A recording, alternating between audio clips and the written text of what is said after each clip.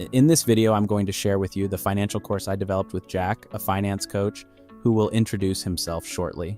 You'll get the videos for the money mindset, personal finance, time value of money, personal saving, managing debt, investing, stock market investing with Greg, creating your own financial plan, getting to know insurance, and finally, understanding taxes.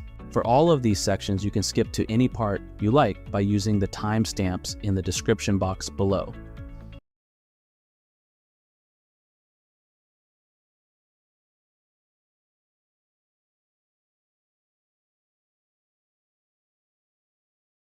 Hey, my name's Jack. In this video, we're going to be discussing the power of having a positive mindset. We're going to compare it to how it can impact us with a negative mindset and where this can affect us in life as well. So the first thing I want to talk about is what exactly is a money mindset. So we might not know what exactly a money mindset is. So a money mindset describes our attitudes and behaviors when it comes to dealing with money.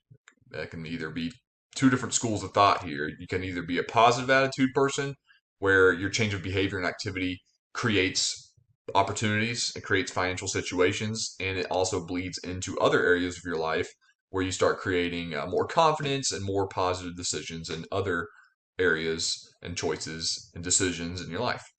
Whereas a negative attitude, equally as powerful, because it can impact our financial future and it'll harm our financial life. And once it harms our financial life, usually this bleeds into other areas of our life as well. So what affects our money mindset? So a lot of you might be thinking, what will impact my money mindset and how can I change this for the future? Well, the first thing, and probably the most influential, is our history and experiences with dealing with money. So if we had a bad experience with money, maybe we lost a lot of money gambling, or maybe we made a poor investment choice, or maybe we just don't know how to make money, and that can affect, our experiences dealing with money. That history can really impact us and our money decisions and our attitude towards money. Also, our history. History plays a big role. Maybe you grew up in a family or an environment somewhere where money was just always, it was never discussed, but it was always an issue for whatever reason. This leads me to my next point: discussions surrounding money. You might be in a friend group that always is negatively talking about money, how they don't have enough, how they don't know how to make any more, how money is evil, whatever that might be. Your family can also talk about this, and some families, for whatever reason, in Western cultures, well, I can't speak for all cultures, but I know for sure in the United States, discussions surrounding money in our families is very taboo. It's very unheard of. You're not supposed to talk about it. You're not supposed to ask your mom and dad how much money they make or how much money we have or whatever it might have been. So discussions surrounding that can really impact us as a child, and it can lead into our adult life.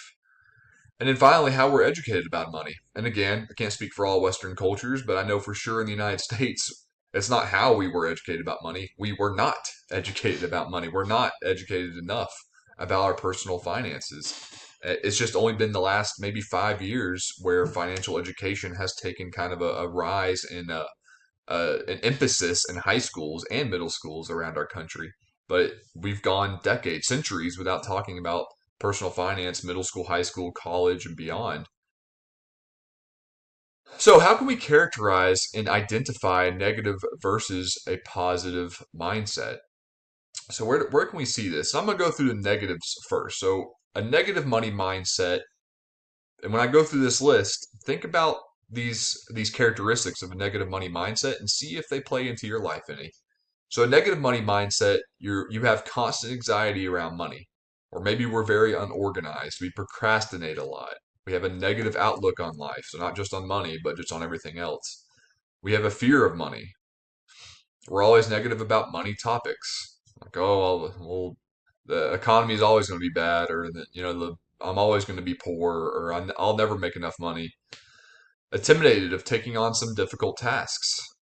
So pause the video if you have to. See if any of these kind of plays into your life any. Where on the other side, we have a positive money mindset. A positive money mindset is we're building confidence now. We're confident when it comes to making decisions, and not just money decisions either, other decisions in our life too. Difficult tasks are handled confidently. We're okay with taking on difficult tasks now. We're usually optimistic, or at least overly, I wouldn't say overly optimistic, but realistic optimistic as well. We show self control over many areas of our life. We know we're not overly spending. We're investing a solid amount of a healthy amount of money. We're self control in our diets and our nutrition and our other habits in life. When a problem arises, we're always looking for a solution. We're not just blaming people when we develop a positive money mindset. When a problem is going to come up, whether you're negative or positive money mindset in life, and how we approach that problem really determines our mindset. So if a problem does come up, we're not blaming somebody else or just constantly talking about the problem. We're looking for a solution and how we can overcome that obstacle. And of course, I'm going to talk about this more later on in this video. We thirst for knowledge. We want to learn new things. So compare the two. Which one do you line up more? And sometimes it's a little bit of both. Sometimes some days you have positive, some days you have negative, and that's okay. That's going to happen. So negative mindset leads to spiraling. We start spiraling out of control. When this occurs, we feel bad about everything and that we will never be good at money. It's kind of a defeatism attitude. Whereas a positive mindset leads to more momentum. You start creating healthy habits. You continue to build strong confidence towards life and money. So here are some common negative money beliefs, and you've probably seen these before, and I'm just going to post them on here so you can look over them, but you definitely have seen at least a couple of these. Or heard a couple of these. Money is evil. It's the root of all evil. It makes people selfish and evil. Money leads to greed. Money can't buy happiness. Rich people are lucky. I'll always be poor. You got you gotta have or spend money to make money. So all these negative money beliefs are stemmed from a poor or negative money mindset. That doesn't necessarily mean that they're not totally wrong. We have to acknowledge that there are some people who are rich that maybe they were born rich, or there are some people that have a lot of money that use money to be evil. But that doesn't generalize. You should never generalize the entire concept of money and how we deal with money as, it's because a margin of people do that thing. A small margin of people do that thing doesn't mean it's necessarily true for the majority of people.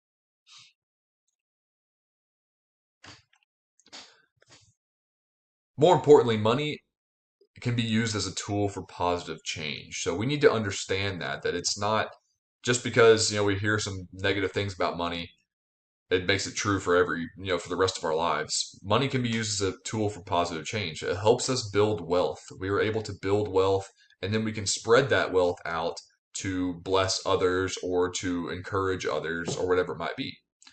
And it helps secure our financial future, and not just for yourself. This is where a lot of people get mixed up with wealth and greed. Building wealth, you're not just building wealth for yourself. Usually you're building it for a business, or you're securing the financial future of your children and of their children's children. You're helping other people out. Of course, it leads to my next point, helping others. So once you build wealth, you can start creating opportunities for others. You can start donating money. You can start funding charities, philanthropy ideas, all that stuff. Starting businesses, investing in businesses, which is huge. It helps our economy. If there are more wealthy people and people are taking charge of their personal finances, they would help out the economy more than a poor person with a bad money mindset just constantly complaining. And of course, you can create opportunities, job opportunities, more business ideas, helping people go to college, whatever it might be, protecting the environment. So many different opportunities once you build wealth, and you're buying yourself time too. You now have secured your financial future and you're free. You don't have to worry about paying debt. So, how do we change this mindset? Y'all are probably thinking, well, Jack, this is good and all, but how exactly do we change this mindset? Well, there's several habits that I want you to start trying today, or as soon as you can, and write these down too, so it helps you focus on what you need to do. First of all, know that you are in control of your life and your money choices. Just because you grew up in a poor family or a family that didn't talk about money or whatever, that doesn't matter. That no longer matters to you, because now you are in control of your money, and you need to know that your money choices are your decisions alone. Understand that taking control of your habits takes work and effort. I can't stress this enough. It's not just going to happen. I can't remember who quoted this, but taking control of your personal finance life 80% of it is your behavior and attitude. 20% of it's just the knowledge of knowing, investments and budgeting and all that. So 80% of it, if you can do that, that's the work and effort. That's the positive attitude. So it's going to take work and effort. It's not going to just appear. You have to spend time actually trying to do this and changing your life. Make sure you give yourself praise for the small wins. This is huge. Recognize the incremental changes. You wrote down a budget. Awesome. Give yourself a win. Go out to eat a little bit. Splurge just a little bit here. Um, don't blow all your money on something crazy, but enjoy it. Have a little party. Set goals. And I'm going to talk about this more too in the next couple slides. Set goals that you want to achieve and commit to them. Give yourself some grace during the good times or the bad times. So if something happens, if you slip up, you accidentally impulse buy something, or you make a poor investment, don't just spiral out. Give yourself some grace. Say, okay, I messed up. This is how I'm going to fix it. Eliminate distractions and negativity in your life. This is huge. If you're on social media, I've eliminated all my social media, but if you're on social media, it can be used for good, so I won't get into that debate. It can be used for a positive, but if you're following somebody or something's popping up in your feed that's distracting you, that's bringing negativity in your life and hurting your money mindset, eliminate it. Don't follow that person. Ignore them. Even cut that person out in your real life too. If you have somebody that's negative in your life, it's saying, "Oh, well, you always will be in debt. You'll never make enough money." Then cut that person out. They're not your friend. You need to get people in your corner that will support you. And stay on your path to success. So it kind of goes with that one. Stay on your path. And do not compare. I just mentioned social media. Do not compare. Don't compare yourself to others. Know that you are enough, and everyone's life and situation is different. So just because you see something on Instagram and someone's spending a lot of money or traveling a ton or whatever, you don't really know what's going on behind the screen and behind their keyboard or whatever. So understand that's their life, and that's okay. You just got to do what you got to do. Stay on your path towards success. So creating goals. And creating goals is important. I like going over this because a lot of people get confused with how exactly do I create a goal. You need to make sure you have short-term goals like a month, less than a year, midterm, year to 3 years, and long-term goals, 3, 5, 10 years plus. What are your financial goals? What do you want to achieve? Write these down. They need to be quantifiable and specific goals too. You need to be able to define these goals, write them down. They need to be quantified. What I mean by quantifiable is they need to count towards something. So don't just say, I want to be wealthy, or I want to be debt free, or whatever it might be, or I want to create a budget. When do you want to create that budget? How much money do you think is enough to be wealthy, or whatever it is? When do you want to start that business? How much money do you want to invest? Be specific with your goals. Write them down and define them. And create reminders everywhere. Put post-it notes. Tell somebody. Set reminders on your phone, whatever it is. Build accountability. So get a support group. If you're married, tell your spouse. If you have a family, to get the whole family involved. That's awesome for accountability. Get a mentor, whatever it might need, and that kind of helps gather support too. And then lastly, we want to study, learn, and talk about money. So make sure with those goals, this will help achieve those goals. Study, learning, and talking about money. And then I didn't put these in any particular order. You can do this however you want, but plug into a money mindset support group. Listen to podcasts, watch videos, take a course on money and or a positive mindset. Read books about money, self-help, psychology. There's so much great material out there about reading books. I'm sorry, there is good information about reading books, but about money, there's so much good information about and so many books, thousands of books about money and self-help and positive mindsets. Or five, and it doesn't have to be in any order here, but hire a financial coach or hire a planner or a mentor or talk to your psychologist or whoever, a mentor, somebody that you admire. Grab a cup of coffee with somebody who has seen like they've been a positive mindset for a very long time and discuss that with them. And all of this, I promise you, if you start doing these habits, you will see a slow, it won't be a quick overnight change. Well, hopefully it is, that'll be awesome, but you will definitely see a slow positive mindset change in your life, and you'll see that happen and change in other areas of your life as well.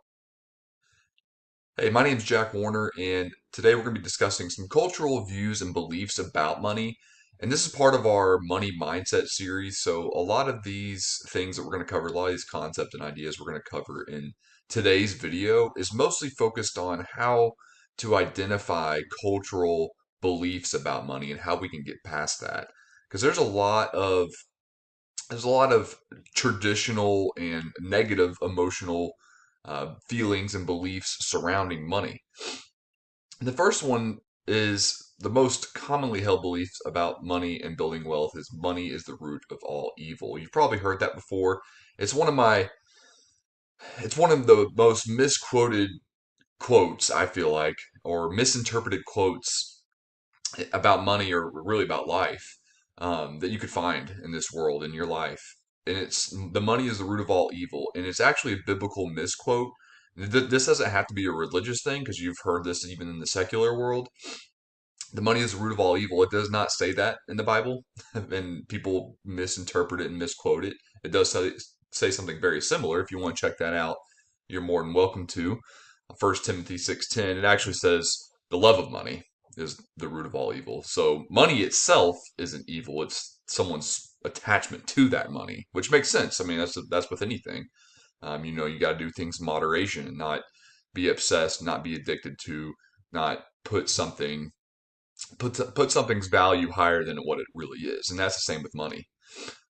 And in this quote, and in our cultural belief, you see this in mainstream media, you see this in children's educational videos, ton of things. Money leads to gluttony, greed, selfishness. You've probably seen this before, and it's these beliefs that money can lead to this. It is true. The love of money, the pursuit of money, can for sure lead to these things.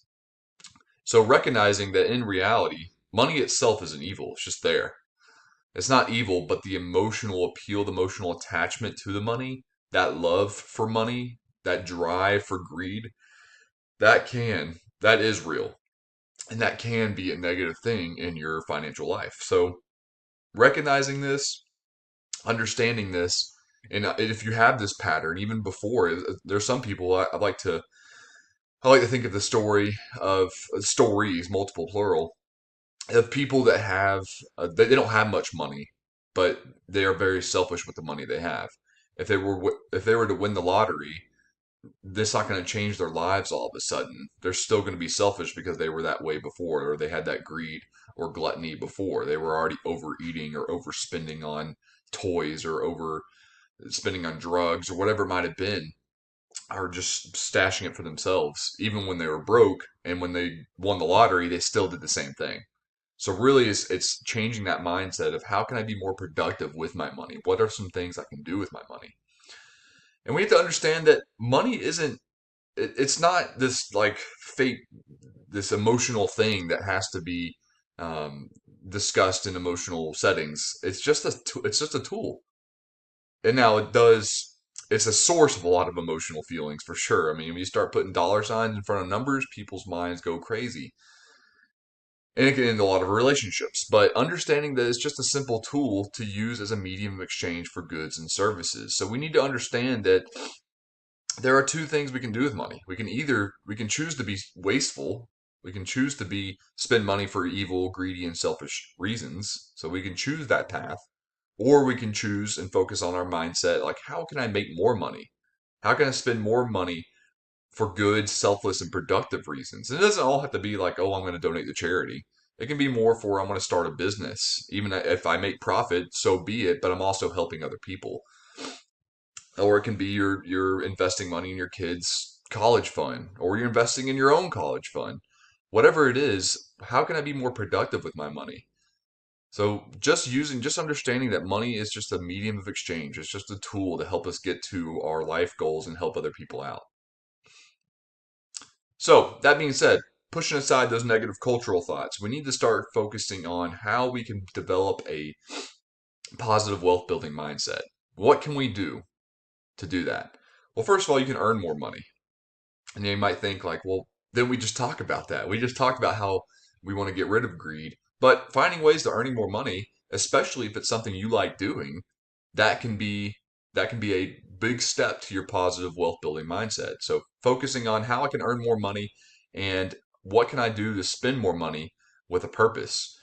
So cutting out wasteful spending would be part of the spending more money with a purpose. I don't need to purchase certain things. I can do, instead of spending $20 on mediocre Taco Bell restaurant food. Some people are going to get mad at me now, but to go out to eat at some fast food chain restaurant, I can instead use that money to invest. I can go take an online course. I can invest it into my investments, into my retirement, whatever it is. Cut out wasteful spending. It doesn't always have to be all doom and gloom, like, oh, I'm going to save and cut out spending.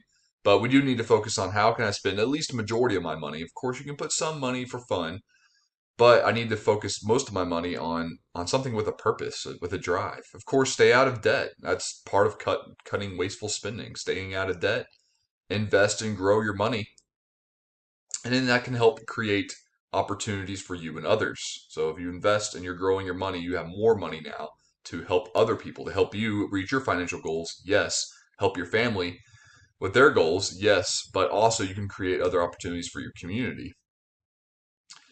So that's it for the money, for positive wealth building mindset. So just focus on, we need to focus on how we can get away from the negative beliefs, negative cultural beliefs like, oh, money is evil, you don't need to go get it. Why is everybody trying to save? Why is everybody trying to invest? Focus on the positive things here.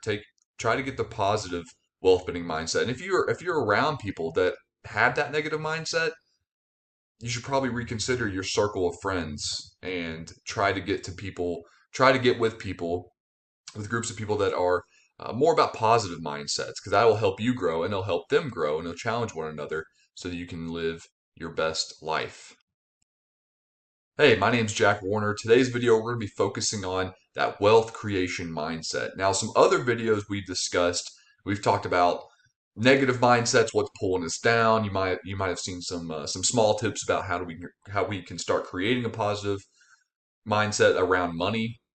So this video, hopefully, you'll take away some tips and some strategies you can use in your own life to how I can start not only change my positive money mindset, but how I can start focusing on wealth creation and what's the importance of this and what are my takeaways. Also, notice I didn't put financial wealth creation or money.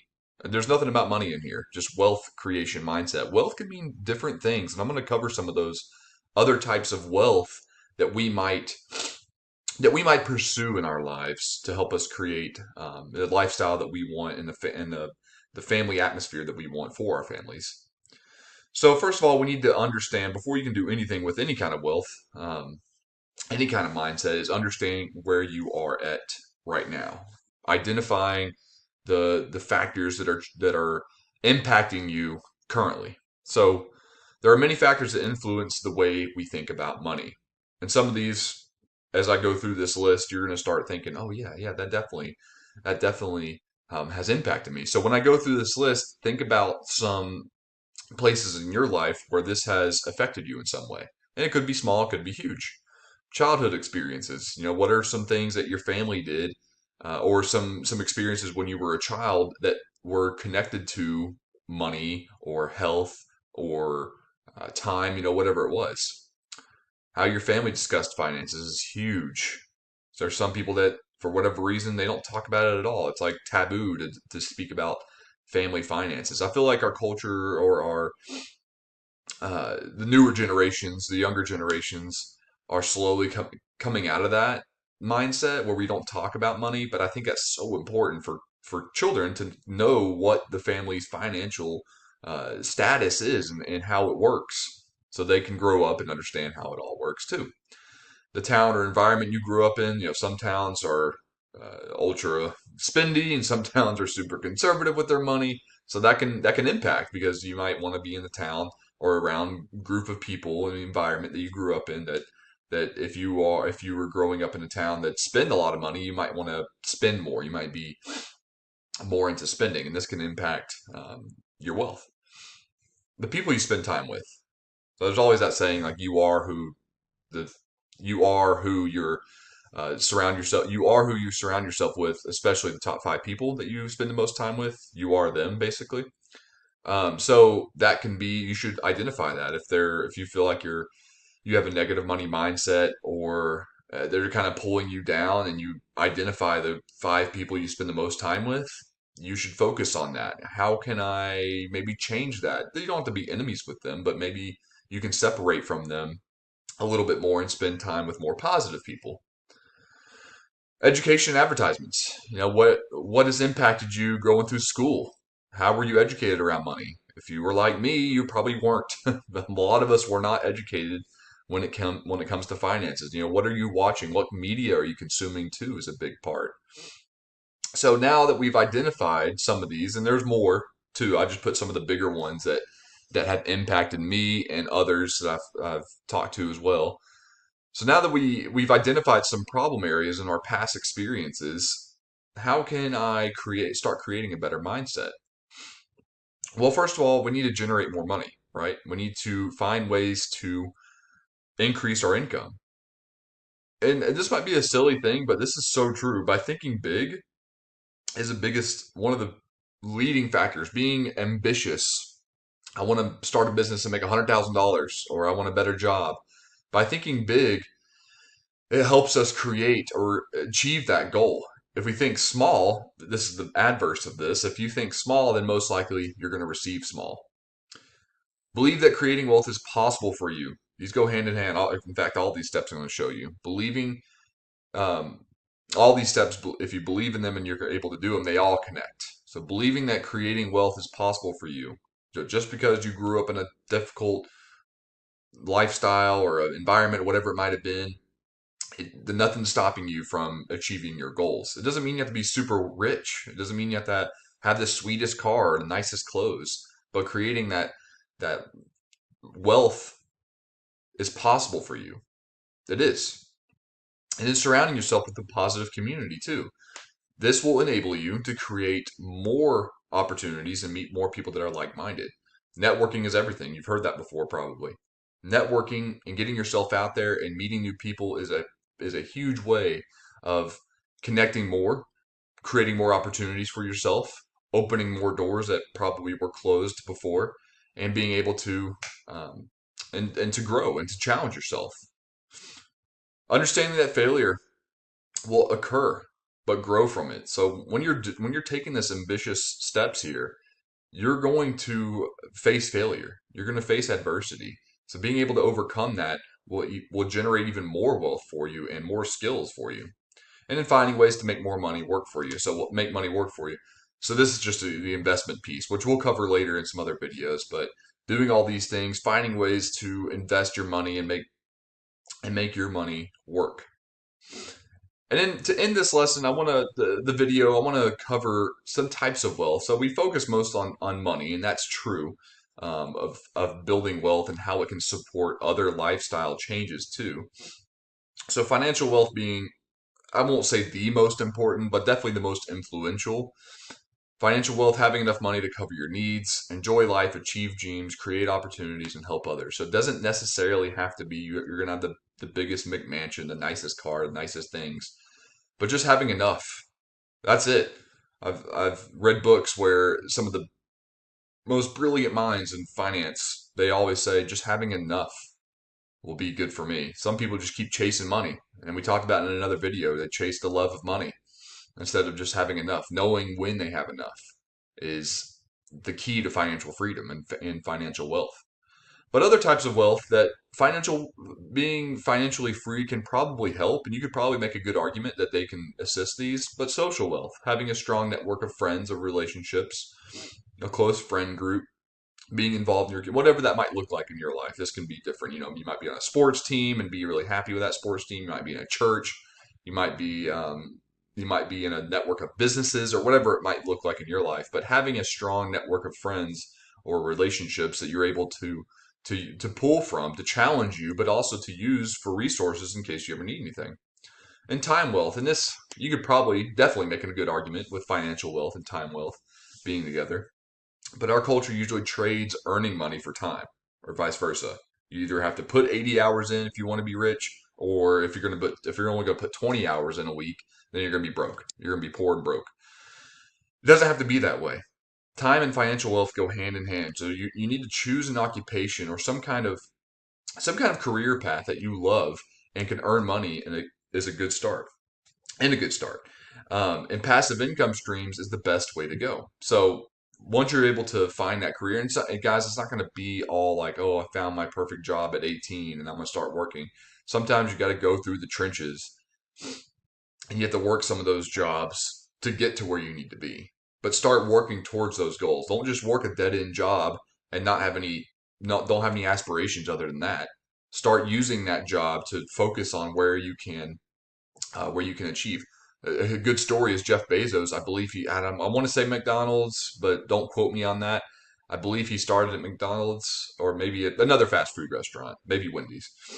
And he worked the job for whatever the minimum wage was when he was young, but he focused on the system, the automated system that restaurant, I want to say it's McDonald's, but that restaurant created. He focused on that and he learned from it.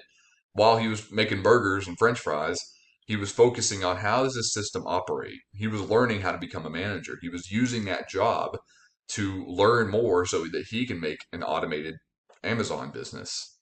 It was selling books, but now it sells everything and does a ton more stuff. And of course, physical health.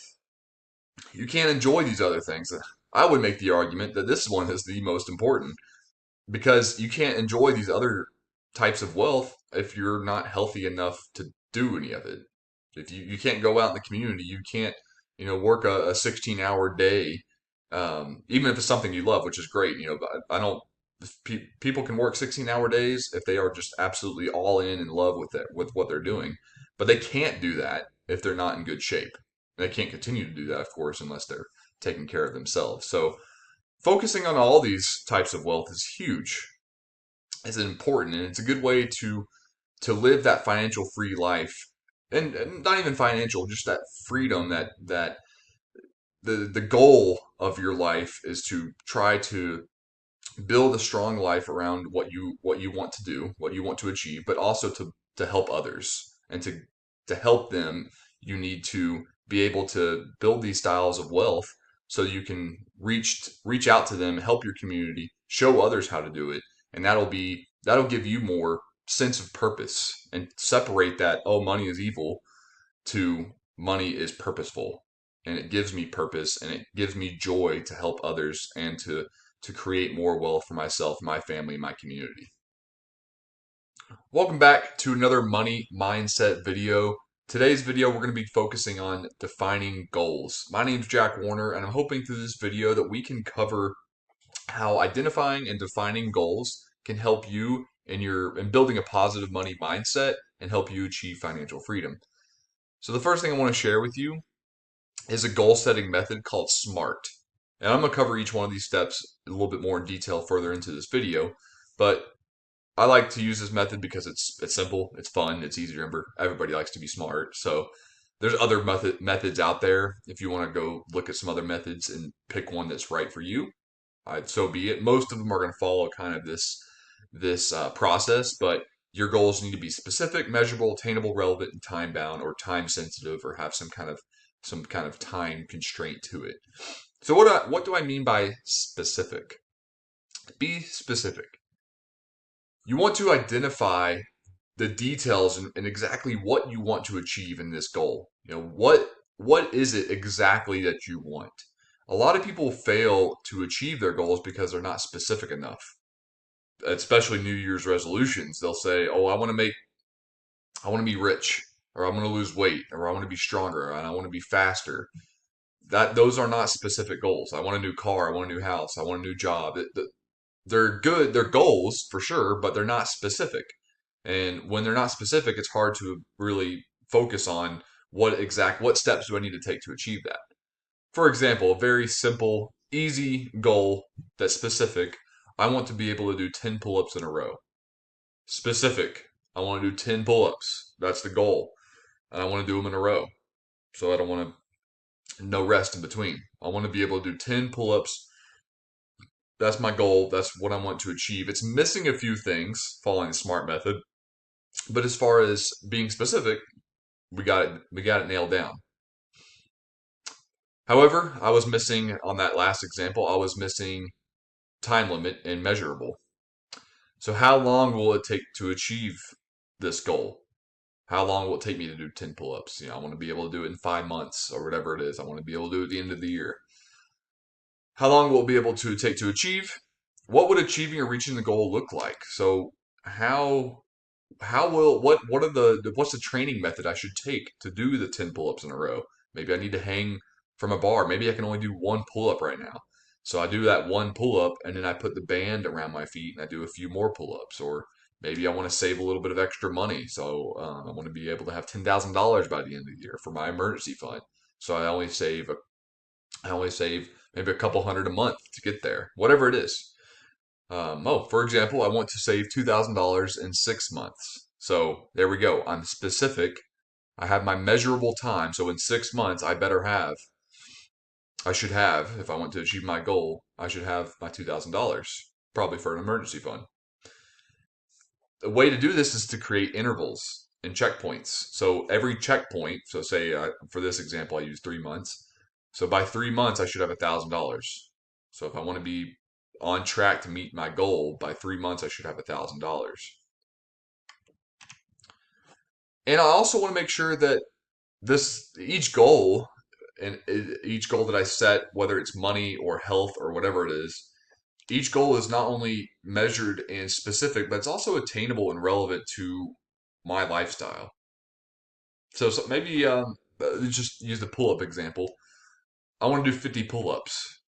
Not very attainable. Also, doesn't really match my lifestyle. I'm not a gymnast or a rock climber. I'm just trying to think of places where you might need to, some occupations where you might need to do a lot of pull ups. I don't need to achieve 50 pull ups. That's kind of I wouldn't say it's a waste. That'd be a really cool accomplishment for sure. But it's not really using my time efficiently. So that goal isn't really achievable. Or maybe another goal financially. I want to have $50,000 in my emergency fund. Awesome. It's a little bit of overkill for my lifestyle. I probably need about 15, 20,000 right now. Instead of having 50,000, that's a little bit of overkill. I could probably be using that 30, 35K for something else. I could probably use it to invest. I could probably use it to help start a business, whatever it is. So make sure that they're actually attainable. So I probably can even do that within a year. And they're relevant to you. Don't make them completely unattainable, completely irrelevant. That doesn't mean aim low.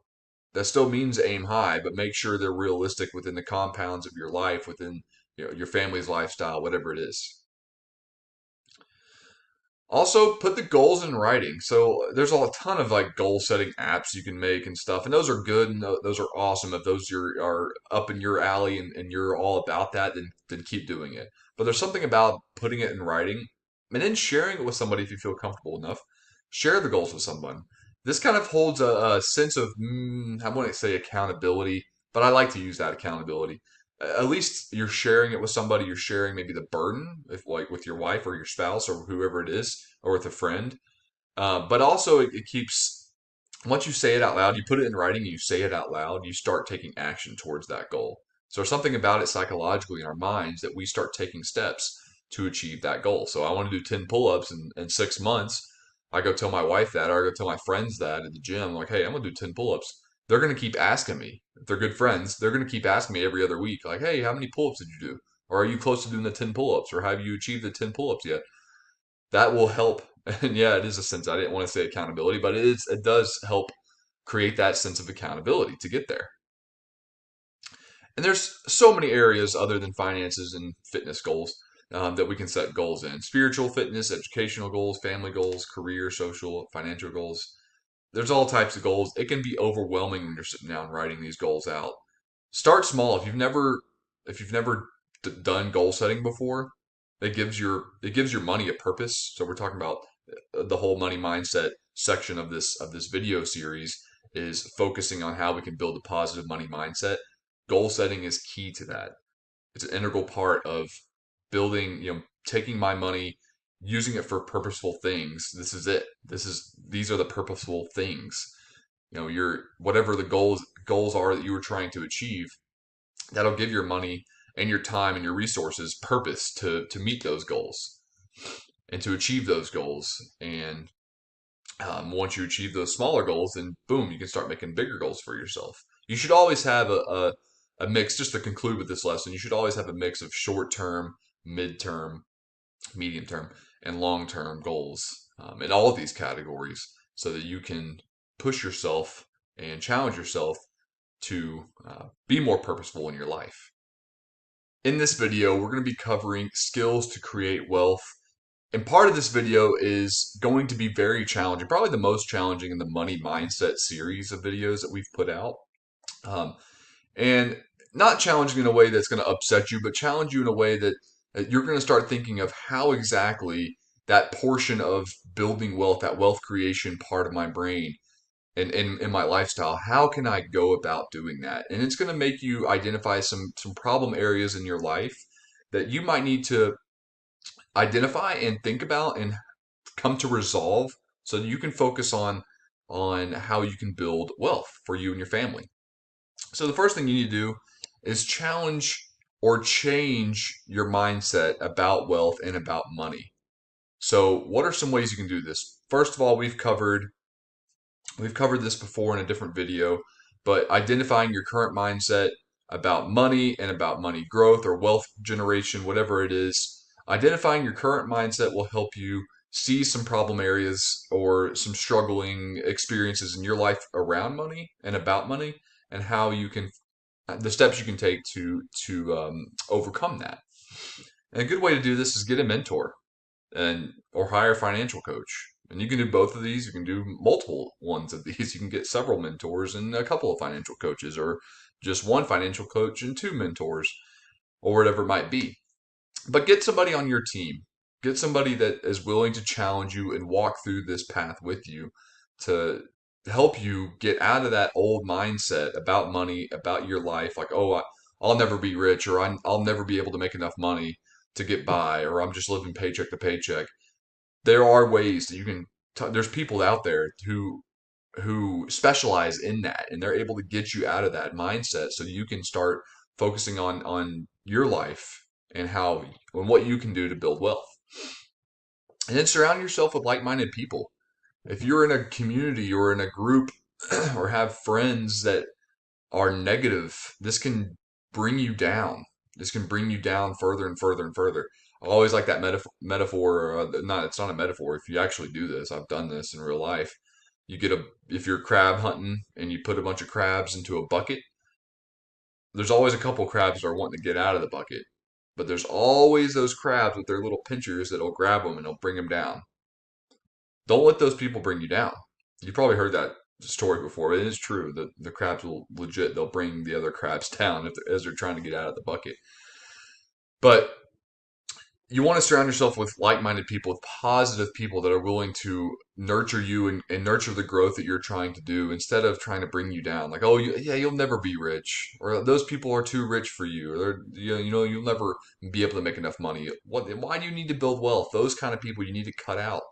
You can still be friendly with them, but you don't need them around in your life if you're wanting to achieve a healthier lifestyle. Study and read about successful people. So the more you do this, is kind of like surrounding yourself with like-minded people. You get a mentor, you surround yourself with like-minded people, study and read about successful people, self-help books, podcast, whatever it is. Get into that lifestyle, and it's going to slowly you're going to start seeing some changes in your life. It doesn't have to be overnight. It can be for some people. It might be, but that lifestyle might take a little while to cultivate.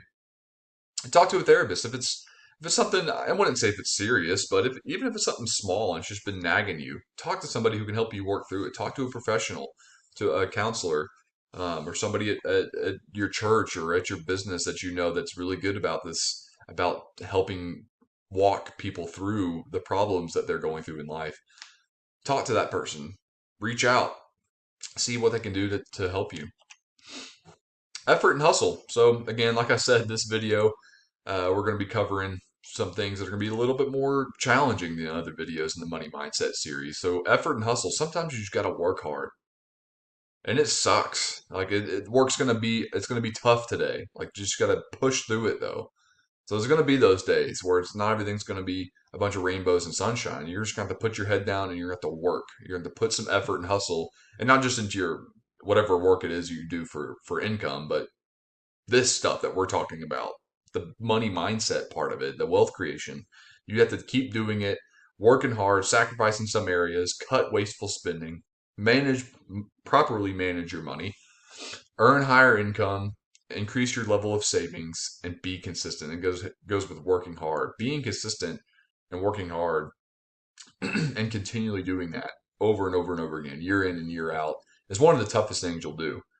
I'm going to save 20% of my income and invest that every year, no matter what. Even if it means I have to sacrifice that family trip or that extra vacation, I'm still going to do this because I know the goals that I've set for myself and I know what I want to achieve, and this is how I'm going to do it. And part of that skill too is investing, of the skills to build wealth. I need to invest. I need to continue to find ways to grow money. I need to create passive income streams. You got to keep working towards that. So not only do I need to focus on, I need to work on my main job and make a steady income, a steady salary so I can pay for things that I need, but I also need to sacrifice some fun in some areas so that I can start generating passive income streams, or maybe use your job to do so, whatever it is, and create investment goals that align with your life's goals. So I want to you want to get your PhD in something. Well, start aligning your investment goals to do so. Like put some money in a CD that earns a decent percent interest rate percentage, or maybe a treasury bond, and say, I want to do this in 7 years. So you know that bond has a maturity date of 7 years. You can take it out and then you can pay cash for your PhD or whatever it might be. To help investing will help you achieve these goals, and it's the number one way to grow wealth.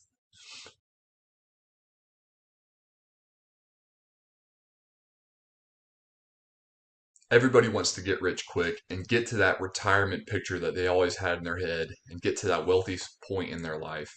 But hardly anybody wants to do the work unless you are born into that lifestyle or you inherit a bunch of money. You have to work hard to build that wealth. You're going to have to work hard and get on a plan to get you to that wealthy point. My name's Jack, and in this video, I'm going to be covering the very first step, big step to help you get on that wealth journey. So there's a lot of confusion and a debate really about, being rich versus being wealthy. A lot of people, they want to get rich, but understanding just being rich isn't enough. Being rich can be the same as being poor, at least the mindset, maybe not financially in the outlook of life, but the mindset can still be the same. We want to approach money and achieve wealth. We want to be able to get to this point. So I want to show you the differences between being rich and being wealthy. Being rich, this is kind of the mainstream push of go out, work hard, work 60, 70, 80 hours a week, make a ton of money, spend a ton of money. This is kind of the mainstream approach to this. So you're going to have an extravagant lifestyle. You're usually very popular, or everybody knows you at least, or at least the spending style that you are in is well known. Usually spends money to impress, has more liabilities than assets. And I'll discuss more about that later and how that's important to your wealth. Can be living paycheck to paycheck. I've heard of people with incomes $250,000 plus still barely making it month out of month out of month because they have spent so much money and their liabilities heavily outweigh their assets. So all their paycheck is going to support basically this extravagant lifestyle. And they're not in control of their financial health. Versus building wealth and being wealthy, and this is not mainstream. There's a great book. There's so many great books on this too about building wealth versus being rich. Usually boring, not well known.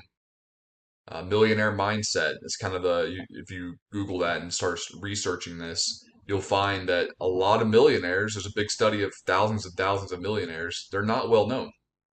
They're just living their life, putting money in things that aren't as popular, not having these crazy parties or buying these fancy cars or living in these huge homes. They save and invest money. They have more assets than liabilities. They created multiple streams of income, so they're not totally reliant on their job, on their primary source of income, if that's the case for them.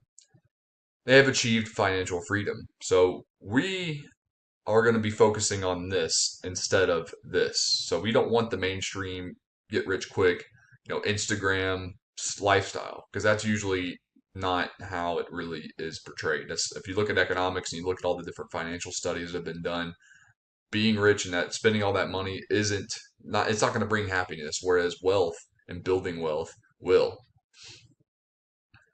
So the first thing we need to do to get on our wealth journey is we need to track our spending. And this is also, we'll talk about budgeting in a later video, but this is a very important step, not only to help you with your wealth journey, but also in budgeting and getting control of your finances, which all leads together. I mean, it's all ties in together. So when you're tracking your spending, the first thing you need to do, or the first thing you can do, doesn't necessarily need to be something you need to do, but keep a record and write down everything you spend money on for a whole month. So start doing it. If you don't do anything else and you don't know how to do anything else, you're not good with technology, and you've always been the person who write things down. Start writing things down. Keep the receipts. Start writing everything that you spend money on down. Download or print all the bank statements from last month. So if you don't want to do this, you're like, I can't keep track of all that, and you know you've used your debit or credit card.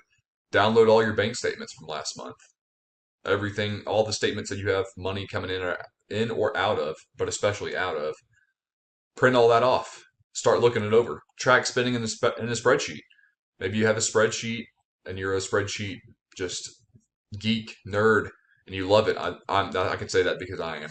And you can put all your money into different spreadsheets. Use the spending tracker app. This is also nice. There's many. I put a few examples here. It'll automatically do it for you. You just got to connect your bank account, but beware, some of these cost a fee, cost some money to use their business, and it'll automatically do it. And then once you do all this, whichever one you choose, or maybe do all of them, who knows? I've heard of people doing 2 or 3 of them. There's more methods out there to track your spending. I've even heard of the glass jar method, or the envelope method is what it's known as. You put money in the envelope or you put money in the jar, and that's your cash for your spending. Also a budgeting tip. But once you do all this, start categorizing all of your spending. Put things in utilities, essentials over here, entertainment, clothing, food, groceries, gas, et cetera, going on down the list there. You want to start categorizing that because you want to see where are you spending money. Because once you do that, once you start tracking your spending, you can start finding areas of spending that you can eliminate today. You'll be surprised. You'll be shocked. Like, oh my gosh, I spent $300 on gas, or I spent $200 on clothes last month, and I really didn't need any clothes. Or maybe we went out to eat too much. Or maybe I can really start cutting down my groceries. Or maybe we can turn the air conditioning up 1 more degree and save on utilities because I get kind of cold. So start looking at things that you can start eliminating, and we'll talk more about this too in a later video when it comes to budgeting.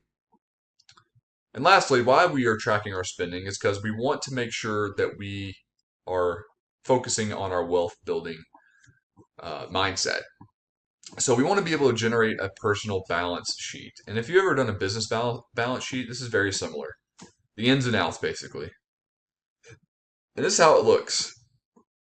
On the left column, we have our assets. So this is money. Assets are things of value that brings value to us, and we don't have to pay money to. So assets, any cash you have on hand, money that you have, any bank accounts that you have money deposited in. If you have a cash value life insurance, include that. Current value, all investments, property that you own, cars, real estate, recreation vehicles, etc. And add that into the total column and get your total assets. And then come over here to the liabilities column, and this is all the money that you owe. These are things that you owe money on, and it's money that is going to leave you at some point in your life. So mortgage, rent, car loans, student loans, any kind of loans, outstanding credit cards or balances or other personal loans, any unpaid bills, unpaid taxes, unpaid medical bills, etc. Anything that you owe money on. I'm probably forgetting a few things in these lists, but anything that you owe money on, put into this column and add it up, and you have your total liability. So how we figure out net worth, and this is so fun because this is the net worth definition.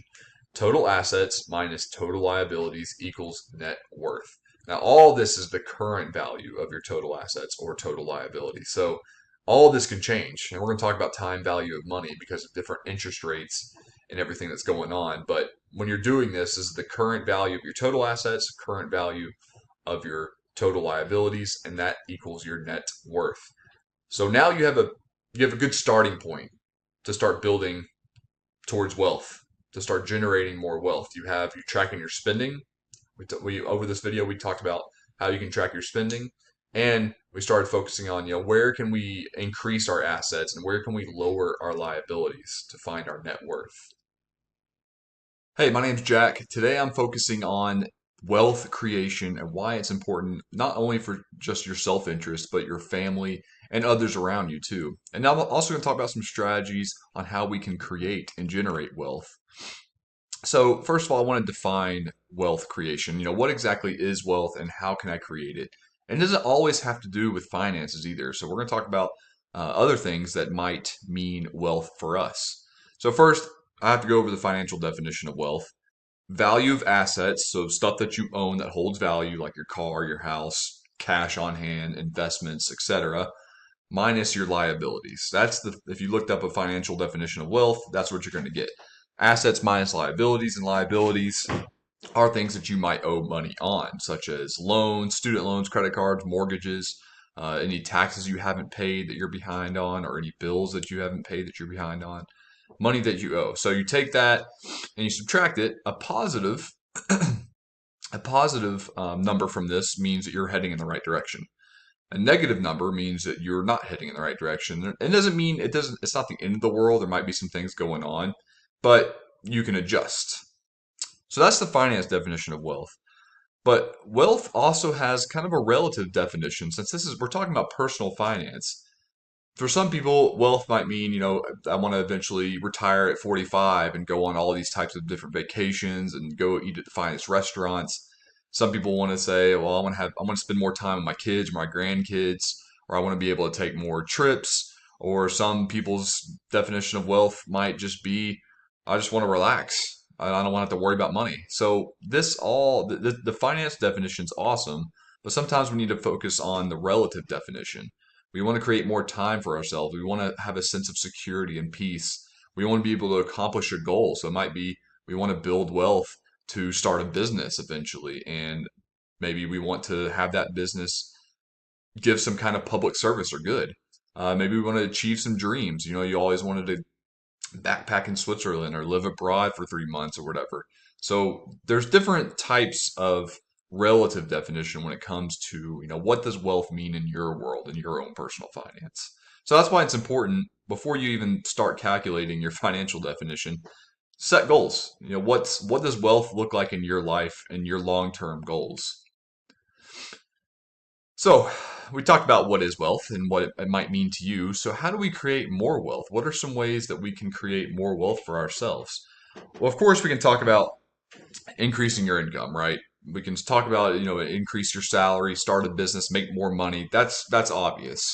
But how do we do it outside of being actively approaching that? Well, one thing you can do is investing your saved money so you can grow wealth by choosing investments that align with your financial goals. So that's step one is saving. So saving, budgeting enough money to put in towards savings. And then after you have those savings goals reached or that saving amount reached, then you can start investing. And you want to make sure you're choosing investments that will align with your financial goals. More on that later. And we also have to understand that wealth generation takes time. You're not going to most people aren't wealthy overnight. Even Warren Buffett took him years to develop the wealth to where he's at now. I think until he was like 50, he made 99% of his wealth after he turned 50. Incredible. So but we do need to understand that we need to invest as early in life as possible. If you're listening to this and you're 17 or 18 years old, start now. Even if you're 25 years old and you haven't done anything with your investments, start now. Even if you're 50 year old, as soon as you can, you want to start. Obviously, people that are younger have more time to develop wealth now if they were to start, but you can still, it's not too late. You need to start right away though. We should increase the rate of our investment return or our investments over time. So if I started at 21, I need to slowly and surely start adding to that as I progress in life, as I get older and older. I want to increase the amount I'm putting away. So even if, let's just say I started at 18, I wanted to put $200 away a month in my investments, in my savings accounts, whatever it might have been. that should increase. I shouldn't be still putting in 200 as I go through life. I need to put in 200 this year, 300 next year, 400. And by the time I'm 30, it should be 1,000 or more that I'm be able to put away each month in my investments, in my retirements, and whatever other accounts I have that can grow. And this is important because this anytime we get an increase in income, we should be able to put more away. So remember, and this is an important note that I want you to take away from this lesson, how much and how early you invest or save holds way more value, way more weight than how much return on investment you may receive. So if you're getting caught up like, oh, which stock should I invest in, or should I invest in Bitcoin, or should I put this in the Roth IRA or whatever it might have been, yes, those are important things you should think about, but you should focus more on how much can I put away, how much more money can I invest this month? Can I save, at least 30% this month instead of 20%? Can I put $50 more towards something? Maybe I won't go out to eat this month or the next 2 months, and I'll focus more on how much money can I invest instead. So that's more important, first of all, if it's besides this, what the stock market's doing, focus on how much I can put away and how much I can save. So there are some strategies we'll go over to generate more wealth. And I'm not going to get into some advanced investing strategies. I'm just showing some time proven, historical proven strategies to help generate more wealth. First, I talked about this earlier, you want to align your investments with your financial goals. So if you, let me throw an example out there. If you're wanting to take a cool trip in a few weeks, you're probably not going to put all your money into a CD or into an index fund or into a stock or to a company. You're going to want to put that into a savings account or some kind of money market account. And that will grow with a little bit of interest, nowadays, hardly anything. But that way you can use that money if it's just a few weeks. That way you can use your money to go on that trip quickly without, risking all of it if you wanted to go on that trip. So you have to understand, align your goals with your investments. So, and we want to be able to continue to increase the amount that we are investing into there. Just like I was saying, if you start today and it's only $50 a month, so be it. That's awesome. Start there. Next month, try to increase that. Maybe you can do 55. Maybe you can do 60. Maybe you can do 100. Increase it every stage. It might not be months, it might be every few months or maybe every couple of years that you're able to increase it. But you definitely want to look to increasing the amount we're investing. If your salary or income increases, your investments should also increase. You want to make sure you're balancing growth with conservative sustainability. So you don't want to get out of control and put 100% of your money into aggressive growth stocks, all blue chip stocks. You're investing all in Coca-Cola. You want to be able to focus, and this matters too on the stage of life you're in. If you're younger, you're mostly going to focus on aggressive growth, growth stock or value stocks and index funds and such. And if you're older, and if you're like around 50, 60 retirement age, you might want to go into more bonds, index funds and such to be a little bit more conservative. And we also want to diversify those investments depending on our goals. So if you're close to retirement, as well as just talking about, if you're close to retirement at the age of 50 or 60, you might want to dial back how much you have invested in stocks. You might want to put more in bonds, treasury bonds, municipal bonds, stuff like that, so that when retirement comes, you're not risking it all if the stock market collapses. Whereas on the flip side, if you're 18 to 25, 26, 28, you might want to focus, even in your 30s, you might want to focus on putting more money into index funds, ETFs, and stocks, and even if you want to get a little crazy, start looking into crypto, and be a little bit more aggressive because you have time on your side when you're young. You can be a little bit more aggressive, but don't throw all of your money investments into just one single aggressive fund, because you want to make sure that you have diversified assets, and you want to be smart about this too. If you're wanting to buy a house in 5 years, then you probably don't want to put all your money into Microsoft. You probably want to spread your money out, maybe put a couple of things in the real estate, own a few stocks here and there of different companies, have several into bonds, keep a ton in savings and stuff like that. So you have to make sure that you understand, what your investment goals are, what's your investment horizons, how it's put, and then make sure you categorize those investments that are geared towards your goals and the outcomes that you want to see. So what's the purpose of creating wealth? Why do I need to even generate wealth? And I like Warren Buffett's quote here on wealth. He says, if you don't find a way to make money while you sleep, which means passive income, you will have to work till you die, which means active income, stuff you have to do, put in work every hour. So we need to take Warren Buffett's advice to heart, because the purpose of creating wealth isn't just to be selfish. It's to help you create more time for yourself and your family and loved ones, and your business or organizations you're a part of, whatever it might be. So wealth creation helps achieve various short, medium, and long-term financial goals. And I'm just going to give you some examples of the short, medium, and long-term goals. So short-term goals are about 1 to 2 years or less. So that could mean you're saving up enough for a vacation. Maybe you want to buy a car, and I even just thought about you might want to take a course. So you might want to save up enough money to take a community course, a community college course, or to take some kind of certification course. And that might only be $1,000, $2,000. So that could be a short-term financial goal for yourself too.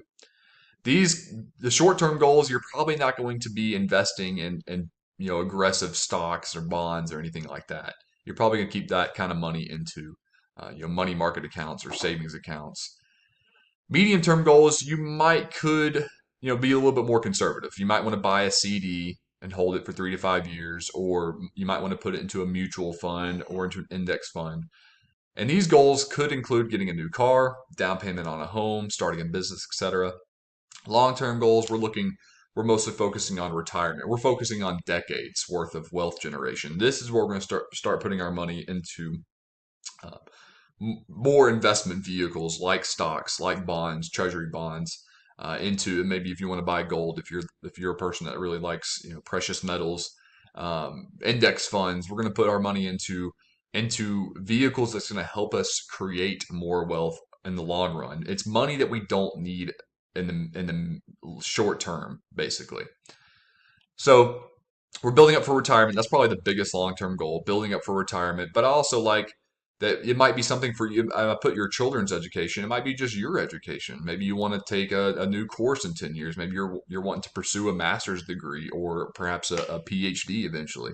That could also be a long-term goal that you're putting money away, investing in bonds or in stocks or something to help grow that money, so you eventually can use it to reach those goals. And not all goals have to be in your self-interest. So some of these I've mentioned have been more self-interest.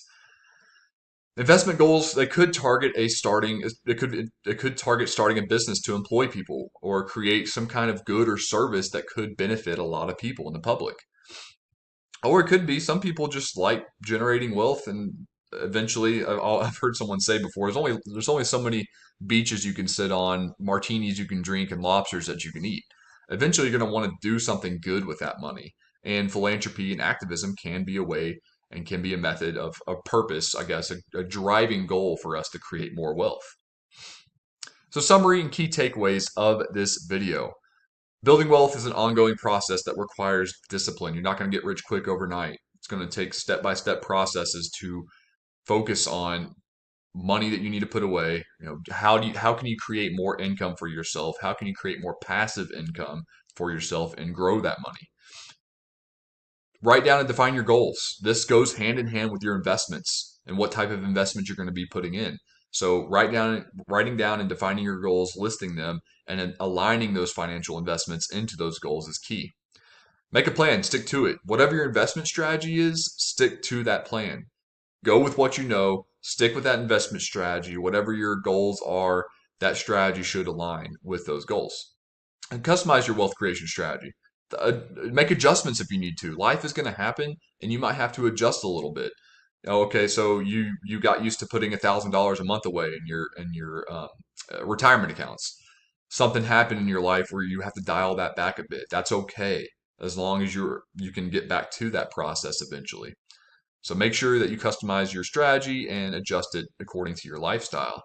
And choose investments. And this is an important piece of this good summary of this lesson here.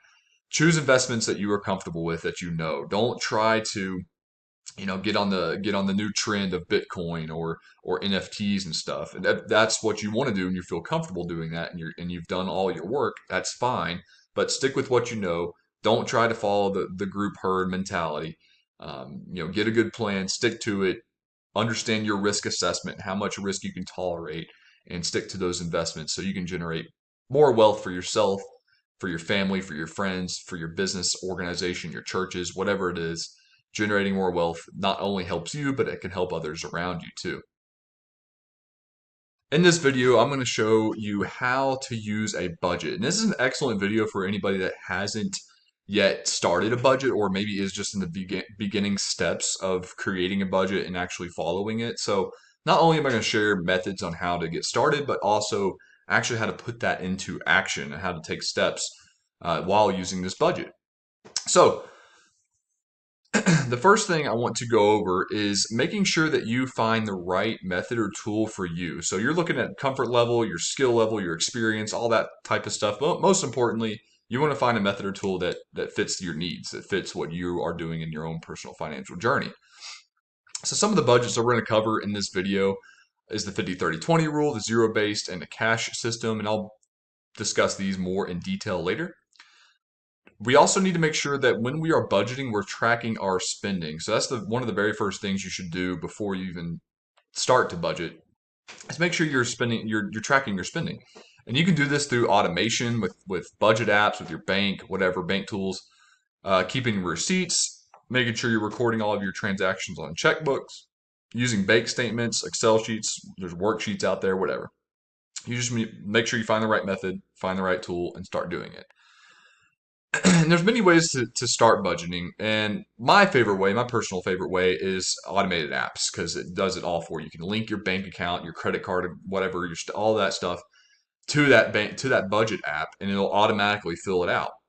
You can set percentages on the different categories that you want to budget, that you can put in different goals that you want to achieve, and it'll do it all for you. And in that way, you don't have to continually put it in each time. But I understand that might take some time to set up, but also you might not fully appreciate the budgeting process. So some people, you might want to do it, you might want to write it down at first. You might want to write out or type it in on a spreadsheet. You can print off or use an online worksheet template. You can even write these notes into your journal, whatever. But whichever one you do, you just want to make sure you stick to it, keep doing it. Maybe you start off writing and then you transfer over to an automated budget app later. That's fine. So now that we are tracking our spending, so we're keeping note of all of our spending. We're not categorizing anything yet. You can do that. In fact, I'd recommend doing it at the same time of you tracking your spending. But if you want to do that later, you're more than welcome to. Again, this is personal finance, so do whatever you feel comfortable with. The next thing we need to do is make sure we're calculating our after-tax income, and this is considered our net income or take-home pay. I like take-home pay the best, because it's not just referring to taxes that are taken out. So here's a list of some commonly deducted items. So you'll see healthcare on there. In some companies, you might not have to pay for any healthcare if you're with a good employer who's covering that 100%.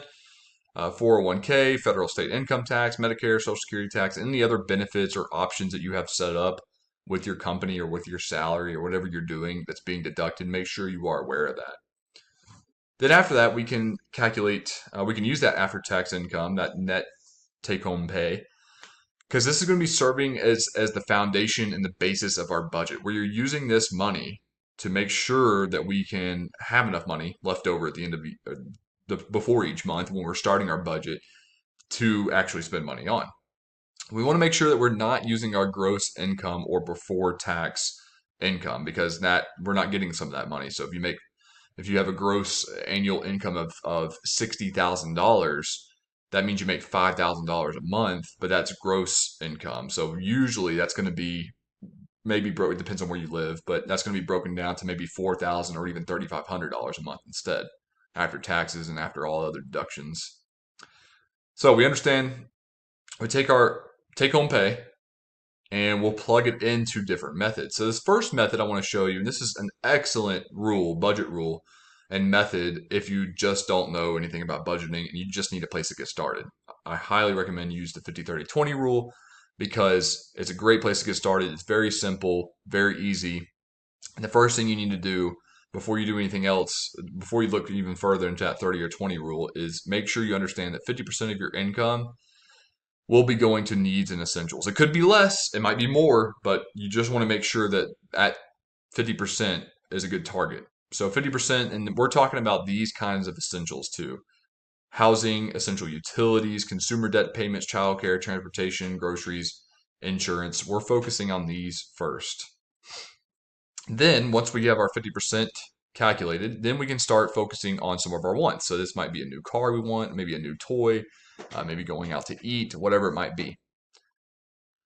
And then 20% of your income will go to savings and investing. And that includes your 401k if you're already getting that deducted, or a Roth IRA, whatever, if you're self-employed. If you're already getting that deducted, that's part of your 20%. So don't make sure that you go back through your deductions and consider that a part of your 20% if you're already making those retirement benefit, or making those contributions to whatever retirement account you have. But the biggest thing we're focusing on is our essentials first. So we're going to calculate our income and make sure it's around that 50% before we do anything else. So let me show you an example here.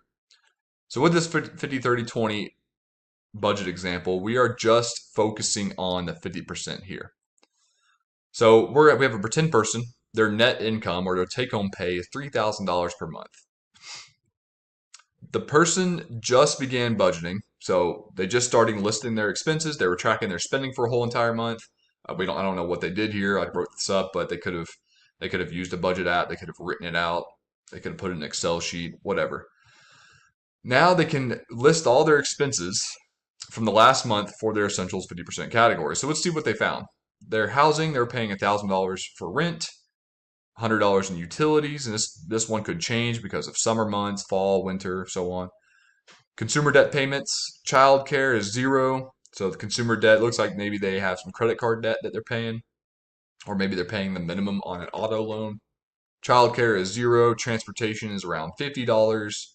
That could be anything from public transport, or maybe they're only spending $50 a month on a very fuel efficient car. That's awesome. Groceries, $300. Insurance, $150. And we're just going to assume this person's by themselves. So they don't have a family. They're just an individual person renting an apartment or something. And this is how much you're spending on themselves. Don't have to worry about anybody else for that month. The next thing that we need to do is add up all these categories to get a total. So we know that $1,800 is more than half of $3,000. So we're already kind of in the red here. We're finding an issue with this person. If you take 1,800 and divide it into 3,000, that's going to be 60%. They need to be lower, at least 50% or lower.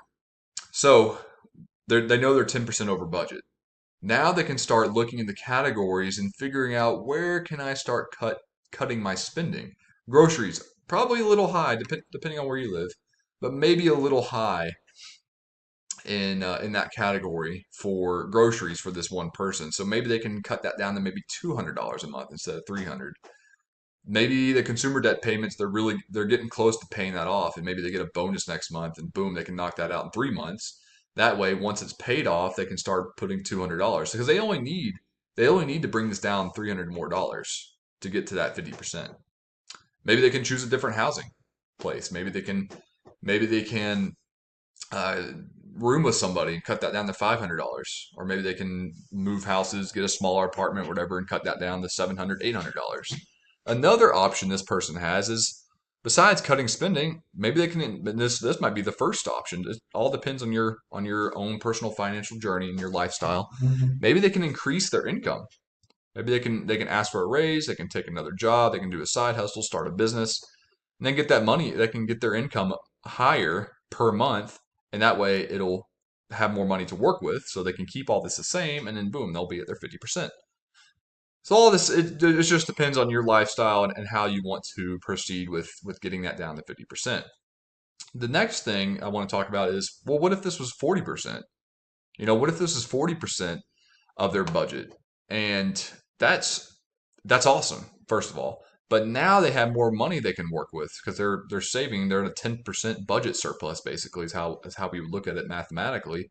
They can use that extra 10%, that extra $300 it would be, to maybe put towards something else. Maybe they can put it more towards paying off that credit card quicker, or maybe they can put it, maybe there's a certain grocery item they wanted to get, so they can increase their budget there, or maybe they can put it towards investing, because we're just focusing on the 50%, so they can start looking at that 30 and 20%.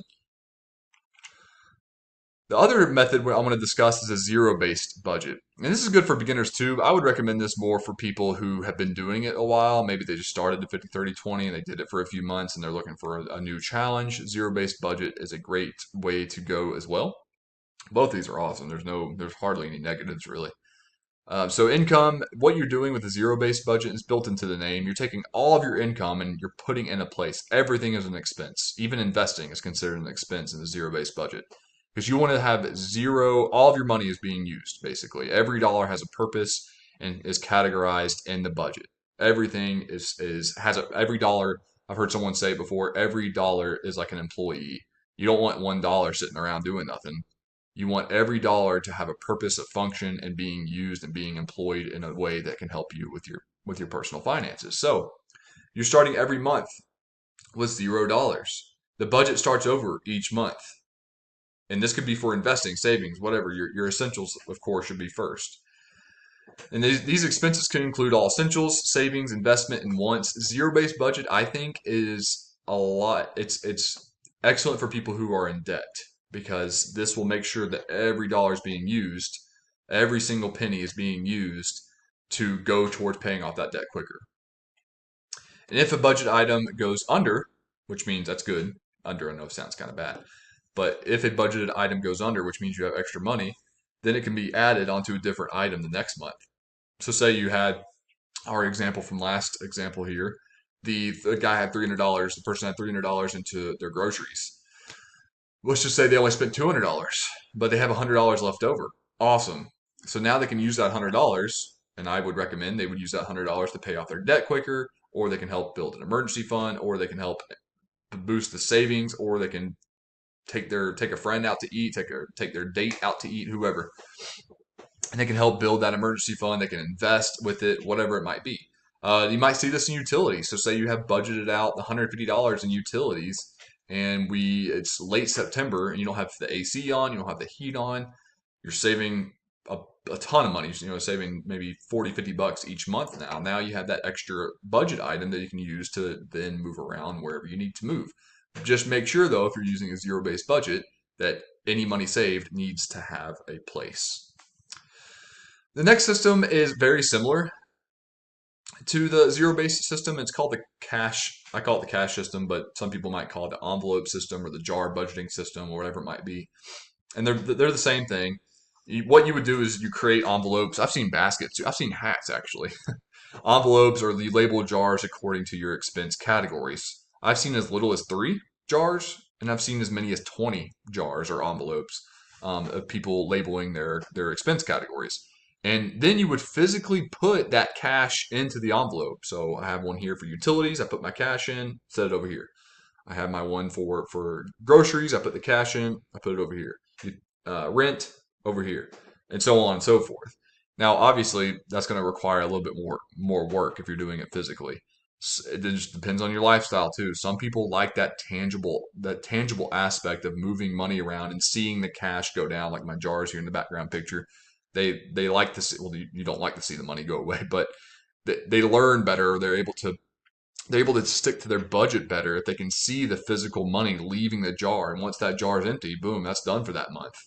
They have to refill it when they get paid the next month.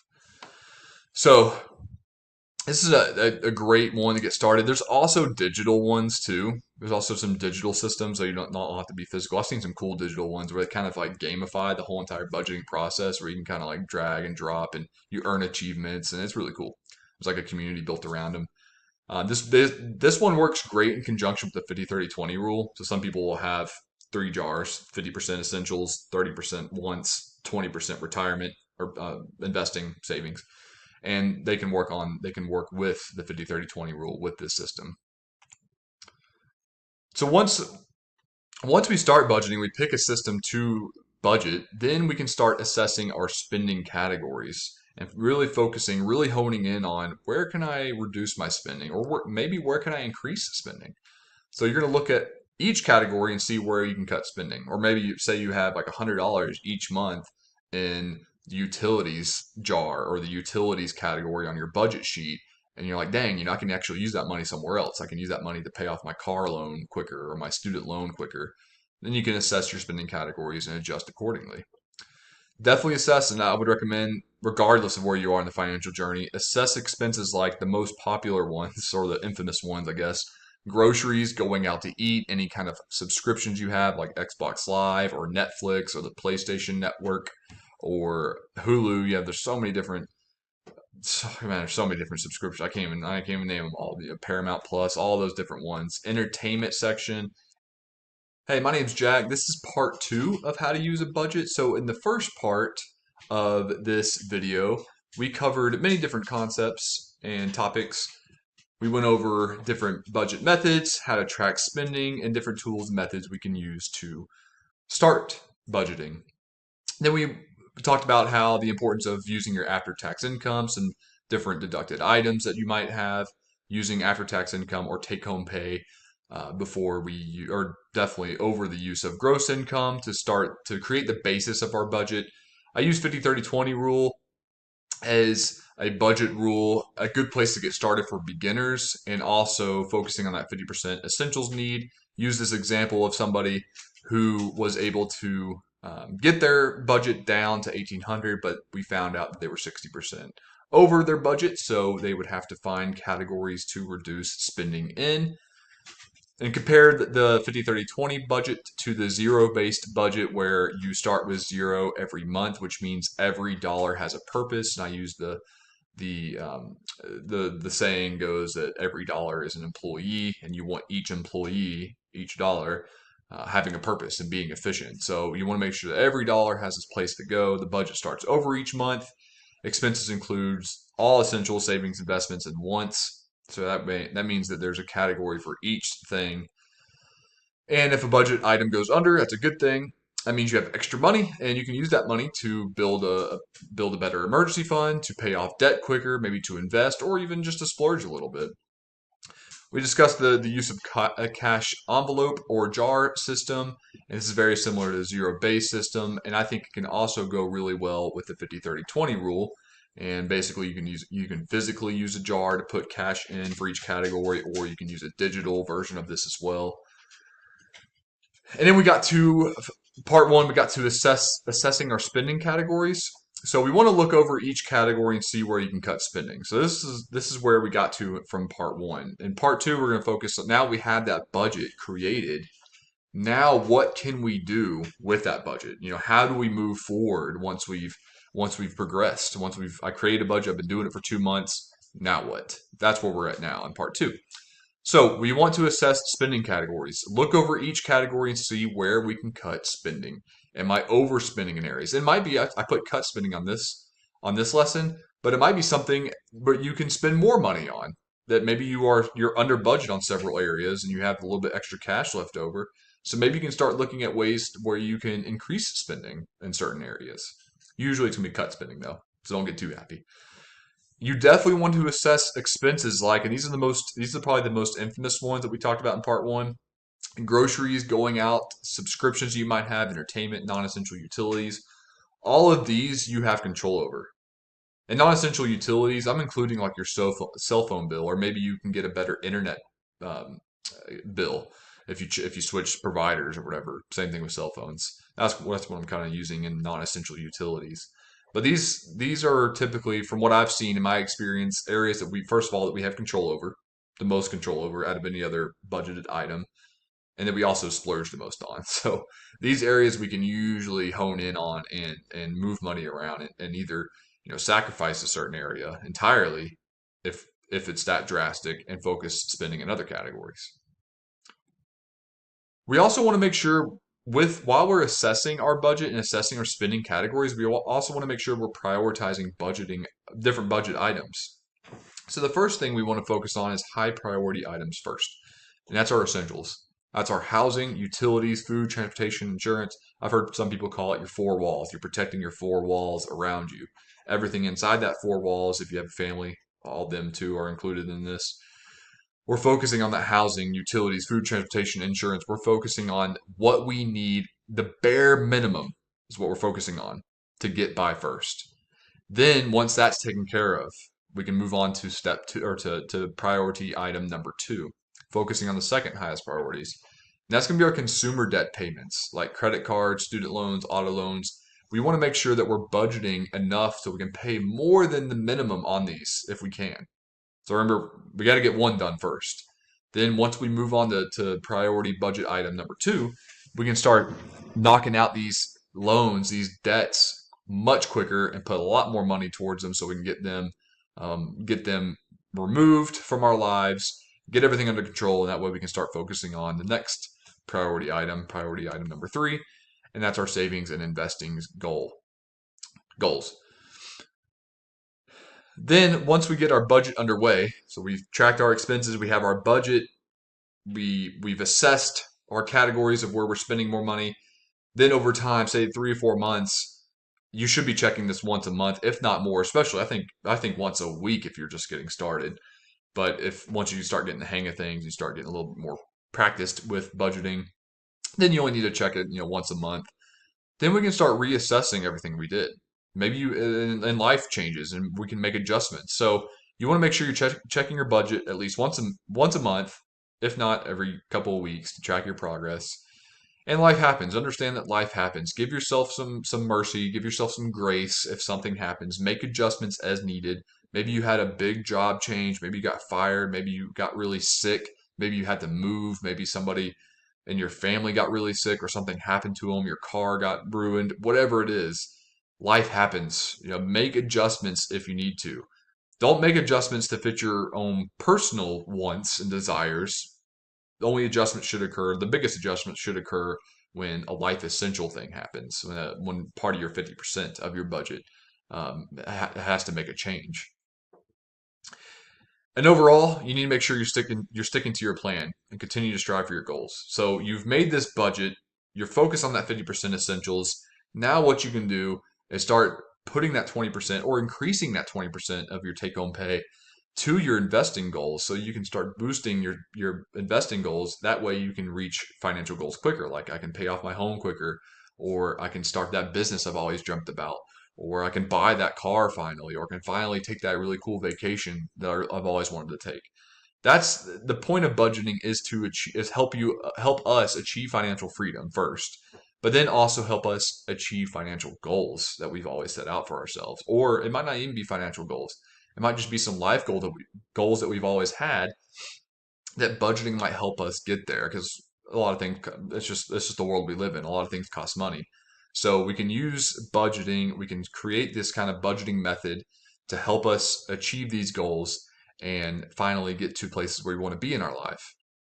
So in summary, definitely pick a budget method and tool that works for you, that you feel comfortable with, that you understand and that you can use, and stick to it. That way you can help get yourself into a comfortable financial situation that you can handle and be happy about.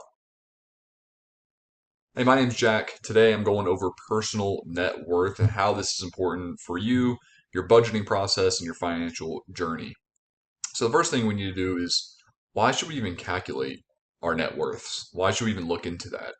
The first thing we want to do is, when you want to make sure that we are growing over time. Just like anything in life, you want to make sure you're progressing towards something positive. So we want to measure our financial growth over time. It's a great place to start our financial journey, and we can see our whole entire big picture of our financial status and where we're at. So what is net worth? The definition of net worth is assets minus liabilities, like we've gone over in other lessons. So we take our valuables, things that we have money in, minus things that we owe, liabilities, and that gets our net worth. So assets, items you own that hold value; liabilities, items that you owe money on or towards. Of course, net worth can mean, having wealth can mean different things too. But if we want to get the emotions out of it, we want to focus on the financial data, then this is where we need to start. So in order to get our net worth, we need to gather all of our financial documents. This is any kind of financial statement, so bank statements, income statements, if you own a business, all your business financial statements, any appraisals that you have on property documents, titles, receipts. You want everything you can get for your assets as well as your liabilities. So any kind of loan term that you have, any kind of credit card balance that you might have, if you own a mortgage, those bank notes, all of that information. Gather it all. And then we can start creating a personal finance statement. This is how we can figure out our financial assets versus liabilities, or our net worth. We can start calculating for that. So here are some common assets that I put over here to help us kind of get an idea where we can start. So assets, it's going to include any liquid assets or cash and money in any account. So any bank account, property values, value of all of your investments. So your retirement accounts are included in this, as well as any stocks or investments you have outside of your retirement. Some common liabilities, mortgage balance, so what you owe on your home, any credit card balances, really any loan balances you have, personal loans, owed taxes or bills. So if you're behind on your taxes or bills or whatever it might be, just make sure that we are including all that information and any bills that we're behind too. So now we have that. Here's a template of assets and liabilities. And you can just take a look at this, pause this video if you need to, and go over.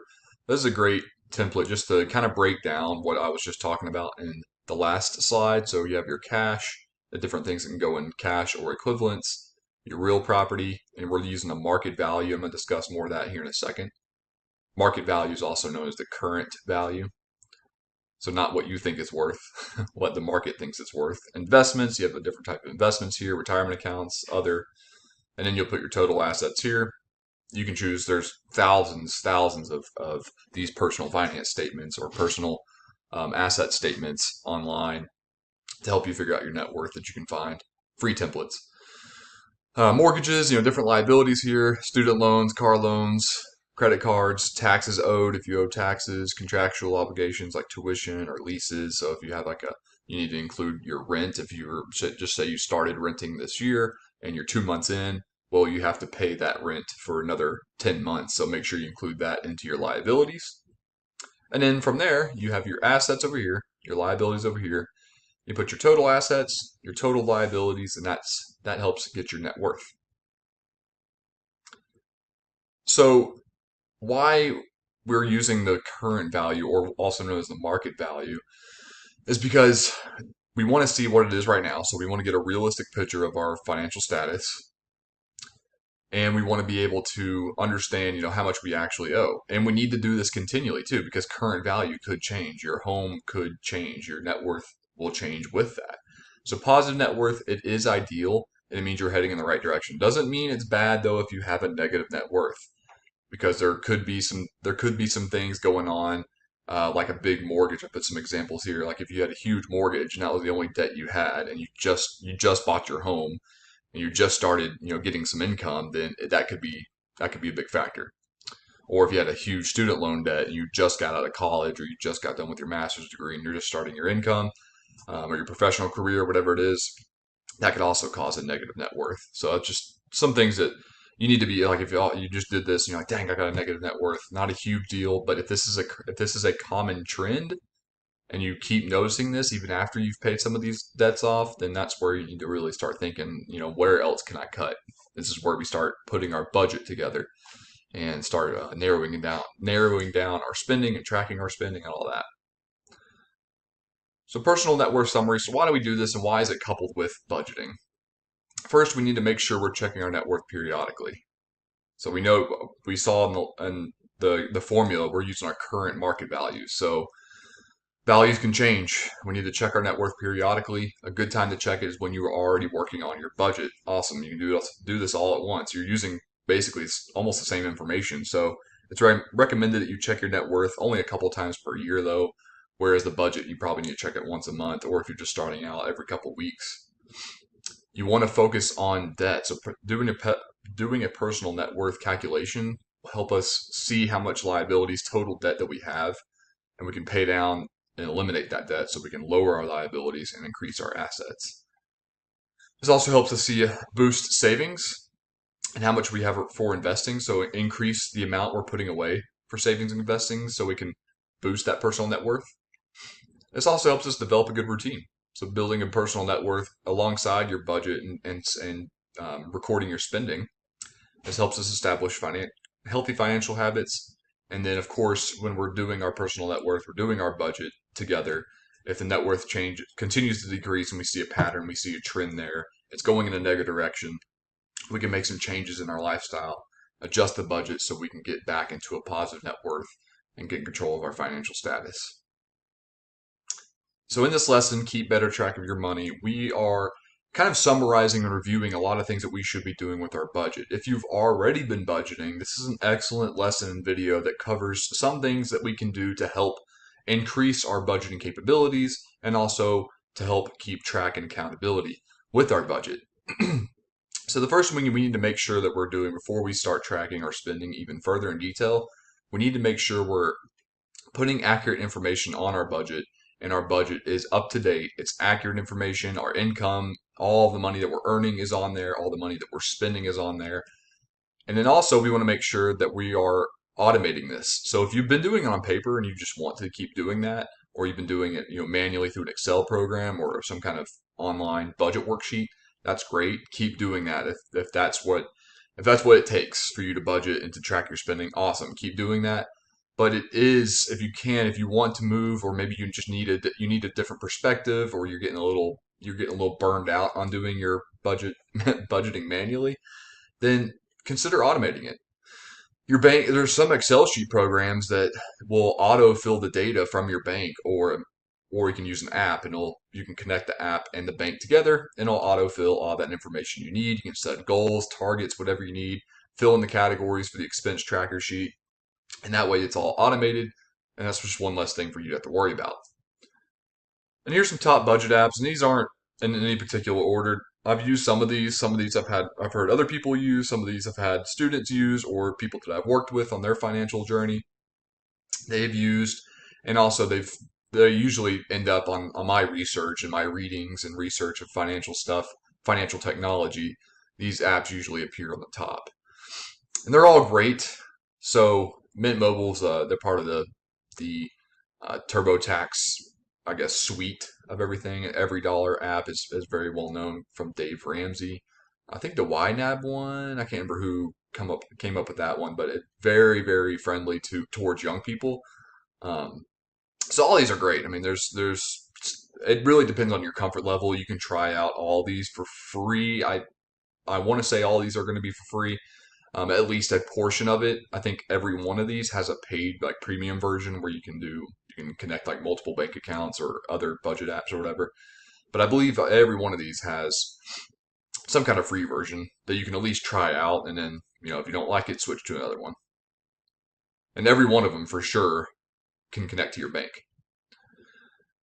So with that budget, we want to make sure we're keeping records, and you can do this. A lot of the budget apps and bank apps, like keeping receipts, statements, notifications, notes, whatever we have for our spending and for our expenses, you can usually use these along with your budgeting app. Most of those apps will have a category or maybe a folder. You can keep that separate. If not, if you want to do it by hand, or keep it in a different statement folder, whatever it might be, then do that. There's different banking tools too to help us track spending. So a lot of banks I've seen, the bank I use especially, they'll have, it's kind of archaic, but they'll have like a budgeting tool and then a spending tracking tool too. What's important about this is it helps us keep records, and this is what I'm going to talk about more in a second. There's also online expense tracker worksheets too. And each time we do one, every month we're doing our budgeting, we're also doing our expense worksheets. We want to make sure that we're keeping record of this. So put it somewhere that you can access for a later time. So why do we keep records, and why should we keep records? And you want to make sure you're doing this month in and month out. So we use this to double check our budget. So I want to make sure that our budget is going good. It's accurate. It's up to date. We also want to track our progress. That's awesome. We want to be able to track if we do, say we do 3 months of budgeting all through the summer. So June, July, August. Next year we come around and we're trying to see, dang, what happened all of a sudden? I'm spending way more money. We can see what happened last year and track our spending for this year. Plus, we can analyze spending categories, which is the whole point of budgeting and tracking our spending.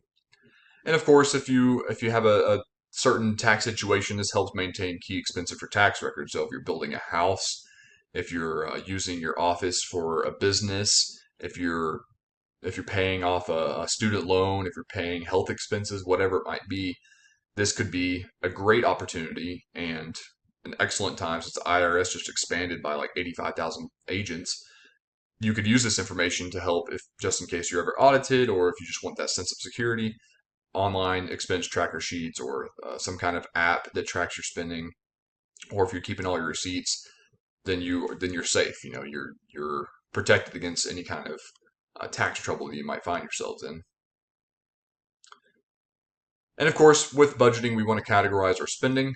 So we want to find areas, this is just a review here, find areas where we're overspending, organize those categories. We can see and understand fixed versus variable expenses. So fixed expenses are things that are costs that are going to occur each month, no matter what, or basically stay the same. They might change a little bit, but you can almost predict them for the next 6 months. So, for instance, a good example is rent.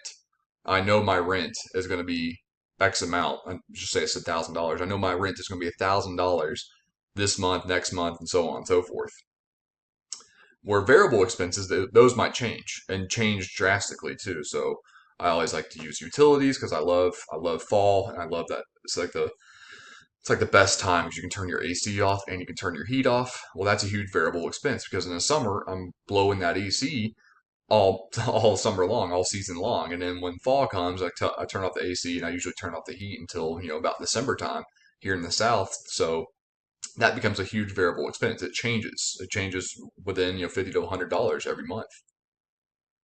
And to help see this too, because there's going to be a lot of variable expenses that you might have to predict and estimate. I can also, going back to why we track our spending and why we keep records of our spending, I can go back to last year's or even 2 years ago, and I can look at my spending for utilities or for whatever it was, whatever category. And I can see, okay, this is about how much I spent this time last year. So I can go ahead and start budgeting out months in advance, even on variable expenses, because I have records of those expenses from past times. In conclusion, we want to make sure we keep checking and keep going over our budget and keep going over our spending expense sheet, whatever it might be, because this is important because we want to stay updated on what's going on in our lives and also what's going on in the economy as a whole. And this helps us create a routine too. As mundane as it might seem, once you get used to it and you develop a good routine, you only need to do it once a month, and it only takes the initial process probably takes a couple hours. So I won't lie about that. But after you've established a good routine and you've been doing it quite a while, and a lot of things are constant in your life, you have a good routine in your life too, not just for your budgeting. Then this becomes more of like a maybe 20 or 30 minute thing per month rather than 20 or 30 minute thing or a couple hours of thing every couple weeks. This helps us double check too.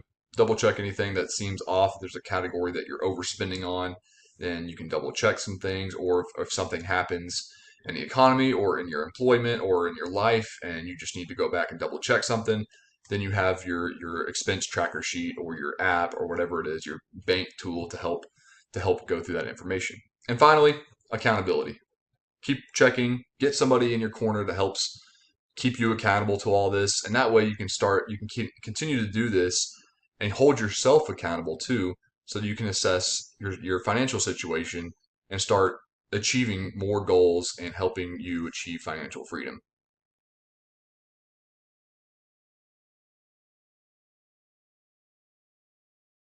Hey, my name's Jack. In today's lesson, we are going to be covering the time value of money. So, this is going to be focusing on the different concepts of how money can grow for us over time and how we can use time to increase our wealth or how it can hurt our wealth. So, let's get into it. The first part we're going to cover is just the principle of time value itself. So, what exactly is the time value of money? So, the principle, the debate between economists and financial experts is it's better to have money now so you can use it than receive the same amount of money later. And that's a very basic kind of outlook on the time value principle of money. But what happens is this goes for any kind of money that's earned or any money that's spent through loans. So the argument for earning money now or trying to earn as much money at a younger age is kind of the sounding theme of this is our earning potential is much higher today. We can do through investments, we can save money, we can use the money for better things now today with our money. So earning as much money as possible at a younger age or in the now, in the present, helps us to create money and earn money in the future. And there's a whole formula for this. If you're interested, if you want to nerd out like me, you can take a look at it. And you can pause this video if you want to take a look at time value formula, but not too important for us. But just know that there is a bunch of math involved with this argument, with this principle. So how can we use the time value principle in our financial journey? Now, what can we do to leverage this? The first thing is we can find ways to earn as much money as we can now. So find ways to, and that doesn't mean, get a better paying job, though that's part of this. You can get higher income. You can find ways to earn more money, work side jobs, whatever it is, get a side hustle, start a business. This also can mean, though, saving money, investing money. A big part of that saving money is eliminating debt spending. So cut up your credit cards, don't take out any more loans, stick with the debt you have already, but don't add on to that. And of course, pay off that consumer debt as soon as possible. So pay off those credit cards, pay off that personal loan, whatever it is that you need to pay off, get it done.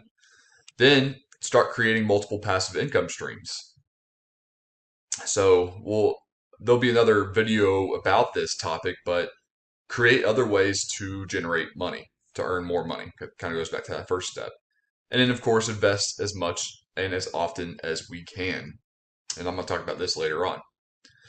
So, part of investing is using compound interest to grow money. So, how can I grow money and make more wealth, generate more wealth, and let my money work for itself? So, if you don't know what compound interest is, two basic interests. There's simple interest, and then there's compound interest. Compound interest is interest earned on top of interest. And the thing that we need to be aware of here is I put money earned, interest earned. This can also work backwards against us. Be aware that you may be paying compound interest on loans that you owe. So if you miss payments, you got to pay a fee, whatever it is. Some bank tools that you can use to earn compound interest. Savings accounts, CDs, certificate of deposits, and money market accounts are all good ways that you can, first of all, save your money, so help your budgeting, but also you can earn money on top of money. So how it works is you put your money in the bank account, they pay you interest rate, you put that interest, whatever it is, say it's usually not much, say it's like $20 for 3 months. You put that $20 back into that account, and then all of a sudden you have your money that you initially put in there, plus your $20 on top of that. Then you get to earn interest on that. So you're earning interest on top of the interest. And there's some investing tools that we're going to talk about later too to earn compound interest. Corporate bonds, treasury bonds, high yield funds, or stocks. These type of assets pay interest. They usually pay some kind of interest every month, maybe every 3 months, depends on how you set it up. And you can reinvest that interest and all those gains that you make in that investment and earn even more money. So, a thought exercise for you. Pause this video if you need to. I want you to pick one of the two choices. So think about this. Pick one of the two choices. The first choice, you're given $1 million right now, no questions asked, and do whatever you want. You walk away, whatever. You can get $1 million, or you are given a penny today, so just 1 cent, but you're guaranteed that it will double in value every day for a month. So pause this video real quick. Which one would you choose? So this is an age-old question that you usually see in economics or in a personal finance class.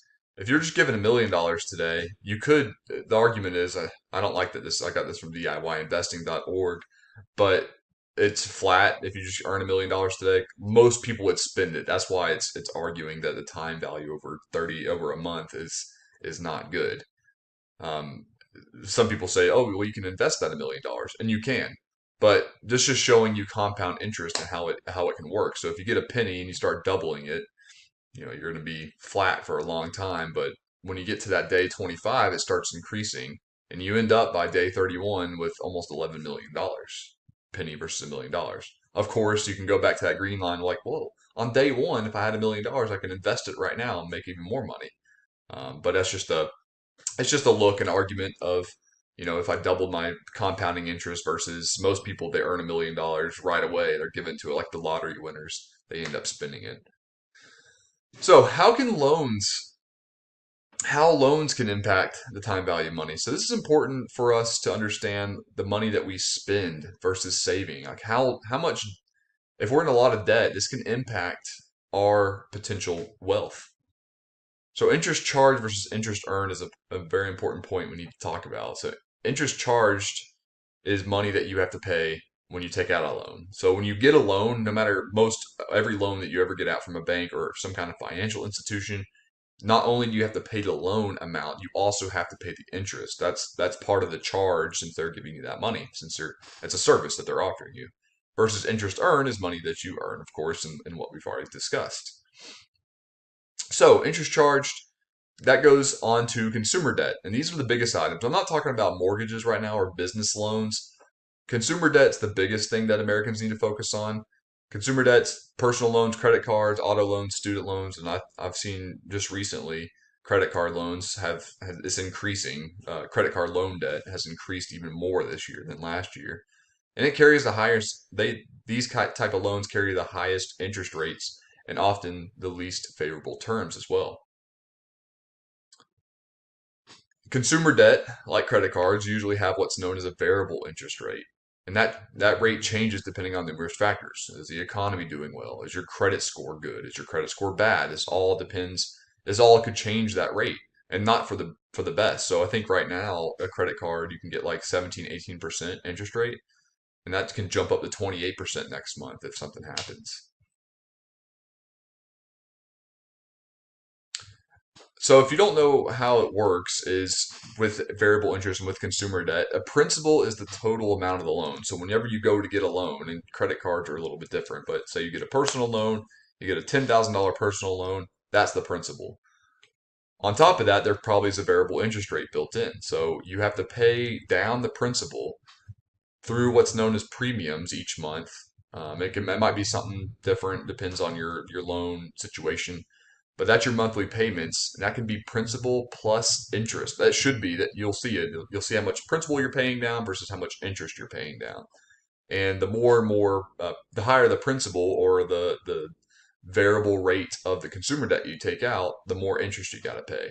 So this hurts the time value of our money because this is money that we have to pay. If we get rid of those interest payments, we can get rid of those premiums, that principal, then that can be more money that we put in our own investments and less money we put into our debt obligations.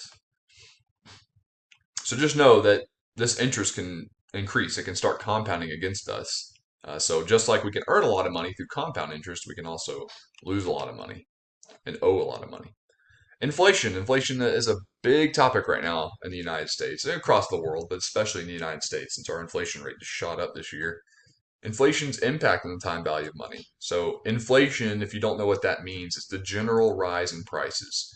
So normally there's always some kind of level inflation.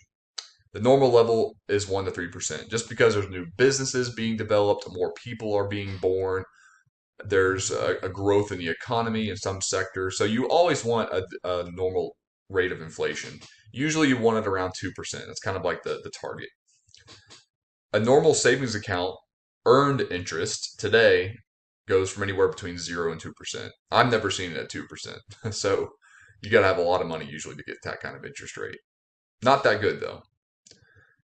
So usually economists and financial experts will say that we need to find investments that earn us around 4% or greater.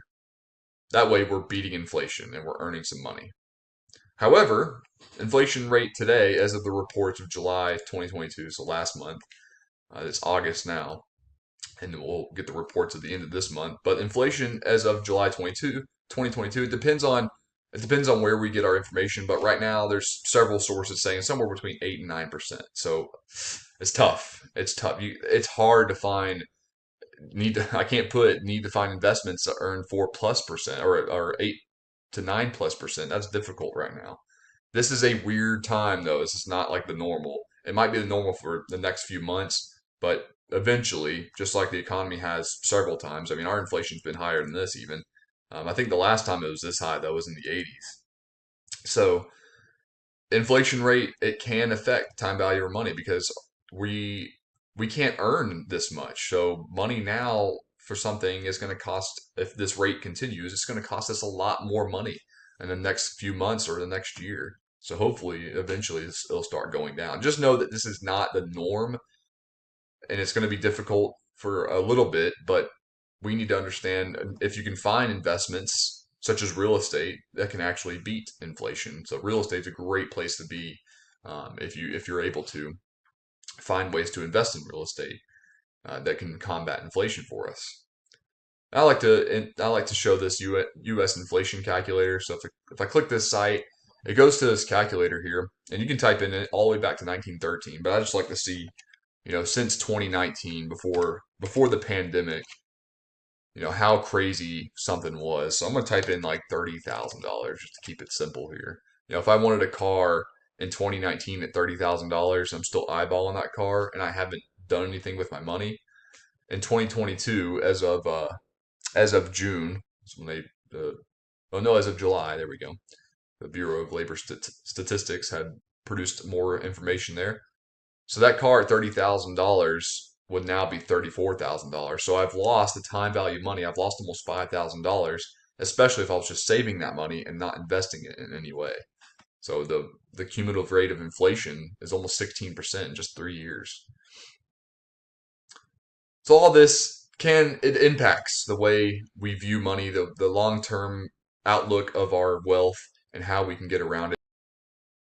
Hey, my name is Jack Warner, and in this video series, we're going to be covering and diving into the time value principle of money.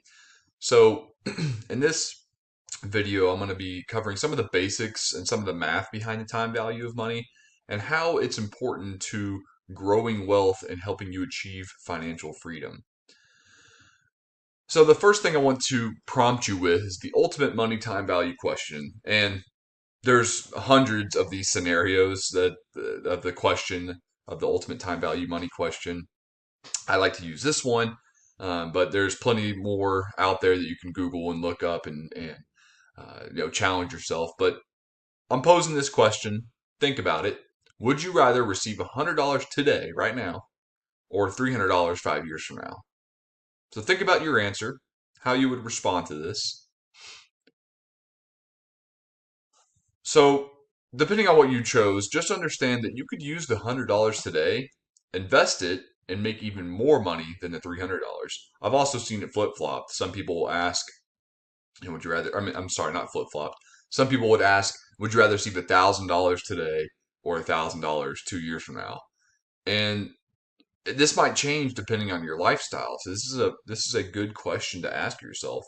A lot of us would choose the money now, right? We would choose forget about the 100 to 300. We would choose the money. We would usually choose it right now, most likely because we would spend it because we're not rational. But if we invested it, then yes, time value can work. We can use money to work and make even more money for ourselves. So the time value principle basically is the present value of money today is more valuable. It's more. It has a higher value than any future value that money might have. So this is only if we invest it and are purposeful with the money. So money in possession now can earn higher returns through investments. And like I said, we are not rational though. If we chose that money now, many of us would choose to spend it. So think about your income. You earn money, you earn salary or wage from a job that you're working every other week or every month, whatever your pay periods are. When that money comes in, we usually spend it. We don't think about saving it. And I'm not saying that some people don't. I'm just saying the majority of people do. They spend it immediately as it enters the bank account. It's already gone. Or they already have it planned, like, oh, I get paid this week. This is what I already planned on spending it on. So we don't act rational. We need to start acting rational, at least for this part, to understand that, yeah, the present value is more valuable to me than any future value, any future earnings of money because I can invest it. We usually spend it on wasteful items before we invest or save. So think about lottery winners. Look up studies on lottery winners. Because a lot of them, they'll win the lottery and they'll have this spike in happiness and then it'll drop to even below happiness before they won the lottery. That's because we're humans and we make mistakes and we like to spend on whatever stuff. So there's also risk involved with the money.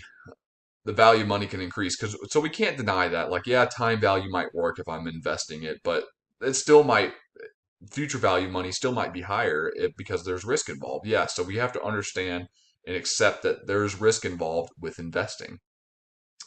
But money that is not invested, we do know for sure that there's a huge risk because it'll lose value based on because of inflation. And we'll talk about inflation in another time value series video. But understand that if we just hold cash, that's just it's gonna shrink in value because inflation is going up, especially today in September of 2022, where inflation is one of the highest it's been since the 80s. So we need to make sure that we are investing money so we can outpace inflation. And for those math nerds out there, there is actually time value isn't just like some kind of emotional money concept. It actually is a financial money formula, math formula. And you don't need this. You can do time value, you can invest, and you don't ever need to do this kind of formula. But for those interested, I'm a nerd. I like to look at stuff. I like to think that I'm rational, but I'm not. I like to look at the present value and go into how long would it take to let my money work for itself if I keep reinvesting dividends or reinvesting interest earned or whatever it might be. How long would it take to my present value to increase? How long will it take my money to grow, basically? So the purpose of understanding the time value of money principle. So why do I need to know this? Why did I just look at that formula? Well, first of all, you don't need to use that formula, but understanding the principle is essential to your wealth building process and to really building a positive money mindset. So why do I need to know the time value of money principle? Well, first of all, I need to compare investment options. I need to understand what investment options are right for me. What's my investment horizon? You sometimes hear that. Basically, what does that mean? What's my time period I want to be invested in? Am I saving for my retirement? Am I saving for my kids' college fund? Am I saving for my healthcare expenses? Am I saving for a house or a car? I need to compare investment options. I need to assess ROI or return on investment on different opportunities. So if I put my money into a CD, I know I'm only going to get about 3 to 5%, or a treasury bond, maybe 4 to 7%. If I invest in stocks or index funds, I might be upwards of 9%. So what's my other return on interest? What's my return on interest for different opportunities? And this also means risk too. What's the risks there? If I'm investing in bonds, it's going to be a much safer. I shouldn't say that now though, because bonds are crazy, but a much safer option usually, traditionally, than stocks. Lenders and borrowers will also evaluate details of loans. So if we're ever taking a loan out, they're going to be looking into that time value. So how much interest do I have to pay? So not only investment options for time value, but also understanding time value in the long term of loans. I have a whole video on the time value for loans. In businesses and sometimes consumers, we can use this to estimate future wages and prices. So we understand that time value, inflation is always going to happen, right? It's always the steady target's 2 to 3%. So money is always going to continue to devalue over time. So that way I can understand things are always going to be more and more expensive compared to like great grandma. She said she bought a car for a couple $100 or whatever. Now it's $20,000 plus. So money is always going to inflation is always going to happen, and we need to understand this so we can determine future wages and prices of things and how we can grow our money and make our money work faster than the rate of inflation is growing. And this is why we need to understand the time value of money principle. Hey, my name's Jack Warner. Today, this video, I'm going to be covering the power of compound interest and how this plays into the time value of money principle, especially when it comes to building wealth and generating wealth. So, you've probably heard of the term compound interest before versus simple interest. Simple interest, you're just paying or earning interest. We're going to be focusing on earning interest, not the paying of interest in loans. We'll focus on that later. But simple interest, you just earn interest and that's it. Compound interest, you're earning interest on top of interest, usually because you're reinvesting any earnings that you may receive. So, talking about compounding interest and how it works into the time value of money principle, because this is the time value of money video series, Albert Einstein is quoted allegedly saying the most powerful force in the universe is the principle of compounding. And this is the guy that helped create the atomic bomb and a bunch of other powerful formulas in math and science. So the most powerful force in the universe is the principle of compounding. And I think I like to lead off with this quote because I think this is huge to help us understand exactly how much compound interest, if we're investing and we're sticking to it and we're consistent, how much compound interest can actually earn us and help us build wealth.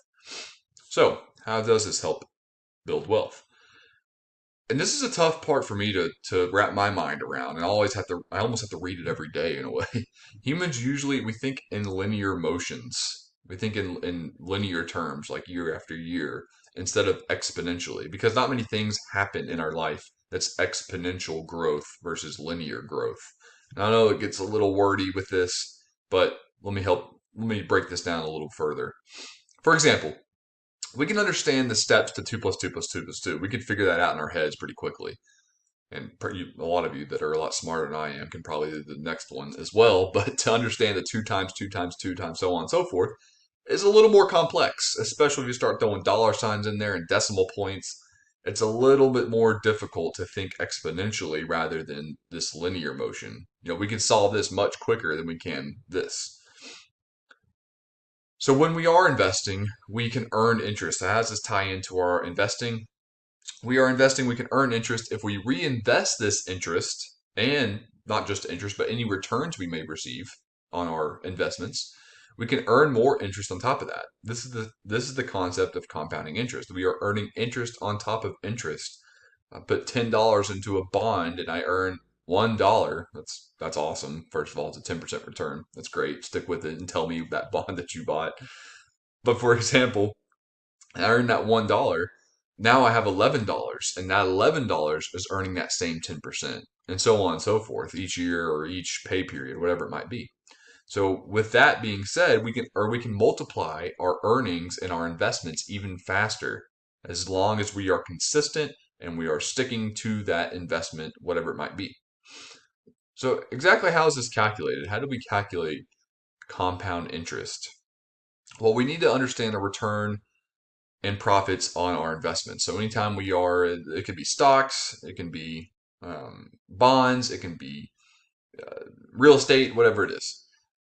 We're returning profits on our investments, the time and duration of those investments, and then the capital gains and income tax rates that we need to consider because it'll take away from our income, our earned money. So we need to understand, how much we're earning from these investments, how long it might take to earn that much money from the investments, but also how much do I need to pay in taxes? What's the fee basically? That's the fee for playing the game in a way.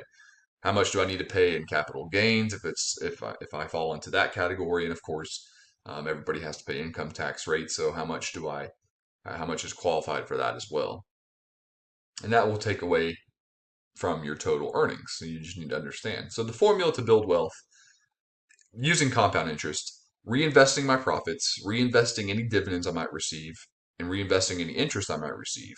So you want to keep this up. You want to keep reinvesting. Unless you just absolutely can't, you absolutely need the income, then cash it out. But if you can keep it in there as long as you can and be patient, that's another part of the formula here. Let all this earn compound interest and let your interest earn compound. It'll keep compounding the 2 times 2 times 2 instead of 2 plus 2 plus 2. And be patient. Patience. And all this, you will start building wealth. And it might take a little while. It's not going to happen overnight. It's not going to happen in 2 years. It might happen in a decade, but probably not. It might be 2 decades. It might be a couple of decades before you really start seeing like, oh my gosh, this. You can see it on paper right now. You can look at other people's lives who have done compound, who have followed this formula to build wealth, and it's amazing to see it on paper. But to actually practice it and be consistent in your own life, a little bit more difficult because life happens. We're emotional creatures and we do stupid things sometimes. and we do irrational things, and sometimes we do things out of emotion and out of love for other people. So, but we need to understand that if we want to build wealth, this is the formula we need to follow, especially patience. To wrap this up, I want to show you an example of how this might work. So I have two different investment returns right here, investment returns. You got your years 10 all the way to 50. Then you have your 4% return versus the 8% return, just to show you the difference. So let's pretend a person invests $10,000 into a 4% return vehicle like a bond or a high yield CD, whatever that might be. So after 10 years, that person has earned $4,802. So they've turned that 10,000 initial investment into 4,802. And in this calculations, I'm assuming that the person is reinvesting any interest. So all this is compounded. So within 50 years, they've made 10,000 turn into 71,000. And that's on the low end too. If we look at returns of stocks and index funds and stuff, it can be upwards of 12%, 8% return. That same 10,000, within 10 years, that person's doubled their money. Within 20 years, they quadruple it, and so on and so forth. And look how it compounds. It's incredible. Compounding interest. And this is without adding any extra money in it, too. So keep that in mind. When you're looking at this example, this is just the initial investment, $10,000. We're not talking that they're not putting in any extra money except for the money that they've already earned off the initial investment. This is the power of, and like I said, it's awesome to see on paper, but to actually do it, it's difficult. It's pretty difficult to do. But this is the amazing, magical world of compounding interest, and this is a way we can utilize this to help us build wealth and create more wealth for us and for our families and for others. Hey everyone, my name is Jack Warner, and this is a video and a lesson about the time value principle, covering inflation, the impact of inflation, and how it affects time value. So, the time value of money, we want to grow our money, right, and use time and compounding interest and reinvesting our dividends and in returns in our investments to grow our money, usually because of inflation. So we want to beat inflation we want to outpace our money and our investments faster than the rate of inflation. So what exactly is inflation? A little bit of economics and broad personal finance concepts in this video. Inflation is the general rise in prices. And I want to get something cleared before I go into any further detail about this topic.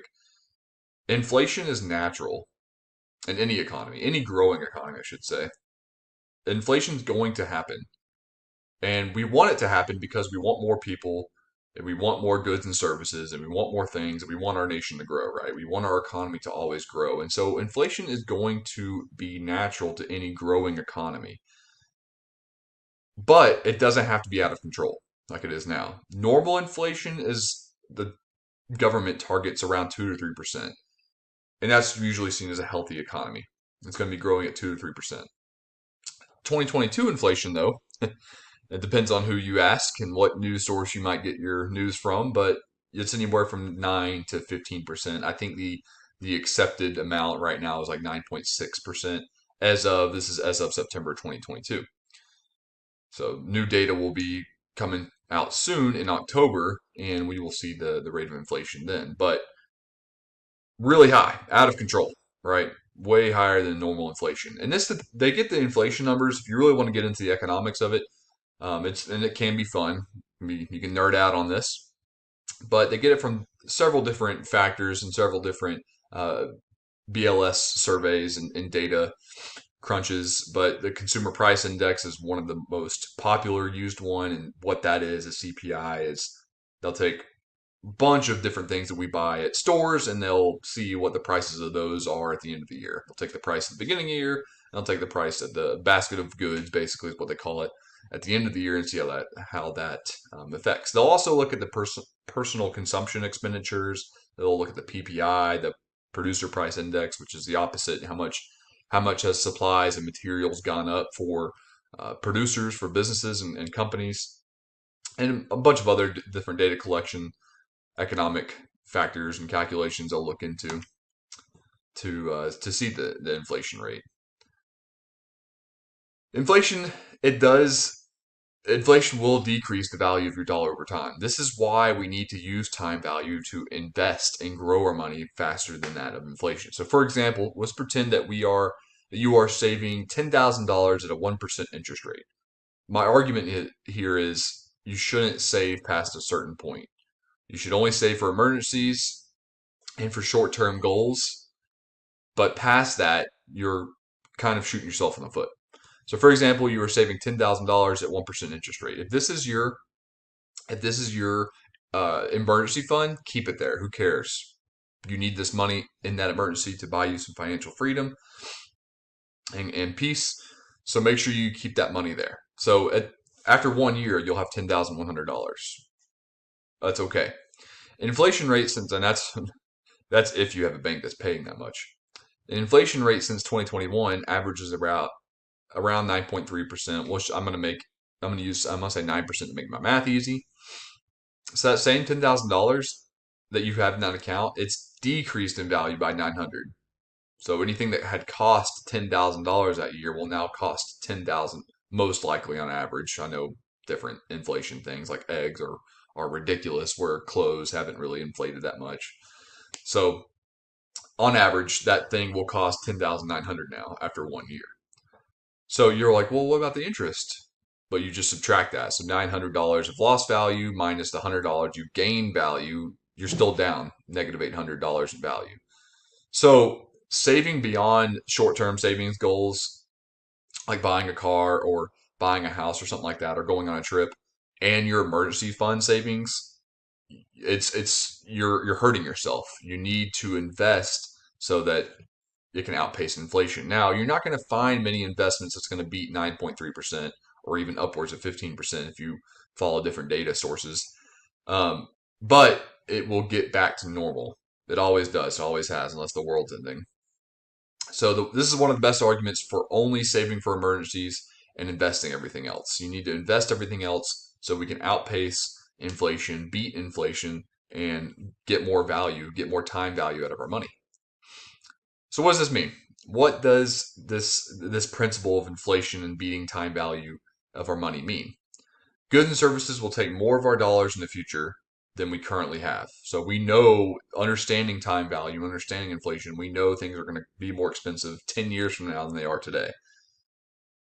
This is called a decrease in purchasing power. So our purchasing power will decrease over time. If we're not investing, if we're not being purposeful with our money, then we're going to be it's going to be difficult for us, especially when we get closer to retirement, on how much we can purchase.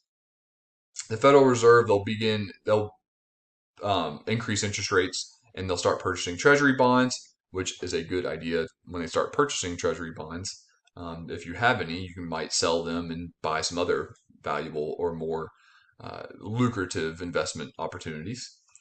We must find ways to grow money higher than the rate of inflation. So when this is happening, when all this stuff's happening, we got to find, all right, what do I do? What do I do with my money? How can I be more purposeful, and how can I beat inflation? So what can we do to fight inflation, basically? How can I combat inflation? Even in normal times, what's something I can do to fight inflation? It's not the popular choice. And a lot of people might be upset about this, but the most effective way is to decrease the level of consumption. Inflation can only happen if you're making purchases. So if you decrease the amount of money you're spending and the amount of stuff you're consuming, especially non-essential stuff, then you can really decrease how much inflation is impacting you. Obviously, you got to purchase some stuff. You got to pay for rent, pay for utilities, you got to pay for food and clothes and stuff.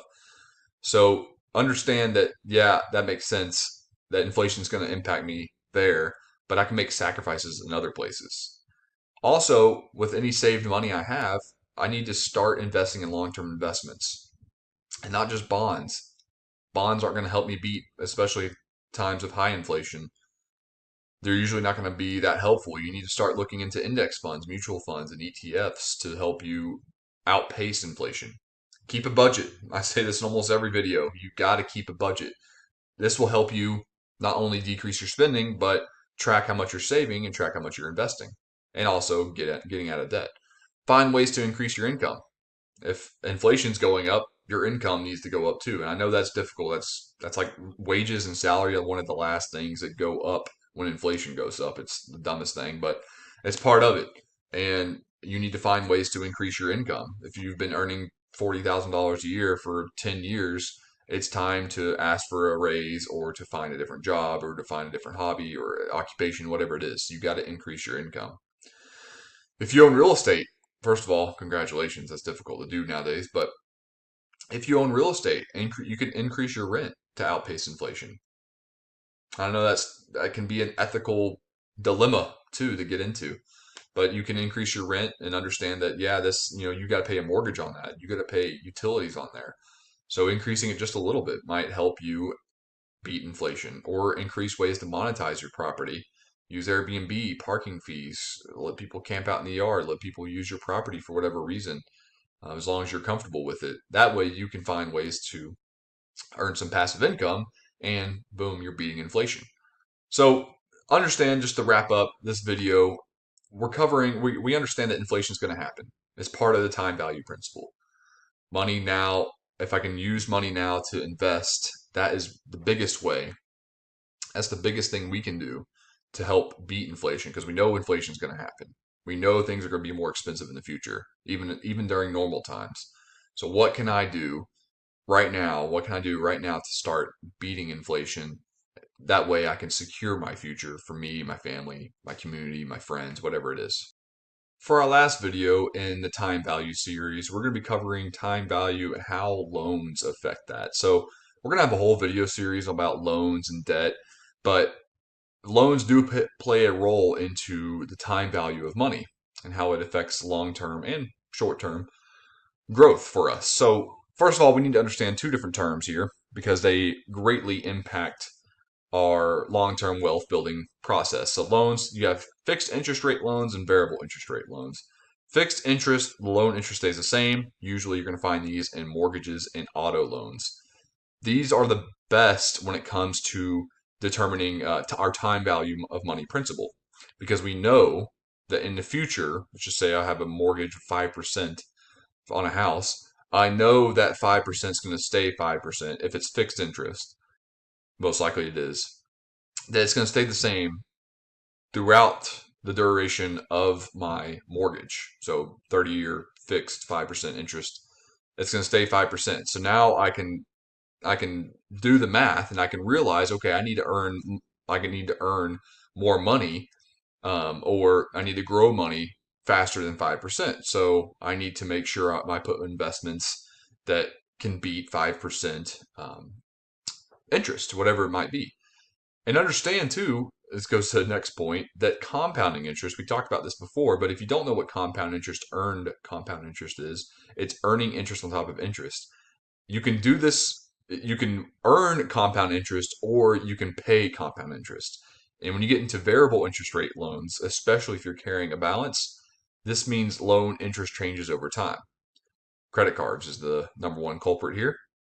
And if you carry a balance on variable interest loans, it can also compound. So as much as compound interest can work for you, it can work against you as well. You need to make sure you understand that too. It's because we want compound interest to work for us, not us paying more towards debt, such as credit card balances or whatever it might be.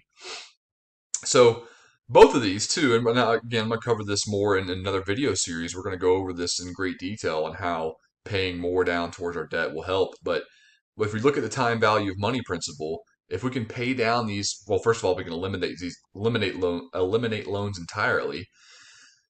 Then we don't have to worry about that, and we can use that money that we would have be paying towards debt to invest and earn money. But the world isn't perfect, and we have to take loans out, especially when it comes to mortgages nowadays, because it's tough. It's difficult to have that much cash laying around.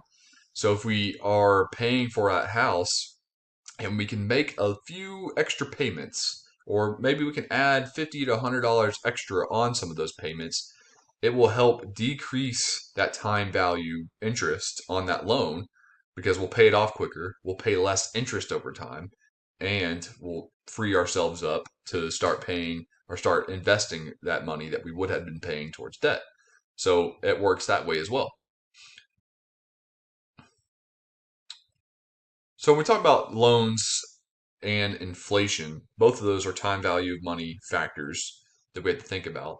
But there are some winners of inflation. This seems weird to think about, but there are winners of inflation. And let me show you how. Fixed rate mortgage holders are one of the biggest winners of inflation. So if they get a fixed 4% interest, let's say 5% interest, and inflation's at 9.3% right now, or 9.6%, maybe 15%, depending on who you're looking at and what source you're getting your data from. That person has their mortgage already paid, or they have. I'm sorry, they don't have it paid. They have their mortgage already submitted and already drafted and already finalized. So they're paying that no matter what. Inflation go up 200%. They are by law, they have to pay whatever that fixed interest rate. They're already stuck on that. So in a way, they're winners. They're paying less than they would be paying any other time. Homeowners, because housing prices increase usually during times of inflation. So if people own their home outright or they're one of these people, they are both winners. Sometimes stock investors, they can match or beat inflation. Usually what happens when inflation goes up, so does the stock value price on some stocks. So it varies. It's not doing too good right now. But on some occasions, stock investors can match or even beat inflation. Commodity investors typically do well during times of inflation. And dare I say, cryptocurrency investor. This is sometimes people with Bitcoin have what I mean by commodity investors and cryptocurrency. People put money in gold. They take their money out of like normal investments, what would be seen as traditional investments like stocks and bonds, and they start putting their money in gold and silver or cryptocurrency because they trust that that will do better during times of high inflation. So and there's data to back this up too. It's not something I like to admit because I usually advise people against investing in Bitcoin, but I cannot deny data and gold too. I can't deny that that doesn't work sometimes during times of, especially times like now in September of 2022 when inflation is really high. These things tend to go up a little bit more. But we live in weird times, so a lot of those are going down.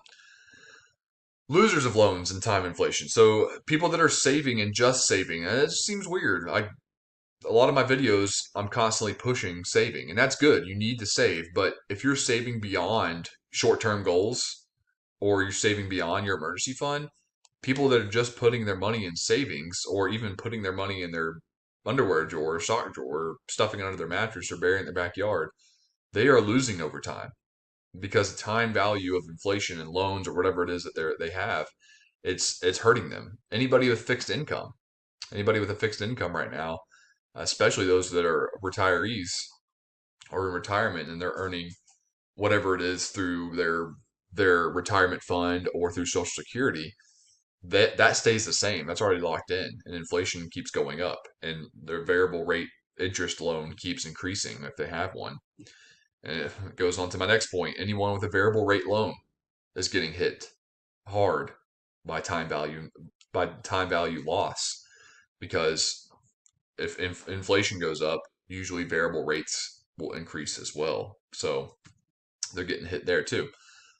People using a credit card and carrying a balance. This is another loser of loans because that you'll see these people start paying compound interest on top of that. You want to be earning, not paying compound interest. And credit cards are one of the most difficult and touchy subjects out there because you want to use the card to build to pay for things also, but to build credit score and carrying that balance is difficult. And then when you start carrying a balance, you start getting used to that, and you start taking out other credit cards, and boom, you find yourself in a time value compound interest paying loophole.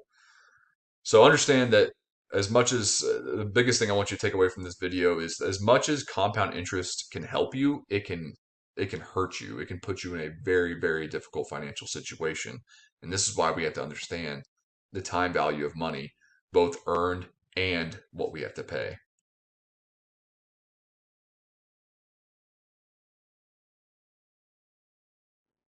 Some people want to get ahead in their personal finances and start making a financial plan. And the first thing we need to do is start getting in charge of our savings, start building up savings goals, and get on a plan to help us save. My name's Jack. And in today's lesson, I'm going to be covering different savings tips, different bank accounts we should use, and the process it takes to start saving. So the first thing we need to do, the very first step, is build an emergency fund. And this fund will range. I put different amounts here. It's going to range to different numbers, 500 to 2,000 to 5,000. And this depends on your lifestyle, where you live, your job situation, if you have a family or not. All that factors in on how much this should be. Just know that this is your starter emergency fund. If you just don't know how much you need to put away, just stick to 1,000 for now, and just use that as your base level emergency fund. Again, start emergency fund. You're going to want to build that once you're financially able to. Build that even more. It should be covering about 3 to 6 months of living expenses or more if you want to, depending on your comfort level. And what I mean by living expenses is essentials only, needs only. So, what you would do to figure this out is you would pick 1 month to cover these things. So, rent or home payment, food, transportation, and utilities. Those four things, I would calculate that out for the whole month, and then I would multiply it by how many months I want covered. So I want at least 3 months, and at most 6 months. If not, you can do as much as you want. That's why it's called personal finance. But I need at least 3 to 6 months of these expenses. The next thing I need to do is start a budget, and there's all different types of tips and strategies to start a budget. But basically, you just need to do one. If you're not doing anything, pick a budget plan and stick to it. You can write it down. You can have an Excel program. There's some online banks already have built-in software to help you with your personal budgeting, and there's even apps that will automate all this for you. I'm going to share with you just one kind of easy budget tip, budget strategy, whatever you want to call it, plan. It's probably one of the easiest plans just so you can just get started and get going. So it's called the 50-30-20 rule. And what this means is you take all of your income, all of your after tax income, and you divide that up between 50-30-20. 50% of that of your money goes to your needs, 30% of it goes to spending money on your wants. So that's like toys, going out to dinner, maybe entertainment goes in there. And then 20% of that goes into savings and investing. Very simple rules to follow. And again, this is great for anybody who just doesn't know and just needs a plan right now and needs to put some action on their financial savings. This is a great place to get started. A great rule to follow to get started. Now that we know some different tips here, now we can start creating separate bank accounts. So we want to create a savings account. I'm going to talk more about savings account here in a second. We want to create one just for an emergency fund. And then we can create one for each savings goal. So say maybe we want to buy a car, maybe we want to move out of our parents' house, maybe we want to buy a house, maybe we want to start renting, maybe we want to go to college. We create an emergency fund. That's going to be, put $2,000 or whatever our monthly expenses in one account. We leave it there. We don't touch it. We don't look at it. And then we create different savings accounts for each goal that we might have. We also need to understand the difference between checking accounts and savings accounts. So checking accounts, these are personal spending accounts. You're not going to put much money in these. Money in these accounts, they can be withdrawn as many times as you want. You can go up to the teller and withdraw it. You can swipe it on an ATM card or debit card. You can withdraw it online, whatever you need. So checking accounts, these accounts should be used for our day-to-day expenses, like we're buying groceries, we're filling up our gas tank, whatever. And they can be used for expenses that you have throughout the month. That's budgeted. Make sure I say that. Savings accounts are different. Savings accounts are reserve financial accounts to store money. So we put money there. We're not spending this money until something happens. One or two things need to happen. These are not to be used for any expenses except for emergency fund or the savings goal was achieved. So if I have an emergency, a legit emergency, then I can spend that money. Or if I have a savings goal of, say, I wanted to buy a $5,000 car and I finally have that $5,000, and then I can start using that money. Savings accounts will have restrictions and limits, so that's why they're built that way for a reason.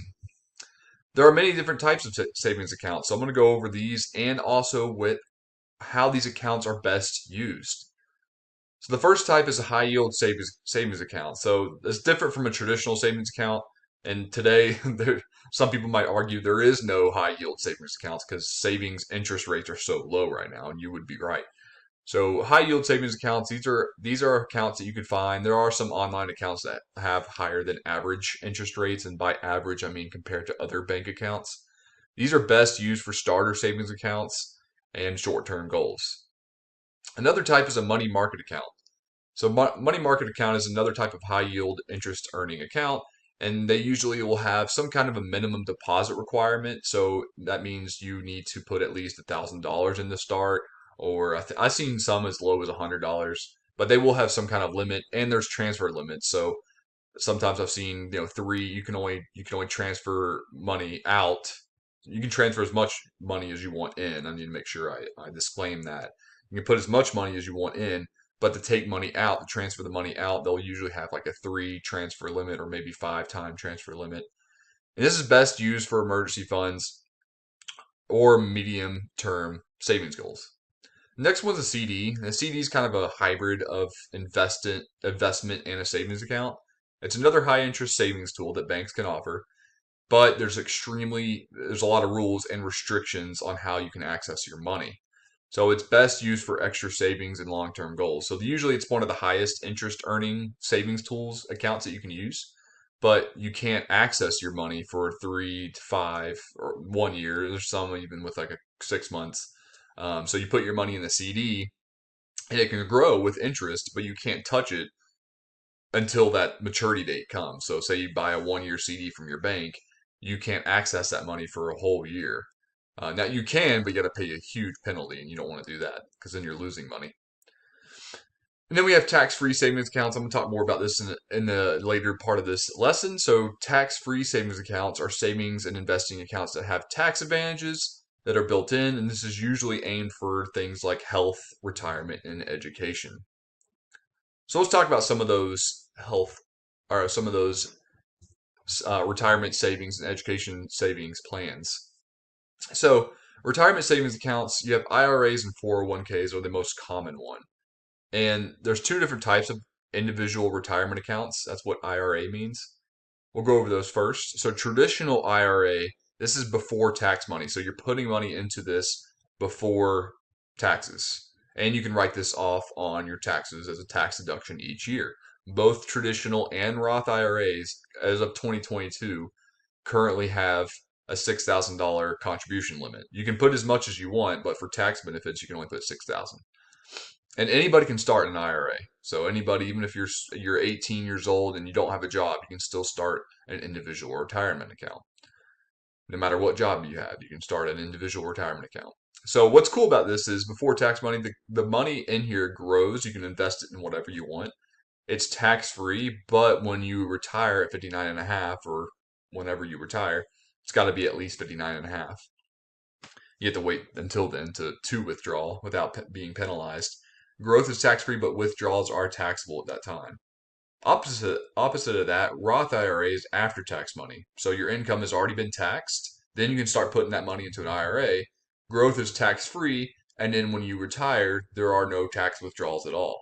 So that's awesome. Some people prefer Roth IRAs because they don't want to worry about taxes then. There are ways you can use both, and you can open up both accounts if you want to. Some people have both Roth and traditional IRAs. And 401ks are probably going to be one of the first things you run into if you haven't already run into that. These are employer sponsored retirement plans, and usually they're using a 401k setting. So, I'm sorry, a traditional Roth IRA, 401k. They'll be called traditional 401ks. There are some Roth IRA, they'll be named Roth 401k.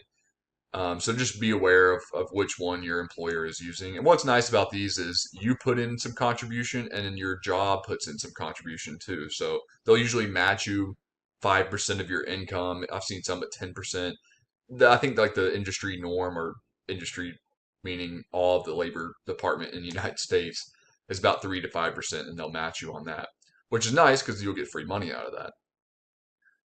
The education savings accounts. So if you're starting to plan for your education, or maybe you're planning for a dependent's education future, then there's something called a 529 plan. And with this ESA 529 plan, the money grows tax free, just like a retirement account. And it's not taxed only if the money that you've put in there is used on educational expenses. And this can be a lot of things. the IRS has opened it up on what we can spend our education expenses on. So it's college tuition, books, living quarters, like board and stuff, food, community college, certificate courses, other educational expenses, master's programs, whatever. Just check with the IRS website for that year whenever you plan, because this laws change constantly. But a great way to plan for retirement and to plan for your future education or for dependents' future education. And just know if you are a minor or if you have a minor and you're wanting to get them started on a retirement plan, you can do that. You just have to open up a custodial account. And we're going to finish off and conclude this video with some money saving tips. I want to leave you just thinking about some saving tips that you can start doing today. All these are very, very easy. It's just sometimes you got to change your behavior a little bit. So track expenses. We talked about this in an earlier video too. We'll keep bringing that up, but track expenses, write them down or keep them on a receipt, or keep all your receipts. Sometimes just doing this action can really open up your eyes on, dang, I'm spending a lot of money in XYZ category. Maybe I can limit that. Start budgeting, of course. Mention that. Pay yourself by budgeting your savings. So the first item that you should put into your budget is how much do you need to save, and start putting that into your savings goals. And set goals for your savings. Set up direct deposit or your income if you own your own business or something to go into your savings first. So don't put it in your checking automatically. Put it into your savings first, and then you can pay yourself by transferring that money to your checking if you need to. Meal prep. I can't say this enough. I'm a huge proponent of this. Meal prep. That means get on a meal plan that you plan on eating for that week. It's usually good for a week. And write down all the ingredients you need. Go to the store, get those ingredients for all those meals you're going to make, breakfast, lunch, dinner, snack, whatever. Go to the store, only buy those items, and then leave the store.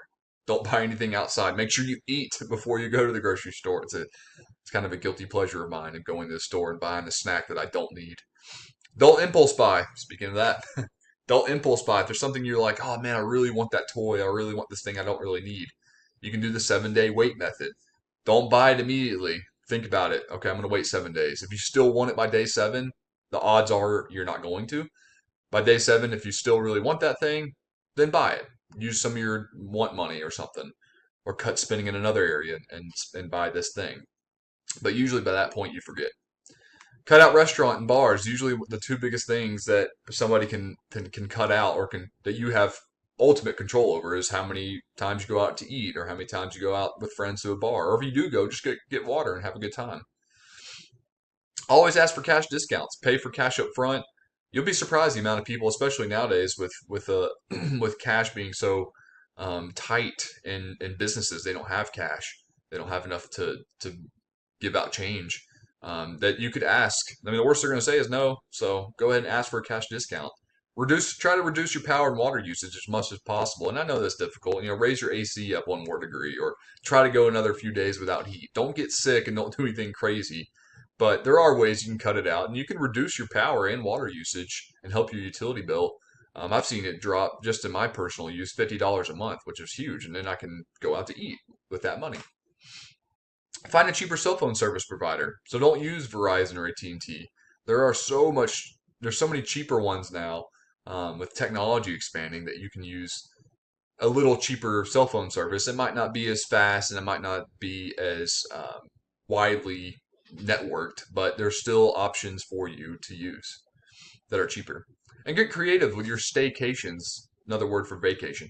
Get creative with your staycations and your gifts. Make something at home for somebody. Some people they'll remember that gift more. It'll be more special to them if you were to make something and find something a little bit more creative than just buying something off Amazon and sending it to them. Go on hikes. Find some cheap dates that you can do that are going to be a little bit more fun and will help save money.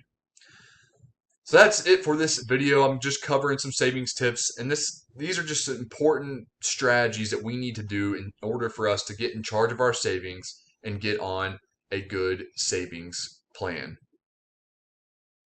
Hey, my name is Jack Warner. Today I'm going over personal savings video series, and the first video in this series is going over checking and savings accounts. And you're probably wondering, why do I need to know this? Because you probably already know what a checking and what a savings account is. So this video, I'm going to go over what it is, but also a lot of people get confused with how we how we could use checking and savings accounts efficiently in our lives to help us achieve financial freedom. So the basics, first of all, just run through this is most likely is a review to most of you. So checking account, it's best for spending. It's usually you're earning little to no interest, hardly any interest, nothing worthwhile. Just understand that you're not going to make money by putting money into a checking account. Usually requires no minimum balance, so you're not going to, you can start with 25 cents or sometimes you can start with nothing. Unlimited transactions, that's what checking accounts are for. You can make as many transactions as you want. There might be some banks that have limits. Just make sure when you open up an account that you go over how many transaction or withdrawal limits you have. And of course, checking accounts, they're connected to several withdrawal tools, ATMs, all the different banking apps, mobile payments, different mobile apps, PayPal, etc. ATM cards, debit cards, credit cards. Where a savings account, it's best for storing money. So checking accounts can be for spending, savings can be for storing. I feel like most of us know this. So savings is going to earn a little bit more interest. And I put quotes around more because you're not earning much interest in today's times because checking or savings interest rates are so low, but it could go up. They do earn more than checking though. So savings are earning more interest than checking. It depends on the account. There's not many banks anymore that do this, but sometimes they'll offer or they'll have minimum balances where you got to keep at least $5 or $25. And those really high interest accounts, those really high interest savings accounts, they might say, oh, if you want to earn this, 1+% interest, 1 to 2% interest, you got to keep $1,000 in there. So make sure you understand like those really high interest accounts that are being advertised, they usually require a pretty high minimum balance in order for you to earn that money. Most savings accounts, they should for certain circumstances, but a lot of them, some of them they'll have limited transactions and limited transfers and withdrawals that you can make throughout the course of a month. And just understand that savings accounts, you're not supposed to be making transactions. The bank, first of all, looking at the bank's perspective, they're counting on that money from you deposited into that savings account so they can use it to offer loans to other people. You, as the customer, you're using that savings account for a reason. You need to put money in there for whatever goal, whatever emergency fund, whatever you're saving for. You're putting that money in there and you want to leave it in there to grow or to use in the future, whatever goal that you achieve. And of course, you have to transfer money to spend it. You'll have to transfer it to checking or transfer it to wherever, credit card, credit account, whatever you need to do to spend money. So using a checking account, this is where we want to dive in more. So like I said, most of us know what checking and savings are, but how we use them, a lot of people get confused. So using a checking account, first, we keep a low balance for what you need to spend money on. So a checking account shouldn't have, in most scenarios, shouldn't have more than $3,000, $4,000, $5,000, I would say, in it per month. Even lower if you can. Your checking account should be directly connected to your budget. So anything that's being spent should be allotted in some kind of category on your budget. And it's recommended to have two checking accounts. So you want one for day-to-day expenses, and this one's going to be maybe $500 to $1,000, maybe $2,000, depends on your situation. Obviously, if you're single, no family, a few $100s would be okay per month. Whereas if you're married and you have a family, or if you have many dependents, even if you're not married, if you have several dependents, it might be different. You might need about $2,000 for different things. So day-to-day expenses for one checking account. The other checking account should be used for housing, insurance. It's gonna be a little bit bigger. Utilities, any debt payments you owe. That's gonna be $3,000 to $5,000 depending on your lifestyle. So using a savings account, now we have an idea how a checking account should work. How does a savings account work? You want your income to go into your savings first. So this is the pay yourself method of the budget. You want to pay yourself by transferring the budgeted amount to your checking account. So you know in your big checking account you're going to need $3,000. You know in your little day-to-day checking account you're going to need at least $1,000. So you're already transferring that money. The rest of it stays in your savings or helps pay off extra debt or whatever goal you have going on. The first thing you should do, if you don't already have this, in a savings account is this is the first savings you should build up. This is the first kind of account you should have is an emergency funds account. This is the most important because this is going to help you weather the storm of life, and it's going to happen. So make this difficult to access, and I'm going to have a whole video breaking down emergency funds later on, but make this difficult to access. Don't touch this money, and this is essential. I can't stress this enough. It's essential for financial freedom. If you want to achieve that piece of financial freedom and you want to be able to move or transition in life, you got to set up an emergency fund account first. You can set up other savings accounts later, but emergency fund comes first. And then after that, create accounts for any short-term savings goals, buying a car, going on a vacation. And don't worry about the interest rates. You're not going to earn a lot of money in a savings account. So go ahead and get that out of your mind. You might make $25 a year. I think that's what I made last year on one of my savings accounts. You're not going to make much. That's for investing. Savings is for emergency funds and short-term goals. So here's a template bank account just to summarize and finish up with this video. This is kind of how a template account, if you want to set yours up like this, just know that this isn't like a standard, like, oh, I have to do this. Everybody's personal lives are different. Everybody's financial situation is different. This is just a good model to model your account after. So setting up a bank account, checking account, daily expense, that small, groceries, gas kind of expenses, $500 to $1,000, checking account. Monthly expenses, $2,000 to $3,000, and then I have a 3 to 6 months of living expenses in my emergency fund. My short-term vacation goal for this person, they're saving $1,000 to $3,000, and that's going to be less than a year. So that's the target we're looking for with short-term goals is anywhere from several months to a year. And then the last one down here, we have a savings account, maybe a money market account for a house down payment, and this might be a medium term goal. Definitely something we don't want to lose on when we are investing money. That risk piece. So a money market account or a savings account is a lot less risk than an investment account might be, and we want to aim for at least 20% of the home price. So this is just the model, a template, and I hope that you've taken away how. We always know what checking and savings are, but how we use them is so important, and how we can utilize bank tools that we already have. They're most likely free. We already have at our disposal so that we can help build our personal savings. Hey, my name's Jack Warner. Welcome to our personal saving video series. And in this video, we're going to be covering some savings accounts, and it's going to be kind of a broad overview outline of tax advantaged savings accounts, because there are going to be some savings accounts categories that we're going to talk about in later videos, such as retirement and education. So getting into some savings accounts and where we can use them as a tax advantage. So first of all, what is tax advantage? What does that mean? Sometimes it means tax-free, where we don't have to pay any taxes. We don't have to worry about taxes. We don't have to worry about filing it. We might have to worry about putting it on some IRS form, sure, but overall, we don't have to worry about paying taxes on it, and we'll cover some of those today. Tax credit, sometimes there'll be savings accounts where you get tax credit, which means you get money back, whereas tax deductible, you won't have to pay taxes on it in the first place, or the better way to say this, it'll deduct against your income, lower your income. So, tax advantage accounts, they're mostly used for retirement, health, education, and other medium to long-term savings goals.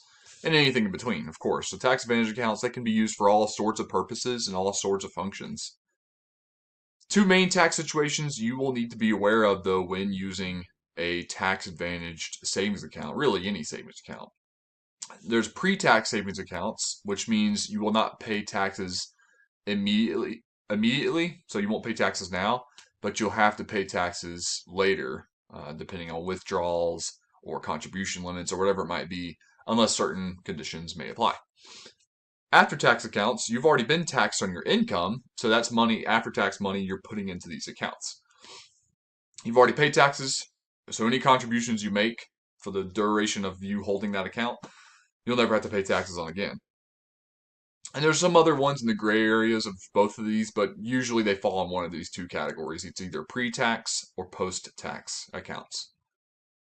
So the first one we're going to cover is retirement accounts. Now, I'm going to have a whole video specifically focusing on education and retirement accounts, so future long-term savings goals.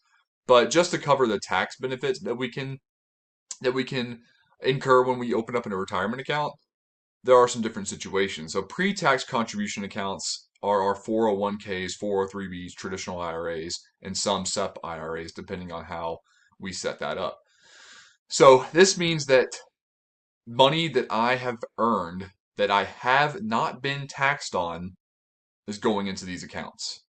Now, later on, when I'm 72 or however old, 59 and a half, I think is the earliest you can start withdrawing, but whenever you have to withdraw at 72 years old, whenever I make my withdrawals during my retirement, I will have to pay taxes on those withdrawals. Whereas after tax contribution accounts, Roth IRAs, Roth 401ks, and some SEP IRAs, again, depending on how some people set that up, I'm already being taxed. I'm being taxed on it. Let's just say I get paid once a month.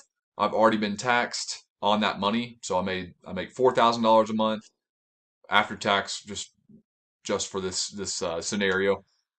I make $4,000 a month. I have to pay $1,000 in taxes, so I have $3,000 left. I use it to cover my expenses, and let's just say I put $300 after expenses into my Roth IRA.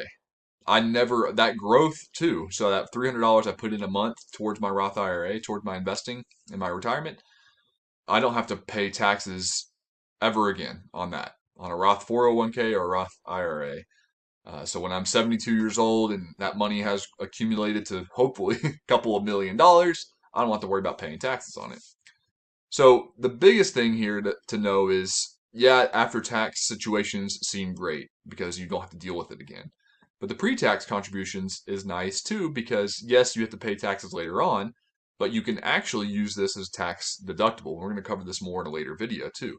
So my contribution, which for most of these is going to be about $6,000 or $7,000 if you're 50 or older. So that money that I'm putting in for a traditional 401k or traditional IRA, I get to claim on my taxes. So it lowers my total income $6,000 per year. I can't do that with a Roth IRA. Just make sure you understand that contribution and withdrawal limits apply. This changes every year. So Congress will change the law almost every single year. The IRS website, they'll have the most up-to-date restrictions and different limits and everything and different regulations around these accounts. So just make sure to check these each year that you are contributing. The next thing we want to cover in this video is savings accounts, using a saving accounts for healthcare. So the restrictions here are you have to be on a high deductible insurance plan. So you ought to make sure. I think the rule of thumb is, and this might change too, but it's about $1,000 deductible or more. You can qualify for a healthcare savings account. That might change state to state. So each state has a different policy. So just make sure you understand your state's policy when it comes to health savings accounts. But high deductible insurance plans to qualify, and there are contributions limits to this as well. So the first one is a flexible savings account, FSA, and usually it's controlled by your employer. So your employer might be offering this. The biggest downside I think to an FSA is that any unused contributions, they do not roll over to the next year. So you have to make sure you spend all that money, which puts a lot of pressure and stress and everything on you, because then you have to spend all that, whatever the FSA account holding is. Withdrawals are not allowed, so you can't withdraw for anything else. You have to spend it directly in that healthcare qualified thing, or whatever that might be. The cool thing about FSAs that your employer might have set up is that expenses can be used for a large variety of care, even for child care, I've seen before, or your dependent care expenses. So they can be used for, I've seen people use them for toothpaste. I've seen you use it for, I had a story, depends on the state, so make sure you stay with your understand your state's regulations and all. I've heard people say they spend it on sunscreen and stuff like that before. So large variety of care for sure. HSAs, health savings account, again, both of these vary state by state, so I can't say it enough. Just make sure you understand your state's regulation when it comes to these types of savings accounts. You get to control almost anybody can start a HSA. Great for self-employed people because we know the self-employed healthcare market is difficult and expensive, so HSAs can be a great tool to have, and you get to control it. Contributions do roll over. You can carry this with you until you retire. and withdrawals are subject to penalties. So if you withdraw for anything else, then you, first of all, you get to withdraw, but it can be a big penalty.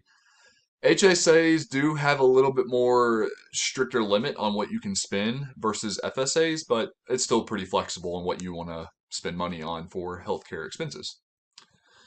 And the last thing we're going to cover is ESAs, and I'm going to have a whole video on this too, part of my retirement future savings goals, but education savings accounts. There are several of these that you can start. There's several of these you can start for yourself as an adult learner if you're wanting to go back to college or get a certification, whatever it is. And a lot of these ESA accounts, they have since the cost of college has gone up so much, ESA accounts have, in a good way, they cover more expenses now. They cover tons of different expenses related to education stuff. So look into those options, but most likely ESA is going to be used for your dependents, your kids, and so on. And you can use these accounts, ESA accounts, for many different things. There are all types of ESA accounts you can use and spend money out of that are qualified expenses. So just understand that when you are using a health or you are using a savings account, that you understand the tax implications of it, and just know that whenever you are deciding to make contributions or withdrawals, that you look at that specific year's contribution limit or withdrawal limit or whatever regulations are going on, because this can change. This September 22 right now when I'm doing this video, this might change February of 2023. Hello, my name is Jack Warner, and this is a video part of our personal savings video series. And in this video, I'm going to be covering some high yield savings accounts and how we can start generating some wealth with these accounts, and what kind of funds we can use to put into these accounts. So first of all, what exactly is high yield? That sounds such like a big financial term that financial gurus use, and it's annoying that they use this kind of terminology, but it's something we have to understand. High yield, what that means is what's earning a high interest rate. How can you put money into an account that earns more money than just a traditional savings account? So savings account where interest earned is higher than national average is considered high yield. And this isn't a definition as of 2022. 2% plus or more is considered high yield. That's more of a subjective kind of feel of several surveys and several people, and the national average and all. High yield can be much higher than that, can be lower than that. That's just kind of the average as of right now. And 2%, if you can earn that on a savings account, you're doing pretty good, or you have a right account, because there's not many that are paying that. Slowly they're going up, but for the longest time, for over a decade, they're paying, savings accounts were paying, 1% was like, oh my gosh, I can't believe you're earning 1% interest rate. I've seen some, my bank was only paying 0.10% interest. So it is going up very, very slowly. I wish it would go up quicker because of the rate of inflation, but you know how that works.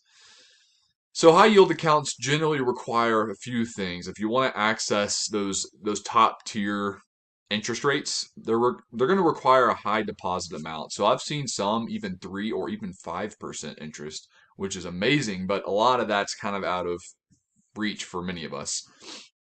Because they require such a high deposit amount, you have to put in $100,000, and in the minimum holding balance, you got to keep that $100,000 for at least 3 months in there, and they'll also limit transfers. So it's great to think about, but some of these you have to make sure you read the fine print that, oh, you might have to put, I've seen some as low as 10,000, with 3% plus interest rate. You have to put 10,000 into that account, and you got to hold it in there for X amount of time, and then you can start earning that interest. So just make sure if you see one of these, you see them all the time pop up. You might see this even more advertised online, because the interest rates are slowly climbing on these types of accounts. Just make sure that you read the fine print, you understand the minimum balance, the transfer limit, the withdrawal limit if there is one, the high deposit amount, etc. So here are some banks that might offer some high yield savings. So credit unions are typically going to compete or outcompete banks and in traditional savings banks when it comes to interest rates. And that goes for loans too. They're usually going to be able to offer a little bit higher interest rates on savings accounts, and opposite of that, they'll be able to offer lower interest rates on loan accounts. or I'm sorry, on loans and like mortgages and credit cards and such. The other type of banks that offer high yield accounts are online banks, corporate banks, or otherwise known as discount banks. Sometimes they're called that because a lot of it's automated. They might offer better interest rates than traditional banks. So some examples, and I just put in for Ally, City banks, Discover, or CIT banks, Discover, and First Foundation. Many other banks will offer around 2.5%. And most of these, I just did a quick Google search to find these. Most of these require at least $1,000. Some of them require 10,000 plus. And again, when you get into those top tier interest rate earning accounts, those high yield savings accounts, 3 to 5% earning, then yeah, you got to put in like 100,000 plus. So one type of high yield savings account is known as a money market account, and MMAs are a great tool. And for this particular purpose, I'll show you that in a second.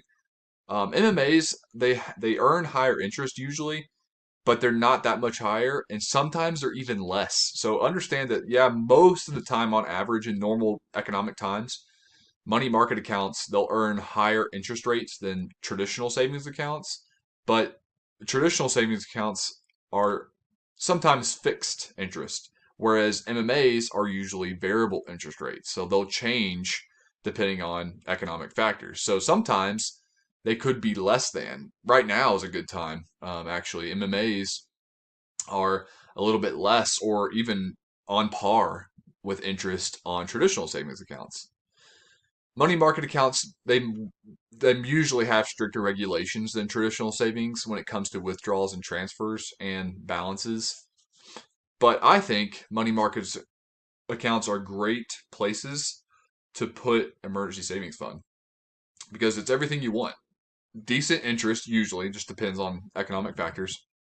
Okay interest that you don't even more emergency fund, you're not worried about making money anyway on that money. So you're putting in a money market account, getting some money back, very restricted access to it. I think some money market accounts will offer you checks, so you can hide those checks, and then you can have access to it. Very limited access though, which that's how you should use your emergency fund. And then you can use that emergency fund whenever you need it. Instead of it shouldn't be every day anyway. Emergencies are pretty rare, so money market account might be a good place for you to put an emergency savings fund. And then we have our boosted up, probably our highest level of savings account interest rate. And it's borderline investing at this point, but CDs, certificate of deposits. This is how it works. And this is how it works for. I always like to show the back end, like what's the bank getting out of this? Because banks are businesses, and this works for any type of savings deposit. So here's us. So I don't know who did this picture. I found it online. I couldn't give him credit because I didn't know who the author was, but I appreciate as a former educator myself, I appreciate the artwork, the very simple design here. But here's our person. They deposit cash into the bank. The bank will then be able to use that deposit, our deposit, and lend it to other people at a pretty high percentage. And then they'll get a decent return off that. So they'll use that money to offer loans like mortgages and car loans and personal loans, etc. They'll get that return, and then they'll give that money back to us because we put that in there, especially when it comes to CDs, because it's going to be in there a long time. They'll give that money back to us, and we can earn money because the bank's earning money off of it. So, how exactly does a CD work? They're similar to investment grade bonds. So if you're into investing in bonds, then you understand how a CD kind of works. They're highest they're the highest earning interest rate compared to other savings accounts. Not other investing options, but other savings accounts. The money is locked in though, and withdrawals are highly penalized. So CDs you're certifying that you're going to be depositing that amount of money for an X period of time. So you can do it for a couple months. You can do it for a couple years. There's some even 30 or 50 years. You can do it for a decade, whatever it is. The money's locked in until that time. If you try to withdraw that money, you can, but it's a huge penalty, and you'll basically lose all of your returns and even lose some of the initial investment that you put into buying that CD in the first place. So understand that this is the most limited. It's not liquidable at all. It's the most limited access you get to um, out of any other savings account. So just know that CDs are not a good place to put your emergency fund because you will not be able to get it when an emergency comes. This is more for medium to long term savings goals or just extra money that you want to put away. The more money you put in and the more money you're able to purchase in a CD and the longer you're able to keep it, the more interest you can earn.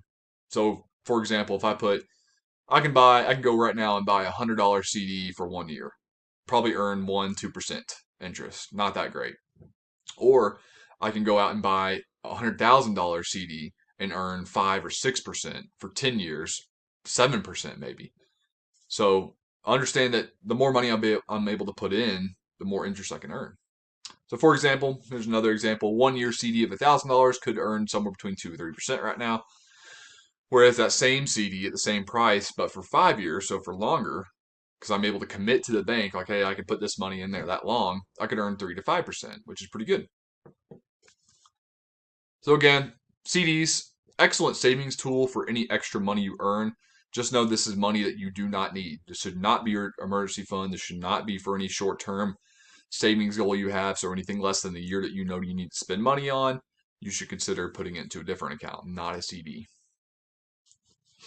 And then the last thing I want to cover, and this gets into investing a little bit, but it could still be used as a savings tool. The savings account is your cash and investment accounts. So say you have an investment account set up with whatever, Vanguard, just use them since they're a huge company. You have cash in the Vanguard account. You say you have $10,000, you invest $5,000 of it. The other $5,000 that's not in stocks and bonds and mutual funds, etc., it's just sitting in that account as cash. And some investment accounts will offer you an interest rate, and some of those are going up pretty high right now. So they'll offer you an interest rate to help you put more money in, so they can incentivize you to put more money in.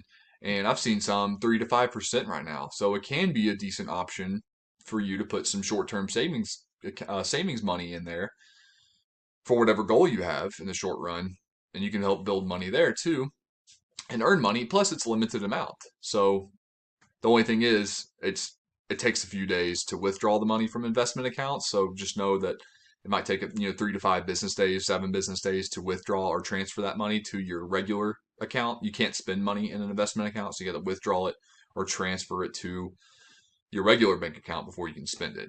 So these are the different types of high yield savings accounts that you can use in just your everyday life. I would say for some short term goals, but most of them are going to be medium or long term goals to help us kind of build our wealth, understand a little bit more tools that we have at our disposal in our financial journey. Welcome back to another video, part of the personal savings video series. In this video, we're going to be covering the 50-30-20 budget rule, and we're going to focus on that 20% for savings. So we've talked about 50-30-20 budget rule before in other videos, and we're going to discuss it later on too. But today we're just going to focus on that 20 part for the savings. So just as a review, 50-30-20 as a budgeting strategy, what you have to do first to even begin to start on this is you got to make sure you're recording your monthly income. And this is after tax or net or take home pay. So when you're recording your monthly income, then you can start budgeting and tracking your spending. And of course, with tracking spending, you need to make sure you're categorizing your expenses and then prioritize essentials and savings versus desires and wants. Another review part of the 50-30-20, and make sure you understand that 50% goes to the essentials. So that's going to be our housing, food, transportation, utilities. So that means 50% of our take-home pay needs to go to these things. I should also include any mandatory debt that you owe. So minimum payments basically will fall into the 50% category as well. The 30% covers wants, and I like to think that the 50% up here is more mandatory, while the 30 and 20 are more suggestions. So obviously you can change these around if you need to. So 30% wants, and then the 20%, what we're going to be covering today, is savings and investing. So 20% of our take-home pay each month should be going to retirement, healthcare, education, childcare goals, or debt, extra debt. So remember, essentials, mandatory debt, 20%, any extra payments we can make towards debt will fall into that category. So let's break this down further. Focus most of the 20%, if you are in a crazy amount of debt or even just a little bit of debt, if you can, focus most of the 20% on the debt payments. So what do I mean by that? If you have consumer debt, so that means anything of high interest credit card balances, personal loans, auto loans, student loans, whatever, you're going to focus on those payments first. And you're going to put any extra, so you're already paying your minimum payments on everything that you owe money on. You already have your essentials covered. Now you can make extra cash payments towards any kind of consumer debt that you have. And if this is a scenario for you, and a lot of people it is, if you are automatically investing, say in your company's 401k or something, which is the most common culprit. I shouldn't say culprit; it's just something we kind of forget about. When you are in a good amount of debt, then you need to make sure you stop investing or saving in other areas to make sure you put more money towards those big consumer loans. Other 20% savings. So part of that percentage, if you're this is if you're outside of paying off debt, if you have paid off debt or you're already a good chunk of the way there, then part of the percentage can be included into the employer sponsored contributions like 401ks. This is what I was saying. A lot of people kind of forget this point and they're in a ton of debt. Like, I don't have any extra money. If you are in this is only if you are in a pretty difficult debt situation, then stop contributions. Call up your HR or finance person, whoever. Tell them to stop your contributions to that account, to that 401k or whatever 403b, and start making extra payments towards your debt. And remember, this is just a suggestion. So you can increase 20% if you need to. Remember, if we go back to the 50-30-20 rule, 30% is once. So I would recommend increasing it. In fact, a lot of people flip flop it. They'll put 30% savings and investing, 20% once. Or some people will go hardcore for a season of life, maybe a couple months, and go 50-50, 50% essentials and 50% savings investing, which is very difficult to do. But you can do it, and a lot of people have. So this also includes any other savings goals like short-term savings and emergency savings. So different things that can fall into that 20% category. Just to conclude, here's what a 50-30-20 example might look like. And everybody's personal finance lives are going to be different. Every person's financial situations are going to be different. Just use this as kind of an example, as an illustration to maybe how you can model your finances if this is something similar to you. So let's pretend a person earns $30,000 per month. So if we take out 50% because they have to pay towards essentials, so they got to pay utilities, rent, etc., groceries, then that's going to be $1,500 already gone. So now we have $1,500 to work with. 30% of that, which is $900, will go to their wants. So this can be extra groceries, because this can be going out to eat. This can be buying clothes or shoes, whatever else they might want.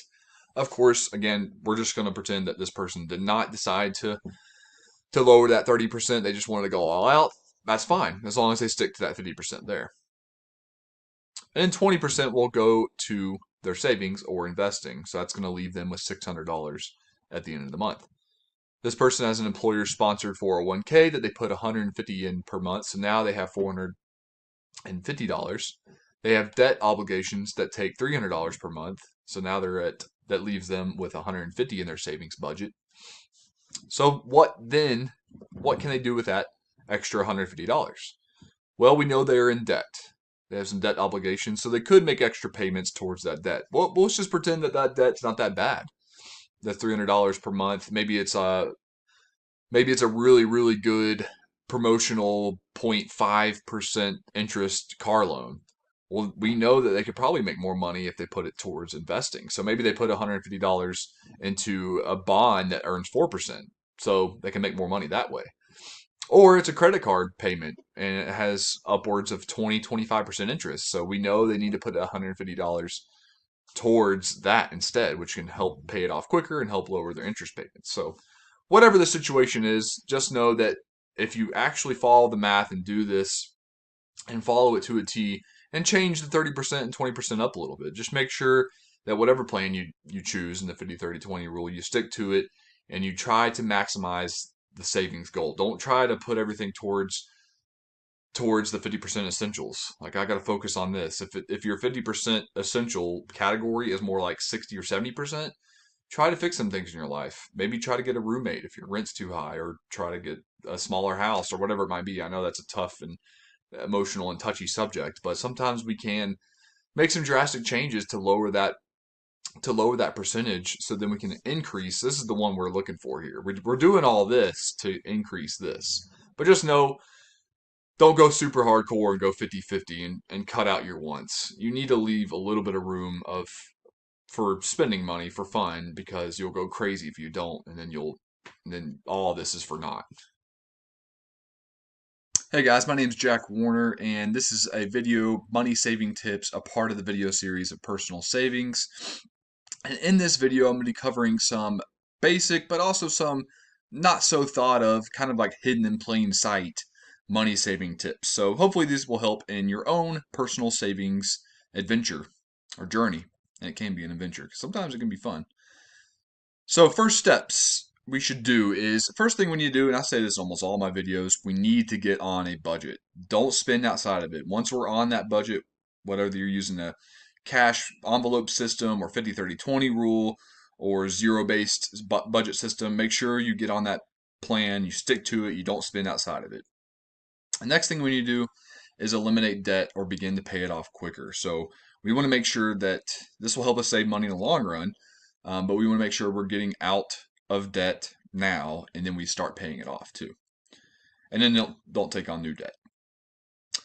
So the first tip I want to share is canceling subscriptions. And I put this in like a three-tiered system on how we should look at subscriptions, because subscriptions they can be emotional, they can be tough, and they can be forgetful.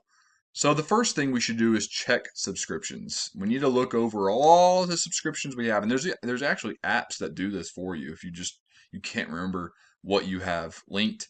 Maybe you need to print out your credit card statement or your bank statement or whatever it is that you possibly have accounts linked to. You want to look over all your subscriptions and automatically cancel the ones that you do not use, all the unused ones. You're like, hey, what's this gym one that I never use? You should go use it, but if you're not, cancel it. Or what's this software Apple Store subscription? I don't know. There's some crazy ones out there that I'm not using, or this Xbox or PlayStation network system that I'm not using. Cancel it. If you're not using it, cancel it.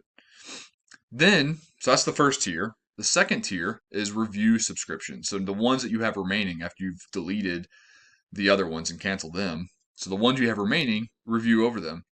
Review subscriptions that you're not getting much value out of it. So you have a gym pass and you're like, oh, I do use it like twice a month or something. If you're paying $40-50 a month, it's not worth it. So cancel it. If you're only watching Netflix for one show and that show doesn't air until another year or whatever, cancel it. So you got to look at the value. How much value are you getting? Are you getting that much subscription value out of it? If so, if not, then cancel it. If so, possibly consider keeping it and move it the last tier here. Assessing your subscriptions. So we've already canceled a bunch. Hopefully at this point, maybe you made a list of ones that you wanted to cancel. We canceled the unused ones. We canceled the ones that we're not getting much value out of. Now we need to see, okay, now what subscriptions do I have that I might use a good bit, at least once a week, but do I actually need it? Is it actually bringing value to my life or bringing me joy in my life? So say I have a Netflix, Hulu, and Amazon Prime subscription. Do I need all three? No. Do I use all three? Yes, I do. I don't in real life, but this fictional person does. So I mostly use Amazon. I'm going to pretend that, Amazon Prime comes with other services too, whereas Netflix and Hulu does not. So I'm going to cancel those two and stick to Amazon, because I use a lot of their services through other things too, like Prime Delivery and all that. So I'm going to keep my gym membership. I use it at least twice a week, and I think that's important for my health. So maybe I keep that too. And then I can start canceling other ones. So really, really assess and evaluate throughout this, what subscriptions do I use actually, and which ones can I cancel? As long as it's not a major lifestyle change. Another area we can save on, some tips for saving, is food. Grocery spending is usually one of the most difficult, but also one of the easiest areas to cut spending. When you go to the grocery store, try to buy generic brand. Don't buy a name brand. Sometimes there's a taste difference or quality difference. I understand that for sure. But sometimes there's not. And you probably know those times and which ones you can get and which ones you don't need to get. So stick with those generic items that, even if the quality is 10% less, but it's like 90, a huge difference in your budget, then try to go and buy generic. Make sure you're buying only essential foods. Especially if you're in like a very difficult financial situation, only buy essential foods. Don't buy the extra snacks. Don't buy the Lucky Charms or whatever it is. You don't need that. Buy only the essentials that you need. Suck it up for a little while, and then treat yourself once you get back to normal footing in your financial situation. Another part of grocery spending is meal prepping. If you plan out, just like how we plan our finances, we should also plan our meals, our food that we put in our bodies. So plan out a weekly meal plan because this will help you budget for those ingredients, and then you can't spend outside of that budget. So you know you're going to make chicken Alfredo or whatever for a week, and you know what you're going to eat for breakfast. You're going to have eggs and oatmeal, or you're going to have whatever it is that you like to eat for breakfast. You go to the store, you buy just those items. You know what snacks you're going to get. You already buy those items. You don't buy outside of that because that's part of your meal prep and that's part of your budget. Eliminate eating out. And I know this is a tough one because there can be some good restaurants, especially at your local town, and you know that secret barbecue joint or whatever it is, that Chinese food, it can be really good. So make sure that if you are eating out, that you're doing so wisely. And you should. And I feel like everybody should go out to eat because it's fun. It's a good experience. You get good tasting food. You don't have to cook or clean. It's awesome. But if you are in a very difficult financial situation, if you are in a crazy amount of debt, you should not be eating out, and you should be eating in. Don't go out to eat with your friends for lunch. Bring your food. If you do go, just get water. If you feel like that social pressure, just get the smallest thing or whatever it might be. And sometimes you got to be upfront. Like, I just can't afford to go out to eat right now, or maybe you can tell them, I'm on a certain diet and I can't eat that food right now. Whatever it is, and try to eat in. The same thing with coffee. I've talked to people, they spend $4,000 to $6,000 a year on coffee. Incredible. If they love it, awesome. Good for them. They already have it budgeted into their family's budget. They keep on buying that Starbucks coffee. But if you're not, and it's a difficult choice for you, man, it's one of the most overpriced things we buy as Americans. It's ridiculous. You can buy a month's worth of coffee for like $5 or $6. People spend that in a day at Starbucks. It's incredible. Fun tip. This is what I put this because this is my own personal experience, but eat before you go to the grocery store because you will end up spending less. Studies have proven this too, and just for me, my own review, it's true for my life as well. So eat before you go to the grocery store because you'll end up buying less than what you need because you've already eaten and you don't feel as hungry to buy, or you don't feel as drawn to buy those extra snacks that you might need. Reduce essential spending. So if you're doing that 50-30-20 rule, the essential spending is part of our 50% of our budget. This can be tough because essential spending obviously is essential and we need it, and it's a need. But there are ways to reduce that spending. Still, we still have to spend it, right? We still have to use that money, but there are ways to reduce this essential spending. Insurance is one of those places. Usually, you can shop around and find a cheaper insurance, same service, same kind of quality that you're getting now, but most likely you can find a different one. Go through all different insurance companies, and there's all these comparison websites you can use. Even call your insurance company and see what they can do for discounts. And that goes for any type of insurance, but I find it best for car insurance, maybe renters or home insurance too, that you can find a better deal on. Utilities. So obviously, I feel silly putting it on there, but try to cut energy costs by using less energy. That's pretty obviously stated. Harder in practice, right? But there are ways to do this. Take shorter showers. Install more efficient lighting or energy whatever it is, technology, leaving lights off, making sure lights are off when you leave the room, setting the temperature to a lower or lower temperature, obviously in the summer, higher temperature in the fall. Right now is kind of it's one of my favorite times of the year. That's that summer, fall, going into fall mode, where you can turn the AC off and turn the heat off. Oh man, you could save so much money. Not only do you feel comfortable because the outside temperature is great and the inside temperature is awesome, you're also not having to run your AC or heat. So that depends on where you live, though, of course. Cell phone. I've seen so many of these and it's awesome.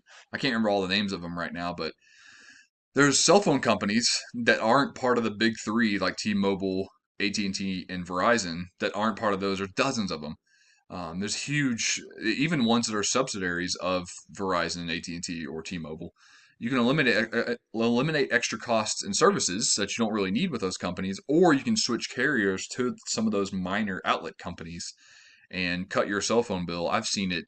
I've seen some $80 to $120 a month for those big companies, and some companies are offering now $30 to $40 for the same kind of plan. Now, the biggest con here that you need to be aware of, from what I've looked at, is during high traffic time. So if you live in a city and you really depend on your cell phone service for your work or for your job, whatever, you might need to do a little bit more research before getting into this. But some of these companies, if you live in a high traffic area, they will be second rate when it comes to dialing back how much internet, how much data service you get. So just understand that that's how it works. Using your community. I'm a big proponent of this because we should always use our community as a resource, but also to network and to get out and enjoy it and find out more. Libraries are awesome places, and that depends on your library, of course. But if you're going to go buy a book, most likely your library has it. See if they have it first before you go spend money, I'm all about supporting the authors, but if you're in that tight spot, go to the library. My library offers games too, board games, outdoor games, video games. So if you have a PlayStation or Xbox, I can go rent. I don't have either one, but if I did, I can go rent for free. I can go rent a game for a week. I can go rent movies for a week. I can go rent yard games for a week or so. Um, I've seen some libraries offer even more than that. They'll offer like all types of crazy services and goods, which is awesome. Use it. Staycations. Find some cool places in your community that you've never been to. You don't need to go on that fancy vacation. Maybe you can go camp out in the national park or local state park or whatever that's near you. Or use the rec department to work out, or YMCA if that's near you, if you have one near you. Rec department can be an awesome tool. You can get exercise, most likely for free. They might offer some very low rate instructed classes. Use those instead of a premium gym membership. And thrift stores. And my wife is a huge fan of thrift stores. Almost everything, the shirt I'm wearing, for instance, is thrifted. Almost everything I wear has been thrifted from a community thrift store. And it doesn't have to be clothes too. You can find all sorts of stuff, all sorts of gear and equipment from thrift stores. And most likely, if you search hard enough and you get good at it, you can find things that are pretty good quality that someone has used only once or twice. And boom, now you bought a $10 whatever that was several $100 before. Always look for cash discounts. And a lot of people forget this little tip that there are some companies that offer cash discounts. So try to ask for cash discounts for everything. If you have something that's worth $1,000, you're like, hey, I have $1,000 cash right now, or don't tell them that. But if I pay in cash, how much can I get this on a discount? The worst they can say is no. Cashback apps. Use cashback apps like Honey, Ibotta, Gas Buddy, Retail Me Not. There's dozens of others. Some of these are great. Some of these are very annoying to use. So just understand that some of these aren't that great, but you get money for what you're already spending money on. Gas Buddy is pretty good too. I used that one before. And you already have to spend money on gas, especially with high gas prices nowadays. So go ahead and use it. You got to use it anyways. And then, of course, coupons. Find coupons for things that you're going to spend money on already. Now, don't get carried away with these things because I've seen people get carried away with the cash apps and with coupons where they'll spend outside of what they actually need because it says, oh, well, it's 50% off. Oh, it's BOGO. I need it. Only buy what you need. That goes back to budgeting your grocery bill, your grocery list. If it's not in your budget, if it's not in your grocery meal prep, then you don't need the coupon for it. So these are some tips, some helpful tips you can use in your daily life to helpfully get you ahead in your own personal savings adventure, and have fun with it, and try to find some other areas where you can save too. Hey, my name's Jack Warner. A part of our personal savings video series is setting financial goals and understanding how we can set these goals, but also how we can take steps to get to these goals and achieve them as well.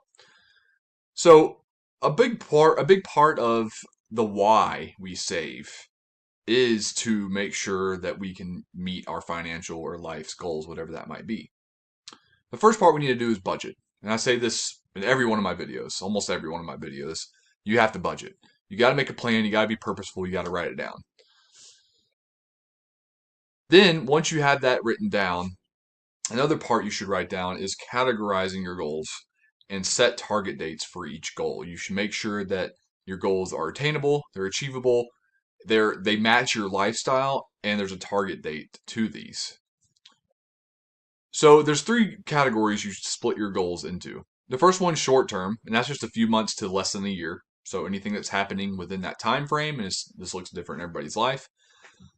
Good examples are buying a car, taking a trip, buying a house, paying off debt, and these should be put in very liquidable savings accounts, like traditional savings, online, money market accounts. You shouldn't put them in investments because the value could drop. And like today, this at the end of September of 2022, right now, our stock market's dropping, so your short-term savings goal value could get destroyed basically if you put that money into a risky investment instead of putting it into a more conservative investment. So short term, you should definitely put it into something. You're not going to earn much money on it. That's okay because you're going to be spending it anyway soon. Medium term, 1 to 3 years. So that's going to be anything after a year, but less than 3 years. Maybe you could probably push that out to 5 years depending on what's going on in your life. But some examples here: buying a car, house, making a big move, change in lifestyle, college, etc. Usually medium term you have this better planned and more organized. Where short term it could be a month to month basis. Medium term it's going to be a little bit more structured, I should say. And what I mean by that is you might be able to get away with a little bit more risky investment, like a CD. You can put, say you want to buy a house, or you're going to have to go to college in 2 years, or you're going to have this huge change, this huge move coming up in 1 year. So you can buy a 1 year CD or a 2 year CD, depending on what that date might be. And this is money you don't need for anything else but this particular thing. So make sure you understand that too. Long term. So anything that you can't really foresee past 3 years, 5 years plus. Usually I've seen long term even 10 years plus. So this is where we can start investing. This is where we can take a little bit more risk because the time value of money principle will help us gain money over time and beat inflation and grow our money and have our money work for us so we can make even more money, build wealth. That way we can reach our long-term financial goals. So some examples of this: college, retirement, healthcare, dependence, etc. Now we need to categorize. So once we have a time frame of our goals, we need to categorize and prioritize these goals. So we have them time framed. We have a short term, a medium term, and a long term, and so on and so forth. Now we need to categorize and prioritize them. What's essential? What do I absolutely need to? My car has failed. I need a new car within 2 months. I can get by with this loaner car that someone offered me for 2 months, but I need a car. And this is just an example. In 2 months' time, so that's going to be my priority savings for short-term goals. Or I have to move out of my house. My landlord's kicking me out in 6 months. I have 6 months to find another house, to either buy a house or either to rent or to find some other living situation. I need to put money aside for that. That's going to be essential.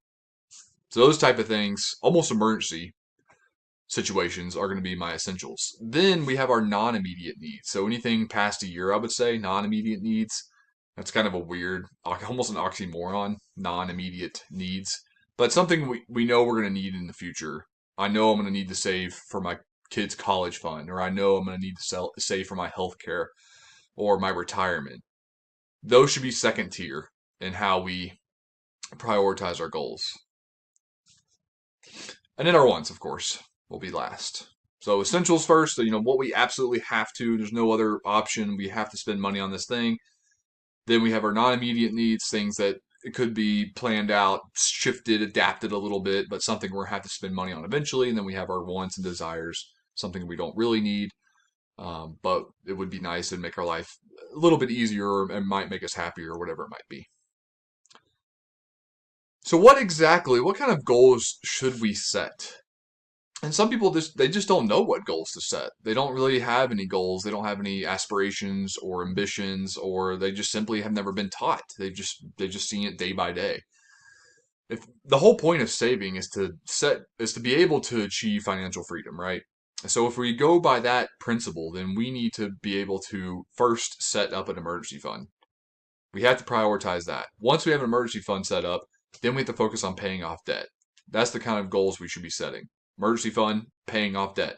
Once we paid off debt, then we can start saving for retirement or saving for college fund or saving anything long term beyond that.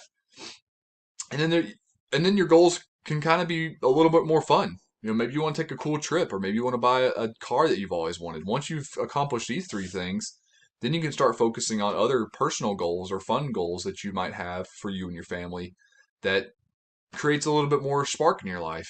But you can't do that until you do these things first.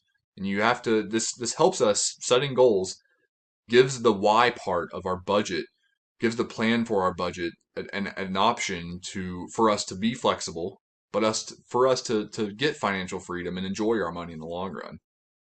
In a lot of other videos, we've mentioned the emergency fund several times in the personal savings, especially in the personal savings video series. In this video, I'm going to break down what exactly is the emergency fund, how we can fund it, where we should even put it, and what should I spend it on, and why I should have it. So, what is the emergency fund? First of all, emergency fund is a comfortable amount of savings that can help pay for life emergencies. So, just remember, a good takeaway from this is an emergency will happen in your life. Unfortunately, that's just the way life is. Something's going to happen to you or to a loved one that you're going to spend money on. And it's going to be an emergency spending situation, and you need to be prepared for it. So it's not if, it's when it happens. But why do I need an emergency fund? So we know the what, and we kind of know the why, but what's some other reasons why I need an emergency fund? The first thing is emergency funds can help you become financially free. If you already have an emergency fund set up, then you are ready for anything that life throws at you, or anything that might happen in your life that drastically changes your lifestyle. You can change, or you can help alleviate that change or that situation or that event with an emergency fund. When a crisis happens, you'll be prepared. You can also leave. So some people don't understand. Emergency fund can also be used to give yourself some space, give yourself some buffer, a safety net, so to speak. If you are in a very toxic environment, this could be in a job, this could be in a town that you're in, or maybe even a living situation that you're in. If it becomes such a burden on your life, if you have an emergency fund set up, you can use that emergency fund to get yourself out of that situation and find financial peace and a transition out of that situation. Emergency funds enable you to save and invest elsewhere. What do I mean by that? So if you have an emergency fund set up, an emergency happens, you spend that money from that emergency fund. If you don't have it, and many Americans don't have one, if you don't have an emergency fund set up, and all of a sudden an emergency happens, now you have to spend money from another account. You have to either sell some investments, some stocks or whatever. You have to use your children's, God forbid, you got your children's college fund. You got to use something you were saving up for a cool trip or a car or whatever other goal you were saving up. You got to pull from other accounts, is what I'm saying, and that can limit your wealth growth. So with an emergency fund, it enables you to save and invest elsewhere. So where do I put my emergency fund? Where exactly can I put my emergency fund so I have access to it? Well, we know that we're not going to make money off the emergency fund. So this isn't one of those investment gimmicks. This is, where can I put this money so I can store it in a safe location and I can get to it when I need to? We want to put it in some kind of a savings account that has limited access, because I don't need much access to this. Hopefully most likely there's not an emergency coming up every week or whatever. So I want a savings account. I've been there too. So I know some of you might be thinking when I just said that, like, oh, you don't know my life. I've been that situation where there's been emergency like events that occurred almost every week for about 2 months. And it was crazy and hectic. But if it wasn't for a healthy emergency fund that I had set up, my wife and I would have been wiped out financially. So it might happen. That season of life might happen, but it won't continue on. As long as you have an emergency fund set up, then usually it prevents further emergencies, if you know what I'm saying. So limited access because I shouldn't need much access to it. Some good savings account types, traditional savings, online savings, and money market accounts are usually the ones we should put our emergency fund savings into. So how do I create an emergency fund? How do I start? How do I go about it? First things first, you got to budget. You got to budget first because you got to make sure you know where your money. You got to be purposeful with your spending. You got to be purposeful with your saving. You need goals. You need to create a plan with your money. And the first thing you should do is build an emergency fund. Well, budget, but then build an emergency fund. You'll need to calculate for your essentials only. Don't calculate for your wants and desires. Don't put in like, don't just wrap up. Oh, I spent 5,000 last month, so this is how much I need my emergency fund. That's not it. You need to make sure you're only planning for your essentials. And I want to stop here before I go to the next step. If you don't have enough money to worry about your monthly expenses, just focus on building a starter emergency fund first. Say $1,000. Just give yourself some space, and then you can start building up afterwards. So $1,000, maybe $2,000 as your starter emergency fund, and then you can build it up to your monthly expenses later on. That being said, once you have that starter emergency fund set up, you do want to eventually expand it. That should be one of your top priorities. Most financial experts will advise creating an emergency fund anywhere between 3 to 6 months. And you can expand this. I wouldn't shorten it unless you're just on that starter emergency fund stage. I would expand this though if you feel more comfortable. So I've heard some people do 12 months. I've heard some people do 24 months. So just pick a time period, interval of time that you feel comfortable with. Do what's comfortable for you. Do what's right for you and your family. Here's an example. A family spends 4,000 per month. They're able to break it down and categorize. Okay, we spend 4,000 per month on only our essentials. So let's say they spend 2,000 outside of that on, say, investing or their wants, etc. So keep in mind that this emergency fund, this 3 to 6 months of living expenses, this is not including investments. This is not including any other savings. This is not including going out to eat or buying a toy or whatever it is. This is only including our essentials to live. So our rent, our groceries, our transportation, our utilities, our minimum debt obligations, whatever that might be. Not including anything outside. So 4,000 per month, and say they want to do 6 months. If the family wants to create a 6 month emergency fund, they would need to save 4,000 times 6, so they would need to have $24,000 saved up. And they're not going to get all. They might not get to that all at once. It might take a year to get to that 6 month. So as long as they're putting some money away each time, but this should be priority for sure. This should be their priority savings. Paying off debt and building an emergency fund should be the top 2 priority savings goals that you have in your financial plan. So when exactly do I use my emergency fund though? So some of you are like, well, that's just money sitting there. It's my money. I want to spend it. That's $24,000 for that one family. They could buy a new car with that. Yes, they could, but they shouldn't because that's going to prevent them from doing other things in their life eventually. When there is no other available option, that is the first thing we should consider is what other options do I have first? How can I get myself out of this situation before I spend any money? If there's no other option, I use my emergency fund. That's what it's there for. Always try to use any extra cash you have. So this has happened to me a few times where I've had an emergency come up. I think our AC went out. I had an emergency fund set up, but I also had a little bit of wiggle room in my checking and my budget and my other savings that I was able to use towards that. So that helped to pay it off. See what sacrifice you can make, and how much first. So maybe instead of pulling for an emergency fund, you're spending a little bit outside of your normal budget items or categories on going out to eat or maybe for fun, or maybe you have a trip planned and you have that budget item for that and you already have a bank account set aside, but now your car broke down and it's going to be $1,000 to fix. You could probably cancel that trip and use that $1,000 to spend on that. That's just one example. Find areas that you can sacrifice in. It's not going to be fun, but it'll help you out in the long run for sure. Some options are some areas where we might experience emergency fund spending that probably has no negotiation with our own selves and our own personal financial situation. Medical, life, death situations, drastic life changes, housing, transportation. These are going to be the areas of our life that's, remember I said, it's not going to be if, it's when something's going to happen that we're going to have to spend money on in our emergency fund. And the last thing, how much can you handle? If something happens, I like to use a car for a good example here. If something were to happen with your car, most likely that's going to be an emergency expense. Can you go a few weeks without it though? Can you maybe carpool with a friend, or maybe you work at home and you don't really need that car and you can walk around to places that you might need, or you're able to find public transportation that might be inexpensive.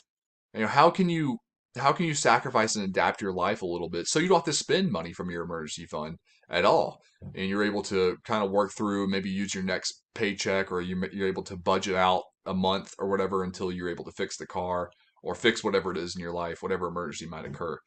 So really, it's how much you can handle. Use an emergency fund as a backup, backup, backup. If there is no other option, then you're able to use the emergency fund, because that's what it's there for, to pay for emergencies.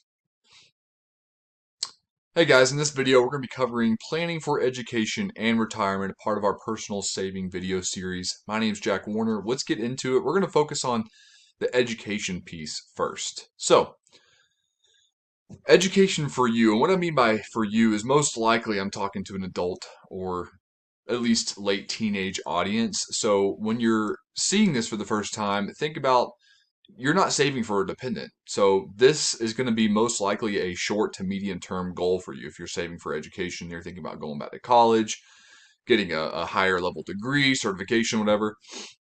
So as an adult, your education plans are most likely going to be categorized as such, as short to medium term financial goals. So make sure that you're not investing your money that's going to be used pretty soon for this, because you don't need to worry about growing it. You need to save it and then spend it so you don't have to go into debt. But before we get into how we can save for financial goals, there's some options that I want you to consider before paying for regular college tuition, for just paying for the flat rate, whatever it is.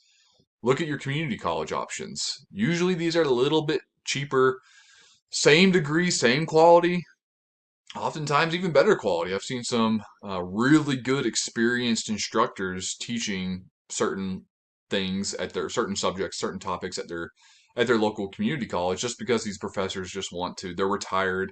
They want to give back to the community, and they've done this, whatever that thing is, for 30, 40 years, and they didn't want to be in the politics of a regular college, so they wanted to go to a community college. So you can get the same, oftentimes same kind of quality education for much cheaper at your community college.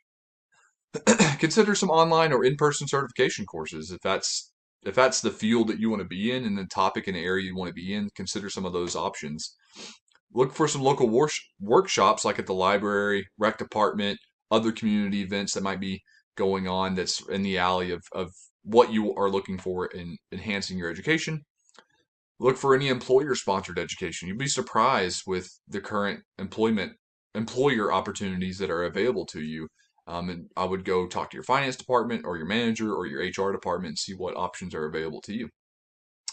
And graduate assistantships, where you can go get a degree as long as you're able to give 10, 12 hours. You might have to teach a course or help a professor plan for courses or research or whatever, and then you can get your master's or PhD, whatever it is.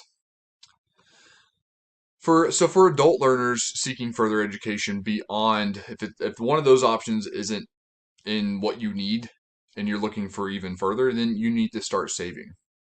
So consider putting money into a safe but a high interest earning account, like a CD, certificate of deposit, money market account, investment, cash account, or a bond. Bond or CD, these two options, if you can plan this out, months in advance or even years in advance, then that might be a good option for you. So say, like, I want to go to college in 3 years. I know in 3 years I want to obtain this degree. I can go ahead and buy or invest in a treasury bond, 7% earning treasury bond, 5%, whatever it is, and earn interest on that, put $10,000 there, I'll have a good bit of money saved up, at least for the first year of that tuition. Hopefully the second year too. You can also put it into an education savings account. I'm going to cover this in the next slide here, but just know that that money invested in the ESA, it runs a risk of decreasing in value over time. So if you're saving for a dependent or another beneficiary, then there's some options available to you. Education savings accounts, or ESAs, these are traditional methods of saving money in a custodial account, which means that as an adult, you operate that account for that dependent, for the minor. This fund can be placed in a traditional savings account, a money market account, or other savings vehicle. There's no limit on contributions, and the expenses are tax-free, but the growth is not very strong. So just know that you get the tax benefit, but it's not going to grow a lot. Another option, and probably the most popular option, is a 529 plan. These plans are the most popular used types of ESAs. And the 529 plan, what that is just a tax code in the IRS tax system.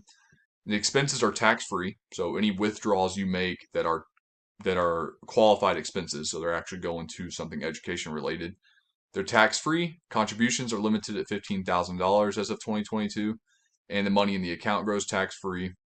And the types of expenses continue to grow too. It used to be a little more strict. You can only pay for like certain things like tuition and tuition-related items like books. But now you can pay for a lot of different things and items beyond that college experience. You can pay for community college. You can pay for masters. You can pay for housing. You can pay for food related to your or dependents' time in college. So 529 plan, good way to grow money, invest money into college, into education. Prepaid tuition accounts, not as popular. 529 plans a little bit more popular, but prepaid tuition accounts still have some value. They might change state by state, so understand that your state's policies towards prepaid tuition is going to vary. And some states don't have this, so make sure you look up the state you live in. Parents can prepay tuition. What that means is, say tuition right now is $10,000 a year at the state school. I can go ahead and buy that, because by 18 years from now, if I have a child today, 18 years from now, that tuition is going to go up. Just like everything else, inflation is going to happen. Cost of stuff is going to go up. If I go ahead and prepay that tuition, I've already locked in that price. Now when my child or my dependent goes to college, they're already good. Now that tuition price, it will go up, of course, but there are limits and more restrictions to that prepaid money that you can use on. So it's not as flexible as other ESAs or other 529 plans might be. That's going to be pretty restricted, and sometimes even so restricted that you can only use that prepaid tuition money just for state schools. So be aware of that. All right, getting into retirement. So outside of education, some of our long-term savings goals are going to include retirement planning. So what does that mean? What kind of individual retirement planning options are available to us? The first one, the most common one, is a traditional IRA or traditional individual retirement account. Anybody can set this up. You can even set one up for your dependents if you want to. Just it'll be a custodial account until they turn 18, and then it'll become one of their own accounts. The account owner controls the investment and has many investment options with the IRA. As of 2022, you can contribute $6,000 in pre-tax income. The contributions are tax deductible, which means you get to write them off on your taxes, so it lowers your overall taxable income.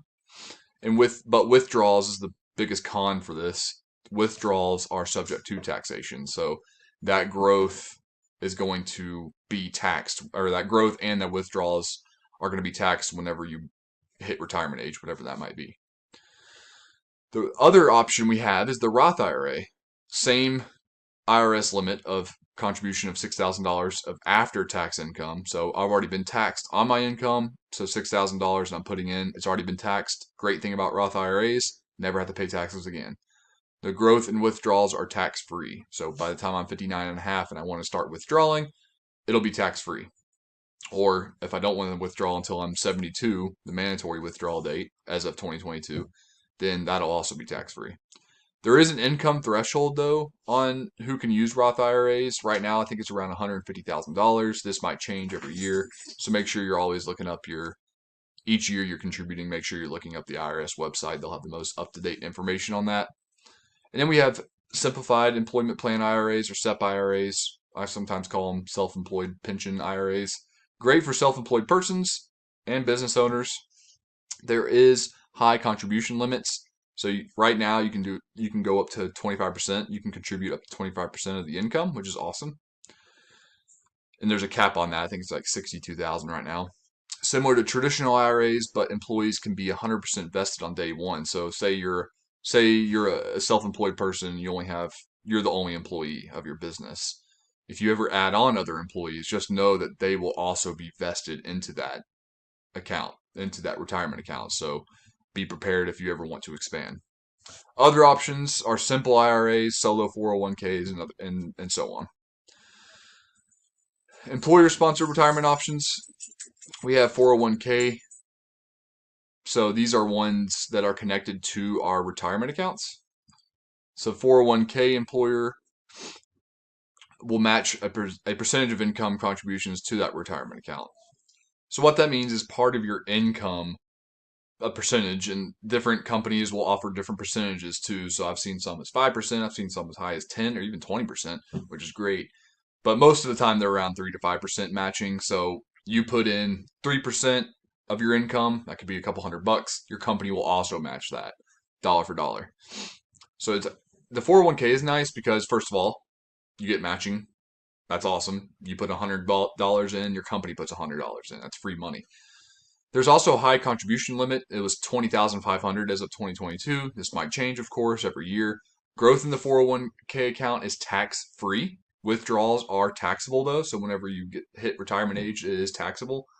There's limited control though over the 401k because your company is hiring some kind of investment management company, and then you don't really get much say. So limited control over your investment options. There is a possibility of investing in Roth 401k, so ask your company. They might be a little flexible. Ask them if that's an option because I think that would be a little bit more beneficial for you if you have multiple options for yourself. 403bs are the same as a 401k. They're just used for employees working in nonprofits or NPOs. Pensions, there's a huge argument right now between a debate, I should say, 401ks versus pensions. Pensions are retirement. They're like kind of the old school retirement accounts that's completely funded by employers. The only bad thing about pensions is they're stuck to you got to be loyal basically to that company because once you leave that company, most likely you'll lose your pension rights.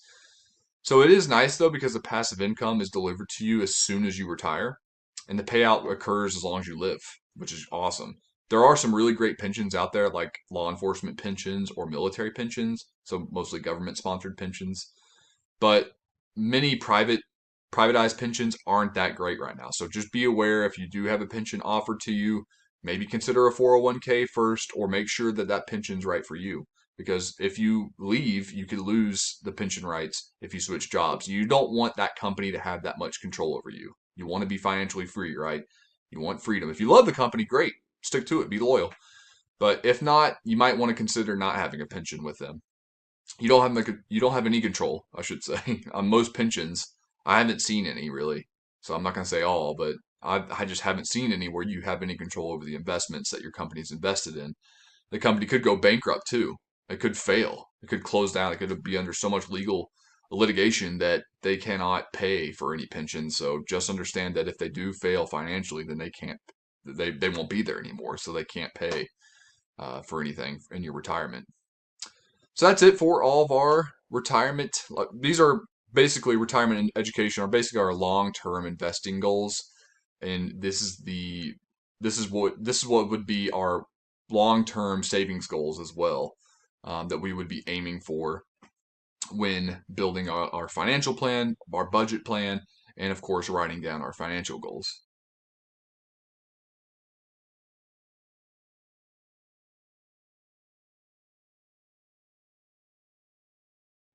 Hey, my name's Jack. Today in this video, I'm going to be covering strategies on how we can manage debt. So first of all, I'm going to quickly go over and just review for a lot of people types of debt and how they work. So the first one is the mortgage debt, and that's kind of the probably the biggest one that most of us will ever take unless you're getting business. So it's a loan on a property. It's usually going to be a low fixed interest long-term loan. We're talking 15, 20, 30, 40 years, depending on the loan we take out. Credit cards, personal loans, and they'll have variable interest rate. Now notice I put variable and then fixed interest rate here. So fixed interest will stay the same no matter what. While variable, think of change. Variable is another word for change. So the interest rate can change depending on a number of factors, economic factors, or your own choices. And usually credit cards are lumped in with the most, considered the most dangerous consumer debt. They have the highest interest rate compared to many other loans. Personal loans are small loan amounts, usually not more than $10,000, and they can be used for various reasons. Typically, these will come with higher interest rates, but not as high as credit cards. And these are also considered installment loans, since you'll get the whole lump sum of how much ever you want, the whole balance, and then you'll pay that installment over time. Auto loans, also an installment loan. Loans used for car buying, usually resulting in short to medium term loans, so no more than 10 years, usually fewer than 10 years. Interest rates are usually fixed, and I put usually because sometimes used car dealerships, I've seen it before, where they'll have variable interest rates. Run away from those if you happen upon them. In that repayment process, interest rates are going to be fixed, and they're usually lower than personal and credit cards. Payday loans, these are probably, you can make an argument that they are equivalent in dangerous level as credit cards. Payday loans, they're also short-term loans. In fact, they're really short-term loans. They're usually only a couple months of repayments with high interest rates. And this is what happens usually when you take a loan from a payday lender. You basically surrender your paycheck until that loan is paid off, plus interest. And these go from, I've seen them at 10, I've seen them at 15% before. And interest that you owe, and they'll hold on to your paycheck. You won't get any of it until the loan has been satisfied. The loan payment has been satisfied. Similar to title bonds when they take something as collateral like your car. Student loans, I'm going to talk more about in a little bit. Student loans have lower interest rates, and they're usually long-term loans, depending on how you have them structured. People can pay for education, so you can pay for your 4-year degree, you can pay for your master's, you can pay for community college, you can pay for anything using that student loan money that's related to your education, like food and books, computers, whatever, any other supplies you might need. Often these loans are heavily regulated by state and federal government, so usually small businesses can't, private loans still can, but it's difficult to take advantage of students. What's nice about student loans is you don't have to pay them until you're done with college or done with whatever activity you got the loan for. Then you start paying them. So loans are important to understand when it comes to credit scores. When you want to understand loans, you have to understand credit scores first. So credit scores will affect our interest rate on our loans. Usually the higher the score, the lower the interest we get. The more favorable terms, basically. The better score, favorable terms. Lower score, not so good terms, which results in higher interest. And credit score is determined by calculating 5 different categories. You can see them there, payment history being the biggest one. Payment history and credit usage are the 2 biggest ones, and then mix of the other categories down here. Credit scores, they can range from, it depends on, there's 3 big credit reporting companies, but it ranges from about 850 being the best to 250 or lower, being the worst. So if you want to know how to quickly improve your credit score, I've put some tips here, and there are some more advanced tips that you can read and study about later. So you need to review your credit report and see your total debt picture. You need to see how much you owe. You need to take notice and acknowledge, like, this is how much I owe, this is how much debt I have, so then you can start making plans to get rid of it. Organize all your bills and loans. So I'm going to talk more about snowball versus avalanche method later on, but make sure you have a plan for all these bills and loans and how you're going to pay them off. And also which ones are the most damaging to you right now. You want to aim for using 30% of your credit line. So if you're using way more than that, try to narrow that down. If you're only using like 5%, maybe bump that up, pay that off. But you want to use about 30% of your total overall credit line. Eliminate or greatly limit any credit or any new credit and any credit limits. So If you know something bumped up in limit, bring it down. If you are thinking about applying for new credit, don't do it. You can use thin credit line credit file tactics like Experian Boost and Ultra FICO. What this means basically is even if your credit score is bad and you're using all types of credit, you can still use these methods because those products, and there's other ones out there, they'll they'll think that a thin credit file basically is you don't have much credit history. You haven't used many loans, you haven't taken out many credit cards, and Experian Boost and Ultra FICO and a few others, they'll use other things to help bump your credit score up. Make sure you handle delinquent default accounts first. So this is why it's important to organize your bills and loans because you want to handle your most dangerous loans first and try to settle those debts. Call them up, try to get it resolved as quickly as possible. And then consolidate debt. I'm going to talk about this more later on too, but consolidate your debt into one account or as many as you can at least into one managing account. And then finally, I'm going to talk more about this too, and I'm going to keep bringing it up because I think it's so important. Monitor and budget your process. Make sure you set checkpoints, goals. Celebrate some small wins too, if you can. You paid half of a loan off. Make sure you celebrate it, and make sure you always budget this. Another important factor we need to know is amortization schedule. So, what that is a loan repayment schedule that is paid by installments. And how that works is these installments, monthly payments, part of that payment will go to the principal, and part of it goes to interest. Now, usually in amortization schedules, usually the first few payments will focus more on the interest and less on the principal. So what's important to know is the principal is the amount of the loan you took. So you get a $50,000 loan out, that becomes the principal. And the interest is whatever the bank or financial institution you got the loan from charges on it. Most of the amortization payments and the installments, most of that's going to go to pay off the interest first and then it'll pay just a little bit towards the principal. But this changes over time as you start paying more and more. This is why it's so important to understand amortization because if you can make smaller payments, even if it's only $50 a month or $100 a month, that money, that extra money can go to pay off the principal, which in return lowers the interest. So you're saving a lot of money over time. And one of the most important things, probably the biggest pain point for many Americans, is tackling college debt and knowing how to handle it.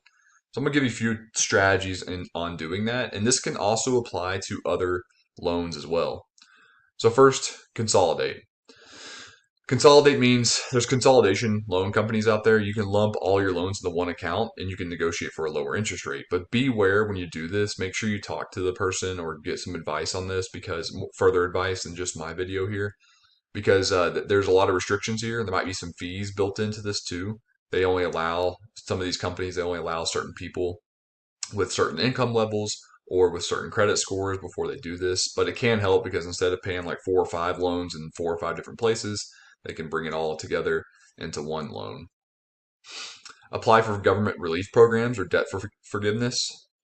And find an employer or opportunity that may offer repayment programs. So there's some jobs that might help pay, and there's some industries that if you work in that industry, like school teachers, or in some states, make sure you check with the state or some federal federal agencies, departments. They will offer repayment if you work there for 5 or 10 years. They'll help pay and get rid of your college debt. And of course, budget.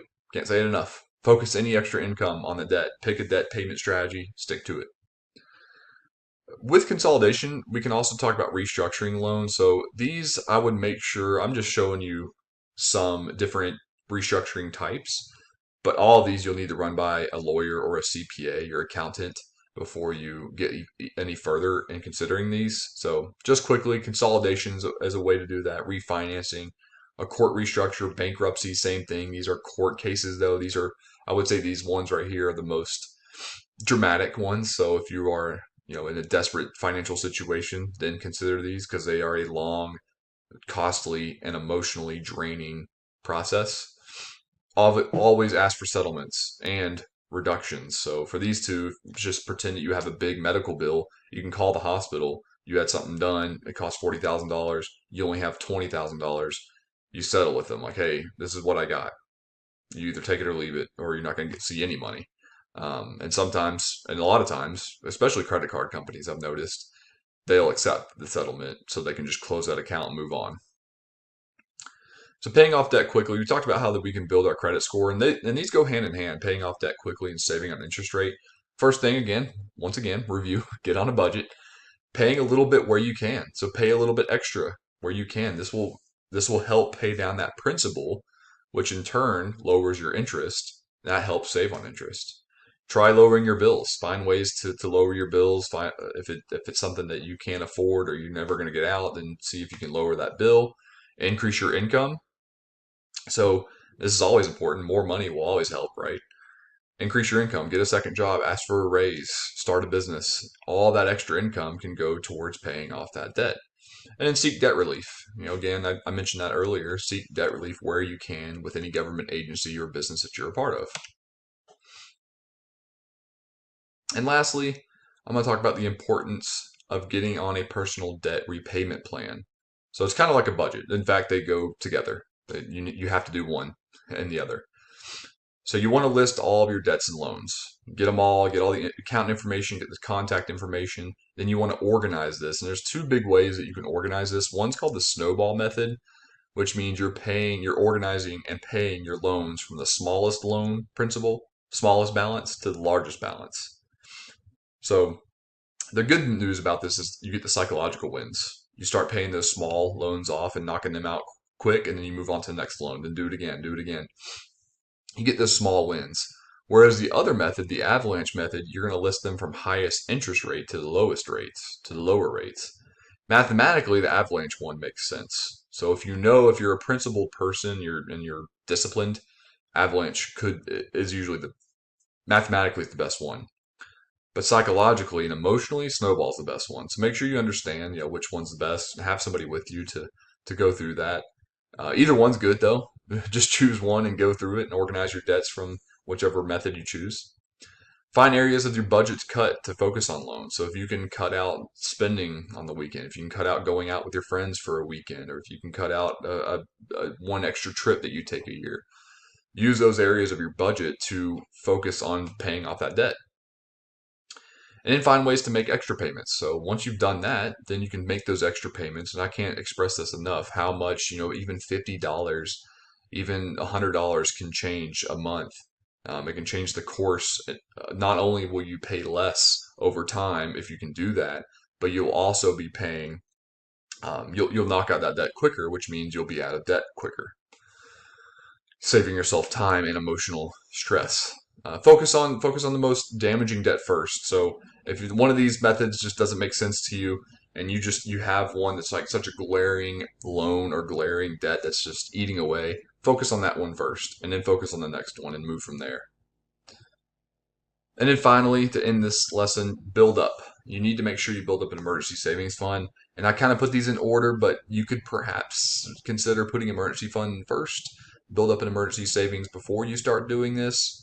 And I put this at the end because kind of an optional / you need to do it, but I put it at the end because everybody's personal finances are different.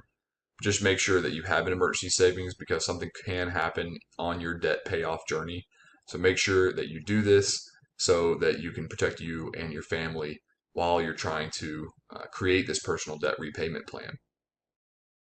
Hey, my name is Jack Warner. Welcome to a video about types of debt. In this video, we're going to be introducing different types of loans we can get into, different types of debt that we might experience in our lives. And this is part of the Managing Debt video series that we're producing. So before we can really understand how can I manage my debt, we need to understand the different types and categories of debt. There are three main types of debt. There's consumer debt, which is probably the biggest. It's going to be the biggest chunk. If not the biggest chunk, it's going to be the most damaging. We'll have a video later on the most damaging kinds of debt and how we can move around that.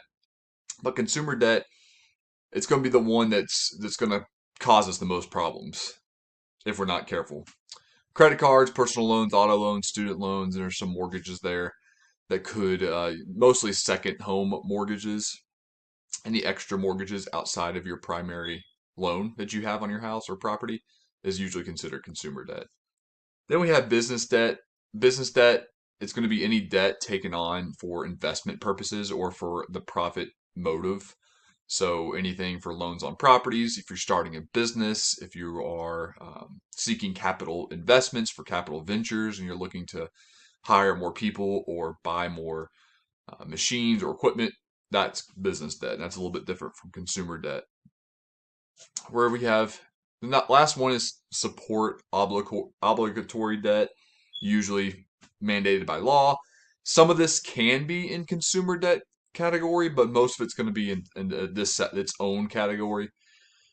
And this is going to include things like primary mortgages, so your primary loan on your house, and then any kind of child support, legal fees that you have to pay, or alimony, etc.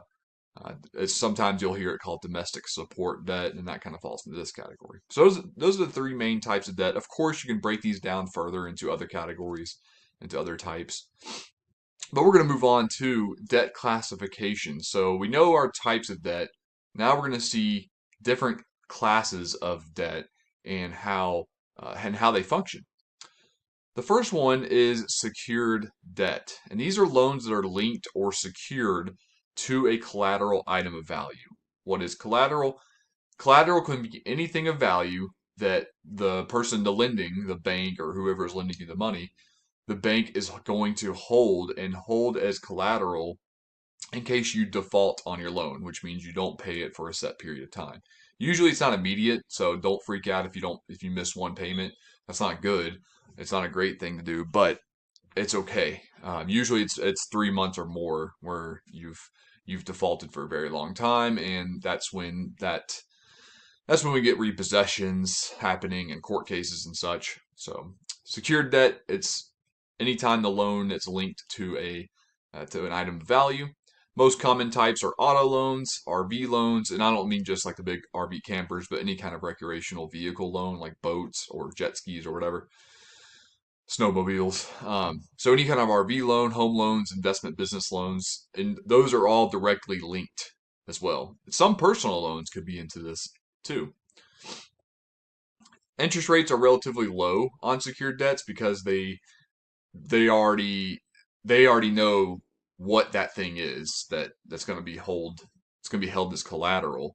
So they can offer the bank or whoever's lending you this money, this financial institution, they can lower the interest rates because they have collateral.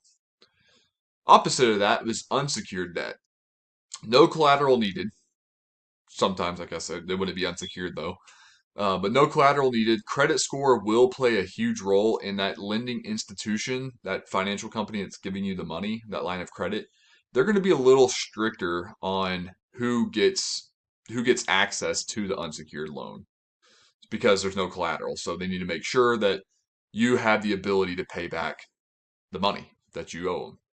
So most common types: credit cards, personal loans, student loans. This can be the three most common examples of unsecured debt that we're going to face in our life. There's plenty of others, but these are the most common.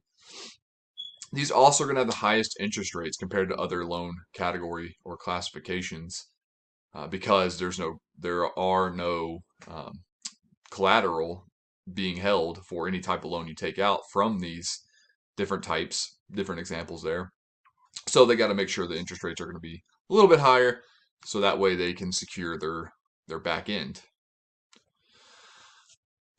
Revolving debt is any person. What that means is you can continue to pull money. They'll continue to extend the line of credit, so you can continue to borrow money forever, really, in theory, forever. There is a limit, so think about your credit card. That's actually the most common example. You have your credit score that's going to secure that credit card, and then you can keep taking loans out. If that credit score increases, then the revolving credit line increases too. So if you want to look at it that way, that's how it works. Now, revolving debt, it can increase. You always have the option to keep it the same. So make sure if they do bump it up, you don't see it as, oh, now I got more money. Make sure you stick to whatever your budget is and stick to that limit. I never like sometimes they'll bump it up and you won't even know. It's amazing. I had my wife; she had $1,000 credit limit. They bumped it up to 7,000 all of a sudden. Ridiculous. And this is in college too. So make sure you understand that it might go up over time. Just if you don't want it to go up, you have the power to say no. And then our last type, mortgages are a type of secured debt, but I like to include them in a separate category because they are so unique. Any loan used to purchase property is considered a mortgage. Mortgages are secured debt because it's secured to whatever that property is, whether it's a house or a condo or just a piece of land. It's going to be secured to that property, and that's going to be natural collateral for it. The most common types of mortgages, you have conventional, Federal Housing Authority, agriculture is a military one, adjusted rate mortgages, ARMs, many others. And most likely, mortgages are going to be the largest loan. I would say the biggest balance a family will incur, or a person, an individual will purchase or use in their lifetime. So before we later on in this video series, a managing debt video series, we're going to be covering some strategies on how to manage debt. But first of all, I want to break down in this video the pros and cons of using debt. What is it? Without having a biased approach, obviously most debt is bad, but not all debt is bad, and we can use debt and loans to help advance our financial goals. So here's some of the pros. You have the ability to finance certain projects when you take out a loan. You have the ability to finance certain projects that you were not able to with your current financial situation. You can use debt to lower your taxable income, like a mortgage or a business, or you can apply tax deductions, and it can help create more opportunities for you. The cons of using debt, and we're going to be focusing on cons throughout this video series. Cons, you have the risk of defaulting on loans. What defaulting means is you miss a payment or you don't pay. Defaulting on loans and getting into debt. Even if you don't miss a payment and you just pay the minimum, that debt keeps building. So you can be in a serious situation, find a negative, serious financial situation if you don't pay off your loans quick enough. You can lose property, of course, if you have collateral attached and you don't pay off items. So other items of value due to collateral, and too much debt can prevent other opportunities. So now we have a general idea of what type of debt we can use, what type of classifications our debt and our loans are in. And later in this video series, we're going to start covering some tips and strategies to manage these types of debt. Hey, my name is Jack Warner. In this video, we are going to go over some tactics and some strategies we can use to tackle student loans. Now, some of these tips that I'm going to share and some of these methods I'm going to share aren't necessarily solely focused on student loans. You can apply some of these tips and strategies to other loans too, but I'm just focused on student loans, especially with this whole debt forgiveness thing going on in the government. We need to understand how we can tackle student loans. I think just in 2020 or a little bit, maybe a couple years before, student loans had been one of the biggest loans ever. I think it outpaced credit cards even. So student loans, very serious, very hotly debated topic in the United States. So let's get into it. The first thing and this goes for any loan that you're in, but the first thing as a student coming out of college is you might need to have a wake up call. You might need to have some lifestyle changes. And the first thing I would recommend, and I say this in every video, get on a budget. You must get on a budget, especially if you can do it in college, awesome, especially when you get out of college too. Sacrifice in some areas. You don't need to go out that one night. You don't need to go out a couple times a week. You might need to sacrifice in some areas. Try to live with your parents or live with a friend or get several roommates if that's something you can manage. Try to lower your rent, try to lower your housing expenses. Make extra payments with any extra cash you may have. I'm going to go over this more in detail in a little bit, but try to make any extra payments so you can lower that principal and lower your interest. Increase income or develop a side hustle. So you might have a job coming out of college, that's great, or you're currently in college and you're working an existing job. Try to find other jobs, try to find some other side hustles, deliver some pizza, do some tutoring at your there's different buildings for this, but education support centers, whatever it's called, on your campus. Find ways to develop a little bit extra cash. Use all that extra cash to drive it into your student loan. Stay motivated and set goals and understand that you will pay this off. You must stay motivated. If not, then you're going to kind of lose track of what you're trying to accomplish. Don't let student loans don't let them define who you are. Don't let them define what your life is going to be. So the first thing we should do is when we're in a when we take out a student loan, we need to identify what kind of loan we have and what are the details involved with that student loan.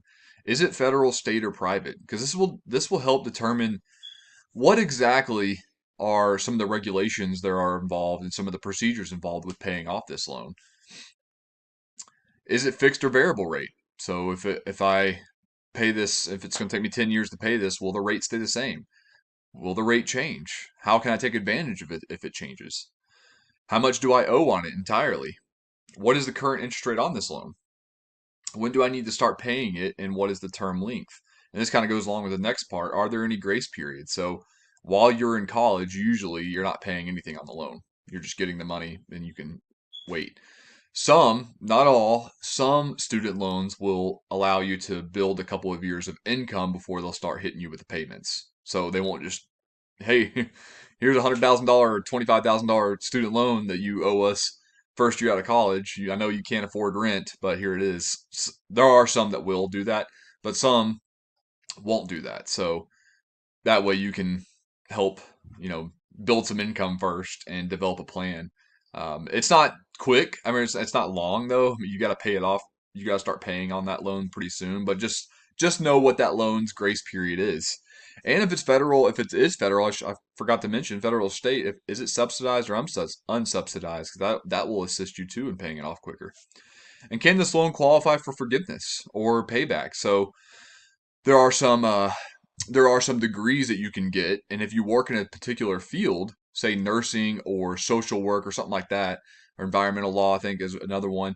If you work in a particular field for an X amount of years, then you can qualify for some kind of payback, some kind of forgiveness. Even if you don't, even if you just say you work for a company, there are some companies that do this, not many, but it'd be awesome if more and more companies, I keep seeing benefits like this pop up. More and more companies are willing to help pay off your student loans for you as part of their benefits package. So if you can get in on those kind of companies, awesome. Weigh the pros and cons of refinancing or consolidating student loans. So this is a marketing scheme sometimes, and sometimes it's great, and sometimes it's most of the time it's not. So understand the pros and cons of refinancing, what that means, or consolidating. You can place all your loans into one debt payment. That company, say you have 3 student loans, that company will put all those loans into one loan that you owe on, which is much easier to pay off. And sometimes you can negotiate a lower interest rate, but sometimes there's a fee involved. So beware that consolidation doesn't resolve you of your debt obligations or make it even easier. Sometimes it can increase the term on the loan. So sometimes it might bump it up a year. So yeah, you might be paying, say you're paying 6% interest, and you consolidate and you get 4% interest, great. But now that consolidation company, this is what they usually do. They tack on 2 extra years to the term. So if you do the math, usually it's going to be about the same, or if not, the consolidation company might get a little bit more out of it. So just understand, read the fine print, look at the math. Does it make sense for you? And plus, if you do consolidate and you have a federal subsidized loan, then you can also lose federal state benefits. You can lose the grace periods. You can lose any payback referral programs or whatever it might be because you've switched companies now. When you are making payments, pay more than the minimum. This will help you knock down the principal, which lowers the total amount that you owe. And when you lower the total amount you owe, the principal, then you lower the interest you got to pay. So don't just stick to the minimum. Don't be like, oh, I can afford those payments. It's only $200 a month. Make the extra payments. Try to make more than the extra payments if you can. Like each time, each month, each pay period, whatever it is, try to put more towards it. You'll pay it off much quicker and save money in the long run. Make multiple payments. This will help you save on interest as well. Try to pay twice a month. This will help. When you pay twice a month, it'll help you, first of all, build a routine, but also lower interest payments because you're not making all one minimum payment at one time. Use autopay. Some companies, or I shouldn't say some companies because it could be a government, some organizations, some lenders will, if you sign up for autopay, they will give you an offer. They'll give you some kind of reduction offer. I've seen some companies offer, I mean, it's not much, but everything counts, right? Especially if you do all these in combination. They'll offer 0.25% off of your interest. So something easy you can do. Literally, you just check a box, and then boom, you check a box and you electronically sign the loan, and you make auto payments. So not only do you get 0.25% off interest, but you also don't have to worry about it. You should set up auto pay for all your loans and all of your bills. That way you don't have to think about it. And the last thing, and some people might be upset about this, but this is just it's a huge topic right now in the United States. Don't rely on debt forgiveness and don't wait on the government. Right now, President Biden, he mentioned 2 months ago, or maybe a month ago now, this is September 2022. Maybe it was this month. I can't remember. He's talked about it for so long, but he's offered, debt forgiveness for a lot of people if they're making under $150,000 a year, and they got like 25,000 of it will be forgiven, or 10. I don't know what the details are, but you can look into this. It's only been said, it's only been stated, and no action has been taken. So if you're waiting on that to occur, it might not. Congress hasn't approved any funding for this, and they have to do that first. And it probably isn't going to pass. So where is this going to be funded? That's the big question. Like, who's going to be paying for all this forgiveness? If you do qualify for this, take it. I don't care. Morals, ethics aside, I mean, it's not really immoral to do this or unethical. If the government's willing to pay it off and you're getting free money, take it. Who cares? Who cares what any generation of people say? Like, oh, well, back in my day, we had to pay for that. I don't care. You're getting this paid for. I know college expenses are super. College tuition is crazy high, outpaced wages and salaries, anything more than other inflation items too, or categories. But if you're in that gray area where you're not sure, just start making payments. Don't let this come back to bite you later on in your life. Make the payments. If anything, if you do make all the payments, even if, say, I have a $25,000 loan and I pay it off today, and then Biden's debt forgiveness plan comes into effect and there's funding for it, I can always go back and get a refund.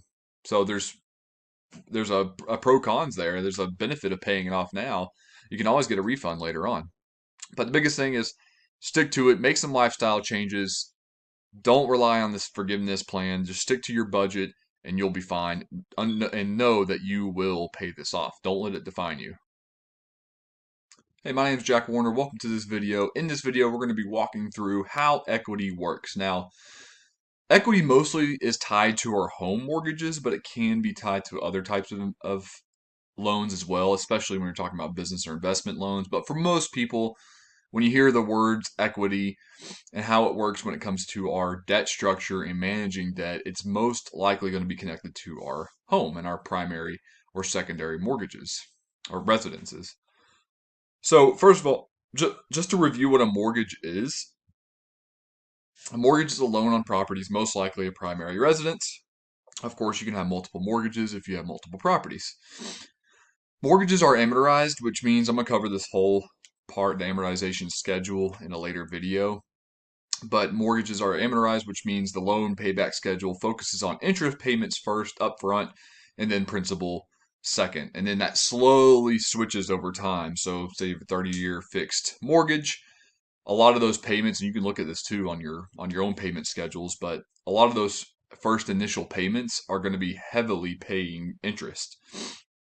Later on, 20 years into that same 30-year fixed mortgage, you'll notice that you start paying down the principal balance a little bit more. Mortgages are secured loans, usually with low interest payments. So getting into the refinancing part and how equity works. Home equity, you can look at the graph there below too.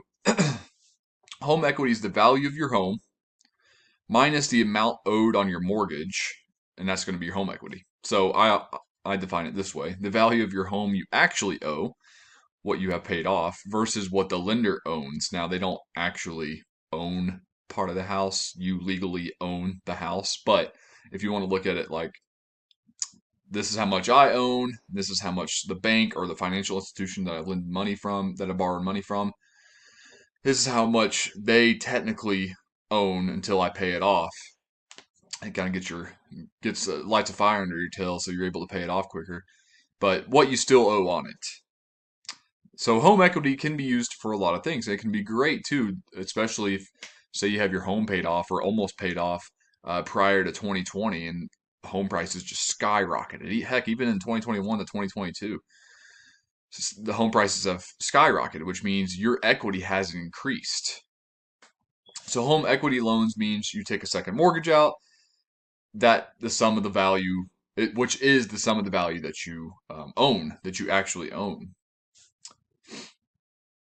So if you ever want to take a home equity loan out, this can be used for almost anything. Different You don't have to prove much of this. Most likely, it's going to be used to renovate your home, but this can also be used to fund someone's education if you need to. You can buy a car with it. You can put a pool in, whatever. These loans are just the same as the first mortgage.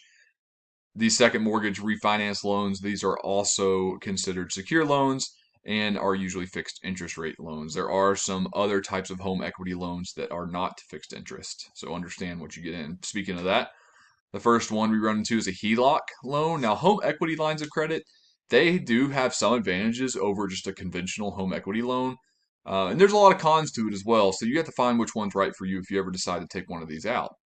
A homeowner can pull money from a line of credit whenever, similar to a credit card. Whereas the conventional equity loans, you just get a lump sum cash. So say you have $100,000 of equity in your home, so you get $100,000 home equity lump sum. It just goes right into your bank and you can use it for whatever. A HELOC, you can use it almost as a credit card. You can pull it out depending on, you can't just withdraw whatever you want, depending on the equity you have in your house. You can pull from it whenever you need to. So say you need a new porch, it's going to cost $10,000. You can pull out a HELOC, pay for that porch, and then pay off that loan. Now keep in mind that, and I'm going to cover this later on too, just to make sure I stress this enough that I can't stress this enough, but I make sure that we emphasize this. HELOCs or home equity loans or whatever, you have to pay 2 mortgages. So think about that before you get into one of these. HELOCs are variable interest revolving types of loans. So like I was saying, just like a credit card, the interest can change. Sometimes it can be lower, sometimes it can be higher, depending on economic factors. It is revolving, so I can take out 1,000 this month, 10,000 next month, 3,000 the following month, and so on and so forth. HELOCs usually have lower interest rates than conventional home equity loans, but they are a little bit stricter. They do have some more regulations, some more financial and legal hoops to jump through. You got to have a strong credit score, for instance. Sometimes you have to have like 85% equity in your house. So there are some restrictions before you can apply to this. And the last thing I want to cover is, why would you use a home equity loan and what are the drawbacks to this? So first of all, before I show you like the ins and outs of this, I want to make sure that you understand that you don't have to take a home equity loan out. Try to cash roll your projects. Budget, use any savings you have, build up savings for this. So you don't need that brand new back porch deck immediately. You can wait a few months, save up for that. Try to avoid home equity loans at all costs and put more equity into your house instead of trying to take more loans out. Now, that being said, sometimes home equity loans are great, especially during if you can get a favorable term and favorable interest rate. They can be awesome because you put a new roof on, $20,000 or more. You put a new roof on using a home equity loan, and all of a sudden the value of your property goes up 100,000, and it only cost you 20,000. So you can pay that off if you can handle that kind of finances. It can work to be advantageous for you. Home equity loans can be used to help fix the property or even add more value to the property, just like I mentioned. They are fixed interest and fixed term, so your payments will stay the same no matter what, just like your first mortgage. And generally, you can get favorable terms because mortgage properties are seen as favorable to banks and any other kind of financial institution that's lending money. People want to they want to get involved in these types of loans because there's a strong collateral, the property. Interest payments, they can, depending on the year, depending on your state, depending on what's going on in the economy, it all depends on a lot of stuff, but check with your tax advisors. Interest payments on these types of loans and your primary mortgage can be used as tax deductions. So just make sure you check with your tax professional or whoever you use. But beware when you're using a HELOC or home equity loan. There are some fees you might have to pay, closing costs that you might have to pay. Your home is now doubled up. It has on collateral because you have first and second mortgages. So you're paying two mortgages. Make sure you have income or enough cash to adequately cash flow that over time. You lose equity in your house. So now that you had all this equity built up, you have money that you actually, or the value of your home you actually own that you've paid off. Now you take another loan out, so you lose all that equity. You have to have a strong credit score usually, and have a lot of equity already in your home to even access these types of loans. So just understand the ins and outs of how this works. Talk to your tax professionals, talk to your bank lender and everybody involved, financial advisor if you have one of those, or financial counselor if you have one of those. Just make sure this is the right move for you and your family. There are some times when this can be more advantageous to use than just cash, and there's some times when cash, for a lot of smaller items maybe, is a little bit better. It's a little bit better strategy to use than a home equity loan.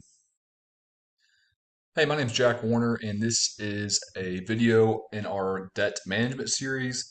And in this video, we're going to be covering how amortization works with loan structuring. So, getting into it, what is amortization? How does it work?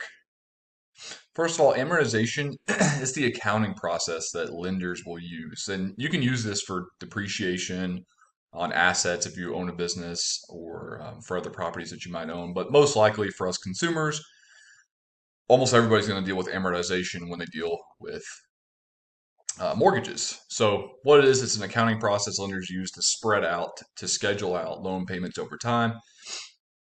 And the most often one is mortgages or business funding. And how this is split up in loans, they're split up between interest and principal payments. It's kind of the way you got to look at them. It's not really split up like that, but it's kind of the way that it's categorized. While interest is the money charged to a borrower for the loan. So we go to the bank, we take a loan out, we're charged interest. That's so the bank can profit. That's the service they're offering, basically, for us to use their money. Vice versa, we put money into into a bank account, we earn interest. So that's the way banks make money. They're businesses. And the principal is the actual loan amount. So this is what we want to pay down. This is what we don't want to pay. So how does this work? How does the scheduling process work? The first thing is the payments, also known as installments, so you might hear it called that, are scheduled out to ensure the loan balance is paid in full by the loan's maturity date. Loan's maturity date is the date that when they schedule this out, say 30 years, if you have a 30-year fixed mortgage, or 10 years, or whatever it is, that's the end date that the balance should be paid in full. So in the beginning of your loan, the beginning of any amortized loan, more of your money, more of the payments go to the interest rather than the principal. Sucks, but that's just the way it is. Over time, as we make more and more payments, and as time goes on, that money starts switching to pay off more of the principal rather than the interest. And that's the way it should be. So this is why it's important. I'm gonna hit this later on, to make extra payments or more than minimum payments, especially early on, so you can start knocking down that interest, knocking down that principal, thus knocking down the interest. So how do we calculate amortization? This is not too important because most of this is done through some kind of software, some kind of accounting calculator software. But just in case you're interested, just to see the what's going on in the background. So you have your principal payment equals your total monthly payment. This is how we find the principal payment. So your total monthly payment minus this formula over here, which is outstanding loan balance times the interest rate divided by 12 months, or whatever that time period might be. And then that's how we come up with our, what we owe each month. So this is usually done, like I said, through an automated loan accounting calculator system. And what's important about knowing this is when this is done, they'll usually print it out on some big Excel sheet, and they'll show you before you can sign the loan, before you agree to the loan terms. If they don't show you, then run away. But make sure you see that, because you'll see the principal breakdown, the dates, the monthly installments, the interest you pay over time, and so on. So what do you need to know? Why is this important for you to need to know? Well, first of all, this is important because you need to make sure you're able to make more than minimum payments, because how the amortization schedule is set up. If you're only making minimum payments, you're not going to get very far when it comes to paying off the interest. You're going to be paying more interest over time. In some cases, if you're only paying minimum, you'll be paying more interest than just the principal over time.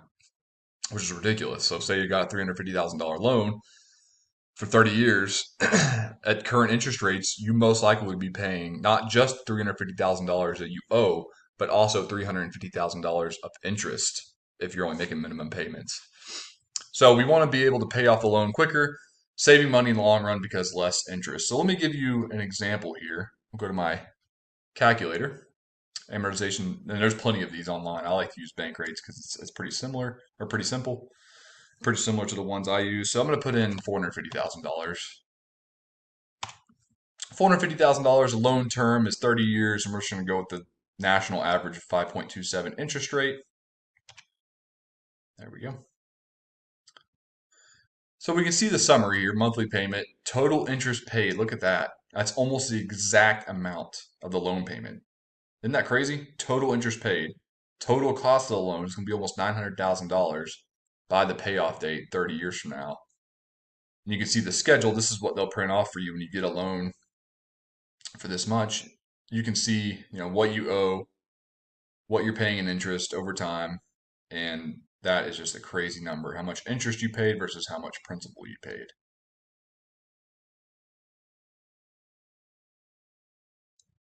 So what's even crazier is if we just make additional payments. Let's see how that affects it. Let's just say that we are able to add $200 to keep it on the low end here. 200. Why is it not working? $200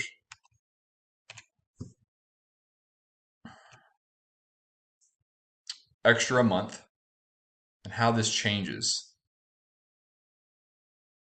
Let's take a look at the schedule here. So we go from paying it off in 2052 to paying it off in 2047. And we go from total interest paid close to, what was it? It was almost 450,000. So we're almost saving probably about $90,000 in interest over time. We're cutting that down, which is amazing. So we were paying close to like almost $450,000 with no extra payments, and that's just $200 worth. Most people can do a lot more than that. This is just $200, just a little bit each month can go so far when it comes to the math of amortization and how it all works. So this is why it's important to understand how amortization works, how the calculations work, why it's important to pay more than just the minimum, so you can lower your monthly interest and how much you save in the long run. So an important video and lesson about our debt management series is credit scores. This is kind of the fulcrum of our entire debt management life or journey or whatever it is that you are in your own financial situation. Because credit scores determine whether or not we get a favorable term on a loan or an unfavorable term or any terms at all in some cases. So let's get into it. Credit scores. What is a credit score exactly? In case you probably heard this several times, like what numbers are good, what numbers are bad. A credit score is any number. It's a number between 300 and 850, sometimes more, sometimes less, depends on the credit reporting company. And it shows how credit worthy someone is. Credit worthy just shows how likely someone is to pay back the loan. So when you look at when lenders are looking at credit scores, they're seeing, is this person, can this person pay back this loan? And do they have the means to pay it back? Or should I even let them? How risky is this person? Basically, is what it's telling lenders like banks. Credit score categories. So how this is categorized, you have your bad, fair, good, and excellent. And a good thing to remember here is there's not much different, even between, I put 800 and 850, but there's not much. Once you're in the excellent category, there's no difference in getting even higher, like trying to stress yourself out to get that 850. Usually, this interest rate's going to be the same on that loan or whatever it is, that favorable term that you might receive if you're in the excellent category. There is, I guess we think about it at school, like there's no difference. There is a difference between A minus and A plus, but in this case, in credit scores, there really isn't much difference. Same thing with the low end too. There isn't any difference between 300 and 400. You can get the same rejection regardless at that rate. No credit. If you don't have any credit, you never use credit, you never taken out a loan, never had any debt. That's a good thing. So don't let that bring you down. And it doesn't necessarily mean bad credit, but since there's no history, it can be difficult for you for some cases, depending on the loan you're trying to obtain. It can be difficult to to apply for a loan and to be granted a loan. There are some protections, especially for first home buyers, because usually that's one of the first big debts that someone incurs in their life. So, how a company looks at this is they use the 5 C's of credit. The first one's character, and this shows kind of like the history, reputation, how you manage your credit. Then capacity is your ability to repay. The capital is what your income basically, what's in your assets that you have. What is my financial strength that I have that I can bring to the table? And then our collateral, we've talked about in a couple other debt management videos. Our collaterals are assets that the companies that we're getting money from, that we're borrowing from, can use to secure the loan, like your house or your car or whatever, business, any property. And conditions also kind of determines credit. How well or poorly is the economy doing? What kind of industry are you getting into? So, like auto loans are usually a little bit higher than mortgage loans, for instance, or certain businesses, if you're trying to take a loan out, certain businesses might be deemed more risky than or riskier than other businesses. So how's your FICO or credit score calculated? When we're looking at our family or consumer economic sciences here, the biggest chunk of it's going to be your payment history. How many loans have you taken out? How long have you had them? When did you start managing your own credit? And then the second one's going to be credit utilization. How much credit are you using? How many credit lines do you have? So if you have like 3 or 4, which is deemed kind of healthy, and you've been paying them off for a long time, 65% of that you're already doing pretty good. If you only have one credit card, that's not going to look so good. You're using, you got $1,000 limit, but you're only using $50 a month on it. It's not going to look too great. It's not going to look horrible. It won't negatively impact you, but you won't get those extra bonus points. And then we have credit history, new credit, and types of credit. I said this backwards. Payment history is how long you've been paying stuff off, and then credit history is how long you've had that line of credit. And then any new credit that you've opened up recently and different types of credit. So not you just don't have all one credit card. You have multiple. You have auto loan, 2 credit cards, maybe a business loan, personal loan, etc. So to wrap this lesson up and to summarize, how do we improve our credit score? Why is it important? First of all, credit score is important because it helps grant you access to favorable interest rates when you are getting a loan, or in some cases, just getting a loan at all, just a secure loan, just the general aspect of getting a loan approved. Having a favorable credit score enables you to do so. So you're able to get a good loan, good interest rate, good terms, and that will help you stay out of debt or at least manage your debt in more favorable terms. Poor credit scores can hurt that. You have higher interest rates. You might not even get a loan. And sometimes you can't even be granted rental. You can't even get into a rental property if you have poor credit. So having a good credit score is important to having favorable loans and financial freedom. So improve your credit score. One thing you can do is pay off stuff. Pay all your bills, pay your taxes on time, pay them completely and on time. Because remember, that's paying off stuff, paying off your debts and stuff that you owe is one of the biggest chunks. That's payment history at 35% of your score. Start early if you can. So some people might have different opinions on this, and that's okay. But try to start early using credit with a low limit card, with a low limit credit card. So if you have teenagers right now and you're trying to teach them some financial responsibility, open them up a custodial credit card account that you control and set their limit to $100 or 200, whatever it might be.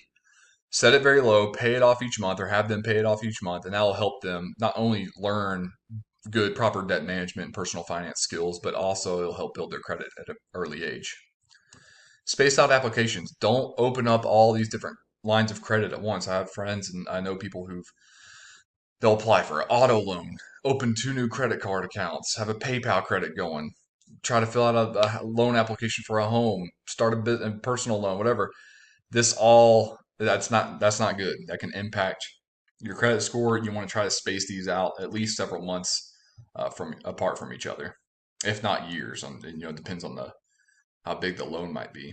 And then lastly, you want to target a healthy utilization rate. So just because you have a credit card and you're only spending $50 on it, you want to make sure you're spending. I think some different economic and financial advisors might advise, only use 10% or use at least 50%.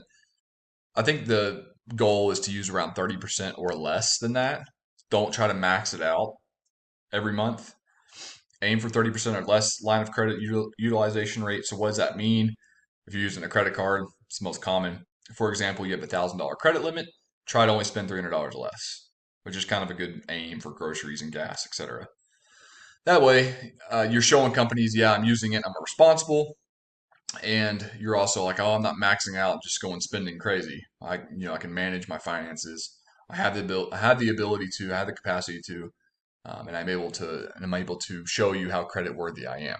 And these steps and other steps too, these are some of the major steps, will help you improve your credit score, which is a right step in the right path to building a good credit score, building a solid, healthy financial backing for your family and for yourself, and improving your financial freedom. Hey everyone, my name is Jack Warner, and in this debt management video, I'm going to cover how to pay off debt quickly. Now, some of these strategies and tips we've discussed in other videos, so if you've been following along with the series, then you're going to hear some of this again. Some of this might be review, while I'll start introducing some new methods too. So first of all, again, if you've been following along with this video series, you probably know one of the first things I'm going to say, or you're going to recognize it. Get on a budget. Getting on a budget, one of the most important things, because you need to track your spending, see what areas you can minimize spending, lower expenses. That way you can use those savings to put into paying off debt. Also, you can track your income so you can see how much money you're earning.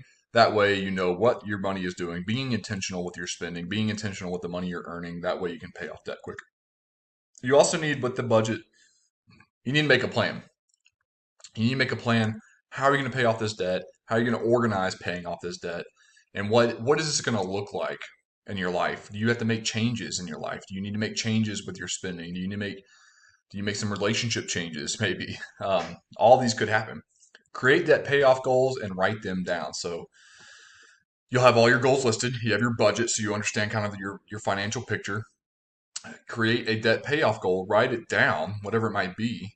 Stick it somewhere. Put it on your calendar. Put it on the fridge. Put it on your TV. Put it on the door when you leave. Put it on your bathroom sinks, mirror, whatever. You want to make sure that you're writing these down, because it's going to, you start thinking about it. You'll start seeing it. You'll see it. You'll visualize it. You'll understand, like, this is my goal. This is what I need to do to achieve it. And this is this is where I want to be eventually. And don't take on more debt, of course. This kind of goes without saying, but some people kind of forget sometimes. So I got to make sure I put it in there. Well, you're already doing all this to get out of debt. Don't keep piling on more so you get in even more debt. That would be like trying to dig a hole and putting dirt right back into it. So, kind of a bad analogy, actually, because in debt, you're kind of in that hole. But regardless, you want to make sure that you're not taking out more credit cards, you're not taking out more auto loans or whatever it is. Stop all debt and then start paying it off. So how we should make a plan. Our plan should first start with organizing all debt information. So list all your loans, all the balances on them, how much you owe, the dates of when you got to pay them, when at your current rate, when the maturity date might happen, or when the expected date of complete payment, all the different terms that are important to your budget, the interest rates, etc. Anything else that you think should go in there.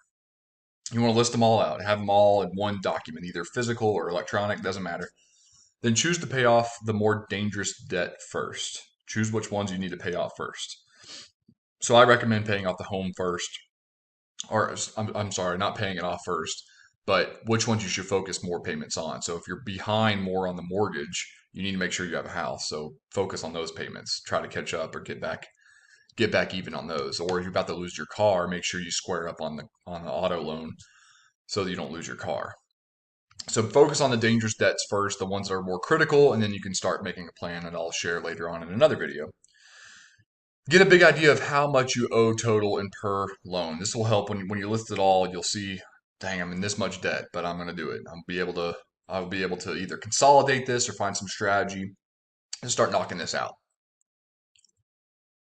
And lastly, we want to be intentional with payments. So we want to make sure that we are paying more than the minimum. I've mentioned this in about 2 or 3 other debt management videos, but paying more than the minimum is critical in lowering those principals and lowering the interest rate that we owe. When we do this, it'll help us. It won't be immediate, but you'll see the savings over time. The next thing we should do is take it a step further. So you have your minimum. So say you owe $100 a month on the credit card. Minimum payment is going to be like $25 or something like that. Don't make the minimum because you're just paying interest. The installment premium is $100. Try to make $125 payments instead, or $150 or so on. So try to make even more than just what the installment or what the premium might be. Pay twice a month or more. So besides waiting for the end of the month to or whatever the payment period is, instead of waiting for the pay period to hit, try to pay it twice or more, or once a week if you can, because this will help minimize your impact on the interest, and you'll be able to pay more on the principal, thus lowering the interest on further payments. Still got to pay interest, but you'll be able to lower it some, and also get you on a good routine. The next one is put any extra cash towards making additional payments. So anything that you might get in form of a gift or income or money you find on the floor, whatever, or money that you save because you're budgeting, which you should be, put any extra cash towards making those additional payments. So when you make those additional payments, boom, your premiums go down, your interest rate goes down, and you're saving money. And lastly, earn extra cash to throw at these debts. If you can work an extra job or find a side hustle or find some way to make any extra money, whatever it might be, use that cash, throw it at these debts, be intentional, and you'll start lowering your debt. And it'll be gradual at first. It won't be all sexy and shiny in the beginning, but you'll start seeing this over time and how it snowballs and how you're able to knock your debts out very, very quickly, and get ahead of your money management for you and your family. Hey guys, my name is Jack Warner.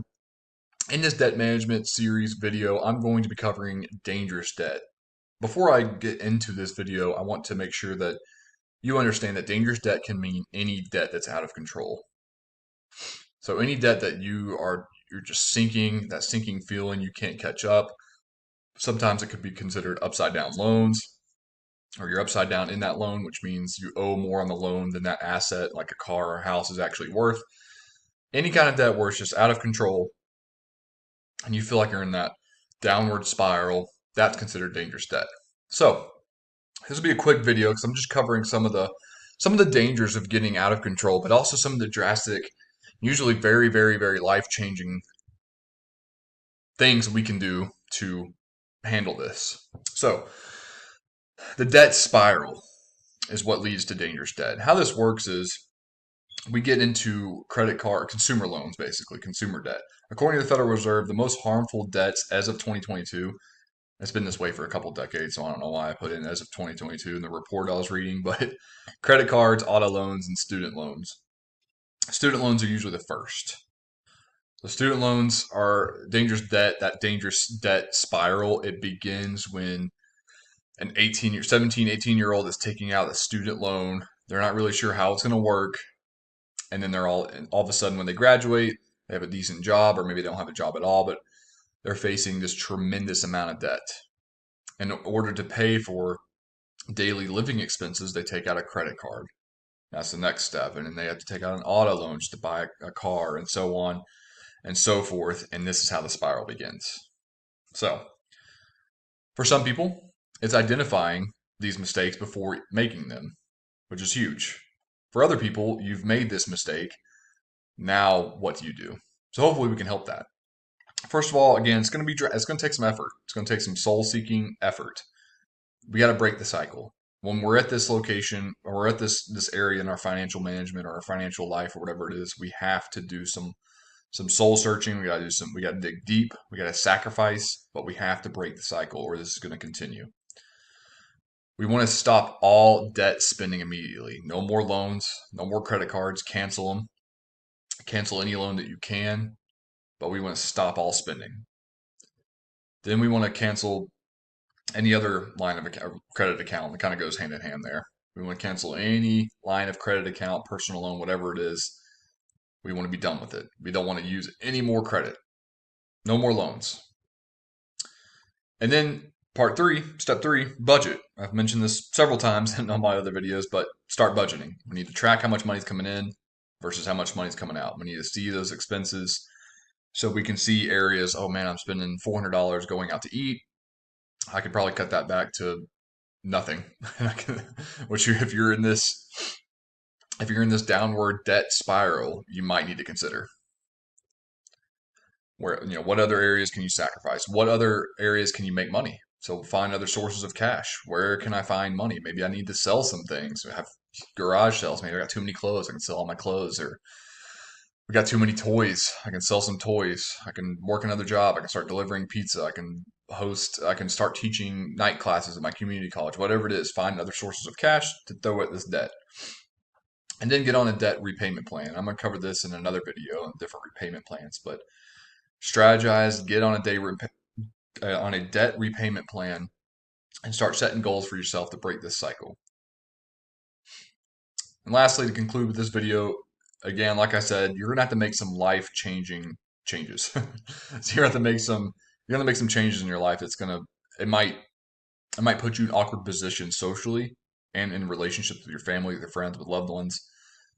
I've heard of some great stories building relationships through the debt payoff process, and I've heard of it breaking some. I mean, you might not be able to go on trips. You might not be able to buy Christmas gifts. You might have to be creative on stuff like that because you're on a mission to get out of this debt cycle, to get out of this debt spiral. So take drastic measures. You got to change your lifestyle.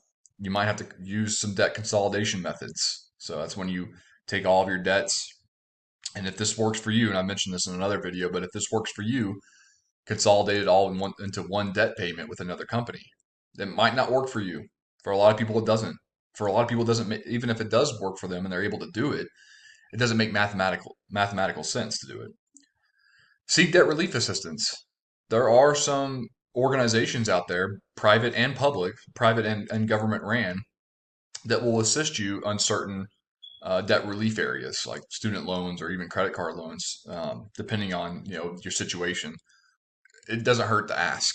So see if there are some debt relief assistance, even from a private donor or some kind of gift, some kind of grant that you can get to get out of debt. Any extra cash that you can get, any extra assistance, don't be ashamed. You got to get out of there.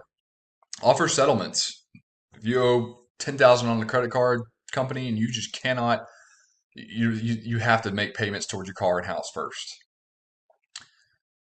Call the credit card company like, hey, I got $5,000 in cash right now. I saved it up. You can either take this or that's it, basically. Now they can sue you, of course, because you still owe them that much. But there's a lot of times I've heard of success stories of people offering 60% of what they actually owe, and the credit card company just says yeah, because they can just close the book on that and move on to the next account. That way they don't have to worry about it. They don't have to get tied up in court fees and litigation fees, so on and so forth. So sometimes just offering a settlement, it'll destroy your credit score, but you're beyond that at this point. And then the last one's bankruptcy. Last case scenario, very difficult to do, very emotionally draining. All of your information is out there. A lot of it can become public. It can be embarrassing. It can be an emotionally draining experience. It can take time. It can take even more money. But what bankruptcy does, it will forgive some debt. Sometimes it'll put a pause on debt and let you build up some cash so you're able to pay it off. It is the last case scenario, last ditch effort, though. It's not for everybody, but it is an option. It can be an option. So that's why we have to talk about it. So the biggest thing I want you to take away from this video, if you're on that downward debt spiral, you got to put your foot down. You got to make some lifestyle changes. You might have to distance yourself a little bit from what you think from what your lifestyle is. You might have to stop that. You might have to make some disconnects with family members or with friends. They're going to look at you weird. They might call you weird names. That's okay. You're on a journey. You wrote it down. You're on a goal. Get to it and pay this debt and get out of that cycle. The last video of our debt management series is the debt repayment plan. And in this video, I'm going to be covering two different types, two generally accepted debt repayment plan options or methods, strategies, whatever you want to call them, that we have available to us. So first thing we got to do is we got to pre-plan, right? We got to prepare for the plan, the strategy that we're going to use. no matter which one we choose, we got to make sure we have some things in motion before we get involved in it. So first of all, we talked about this in another video, but mention it again here. Got to break the debt cycle. We got to make sure we're stopping all debt payments. That we're focusing our income, we're budgeting, we're focusing our income towards paying off debt. We're not taking on more debt. Of course, we got to get on a budget. We have to understand how much money's coming in. Got to have how much we're expending on different categories and what categories we can sacrifice in. Then we got to list our goals, not just your debt payoff goals, but also what are your financial goals? What are your personal goals, your health goals, your religious goals, your educational goals, whatever it is, professional goals. We have to list these goals because that's going to visualize, what is this going to look like when I'm debt free? When I have this debt behind me, what will I be able to accomplish and achieve? Of course, write out your debt payoff goal, when, where, how, what you want to do, how you're going to celebrate, different checkpoints to get there. Make sure you include those too. And then lastly, for pre-planned steps before we get into the two different strategies, the two different repayment plans, you need to list all your debts. So we need to collect all that information. We need their contact information if we've been talking to a representative of that lending company, that lending financial institution that we have that debt in. Make sure you include that information. We want all the debts. We want all that. We want the interest rates, if it changed, variable, fixed, whatever. We want the full balance that we owe, how much the monthly payment is. And then we can start getting into our repayment plan, our personalized repayment plan. So the first one's called the snowball plan, or the snowball method, debt snowball effect. This is very, very popular with the Ramsey Solutions team. And it is both of these are solid methods, by the way. You could say there's pros and cons to each one, but both of these plans I'm going to show you, Snowball and the other one's called Avalanche, both of them have advantages only, I say. Now, how you use it and how it ties into your own personal life, that could have pros and cons. So, break down the Snowball plan. The first thing you're going to do is categorize your debts from smallest to largest balances. So that's how much money you owe on it. So you can put your smallest amount first. You're going to prioritize them in a list. Number one, smallest loan. Number two, second largest, I guess, or second smallest. Yeah. You want to rank them from smallest amount that you owe to the largest amount you owe. And then you're going to focus on making extra payments towards the smallest loan balanced first. This might not, it doesn't make mathematical sense, actually. It doesn't make any logical sense. But when we're dealing with dollar signs in front of numbers, we have to admit that most of us aren't very rational and we're very emotional and we don't make good decisions when it comes to money.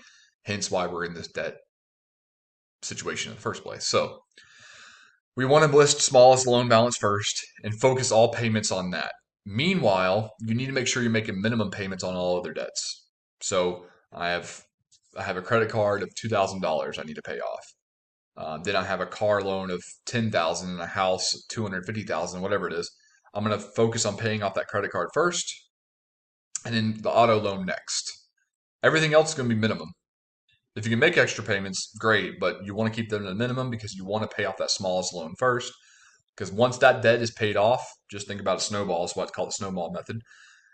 When you pay that small debt off and it's completely done, it's clear, free and clear, you're going to start rolling that next payment and other extra payments. So you've been paying, $200 a month, whatever, towards that loan. Now you can put 200 plus the minimum plus any extra cash that you now have free from not having to pay the interest and the principal of the other loan that you already paid off.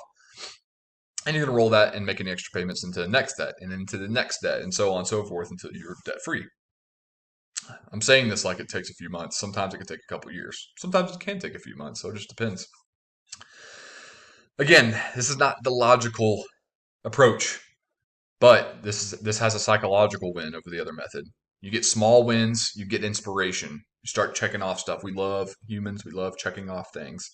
So when you pay off that loan quick, usually it's pretty quick on the smallest ones, you're able to pay it off. Awesome. You get that sense of purpose. You get that sense of victory, of accomplishment, of progress, and you're able to move forward. Again, it's not very logical, doesn't make mathematical sense, but it makes psychological sense. So you have to know yourself and know your family's situation, whatever it is, and see how you can pay that off. The next one, in contrast to the snowball method, is the debt avalanche plan or debt avalanche method. And here you're going to categorize all your debts from highest charged interest to the lowest. So you're not going to worry about balance. You're going to focus on your highest charged interest loan first, and then focus on the lowest interest ones later on. So just like in the debt snowball method, making extra payments toward the highest interest debt first. All the minimum payments should be made to the other types of loans or debts that you have. Once that debt is paid off, using the extra payments, roll it right into or avalanche it on top of the second highest interest loan. This one makes sense mathematically. It's more logical. You'll save if you do this method. If you compared similar debts to two different families, and say they had similar budgets, similar expenses, et cetera, et cetera. And this one would make sense. The avalanche plan would make the most logical sense. But again, we're not logical creatures. We're emotional creatures. If this is more you, then go with this one. If you don't know which one, just choose one and stick to it. It won't hurt you. But some of us are more logical. We're more scientific approach. We're more reasonable. We can handle not getting a win quick. So this might be it because the mathematically logical approach isn't necessarily the psychological win that you're going to be receiving on the snowball plan. So it can be a little more difficult to pay this one off because the balances can be large and it can take quite some time to pay off. So you're not going to get that early win that you might need, but you'll see it in the long run that you'll be able to save more money when it comes to math. In conclusion of this video and of this video series, whatever it is, if you just don't know which one, snowball, avalanche, debt payment reconstruction or restructuring and debt consolidation, there's too much. Just pick a plan, stick to it. Be patient and be persistent. Set goals, stick to it no matter what, because once you falter, you're gonna go right back into that debt spiral that we don't want to be in. Stick to it, write it down, stay the course, get accountability if you need it, talk to somebody, get a mentor, get somebody on your team, and just stay patient. You will get through this.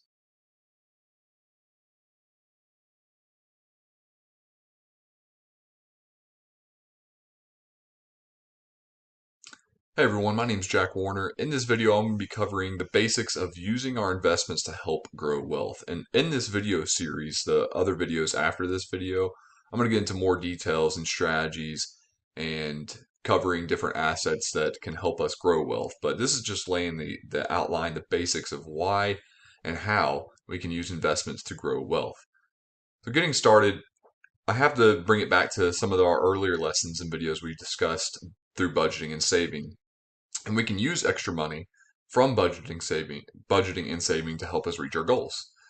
So a lot of this might be review, but saving money by cutting out wasteful spending and budgeting, and you have to think about it this way. I can save money instead of going out to eat when I don't need to because I already have food at the house. I can use that money and invest it and make money off that. So that's the way we have to change our mindset is where can I, it doesn't have to be like, oh, I could save so much. I can live in my car and not have a house and not have rent and invest that. Now I've heard of some people doing that. That's to each their own at that point, but you want to have a fine balance. There are some ways we can save. We can budget and we can save. We can cut wasteful spending, use that savings to plow right into our investments. And budgeting and making a plan for your money, it'll help you achieve goals. It'll help us get out of debt. It'll help us save money. And of course, our goal for this video, we're going to be focusing on it can help us invest more money. So especially if we get out of debt. If we're getting out of debt, there's no more debt payments. We can use those payments that we're paying off debt to put right into our investments. We also can take advantage of tax advantaged accounts. It's a mouthful there, but we can take advantage of tax advantage accounts. So first of all, where can we find assets and investments that we don't have to worry about paying taxes in the future? Or where can we lower our tax deductible income? So there's different ones here. Prioritize putting money into investing accounts that have big tax advantages. So there's different ones. There's pre-tax, post-tax. Less money towards taxes, and we can put that money more towards wealth and other goals. So different examples here, like your 401k, tax advantage.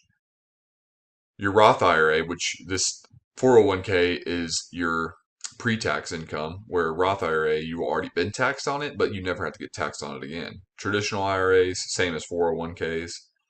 Health savings accounts, so you can put money in a health savings account. That money grows. That money is first of all tax deducted. So how much you put towards the HSA is tax deductible. Any expenses, medical expenses that are qualified, are tax free. So any withdrawals you make, any growth in that account is tax free. So that's like triple tax advantage there. And then your educational savings accounts, and there's various ones there. And you can check out our other videos and other investment series to get a breakdown of each one of these. But all of these share a common trait, and that's they less money goes towards taxes, more money goes towards your wealth. Now, there are all these also have qualifications and limits and different regulations that you'll need to understand before you get involved with them. But you need to make sure you're maximizing your investments in these accounts first. And then we can make our money, understand you can make your money work for you. Don't let it take control of you. You control your money. And you use this money to create more opportunities for yourself and for others. So invest in assets that hold value and give a decent return on investment, also known as ROI. So you don't want to spend money on things, right? We do have to spend money on food. We do have to spend money on other stuff. I have a friend who wasn't in the right, wasn't trained in financial, was never educated. Most Americans aren't. We weren't trained in financial basics in high school or college. My friend went out and spent a ton of money on a credit card, jet skis, toys, guns, just a bunch of crap that he didn't need. And now he's facing all this debt. And instead of investing in assets, he bought things that he barely used. And a lot of Americans do this. I mean, they'll buy toys that don't hold value. They'll buy new trucks that don't really hold much value. They'll buy boats that they use 3 times a year, and that's not you're not going to get a return on investment on those things. Now you could rent them out, you can start a business. There are ways to do it, but you want to make sure you're focusing on assets that hold value and give a decent return on investment. Don't invest things. Don't invest in things you do not feel comfortable with or you don't know. Invest if a friend's asking for, hey, give me $10,000 so we can start this business. You probably won't feel comfortable with that. That's probably not a good financial decision for you. So move on from that. Find another opportunity. Understand that wealth takes time too. This is not an overnight thing. Very rare, very, very rare. Like 0.0001% of people that become wealthy in less than a year, let alone a couple of years. This is going to take a long time of letting your money work for you, compounding interest, allowing that to work, and allowing your wealth to build and build and build, and taking advantage of those tax advantage accounts. We also need to diversify. If we want our investments to help us grow wealth, we need to diversify. So this is where you get that saying, don't put all your eggs in one basket.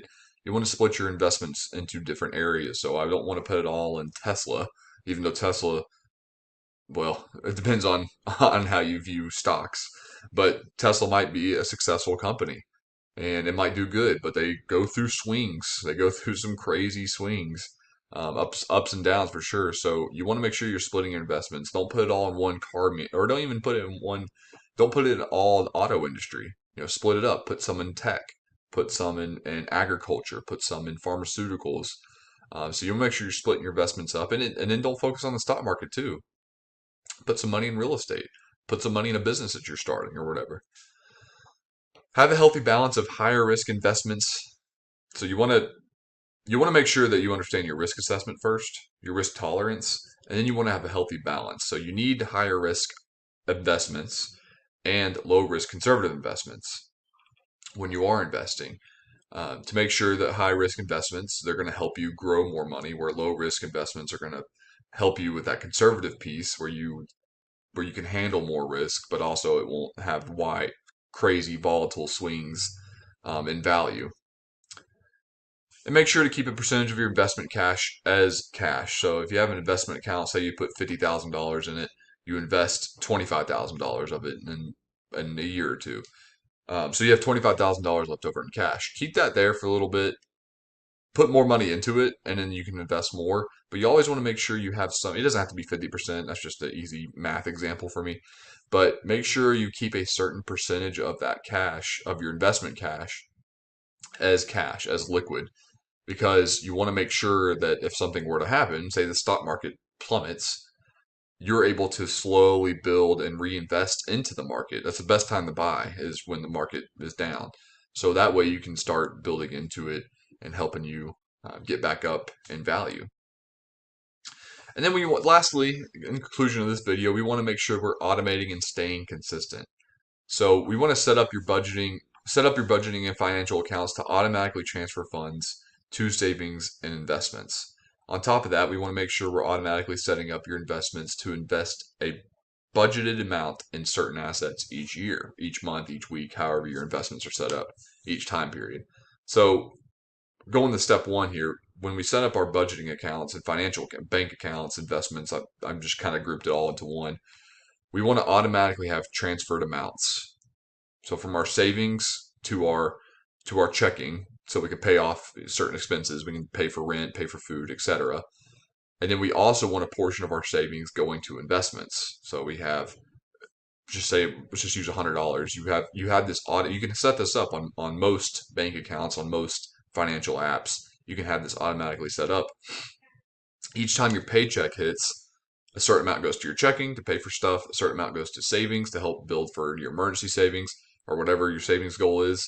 And then a certain amount goes to your investments. Let's just say $100 goes there. And you have this set up every time your paycheck hits, or it doesn't have to be a paycheck. It's just that's the easiest one to follow. It can be once a week. You have $100 going to your investments. And then on top of that, you have your investment account over here where you can say you want to put in $50 into an index fund or into some stock each day or each month, whatever time period you choose, you can have that automatically set up. With that too, with your investments, we can go even deeper. If you can set up investments to reinvest any capital gains, dividends, and interest. So if you're in a fund, if you're in like a broad market index fund, that you'll be earning dividends, you'll be earning some capital gains.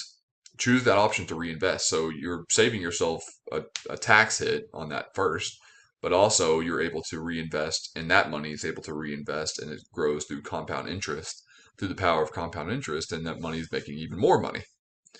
So your money that's already working for you is now working for itself, and so on and so forth. You can see how that spirals, which is good. We want that spiral.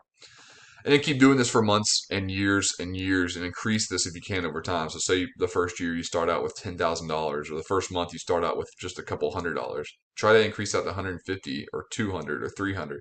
Try to increase it by 1,000 next year. Try to increase it by 5,000 the following year or more. So you want to try to definitely keep the baseline. Don't drop below the baseline unless something crazy happens in your life and you just need to cut out investments entirely. Keep the money in. Don't sell anything, but make sure that you have at least a bottom line, baseline, stop what you're doing, pay off that debt, whatever it is, and then get right back to where you were. But definitely try to be consistent. This is probably the biggest thing of using your investments to grow wealth is automate this process and stay consistent, and then try to beat that consistency as well. Try to beat that baseline. Hey, my name is Jack Warner. This video, we're going to be covering what affects interest rates and why this is important to your investments. So first of all, just a little economics 101, some indicators that might factor into changing situations in the economy. Inflation, and we're living that. This is October of 2022. We are currently in a time of pretty high inflation historically in the United States. And inflation, all it is, it's normal. A normal level inflation, I should say, a general rise in the overall price level of most items. So they'll just take a basket full of items, say 200, 300 items. They'll check the prices from 1 month to the next month to the end of the year, and they'll see, okay, there was a general rise in prices. These things cost more money than last time period that we checked it. So there's inflation going on. At what rate of inflation is what they're trying to determine. So usually the economy, government, private regulators, they want a 2 to 3% inflation rate, not a 9 to 15% inflation rate like we're in now. But this plays into different interest rates and different things that can factor into what we or why we invest and how we invest. Government regulations increase or decrease. Regulations on businesses will also impact our investments, and the unemployment rate is another important factor that the Department of Labor will check, and that could bring value or decrease value into our investments depending on what we're invested in. And then the most important economic indicator is supply and demand. So supply and demand is an increase in consumer demand of loans. It can cause, what the rule of this is, it can cause an increase in interest. So if there's a ton of people out there wanting to buy something, just forget about interest rates and loans and stuff right now. There's a bunch of people wanting to buy a certain service or a product, that price will slowly increase over time or quickly, depending on the amount of demand. Same thing with loans. Loans is a financial product. So think about a bunch of people rushing to the bank all wanting to get the same loan or a very similar loan. Think mortgage rate right now. So a bunch of people, well, not anymore, but in the last 2 years, people were moving all over the country, and demand for homes is extremely high, and rent for that matter. So over time, those interest rates and those loans started to increase in price. An increase in the amount of money available to offer as loans will lead to a decrease in interest. This is the opposite of that. So the more loans that are out there, which I think is what we're heading to, the time we're heading to, and increasing the amount of money available to offer as loans will decrease in interest because there's so much money available. People are decreasing their interest rates or wanting to get loans out. But a decrease in available money will lead to an increase in rates. So that's kind of where we're at in the United States right now, where not as many people are wanting to take out loans as they were in 2020 and 2021, where it was a huge movement of people in home buying and renting and renovations, etc. And now that interest rates are going up, there's going to be a decrease in available money. So the rates are going to continue to increase. And this level, the supply and demand level, it depends on inflation, consumer spending versus saving. Are people saving money? Are people spending money? Are people investing money? Are tax rates high? Lower the tax rates, more people are spending. Higher the tax rates, more people are saving and less spending, and other economic factors. So, for example, like I mentioned earlier, let's look at mortgages over the last 40 years or so. So we have 1970s over here, and what's crazy is we're complaining about these interest rates right now, and rightfully so. But historically, we were in the lowest, for the longest time, lowest interest rates ever in 2020, 2018 to 2022, I guess, or 2021, and they just now started going up in 2022, mid 2022. I guess it's just late 2022 now, but it's still, even the highest point of this year probably won't get to the highest point in the last 40 years. The increase is dramatic, right? That's a huge spike, but it's still not at that level. So, but something we need to be conscious of, and we need to notice this because this can affect our future investments. So we need to understand what's going on in the economy. So how this works, the Federal Reserve, they'll charge a federal funds rate, what's known as a federal funds rate. This interest rate is what they charge other banks, other financial institutions to borrow money. If they want to borrow money or if they're lending money to one another.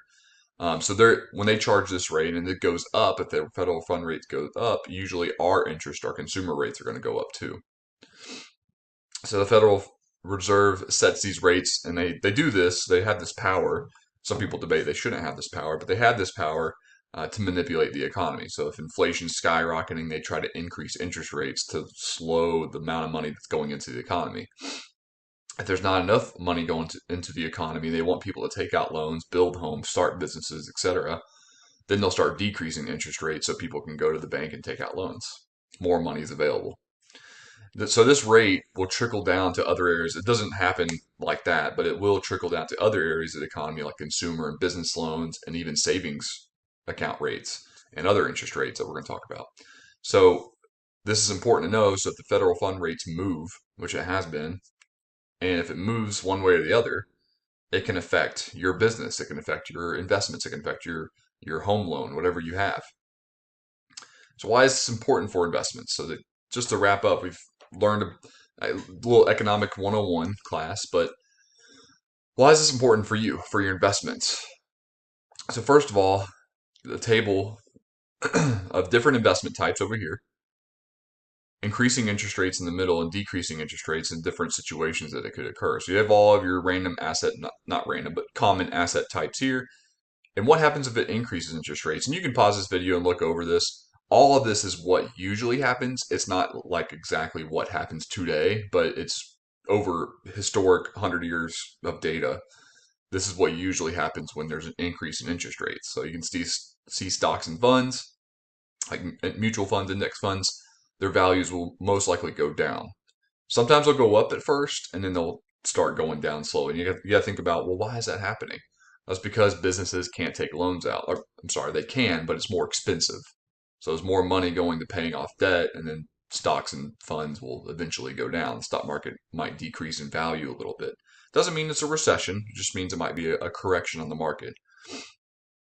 Corporate bonds prices typically go up. So that's a good thing. If interest rates are going up, and it could be because of inflation, it could be for whatever reason, then bond prices are going to go up too.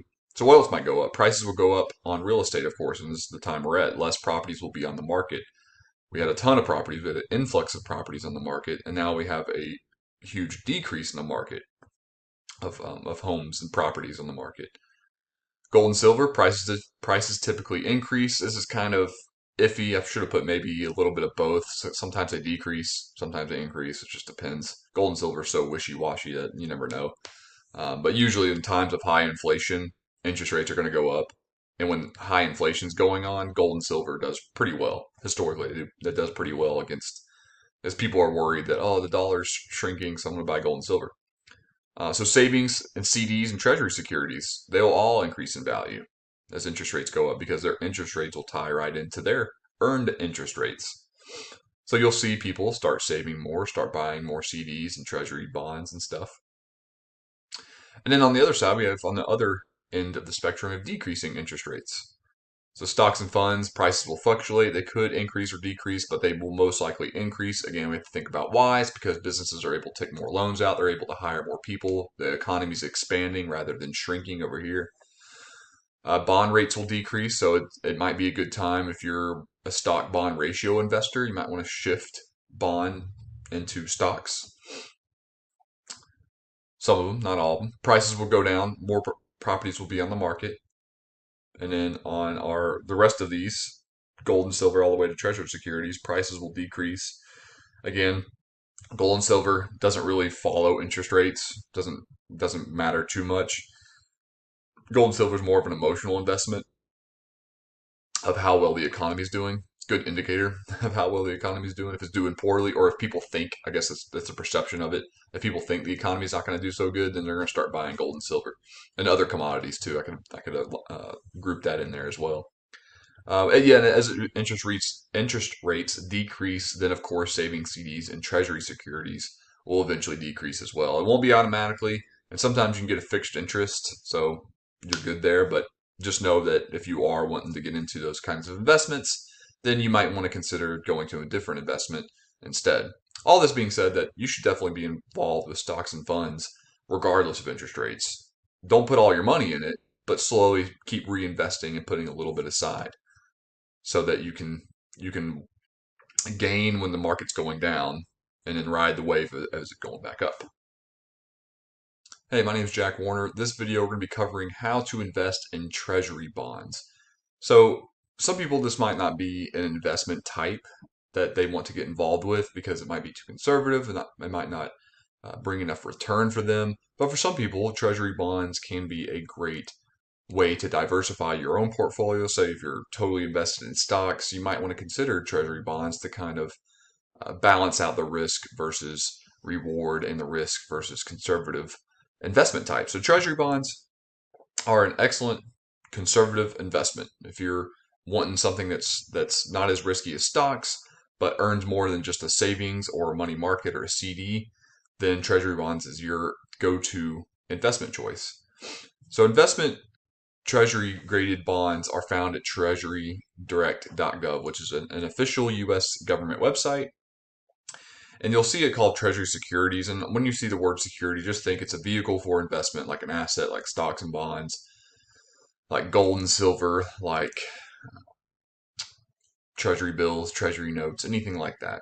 Treasury securities are considered some of the most conservative and safest investments an individual can make. So not just conservative, and it's not usually we link conservative with you're not earning enough money, but treasury securities can return a decent amount of money back to the investor.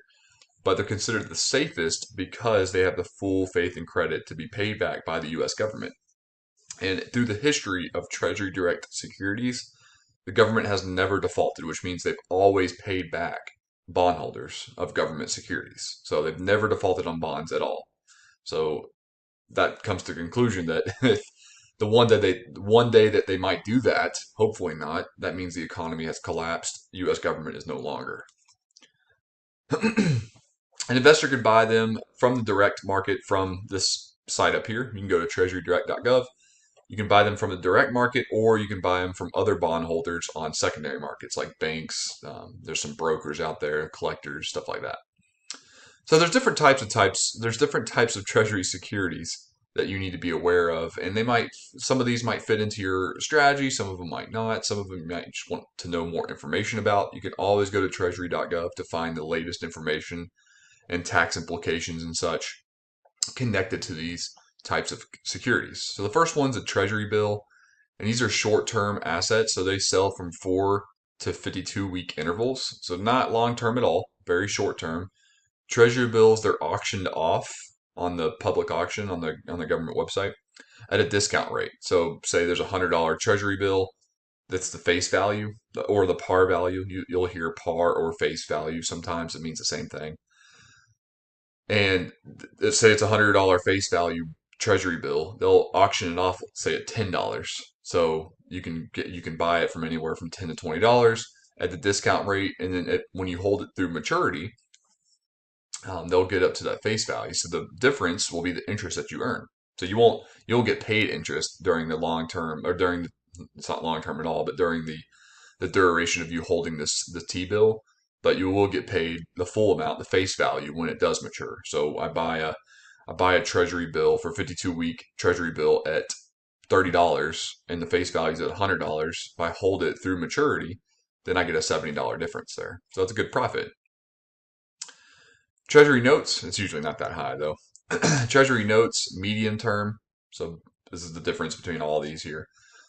T notes, medium term assets, that they mature from 2 to 10 years. So there's like 2-year ones, 5-year, 10-year T note maturity dates. You'll know what you're buying whenever you're on the market. Interest is paid on notes twice a year or semi-annually. Sometimes it's called that on the treasury.gov website, treasurydirect.gov website. So they'll pay interest twice a year. You can choose a $100 face value, and that will stay the same. So when it does mature, you're getting $100 back plus all the interest payments that you got. So that's how you earn money there. T bonds are long terms, and they can range from 10 to 30 years of maturity dates. So if you don't know what maturity dates means, that just means when that security expires. So it'll no longer pay after that. Similar to T notes, bonds are issued at $100 face value, and they pay at interest semi-annually. And you can buy more of these too. Of course, it's not just you're just buying one $100 one. You can buy $100,000 worth of these. And they'll pay interest rates semi-annually as well. And interest rates are typically higher on these bonds. Plus, they can accumulate longer because it's 10 to 30 years. Then you have your floating rate notes, which are also short-term, similar to T-bills. Your floating rate notes, short-term assets that mature in 2 years. So anything from 1 to 2 years or just a couple weeks, like a 4-week interval to 2 years, is considered short-term investment. And these FRNs they have a variable interest rate. So it'll change depending on what's going on in the economy. So right now they probably are going up as interest rates are going up here in October of 2022. And they pay interest 4 times a year. So it's a unique one because most of these don't pay that much, but these pay interest rates 4 times a year. And then your last one is a newer one to the Treasury securities, and that's Treasury inflation protected securities, or TIPS. And they're issued at 5, 10, or 30-year maturity dates. Interest rate is fixed, and it does pay semi-annual. But a good thing about TIPS is whenever the maturity date comes, they'll pay you the difference. So either if you got a discount or if the value, just say the value decreases of the tips over time, they'll pay you the difference to the face value to make sure that adjusted to inflation too. So not just if it's $100 tips and it ends up being $100 10 years from now, they'll pay you the adjusted rate of inflation. So it could be 9 to 15% depending on how much inflation had occurred over that time frame. And there you can break these down too. There's a lot of different savings bonds, and different savings rates, and graded bonds too, notes and bills. But bonds especially have you can break these down even further, like savings bonds, EE, and all the different types of those kind of series. And those will have different ones. This is just a general overview of the main categories of the types of securities that the Treasury Department offers. So you can buy them direct from Treasury Direct on auction, and they'll hold different types. They'll hold different times for the different bonds. And some assets like savings bonds, some of the ones that I said you could break down, like the different series of savings bonds, you can just purchase directly. Like on Amazon, you can just purchase directly. The same thing with here, you can just buy them directly without having to go to auction. Investors can also buy Treasury securities indirectly through private secondary markets, like banks or other financial institutions that are certified brokers. Banks and security brokers can offer auctions or direct purchase of these securities. So it can be wise for some people to buy them because you can buy them at a discount and you become indirect owners of that bond. So you can find some good deals sometimes in the secondary market. Like people, just like with homes, people are trying to liquidate something. Then they might need to lower the price just to cash out because they need to use that cash to pay something in their real life. So it's good to check the secondary market sometimes because you can probably find a better deal in the secondary market than you can on the direct market. It's all about how much you want to invest in the time and stuff, though, and research. And this is just a screenshot I took just today of the different notes that they were offering, different T bills of upcoming auctions. So these are Treasury bills that they're offering here, and you can see the amount that they're offering and different announcement dates and auction dates and etc. Anyway, so Treasury securities are again a great way to invest some money that you don't want to put in savings because it's just not earning enough in savings accounts. It's extra money, especially if you're getting close to that retirement age that you want to put money away that's going to be a little more secure. It can give you a passive amount of income over time, and some of it can be inflation protected, and it'll earn a higher rate than your savings, so it can give you a decent livable income during that time of retirement. Or if you're just risk adverse, Treasury bonds are the way to go. It can help you build that conservative portfolio, balance out any money that you have invested in the stock market, and that way you can feel a little safer when you sleep at night. Hey, my name is Jack Warner, and part of the investing series is direct investments into the stock market, into index funds, mutual funds, and ETFs. And that's what we're going to cover in this video. So to start off with index funds, this is the most broad definition that we can come up with.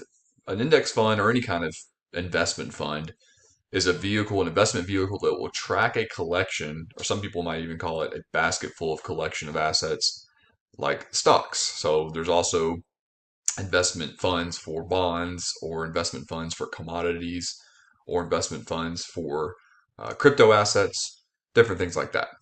Index funds can include hundreds and even thousands of stocks, and sometimes tens of thousands. Just depends on which fund you're using. But usually, most index funds aim around a few hundred. There are broad market index funds like the S&P 500, NASDAQ, Dow Jones, the Russell 2000s. You can even do international broad market index funds that will cover like all the London stocks or all the Chinese stocks or the Japanese stock market or even the whole entire world. And there's industry-specific funds that will focus on a particular industry like healthcare, utilities, technology, entertainment. You can even break that down even further. Obviously, you can break these categories down much further. You can do just technology. You can do just gaming indexes, or just software development companies, or communications companies, whatever you want to do. Then there's geographic funds. You can do U.S.-based, European, African, all world. Or you can do index funds that track market cap or market capitalization. And what that means is It focuses on companies that have a certain um, uh, they're a certain size. They have a ton of value, a lot of money into not just their price of their stock, but their company controls a lot of the market. Microsoft, Apple, those companies are large cap or large capitalization companies. So you can invest in companies that are large cap indexes or mid cap indexes or even low cap indexes. And there's pros and cons to doing all three of those. So it just depends. Obviously, for large cap, you're going to get some high yield dividends. Your blue chip stocks are going to be around for a while, that have been around for a while, but probably not going to grow that quickly. Where low cap, you might get higher dividends and a lot more growth. So it just depends on which way you want to invest. So that's index funds, and you can invest in these very passive type of investment. Whereas mutual funds, a little bit more active investing. So that they are similar to index funds, the same thing basically, and that they are a collection of stocks that track predetermined categories. Mutual funds are actively managed though, whereas index funds are more passively managed, or really it's just like an AI controlling the type of investments that you're invested in.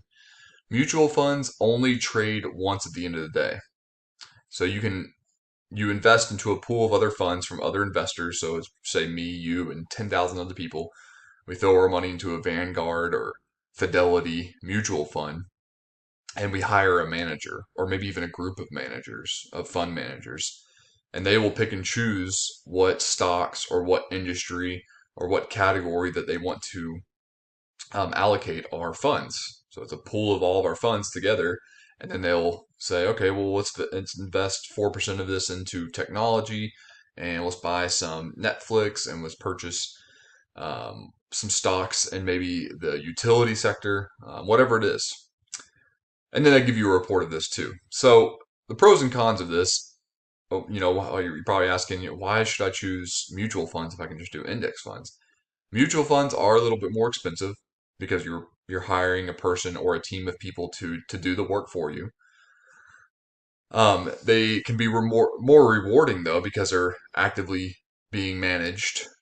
And index funds are a little cheaper, but they might not earn as much as mutual funds. So it all depends on the balance of what you're willing to pay.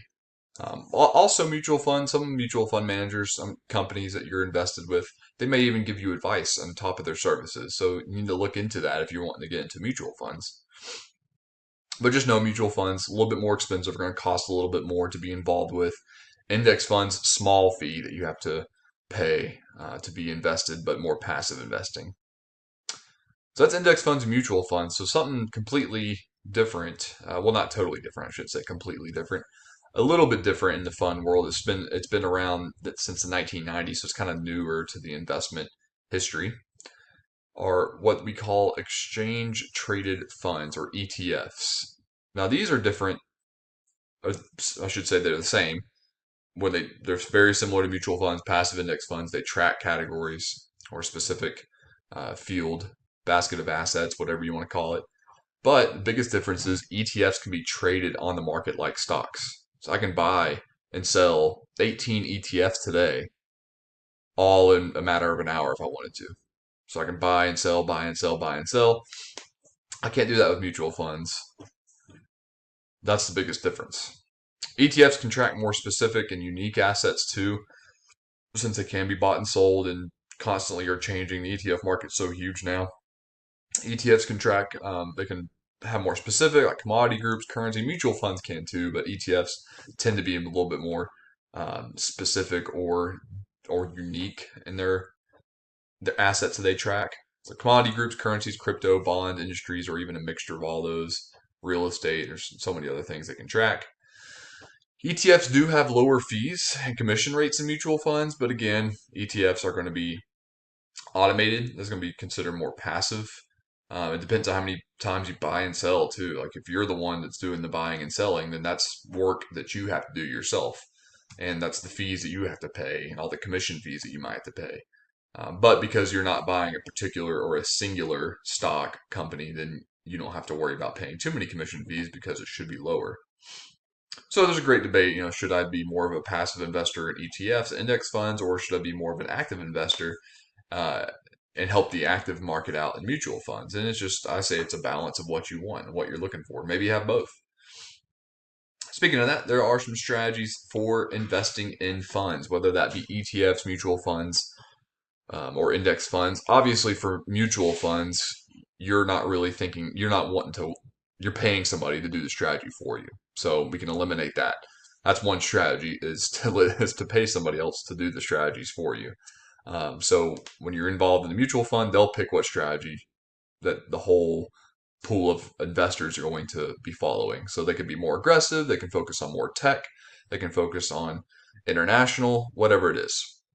But you're paying somebody. But if you're not and you want to do it yourself, there are some good strategies that you can learn from. One of the oldest ones, since you are a passive investor, if you are investing more in ETFs or index funds, you buy and hold or you set it and forget it.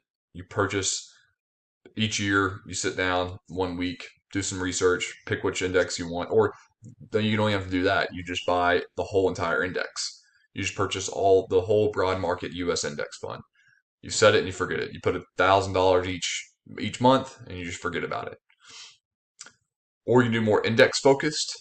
Maybe you know something more about communications industry and you want to pick the Internet of Things companies, any company that's connected like IBM or Microsoft. You want to pick more companies that are in the Internet of Things, software development, hardware development, whatever it is. So you're going to be more index focused, or maybe you're going to be more focused on agriculture companies or pharmaceutical companies. So you can do more index focused. You can diversify. So it's kind of the opposite of index focused strategy. You can diversify instead of doing a broad market, which that's diversification in itself. You can purchase and allocate different investment resources, money into different indexes. So you're going to put like 20% into tech indexes, or you're going to put 10% into international, 15% into commodities, maybe 5% into real estate. Whatever helps you that comfort level of diversification. Then you can do income investing through index funds. So you're going to choose indexes, and there's ones out there that track stocks or assets that deliver high yield dividends, which means they'll pay you every month or every 3 months or whatever, semi-annual. It just depends on the companies that are involved in that collection of investments. So some companies pay once a month, some companies pay quarterly, semi-annually, annually, whatever. But they'll if you're invested into a fund that tracks these kinds of stocks, then you're looking to get some passive income. You can do some dollar cost averaging, which is kind of like buy and hold, very similar. Dollar cost averaging means that you're going to pick an amount that you're going to invest in each month or each week or whatever time period you choose, and you continue to do that no matter what. And when the stock market goes down, you increase it. You increase the amount of investment. So let's just say for a whole year, I put in $100 per month into my dollar cost averaging index. I just do an S&P 500 broad. Let's take it even broader than that. I just do the total U.S. market, and I'm investing $100 each month. Stock market tanks like it's doing right now.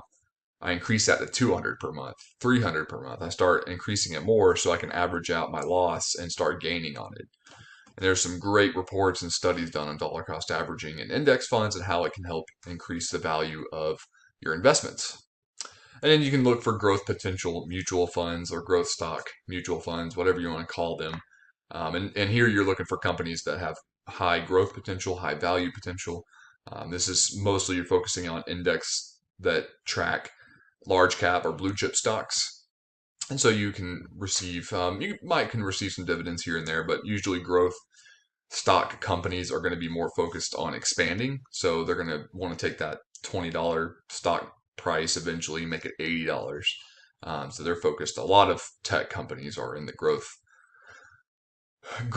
category, and there's others too. But these are some of the more basic strategies that you can get started with today on your investing in index funds. Hey, my name is Jack, and in this video, I'm going to go over some of the main assets that we can start investing in today. And in this video, we're going to be covering the three main modern, traditional, and somewhat not traditional with crypto investing assets, and that's in stocks and bonds. So a little bit different from funds. These are more individual assets. They're not a collection. You're banking on a private company or organization and its performance. So first of all, you might ask, where can I go to start investing in stocks or bonds or crypto? The first thing you can do if you're just unsure, or maybe you have a complex, this on two different spectrums here, sides of the spectrum. You can either be completely you just don't know where to begin, or you can be an expert investor and have been doing this for a long time, but have a complex situation where you just need somebody to help guide you. Either way, you can hire financial advisors, planners, wealth fund managers, mutual fund managers, stockbrokers, different things like that, different financial professionals that will help guide you through and pick the stocks and everything. And then you don't have to worry about it. Or you can do it yourself.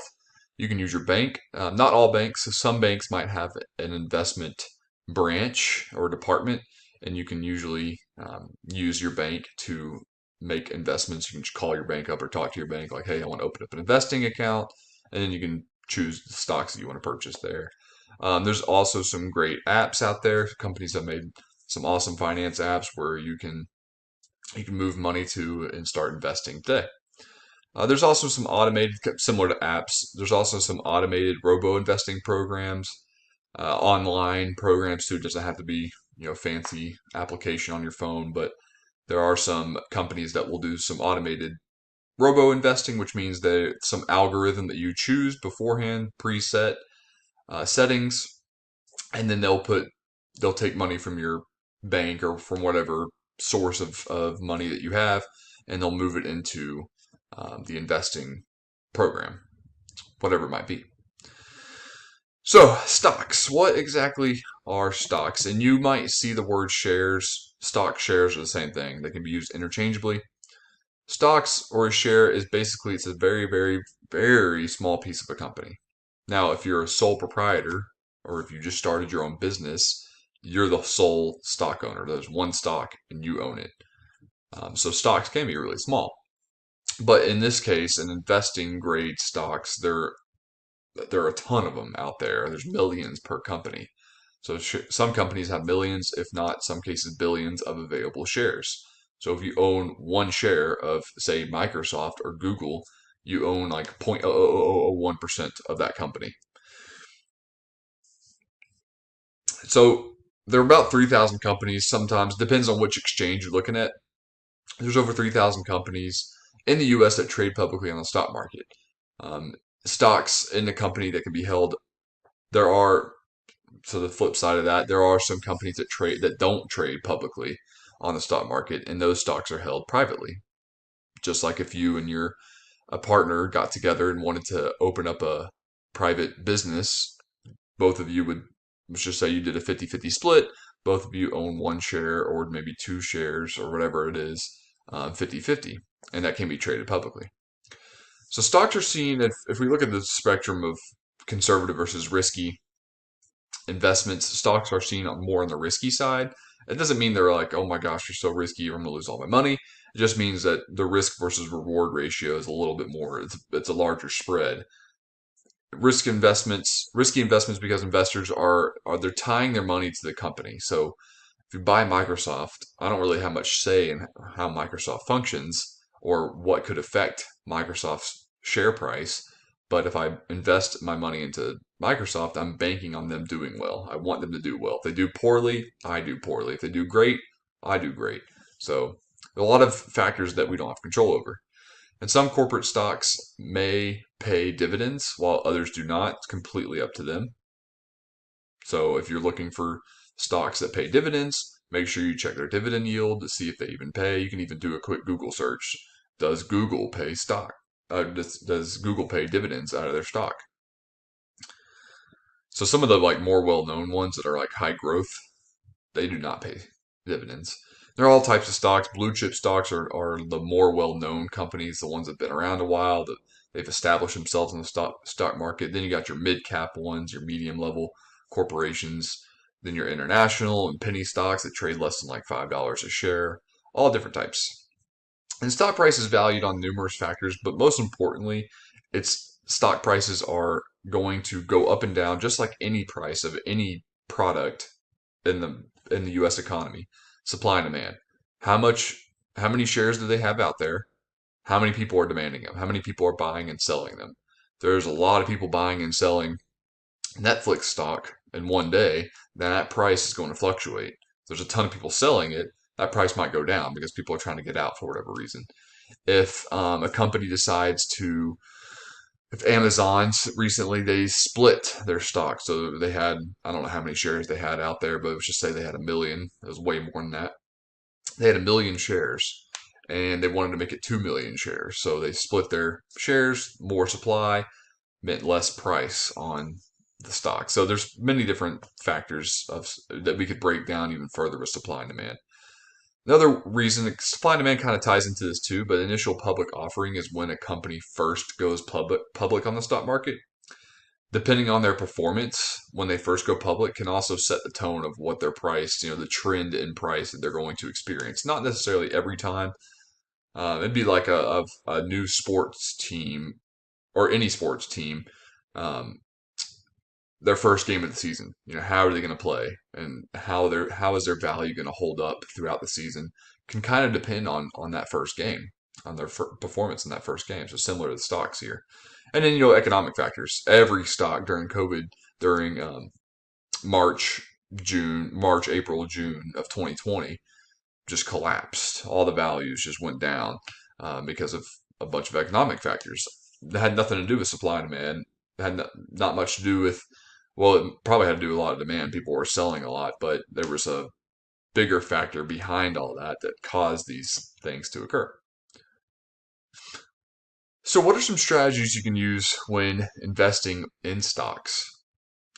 They're the two competing and kind of more popular and traditional stock investing strategies are growth and value. So, growth stocks, you're looking for stocks that are expanding quickly. You're looking for companies who are trying to take over, trying to edge out the competition. They most likely will not pay dividends. They're putting all that money back into their company so they can continue to expand. A lot of tech companies are like this, where they're trying to focus on growth. Then you have your value investing, where it requires a good bit of work, as for you as in the investor, where you are going to look for companies who are undervalued, companies that are probably well known, or at least um, you've heard of them before, and they might pay a dividend, but they are very wise, very efficient with their money. These are harder to find, so value investing is for those people that want to get into financial reports, start looking at P&E ratios, all that kind of stuff.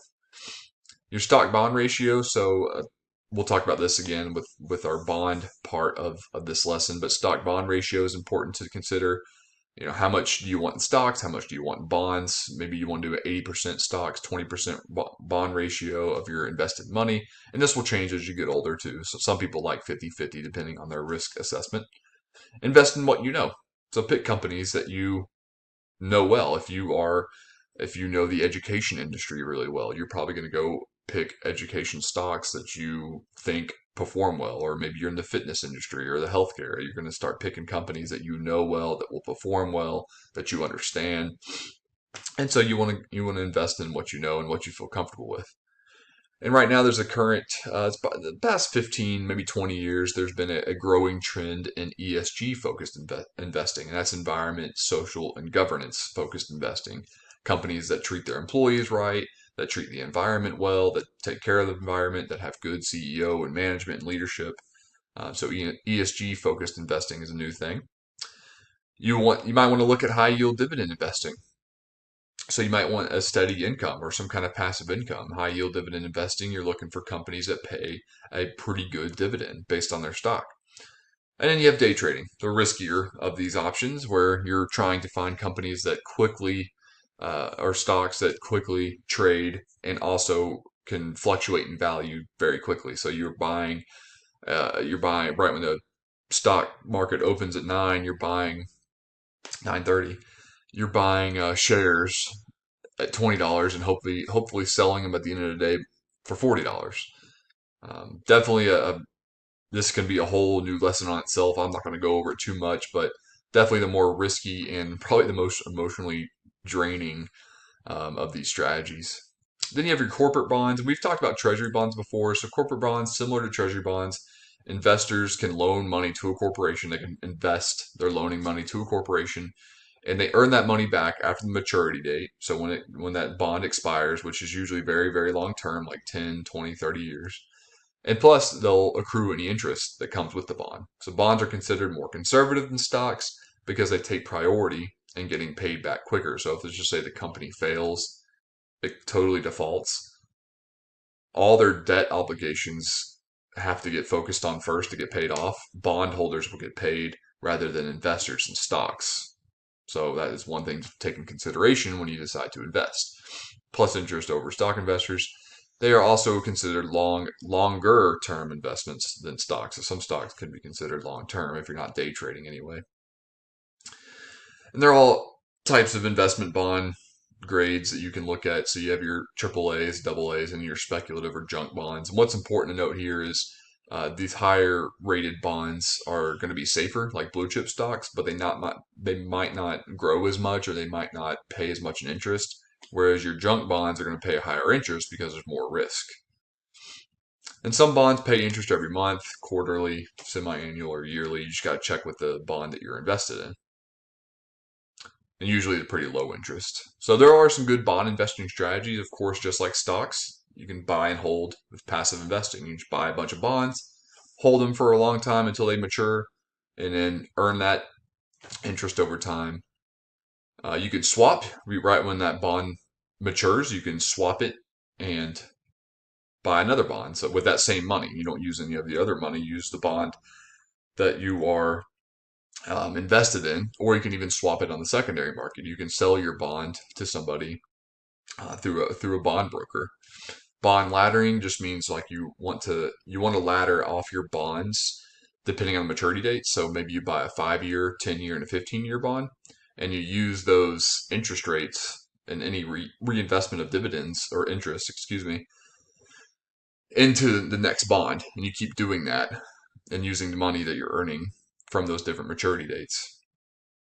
Reinvesting, of course, kind of the same thing. And then, of course, you have your stock and bond ratio that we talked about with the stocks.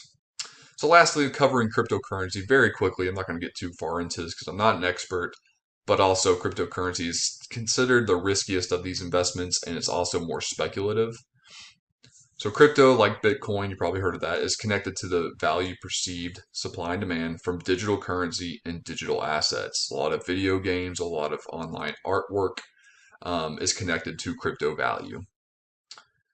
Crypto became popular after the 2008 recession because a lot of people didn't trust regular currency. So a new form of currency with Bitcoin was trying to become more popular. People were trying to find ways to create digital currency, thinking that's going to take over. It hasn't.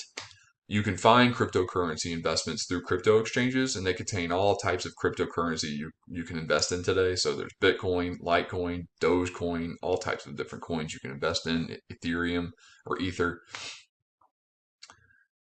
Crypto is considered riskier than stocks. That's because there's not any hard tangible asset that crypto is connected to. It's all digital. It's all virtual. Whereas stock, if I buy a stock of Home Depot, I can go touch a Home Depot.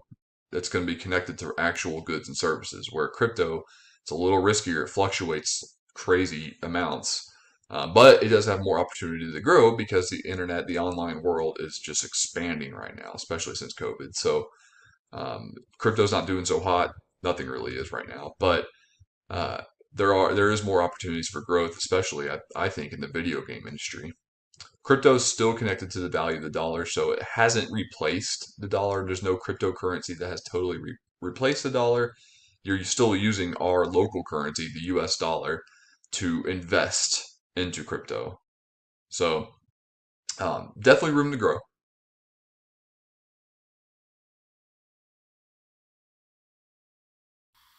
Hi, everyone. Welcome to Principles of Investing. I'm Greg Kilpack. I'm a senior investment strategist and trainer currently working for Personify. In lesson 1, we're going to talk about market cycles. Market cycles are critical to understand because they help investors know when it's the right time to buy and sell stocks. Over the short term, all stocks move up and down, and it's really hard to tell what it's going to do next. But over longer periods of time, the stock market moves in fairly predictable cycles. So if you understand how the market moves during these cycles, you can anticipate with a pretty good degree of accuracy what's going to happen next. I'll show you what I mean throughout this lesson. Before we go any further, let's cover the disclaimer. These lessons are for educational purposes only. Anything discussed is not to be considered a recommendation or solicitation to buy or sell any security. You are responsible for your own trading decisions. Always do your own research before investing in any securities. Please pause this video and read the rest of the disclaimer.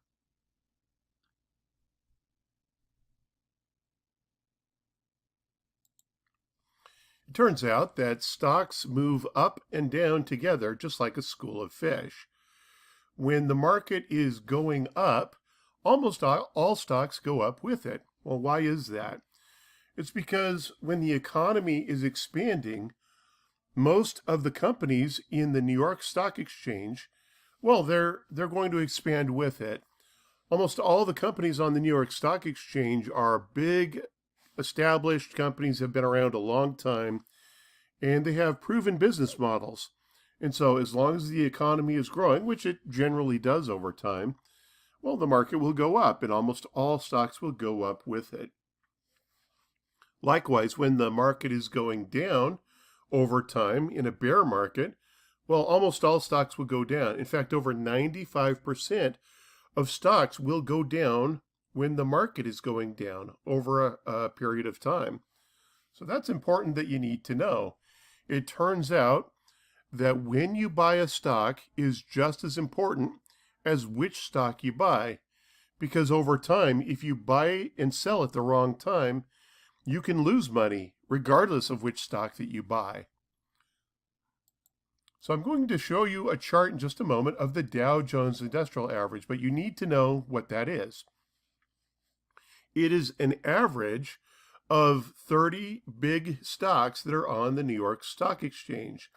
Companies that you've heard of like United Health Group, Goldman Sachs, Home Depot, Microsoft, McDonald's, and so forth. You've heard of just about all these companies.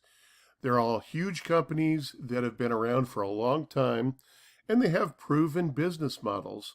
So as the economy grows, almost all of these companies will grow with it, and their stock prices will go up over time.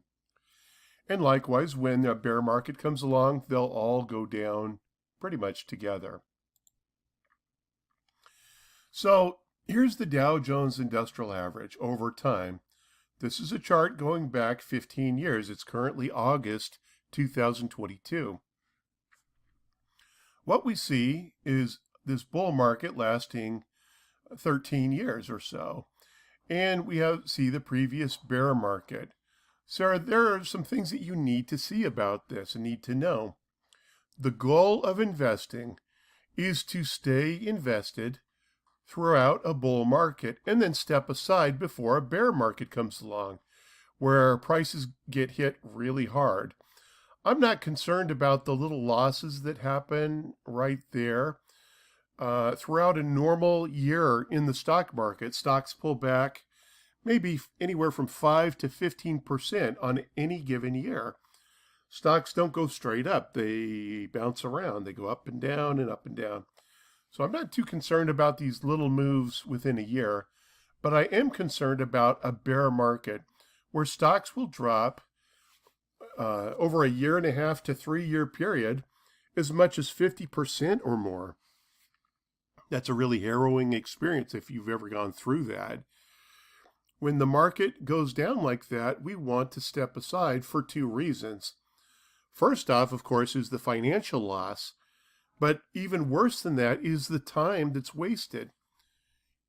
If you had not sold your stocks somewhere up here at the top in 2007, and you had held on through this entire time, it would have taken you 6 years to get back to break even, all the way over here to 2013.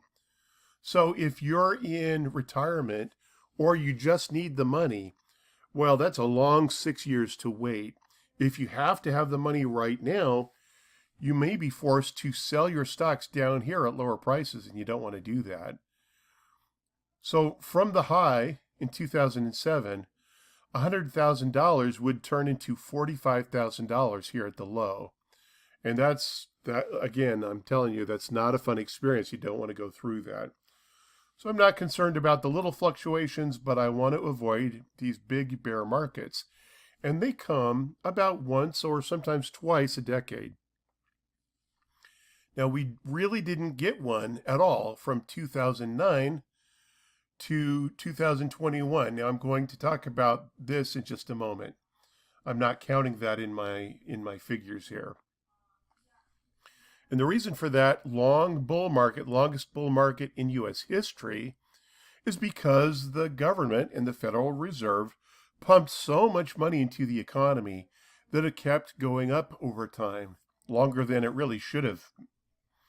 So what happened when the pandemic started in the spring of 2020, when they started to have the lockdowns and so forth, social isolation? The market tumbled 38% in a little over a month. It was like 5 or 6 weeks. And the government, of course, responded to that out of overdue caution, you might say, by dumping even more and more money into the economy, which later caused inflation in 2022 and 2021. When the Federal Reserve saw that, of course, it drove stock prices up for 2 years. But because of the inflation, they had to raise interest rates, and they had to stop the quantitative easing or the stimulus. In fact, they're starting to roll it back now. It's August 2022, and they're in the process of doing that. We've had several interest rate increases this year, and we're going to have more into next year. Well, that's really going to slow down the economy, and that's going to cause the market to drop further. The thing you need to know is that within certain boundaries, the Federal Reserve and the U.S. government controls where the stock market goes, and that's exactly what they're doing, even to the point of manipulation. They're putting so much money into the economy and into the markets by buying corporate bonds, which they've never done before. All of these things drove the market up to quite high prices, very high prices. And now we have to have a correction to make up for that. And that's going to be painful over the next couple years, just to be aware of that. So we need to understand more about how these bear markets work. In the last bear market, in the chart I just showed you, the 2008 bear market, the stock market fell 55% over about a year and a half. That's pretty typical. The previous bear market, the S&P 500 and the Dow Jones Industrial Average both dropped 45% over a little bit under 3 years, while the NASDAQ actually dropped 70% with the tech-heavy NASDAQ. Back in the crash of 29 and the Great Depression, stocks fell 90% over less than 3 years. Now, the economy was terrible throughout the 1930s, but the stock market stopped going down within 3 years. I have never seen a bear market last longer than 3 years. So what that means is, from the high that happened in late 2021, if you fast forward 3 years, it's probably going to be time to start buying into the market by then. That's just something to be aware of. That'll help you time the markets.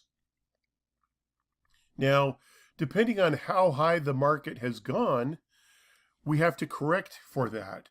The reason why the market crashed in 1929, 90%, is because it had been so inflated and it was a much smaller U.S. economy at the time.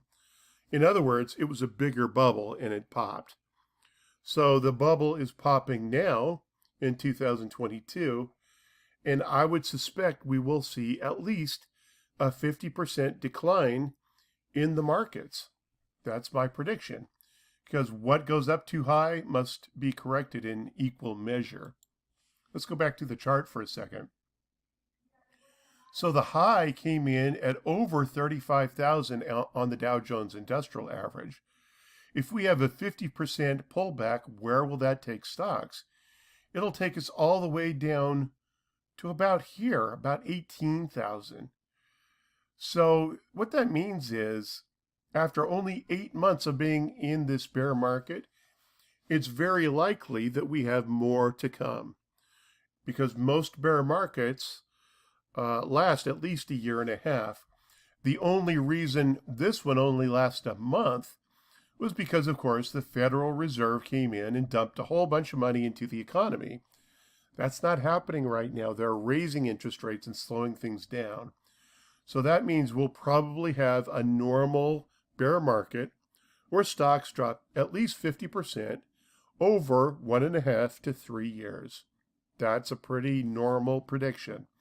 There's nothing special going on about this particular bear market at this time. I know that because the government has dumped so much money into the economy, that the economy is holding out pretty well so far, but we have worse to come before it's all over. Just be aware of that. I hate to be the messenger of bad news, but the worst is yet to come. Okay. So here's what I want you to remember from this lesson. First off, over time, as we go through a bull market or a bear market, as stocks move up or down over months and years, over 95% of stocks will move in the same direction. So if the market is going up like it usually does, almost all stocks are moving in the same direction. And likewise when the market is going down, like it is right now. Also, bull markets last typically 5 to 8 years, and bear markets last 1.5 to 3 years on average. However, we have to watch the government and the Federal Reserve with how much they're stimulating the economy and how much Congress is spending to determine how that's going to affect the markets. After all these things happen, we watch how the market responds to what the government is doing. So the goal of investing is to stay in the market as long as the market is going up, which it does most of the time, and then sell before a bear market comes along. In future videos, I'm going to teach you the signs that we're near the bottom or that we're near the end of a bear market or at the beginning of a bear market. That helps you to time when it's time to buy and sell your stock, these cycles. So going back to the chart, if we had sold somewhere at the top of 2007, at the high there, and bought somewhere down here, we don't have to be exactly right. We don't have to time the market perfectly to make money. We just have to step aside so that we miss most of this sell-off. It's all we have to do to really take care of ourselves and protect our money when the market's going down like it is right now. It doesn't hurt to be completely out of the market and in cash for a couple years. Don't listen to your financial advisor when they say always stay in the market. That's if you want to be a buy and hold investor and you're willing to suffer through these painful pullbacks and wait 6 years for the market to come back, well, then you can follow that advice. But most people get scared off and sell at the bottom when they should be buying. It's better to sell at the top early and then get back in when you're sure the bear market is over, even if you wait all the way to 2010 or 2011 even. So that's what you need to know. We'll dive more into how to recognize when we're at the top and the bottom of the markets in future videos. Until then, good luck in your investing. Welcome to Principles of Investing. I'm Greg Kilpack. In this video, lesson 2, we're going to talk more about market timing because it's such a critical aspect of investing and maximizing your profits. They say that close only counts in horseshoes and hand grenades. Well, it also counts in the stock market. Your timing doesn't have to be perfect when you buy and sell. You can be weeks or months or even years off and still do really well. The critical piece is that you need to sell your stocks before the market has big losses, and I'm going to show you how to do that. Now, in the long-term picture of the market, like you see in this long-term chart of the Dow Jones Industrial Average, remember, almost all stocks are doing what you see in this chart. So let's say that we knew that a bear market was coming, and it's 2006. So we decide to sell early. And in fact, we were quite a bit early, almost 2 years early. The market topped out in about September of 07. So if we had sold early, we would have left some of the profits on the table, and that's okay, but we would have avoided this 55% loss that happened over a year and a half. Let's say that we didn't see it coming, and the market made the high in 07. And now it's 2008 and the market's going down and we see it that it's really weak. We could have sold out all our stocks and only had about a 20% loss from the high, maybe a 25% loss. You need to know that the crash, if it's coming, is going to happen in later stages of the bear market. Right here, the crash didn't come till about September, October of 08. Almost a full year after the high came in 2007 in the markets. So that's really what you need to be aware of. It takes a while for bear markets to develop until markets really get ramped up to the downside. What does that tell us for the current situation? Well, it's August 2022 right now, and the market topped out at the beginning of the year or the very end of last year. So we're 8 months into a new bear market. Everything that I know of tells me that we have more downside to go, perhaps a lot more. So if the previous 2 bear markets are any indication, and they both lost about 50% of value in the markets, that means the market is going to go down about 50% off of 36,000, which would be around 17,000 right there. This is one indication we know that the market probably has a lot more downside to go, especially since the Federal Reserve is slowing down the economy and aggressively raising interest rates. That's the key. We have more downside to go. So what do? Well, it's up to you. But I've already sold all of my stocks, and if I owned stocks today, I would still sell them all. But I can't make any recommendations to you what you should do with your money, but this is information to help you make your own decisions. Now, after the bear market happens, and we're nervous, we don't know where the bottom is. We didn't have to buy in the spring of 2009 and buy it at the exact bottom. We could have done it later in the year, or in 2010, or 2011, or 2012, and still done very, very well, and still held on for years and made 2, 3, 4 times profit. Again, the timing doesn't have to be perfect. The critical step here is to step aside when the market has danger. It has a lot of downside potential, like it does right now. And so we have to be especially careful.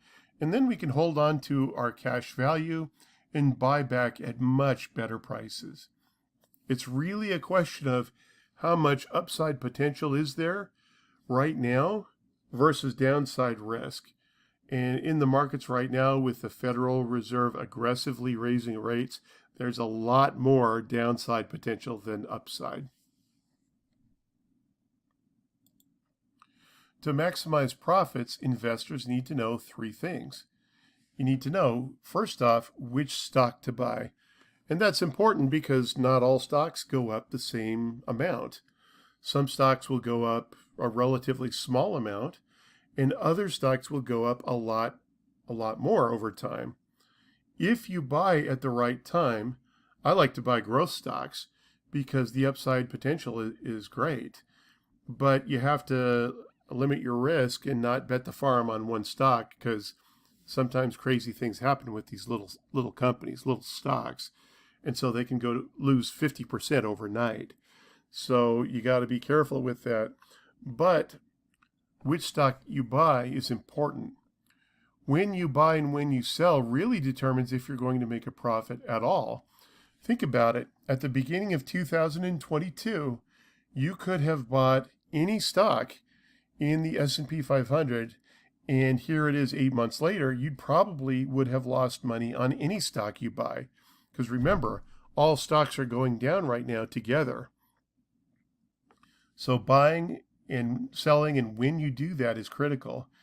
And like I said, I think we still have a lot more downside potential to go. So let me show you an indicator now that's super easy, and it's free, and you can find it online. And it'll show you in picture format where we are in terms of prices, if they're high or they're low. Now what you do is you go to Google Images. When you go to Google,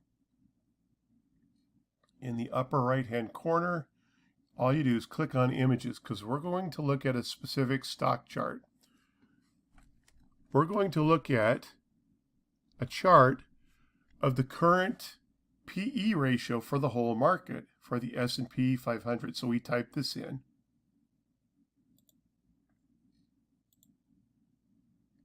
And when we do, we want to find a chart that is not a forward PE ratio like this one. That's the wrong chart. It's good to look at a historical PE ratio for the whole market, but that usually doesn't show current PE ratio. So that's also not the one I want to look for right now. That's another forward PE ratio, so that's wrong. Okay, this is a good one.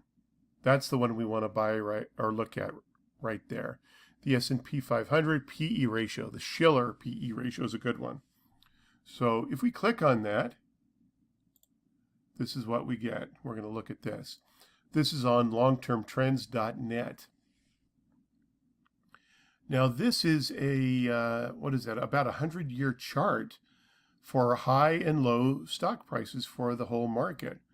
So anytime the market goes above 50% of average value, you're in danger of a sell-off, of a bear market coming. Look at what happened. That's exactly what happened in the early 1920s. Stock prices got high and then they sold off and went back down to more normal values and levels. The average price is, or the mean, is right there in the middle. The average PE ratio for the whole market over time is about 15. So anytime you're 50% below that, you're buying at a very deep discount. That's great. Anytime the market goes above 50%, which is a PE ratio above about 25, well, you know you're in danger. You got to be careful.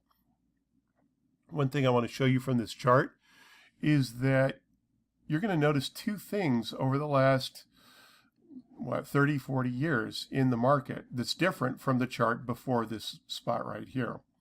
Number one, you see that the market has become more volatile. That means it goes up more and it goes down more.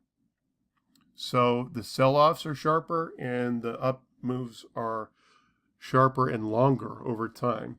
And that's what's happened in our current bull market, because the Federal Reserve is dumping lots of money in the economy and in the markets. They're manipulating this. So be aware of that. So now, anytime, let's go just through the last 30 years or so. Okay, so now anytime the market is below the mean, this is a very long-term mean. So anytime the market is below 15 PE ratio, it's time to start slowly buying back into stocks. So let's say that I had $100,000. I might put $10,000 or $5,000 buying stocks that I want to buy every month for the next, year or so.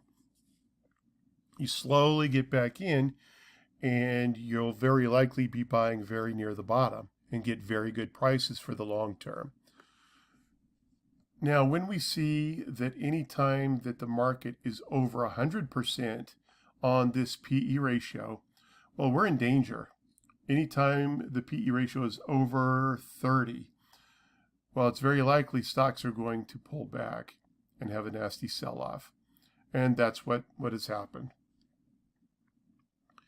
Now, one thing that you need to know about this chart is that, like right here, that's 2008.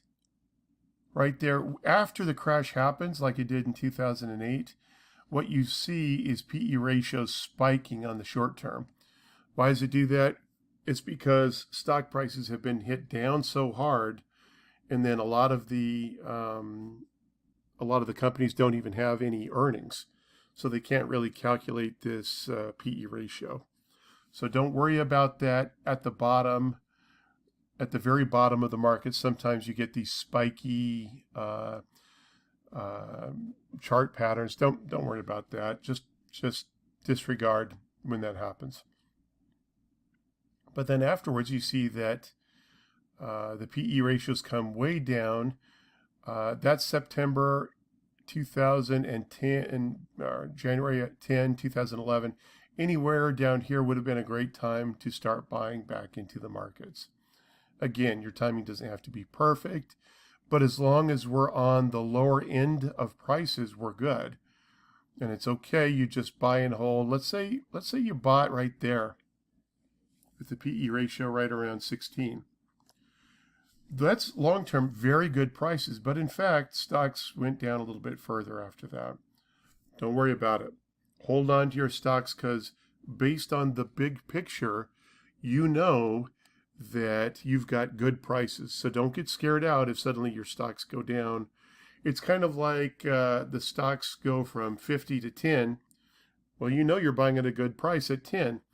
And then stocks, after you buy it, they go down to 8. On paper, you're down 20%, and in your account, you're down 20%. Don't worry about it. In the long term, you still bought at very good prices. Don't be afraid. It's going to go up over time. Just hold the course. Usually after a bear market happens, the market doesn't usually suddenly go straight up. It's choppy at the bottom, or it slowly goes back up. So don't worry if your timing isn't exactly right. Just buy into stocks. Be careful. Dip your foot in the pool. As long as things are still feeling comfortable, keep adding, keep buying. We're near the bottom. Stocks have already dropped heavily. You're good for the long term. Try not to worry about it. We all do, but don't worry about it, okay? It's going to be okay in the long term. And you know you're buying at really good prices. So how to find this current market PE ratio? You go to Google Images, and then you search for S&P PE ratio. If you want to look at the other one for long term, you can look at historical S&P PE ratio. But I would just type this in, S&P PE ratio, and find one like the Shiller index for the S&P 500 and just look at the PE ratio. And that does a really good job of helping you see when stocks are priced on the lower end and it's time to start buying back into the markets. Even Warren Buffett was scared during the previous bear market, and he bought a little bit early before the low was put in. but he knows values, and he knows he was buying near the bottom. So he didn't get scared. He just bought and slowly bought, and he bought at very good prices long term, and now he's doing very well in his investments. One other thing I want to show you. Let's say that you don't sell. You're a buy and hold kind of person. Well, what most people do who don't know anything about these cycles is they're buy and hold. So they own stock. Stocks go down 20%. They go down more, they go down more. And then finally, somewhere down here, when they should start to be buying, they say, oh my gosh, I can't take any more losses. I got to get out of the markets. And they sell out of pain when they should be buying. It's much better to do it the other way, to sell high and buy low. But people don't know when the bear market is coming. That's what I'm trying to teach you. So if you can step aside, do it and buy back afterwards. But if you don't have the faith and you just hold on, for heaven's sake, don't sell at the bottom. If you're going to be a buy and hold person, then stay in the markets. If you miss and you don't sell and you get caught in the bear market, stay in for the long term. That's what your financial advisor will tell you anyway. Don't take a 50% loss and then sell. Either get out early or hold through the entire process. Okay, don't sell at the bottom just in time to see the market turn around and go up. I've seen a lot of people do that. In 2001, or early 2000 actually, I did the opposite. I was buying aggressively at the very end of the bull market, just as the bear market was beginning. That's the other mistake that investors typically make. So it's really good to know about these bear markets, to see when they're coming along, to know that inflation is going to cause the government, the Federal Reserve, to raise rates, and that will clearly bring down stock prices. So I hope that helps and that you've learned a lot from this lesson.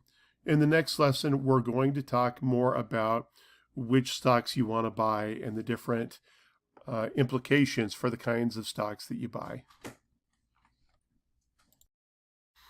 This is the third video for Principles of Investing. I'm Greg Kilpack. In this video, once again, we're going to talk about market timing. Specifically, we want to answer the question, when is it safe for investors to buy back into the markets? How do you know that the bear market is over so that you can buy back and stocks will go up after you buy it?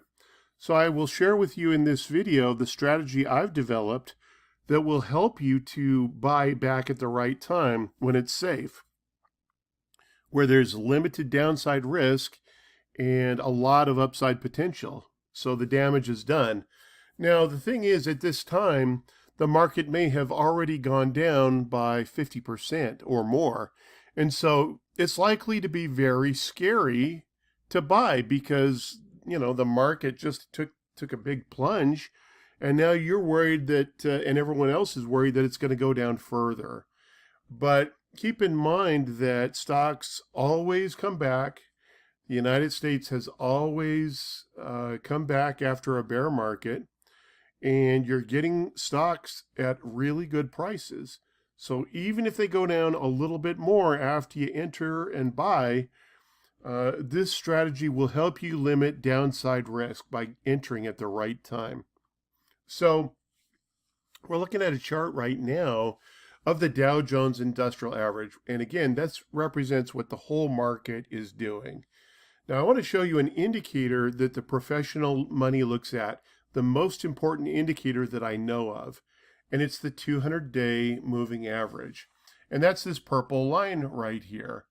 The 200-day moving average shows you that when the market is in a major uptrend, you should see overall stocks will be trending above the 200-day moving average, just like you see at the beginning of the chart. It's well above the 200-day. And it's perfectly okay if in a pullback, like right here, that it pulls back briefly for a few days or a few weeks and then goes up again. So no big deal if it goes below it briefly. just like it did right here in December of last year. The market went down briefly below it and snapped back up and went on to new highs. Okay, great. Here's what you want to look for that will show you a bear market is potentially coming. When it goes down below the 200-day and it snaps back above it, but it quickly goes down below the 200-day and goes on to a new low. That's, by definition, lower highs and lower lows. That's a downtrend. And so if you're watching it, and let's say you still haven't sold your stocks, and it bounces back up and barely gets up to the 200-day and then quickly goes down below it, that's another sign we have trouble ahead. So that means by April of this year, you should have been out. It should be perfectly clear, especially with the Federal Reserve raising interest rates. It should be crystal clear that the market's going to be going down from here. Okay, that's what you need to know about the charts by looking at this. So when is it safe to get back in? Well, what you want to see is the stocks holding its value above the 200-day moving average. You'll notice that when the bear market starts, the stock market will go at or slightly above the 200-day moving average, like it's done there and there and there, and even right there in August. It'll go up slightly above the 200-day moving average and then quickly come back down. Until that stops happening, I do not want to own stocks. I do not want to buy them, not as a long-term investor. So the stock market made a higher high right there compared to right there in June of this year. Does that mean that we're in a new uptrend? It suggests that maybe we are, but I'm not at all convinced until we go above and stay above the 200-day moving average. So just because the markets have been up and bounced off since the, since the June low that happened right there on June 17th, just below 30,000 on the Dow Jones Industrial Average, am I convinced we're in a new bull market? No, not for a second. Okay, even though we even have a bounce this week, no, I'm not convinced. So don't jump into the market for any long-term plays right now. It's not the right time. Let me show you what the right time looked like in the previous bear market. Now, this is going back to 2007. This is what a normal bull market should look like. Stocks go up, it pulls back. Look at that, didn't even pull back to the 200-day moving average. See that? It's the 200. That's the blue line that we see, smoothing out the data. Okay, so the market is quickly trending above and snaps back up after a pullback. I wouldn't even be concerned if it went to the 200-day or even below it for a little while, as long as it doesn't go much below it. So you look at this in let's see, that's July of 07. We snap below it for maybe a couple of weeks there, and it's bouncing around, and then it goes on to new highs. Okay, so let's look at it. This is how a bull market turned into a bear market. We've got the high right there, barely a little bit higher than this high. That's suggestive of trouble, but not a guarantee or anything. We go below the 200-day moving average right there. Doesn't mean anything yet. But when we see it snap above the 200-day and then quickly go back down, 200-day moving average was support in a bull market. Now it's resistance. As soon as it goes above the 200-day, sellers are jumping all over that, and they're pushing prices back down. And when it bounced back up here, they're pushing it down again. So right about here, by this time, it should be crystal clear we're in a bear market. And that would have put us around January of 2008. And let's look at 8 months after the high, which happened right there. that would put us around, around June of '08. So let's go to June of '08. We're still seeing lower highs and lower lows, so it should be crystal clear that we're in a downtrend, in a bear market. This is where we're getting exactly what is happening right now. Went on to a higher high there in May of '08. The highs were a little bit higher than the highs right there. So that kind of tricks people into believing that we're possibly in it. The bull market is returning, right? And that's exactly what's going on right now in 2022, here in September and late August. That we got a bounce in the markets and we went on to slightly higher swing highs. But this is how this played out. Stocks went to new lows. They bounced up a little bit. Economic conditions are deteriorating, and then, wow, there's the crash right there, where the market went from, this is the S&P 500, went from 1255, within a couple months, went down to 850. Wow, what a plunge. That's about 30% in a few weeks, or maybe 2 or 3 months there. And then it bounced just a slightly higher and went on to new lows, still making lower lows. And so it finally exhausted itself way down here in March of '09, way down here around 676 on the S&P 500. So it's down over 50%. 650 up to, 1,400, 1,500. That's over 50%. So this bear market lasted a year and a half. But like I said, some of them last as long as 3 years. So how do you know it's time to enter and buy again?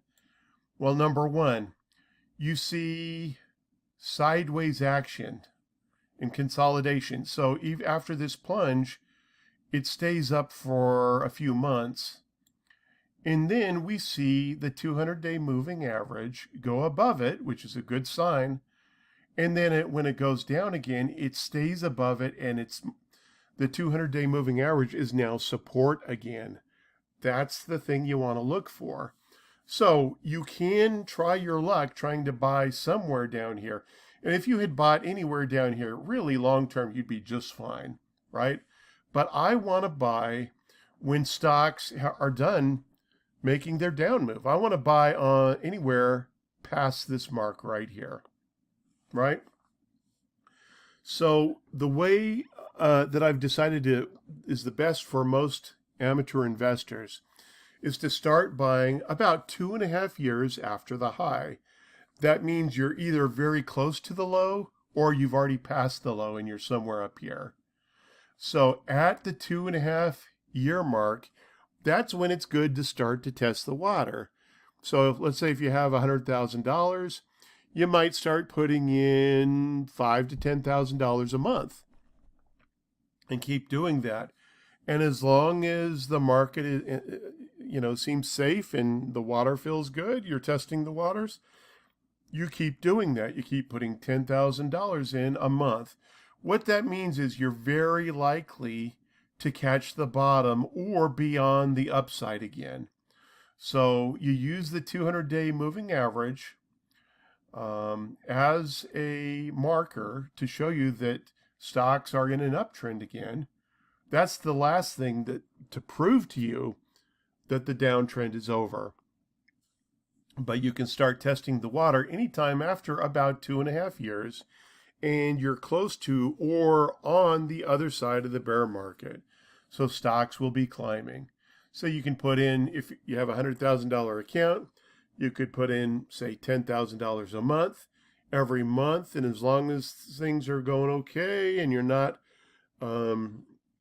losing much, it's okay if it goes down a little bit after you buy. But if it goes down too much, you can just hold off. I'd stay in. If I put in 20,000 and still had 80,000 to go, I'd stay in, but I want to be comfortable. I want to see stocks generally going up, not going down too much.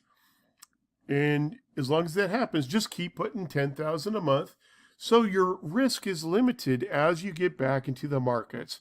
It's a real low risk, safe way to get into stocks. Now, if you're buying individual stocks with that $10,000 each month, I'd spread that out among different stocks that you want to be into. So if you want to be into 10 different stocks, you want to own 10 different stocks, you buy $1,000 worth each month of the 10 stocks that you want to own.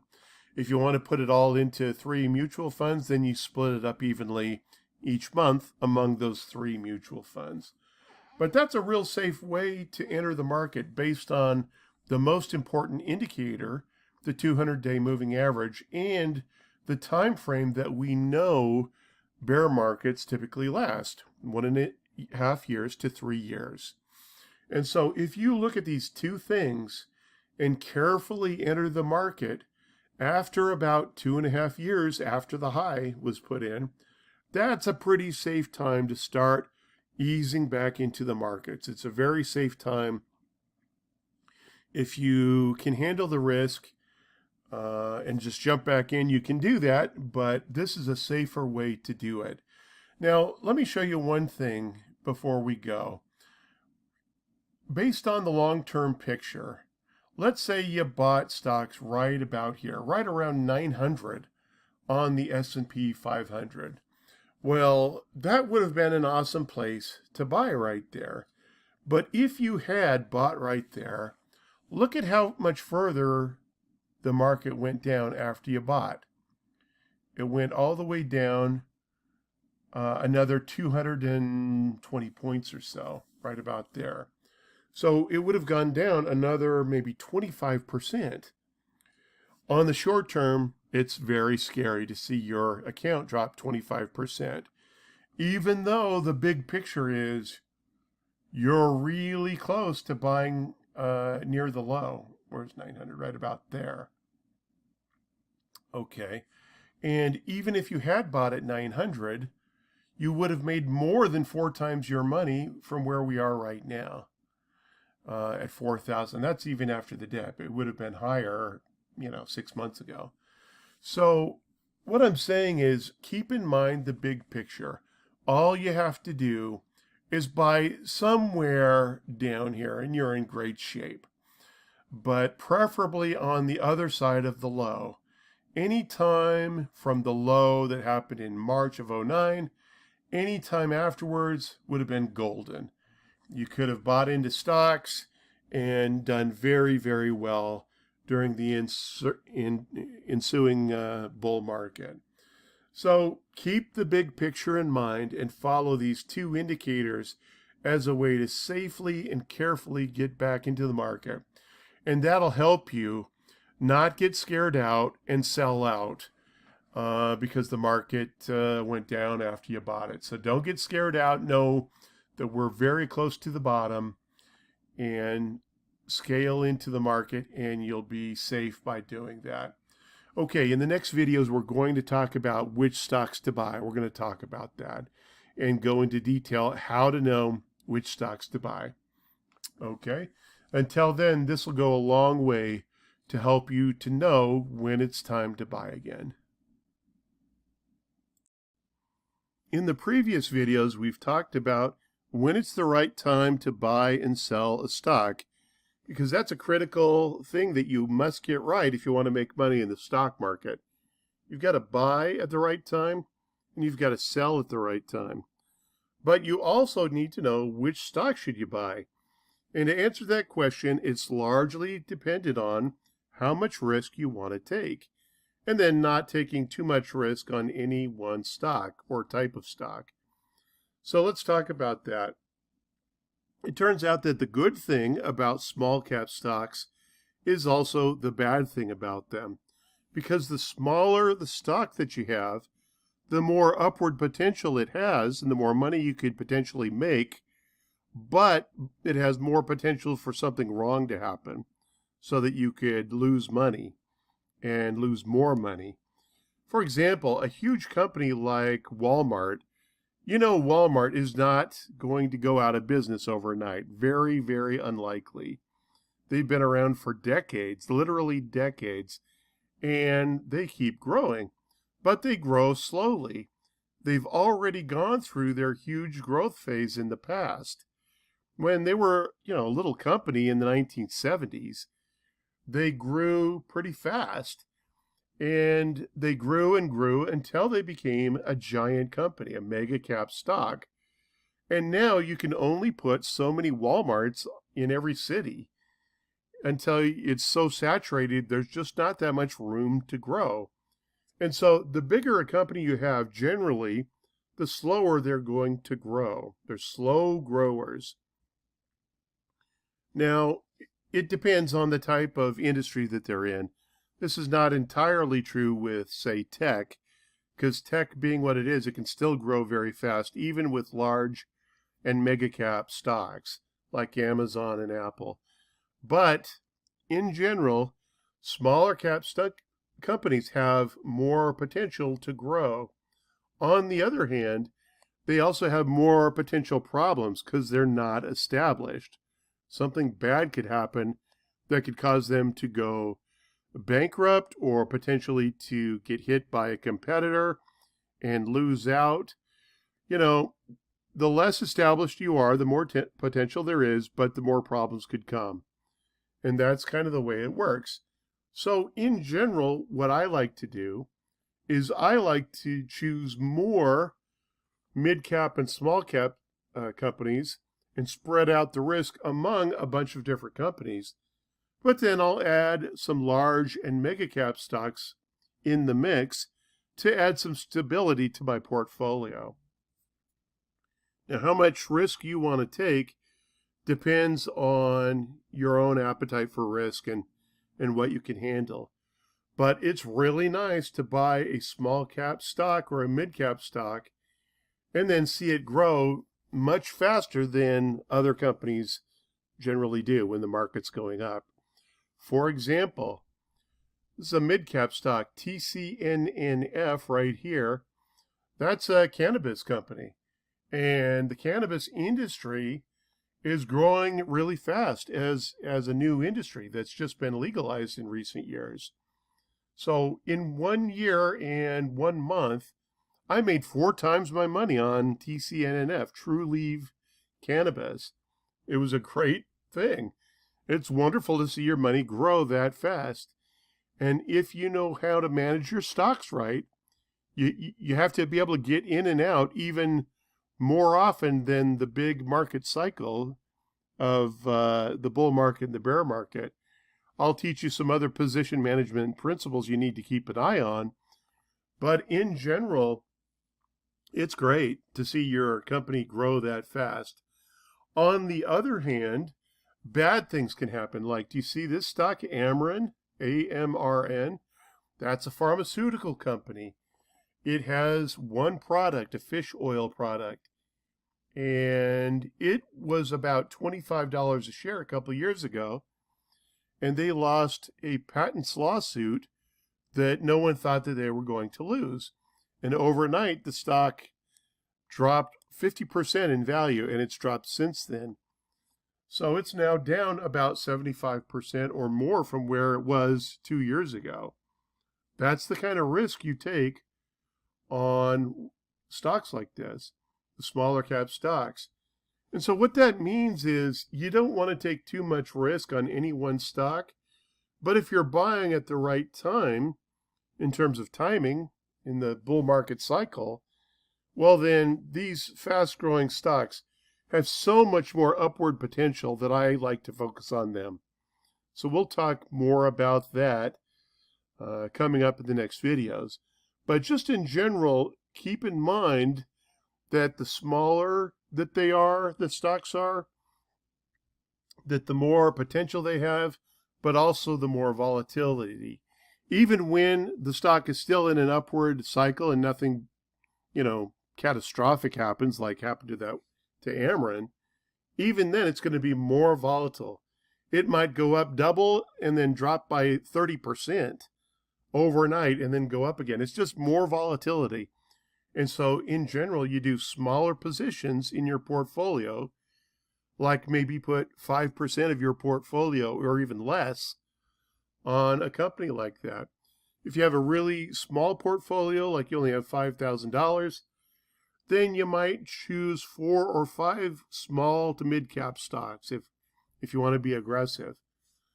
But if you have a lot of money, like over $100,000, it would make sense to do small cap and some mid cap and some large cap and maybe some mega caps in there too.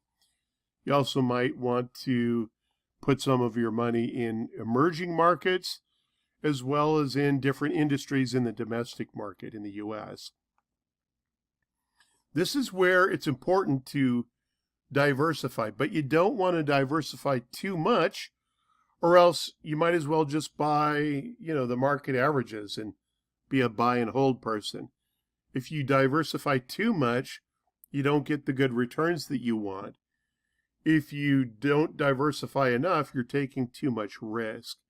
So there's definitely a balance there when it comes to diversification. You don't want too little. You don't want too much. You want it to be just right. Okay.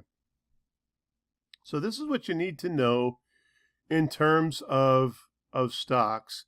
Now let's look at some of these stocks to give you an idea. So first off, let's look at some of the giant stocks. By the way, today is September 21st, 2022. The Fed raised rates again today, and the market tanked. So let's look at Apple and kind of get an idea of the kind of movement you're going to get in a great big tech stock that's giant tech stock. Okay. This is a 1-year chart for a tech stock. And even though it's a mega cap, you can see that it's gone all the way from 140 to 180, which is about a 25 to 30% increase over 3 months. Well, that's big. It's pretty big. And it also can go down that much as well, like it did. But overall, Apple is holding its value a lot better than many stocks out there. Why? Because they're an established company. Because even though the economy may get worse, they're still making money selling iPhones. They're just not selling as many. So sure, the stock price will go down, but it's not going to go down nearly as much. For example, so look at this. So Apple's down 150 from 180. That's not too bad, maybe 20% or so.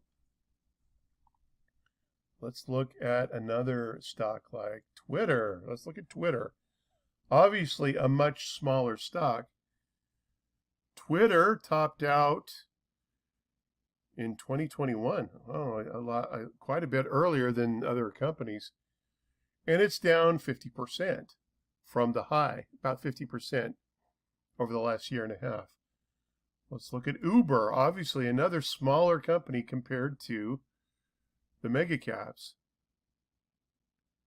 It topped out around 63 and it's now at 30. Again, about 55% drop. Now it's real easy to find what is the cap on your stock, how big it is. So let's go to Yahoo Finance, which is a free site. Let's click on Uber. And when you first click on the stock, you get this summary page right here. And there it is, market cap. 60 billion. So if we go back, you can see that 60 billion is a large cap, but it's not a mega cap, it's not mid cap, it's in the middle. So yes, it's a big company. Let's look at a smaller company. Let's find something else. Let's see how big it is. Let's look at Lyft by comparison. Lyft is only 5 billion in market capitalization. So it is much smaller than Uber. And of course, the price is much lower as well. So let's look at the kind of movement you get in this stock. Okay, lift, you can see it goes up higher, but also goes down higher, down more rather. So down in 2020, let's go to here. Let's go in late 2020, it was down at 22. And it tripled in 6 months. Wow. Great money to be made there. But then it's also true on the other side as well. It came back down and now it's at around 16, 15, 30, 40. So it's down about 75% from a year ago. Year and a half ago. Yeah. So this is how you need to be aware of the risk you're taking if you're going to buy a stock like this. It's going to tell you how much risk you're taking, how much of your portfolio you want to enter to buy a stock like this. Now, for me, I might be okay buying, over half my portfolio in stocks like this. But again, I'm not going to do it in one stock. I'm going to do maybe 10 stocks, or depending on how much money I'm putting in each, maybe 3 to 5% in any one stock. So if something bad happens for one stock, it's not going to hurt me too bad. But if I have several of those and they triple, it's going to add up. And so that's really how you want to think of it. You want to spread out the risk among higher risk stocks, because in the long term, you'll make more money. Okay, so that's how you want to think about this. Now we're going to talk about other stocks, position management, when you want to get in, when you want to get out. So I'll talk about that, because even as an investor, you still need to pay attention to that, because it's not all just the market cycles. You also need to look at what's happening within the stock itself that might cause you to buy or sell, but it's not at the very beginning or end of the bull market. Okay, so we'll talk more about position management, and then I need to talk about money management as well. Money management is the most important thing, so that you don't do something dumb, take too much risk, and lose all your money. Kind of like the people who used to work at Enron, and their entire life savings was in Enron stock. So when the company went bankrupt, that put them in the poorhouse, because not only did they lose their job when the company went bankrupt, they lost their life savings, and you don't want that to happen to you. So we'll be talking about money management as well. In this video, I want to talk about position management, which means when you buy and sell your stock. Now, this is a little bit different from market timing, where we want to buy at the beginning of the bull market and then sell before the end of the bull market comes, before we lose too much in the bear market. This is a little bit different from that. This is based on individual stocks, because sometimes you want to sell your stock even though the market is still in a bull market phase. Now, one of the things you can look at is the fundamental picture about the company. Has something changed? Have they lost market share, or has a bad CEO been put in, or some bad news can be fundamental to the company's ability to make money. And if that happens, that might be a good reason to exit a stock, to sell a stock that you own. But you can tell, regardless of what the news is, you can tell on the stock chart if you need to sell, even if the whole market is still in a bull market phase. So let me show you what that looks like. Now, first off, we already know that we want to buy somewhere down here at the beginning of the bull market, after the carnage is over from the bear market. Anywhere down here or even later is fine. You could have bought in 2010 and done just fine and missed, the 55% sell-off that happened right here. There's nothing wrong with that. But let's say that the market is trending up, but your stock isn't. How do you know that it's time to get out? So let's look at that. This is American Express. And this is let's go to a daily chart here. You can see American Express is pretty volatile stock. One thing you can know is by checking the 50-day or 50-week moving average. Now, this is a daily chart. That purple line that you see there is the 50-day moving average. You can see that while a stock is in an uptrend and going up, for the most part, it's going to stay above the 50-day moving average. It's okay if it goes briefly below the 50-day moving average for even a few weeks or a month or two, as long as it doesn't go very far below it.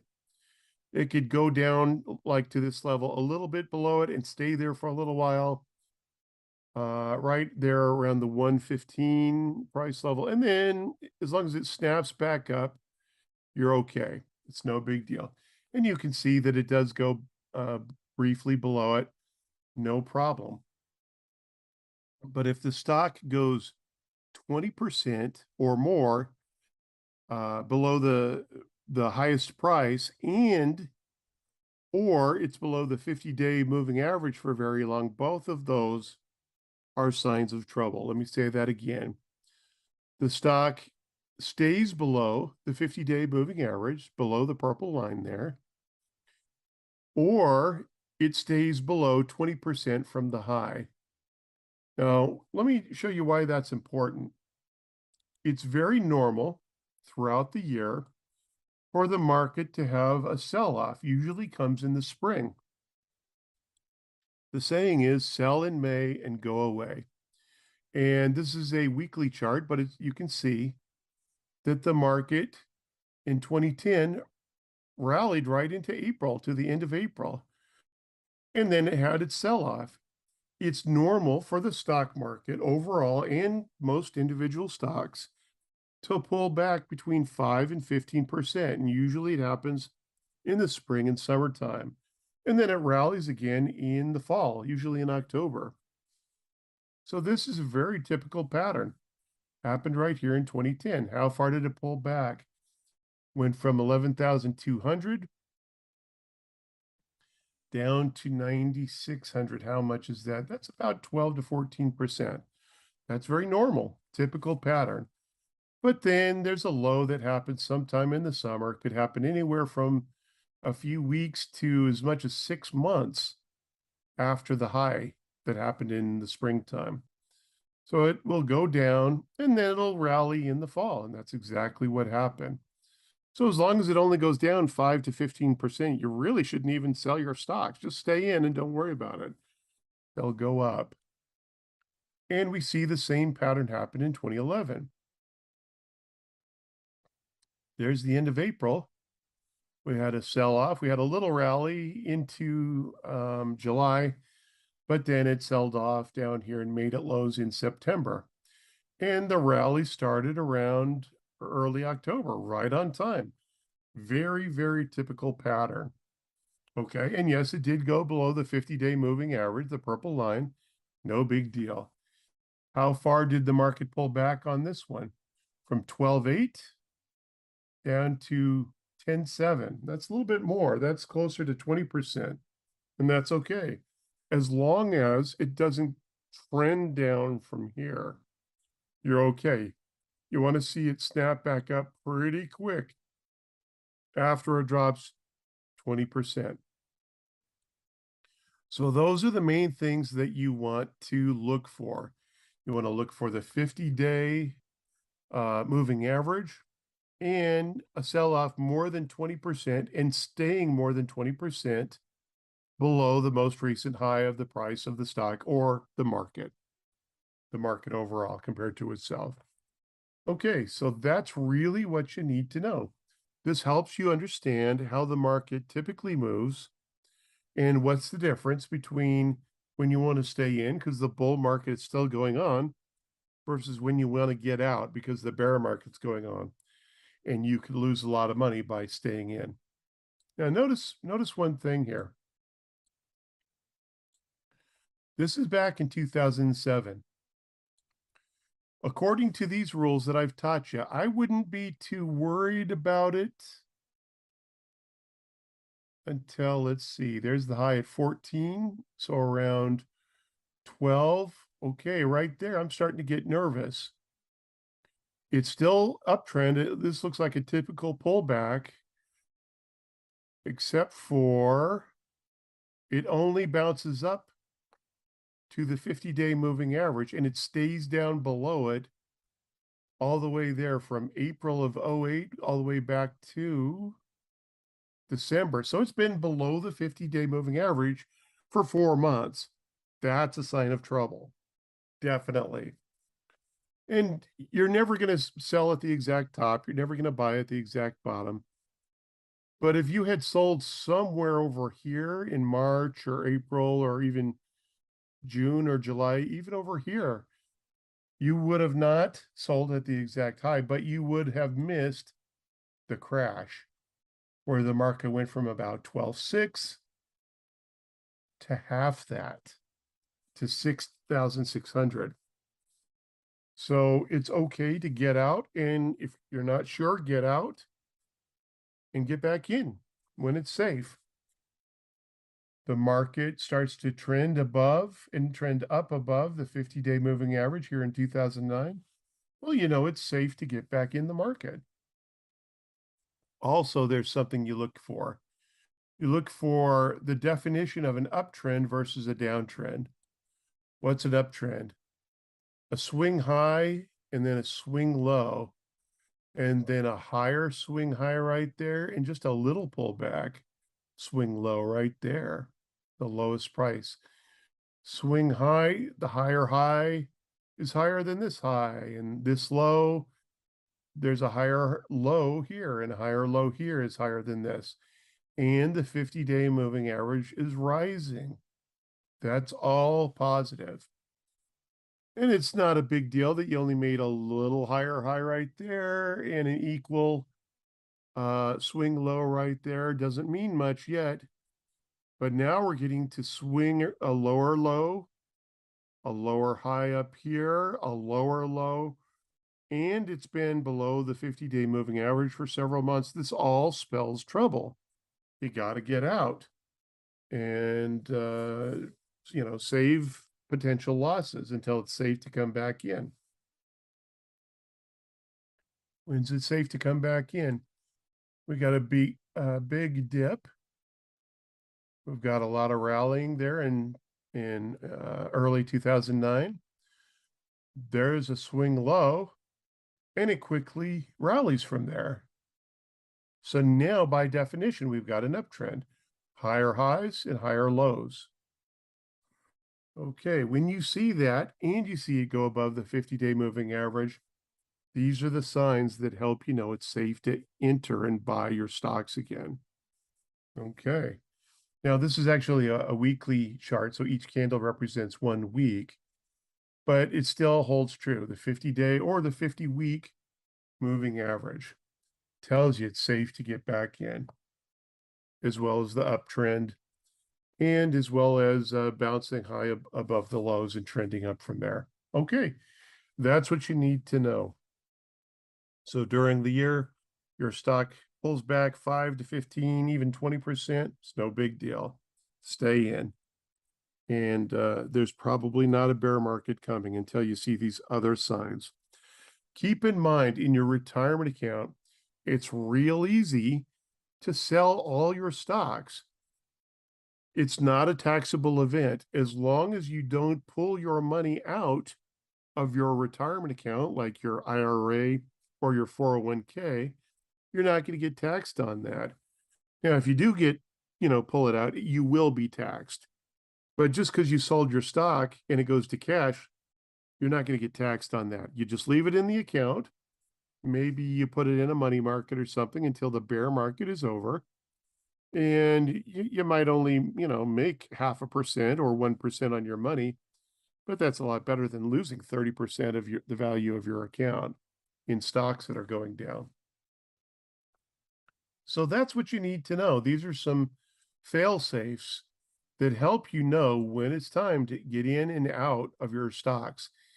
And, if your individual stock, even though the market might be in a bull market, maybe your stock is having trouble and it's starting to, hit these warning signs like go below the 50-day moving average and dropping 20% or more and staying down below that for a long period of time, that's a pretty good sign.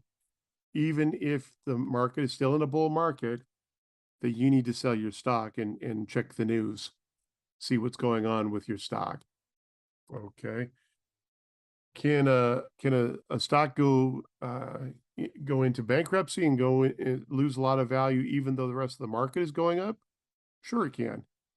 So you need to check your stocks, I would say at least once a week for long-term investing. Just poke your head in, see what's going on. Take you probably 5 minutes. You see the stock's still doing okay, the market's still doing okay, no problem. Don't worry about it for another week. Most of the time, it's going to be no problem at all. Sometimes you're going to see trouble coming ahead, like you see through here, where it's below the 50-day and it's trending down. That's when you need to watch more closely and probably every day to make sure you know what's going on, whether you should get in or get out of the stock or stay in or sell all your stocks maybe. So that's really what you need to know regarding position management for investing. Now, I've heard of some people say, if you have 8% losses on a stock, get out. That's too tight, really. You'll get stopped out every year just about on almost any stock for an 8% pullback. So I think that's not a good investment advice. Okay, in the next video, we're going to talk about money management, which means how much do you diversify? How much money do you put in any one stock? And that's very important. We'll talk about that in the next video. In this video, I want to talk about money management. In other words, diversification. That's really important because you don't want to put too much money on any one stock, because if that stock goes bankrupt, then you've lost everything. You need to spread out the risk. Now, as the saying goes, you don't want to put all your eggs in one basket. Now, there's such a thing as too much diversification as well as not enough. Now, if you don't have enough diversification, it means you're risking too much on any one stock or other security. Kind of like the Enron employees I told you about.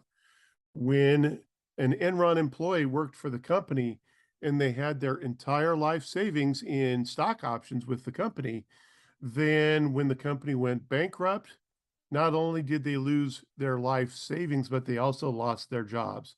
So they just about lost everything.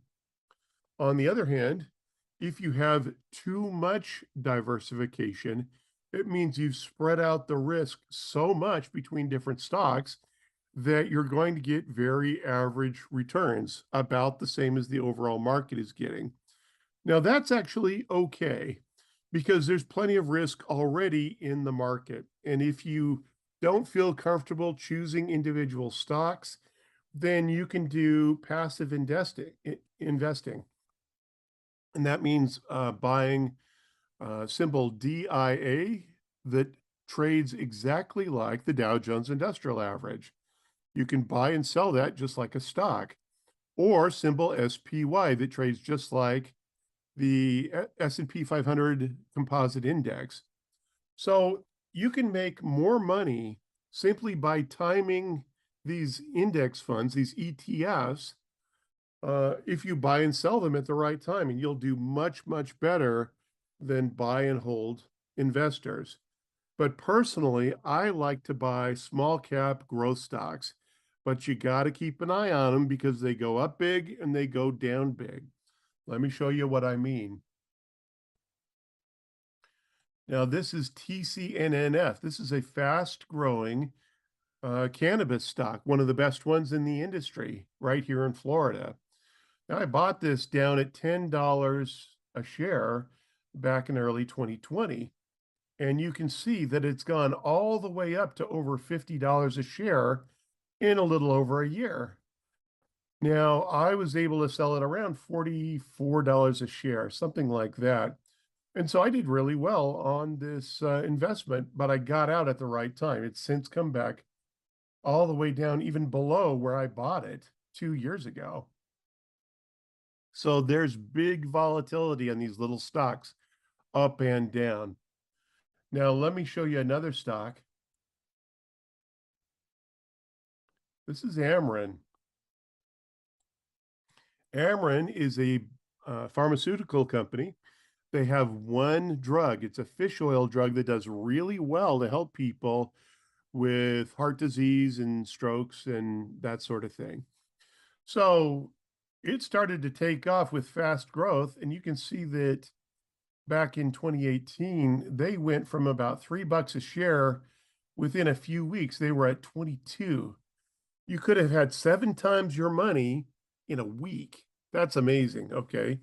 But the opposite happened to me because I bought it around $20 to $25 a share, somewhere up here, thinking it was going to keep growing fast.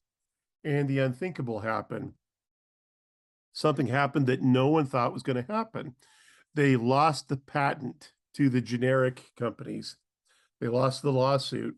And in short order, the company dropped all the way down from over $20 a share in December 2019 to a few months later, and they're trading at 5. Ouch. So over that time, I lost like over half the value that I put in.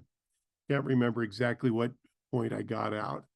But this just shows you that there's huge risk up and down in these kinds of stocks. Now, I don't care too much if I put the right amount of risk on a company like this. And, I knew to get out. I lost money on this trade. But in fact, some of these companies will do this, but the majority of them will go up 3, 4, 5, 10 times over the years or more. And so if you catch one of those real big winners, it's going to be awesome. Kind of like buying Microsoft early on. It just keeps making a lot of money for you. So I'm not too concerned because I didn't bet the farm on this one investment, on this one stock. So how much should you put on any one stock when you buy stocks? Well, if you have a large portfolio, let's say you have at least $100,000 in your retirement account, well, for the amount of money that you want to put on stocks, you want to put between 6 and 10% per stock. So generally, you're going to own between 12 and 20 stocks. Now, this is again, if you're choosing individual stocks.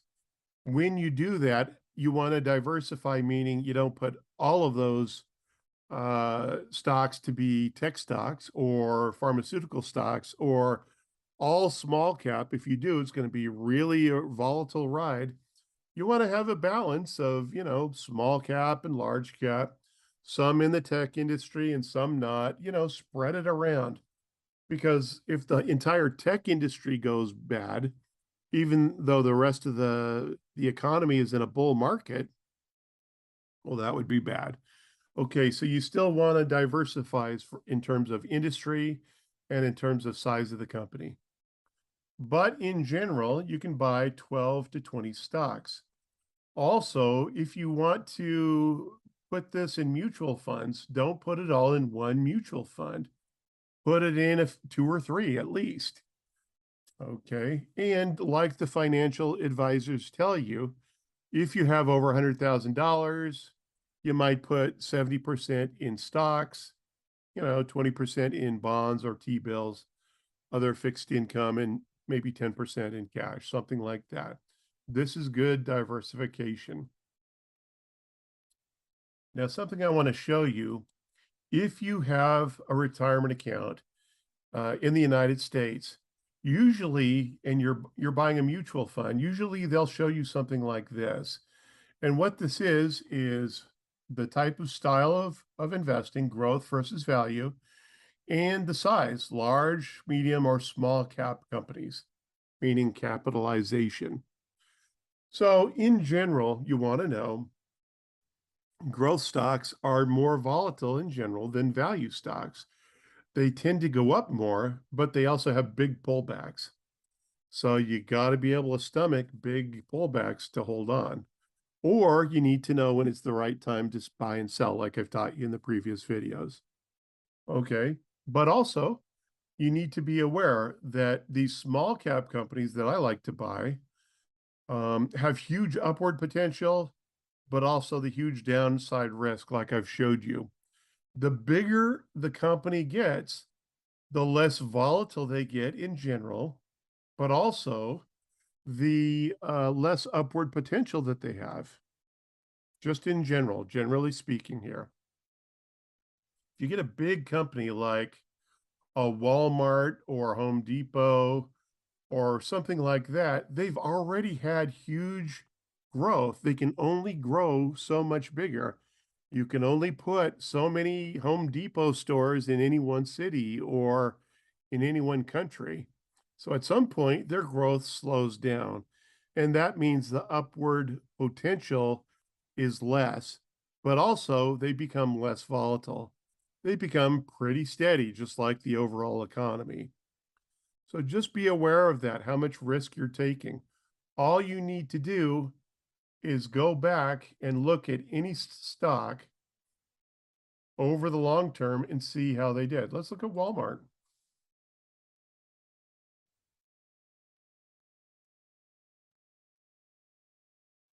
So even a great big company like Walmart has had a lot of growth. Let's go to a 1-month chart so you can see it better.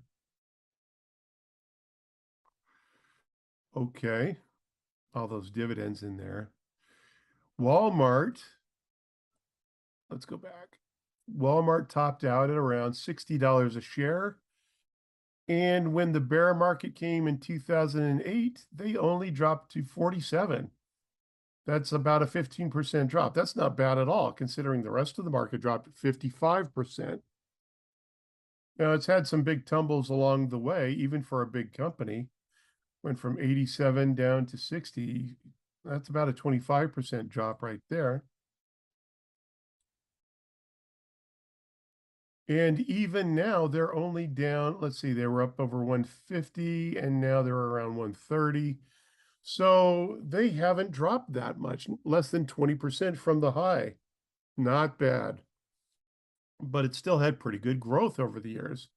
So that kind of gives you an idea of how much risk you're taking when you buy Walmart. And you can do this with any stock.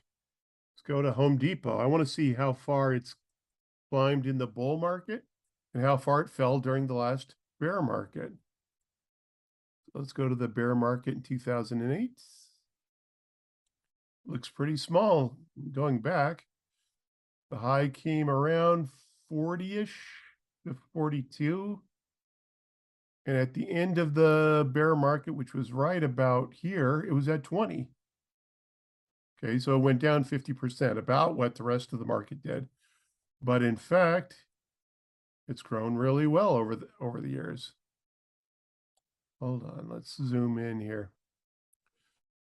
Okay, so during this bull market, it's gone from 20 to 400. Wow, and it's already pulled back over 25% from over 400, from 415 down to under 300. So that's about 30%. Okay, that shows you how much risk you're taking when you buy this type of stock. And you see that there's plenty of upward potential, but also plenty of risk, even in a company that's a large cap company like this. Tech stocks are even bigger risk in general. More volatility, even for big cap, large cap stocks. Here's Microsoft. Microsoft, towards the end of the last bear market, was trading, I'll call it $20 a share, and went up to 350. Now it's down all the way down to 250. So it's down about a third, 25 to 30%, something like that. Okay, that gives you the idea how much risk you should be taking. Again, in general, you want to take about 6 to 10% of the value of your account that you're going to put into stocks and spread it around between 12 and 20 stocks, depending on how much risk you want to take, or just buy the overall market like passive investing, symbol DIA or SPY, or for the NASDAQ, the Qs, symbol QQQ. Okay, that should help you understand how much risk you're taking when you place an investment.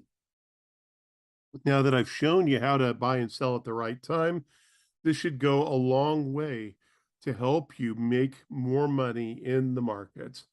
And that is sincerely what I hope this will do for you, these lessons. If you have any questions, don't hesitate to shoot me an email. My email address is tradergregk@gmail.com. That's trader, TraderGregk @gmail.com. I hope that helps. Everyone, this is Greg Kilpack signing off and wishing you very profitable returns in the stock market.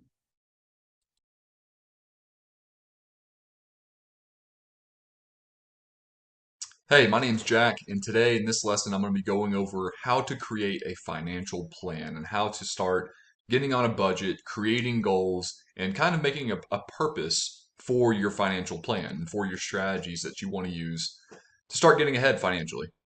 So the roadmap for our financial plan that I recommend is the first step. I'm going to go through 8 different steps that you should start looking into and researching and putting some work into in order to get ahead of your financial journey here. So the first one is get on a budget. And the second one, create an emergency fund. And some of these, they can tie in together. So really you could combine step 1 and 2, both of those things, into step 1. But definitely get on a budget. So you create a plan with your money, create an emergency fund to prepare for any emergencies. Step 3 here, plan to eliminate or limit debt. Step 4, start setting financial goals. Step 5, kind of with, again, another one of those steps where you can kind of combine depending on your lifestyle and where you're at in your financial situation. Set financial goals, invest for retirement. Step 6, begin paying off the home or collecting a sizable down payment for a house if you plan on buying. Step 7, grow wealth and invest outside of retirement. So we'll talk about things like investing in real estate and such. And step 8, talk with a financial planner or advisor. If you have all this and you're ready to go, but you just need that extra push or that extra step, that extra advice, you might need to consider talking to a professional about this. So I'm going to break down in this video, I'm going to break down all these steps in our roadmap to creating my financial plan. So first one, get on a budget, create a plan with your money. I put some other videos out about how to create a budget and different methods to use to start a budget. So make sure that whatever method you choose, you stick with it. But to start, if you just need somewhere to start, you need to write down everything you spend money on starting today and do this for an entire month. Or you can look at your expenses from last month and write those down. So you can print off your credit card statement or your bank statement, whatever you use to start tracking your expenses, whatever you use to spend money on or with or through. Make sure you have that account information so you can start. First part of any budgeting is tracking your expenses. So that's the first thing you need to do. The second step, create an emergency fund. So once you start getting that budget underway, you need to make sure you use this as a budget item. You need to start building an emergency fund. You're not going to touch this money. You're going to put it into a savings account that is very strict and limited because this is only for emergency purposes. So some examples of this, and I just put some random, not random, but just suggested amounts for each stage of life that we might find ourselves in. So us high schoolers, if you're 17, 18 years old, you might look to put $500 in. College students, it goes up a little bit. Single adult, you don't have a family, and then married, starting a family, somewhere around $2,000 to $5,000. This all depends though on your comfort level and how you want to, how much comfort you want to create for yourself, basically. This needs to be built upon later on. This is just what's known as a starter emergency fund, though. Later on, you need to start including 3 to 6 months of living expenses into this budget.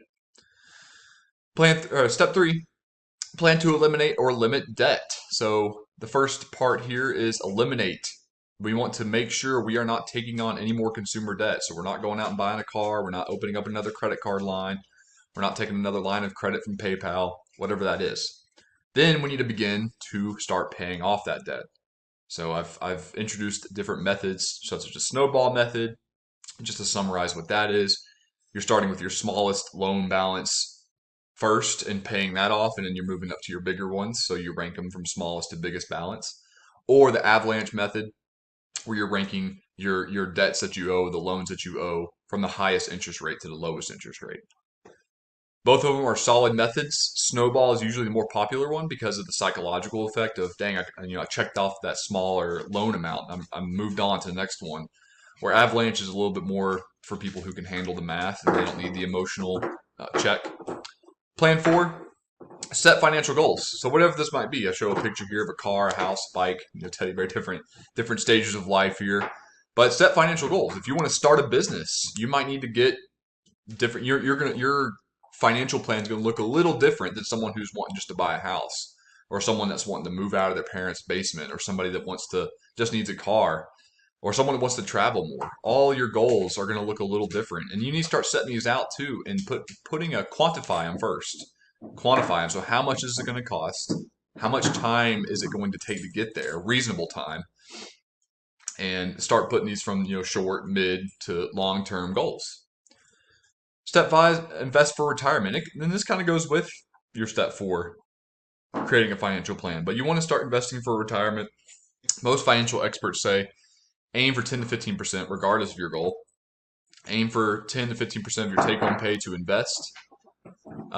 In other ways we can get started through 401ks or other employment retirement plans.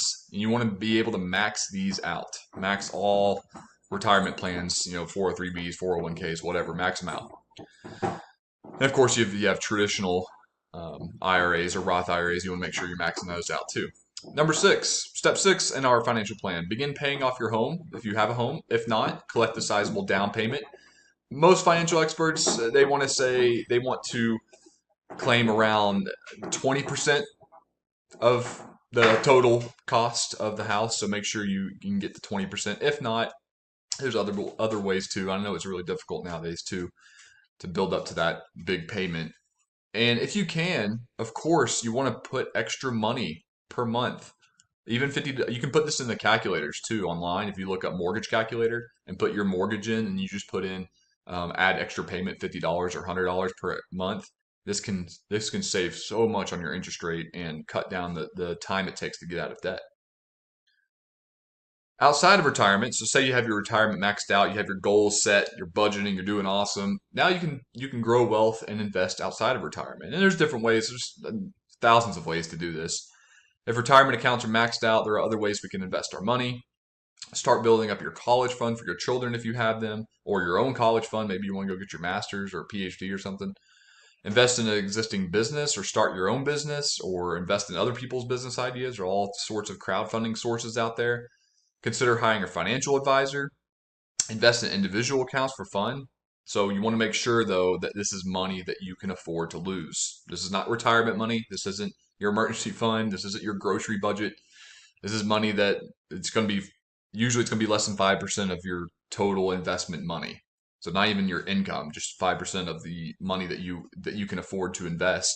Then take that percentage and something that you're okay with losing. And these would be considered taxable accounts, of course, outside of retirement. Invest in real estate and do some home flipping, rentals, Airbnbs, whatever. And the last step to help get our plan in motion, sometimes it's just that accountability factor that we need. Talk to a financial advisor or financial planner or wealth manager or financial consultant. There's so many different names they have. But if you Google that in your local area, you'll find a decent one. You definitely want to find one that has the heart of a teacher, that's going to teach you what they're investing in and what their plan is for you and your money and your family's wealth, rather than just, oh, I'm going to take a percentage of this and we're going to make profit off of it. So those are the 8 steps to creating a financial plan. So I'm going to go back through and show you all 8 steps just to review and so you can see the big picture. It's the 8 steps, the roadmap to get on my financial plan.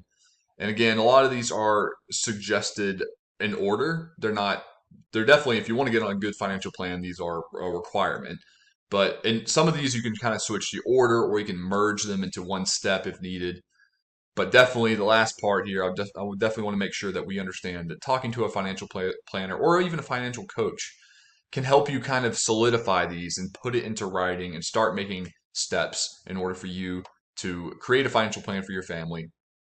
Get started on that today and start making yourself financially free.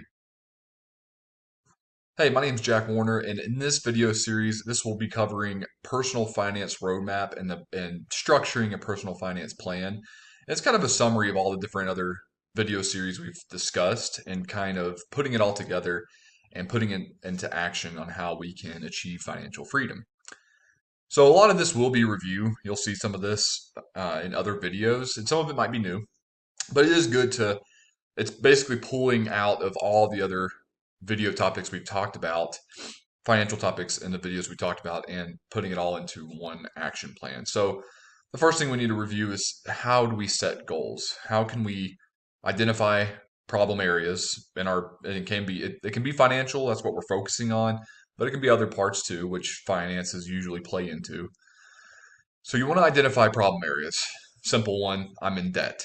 How do I pay that off? Or I'm spending too much in this area. What can I do to stop that? Or I'm not making enough money. How can I make more? Then you want to define your objectives. So I'm identifying the problem, and the objectives will tie right into those problem areas. What do I want to accomplish? What objectives will help me? Even many objectives will help me achieve those solutions to solving those problems. And then you want to describe how working toward your goal will achieve objectives. And then finally, you want to visualize how this will look when you achieve it before, during, and after. So what's it going to look like beforehand? What does your life look like now? How does some actions you're taking now can translate into during your achievements or during your work towards those goals or towards those objectives? And what sacrifices do you have to make? How does your lifestyle have to change? And then what's this going to look like after? Say I pay off debt. That's what I'm focusing on. Before my life, all my money's going to debt. During, I'm putting a lot of money. I'm trying to make extra money. I'm sacrificing a lot of areas. Afterwards, all those areas I sacrificed, I can now start spending money on or going back to not normal in a way that I'm spending more on debt, but I'm enabled now to spend money on other things, on other pursuits. So I've created a roadmap for basically an overview of how your roadmap should look, a template, so to speak, of how we should visualize and how we should plan out our financial plan. So first one's getting on a budget. I say that in every video, but that's the most important. We got to get on a budget. We have to understand our income. We have to understand what we're spending money on. We got to categorize that spending. The second one is to create an emergency fund, and this second step of the roadmap is creating an emergency fund that's considered a starter emergency fund. So it might just be a couple hundred or a couple $1,000s. In step 3, we need to plan to eliminate or limit debt. So we should be cutting out spending on debt on any lines of credit. We should start making plans to how am I going to pay off debt. And then we go to step 4, setting financial goals. So now that I've done these 3 things, which we might have already set a goal, and that's fine. Eliminate debt. Build an emergency fund. Those are great goals. But now we can start looking at long-term or mid-term goals. Like I want to save for a house. I want to save for a car. I want to save for my kids' education or whatever it might be. Or I just want to save for a trip. I want to save for something fun. It doesn't have to be something, essential. It can be something fun too. And step 5, start investing for retirement.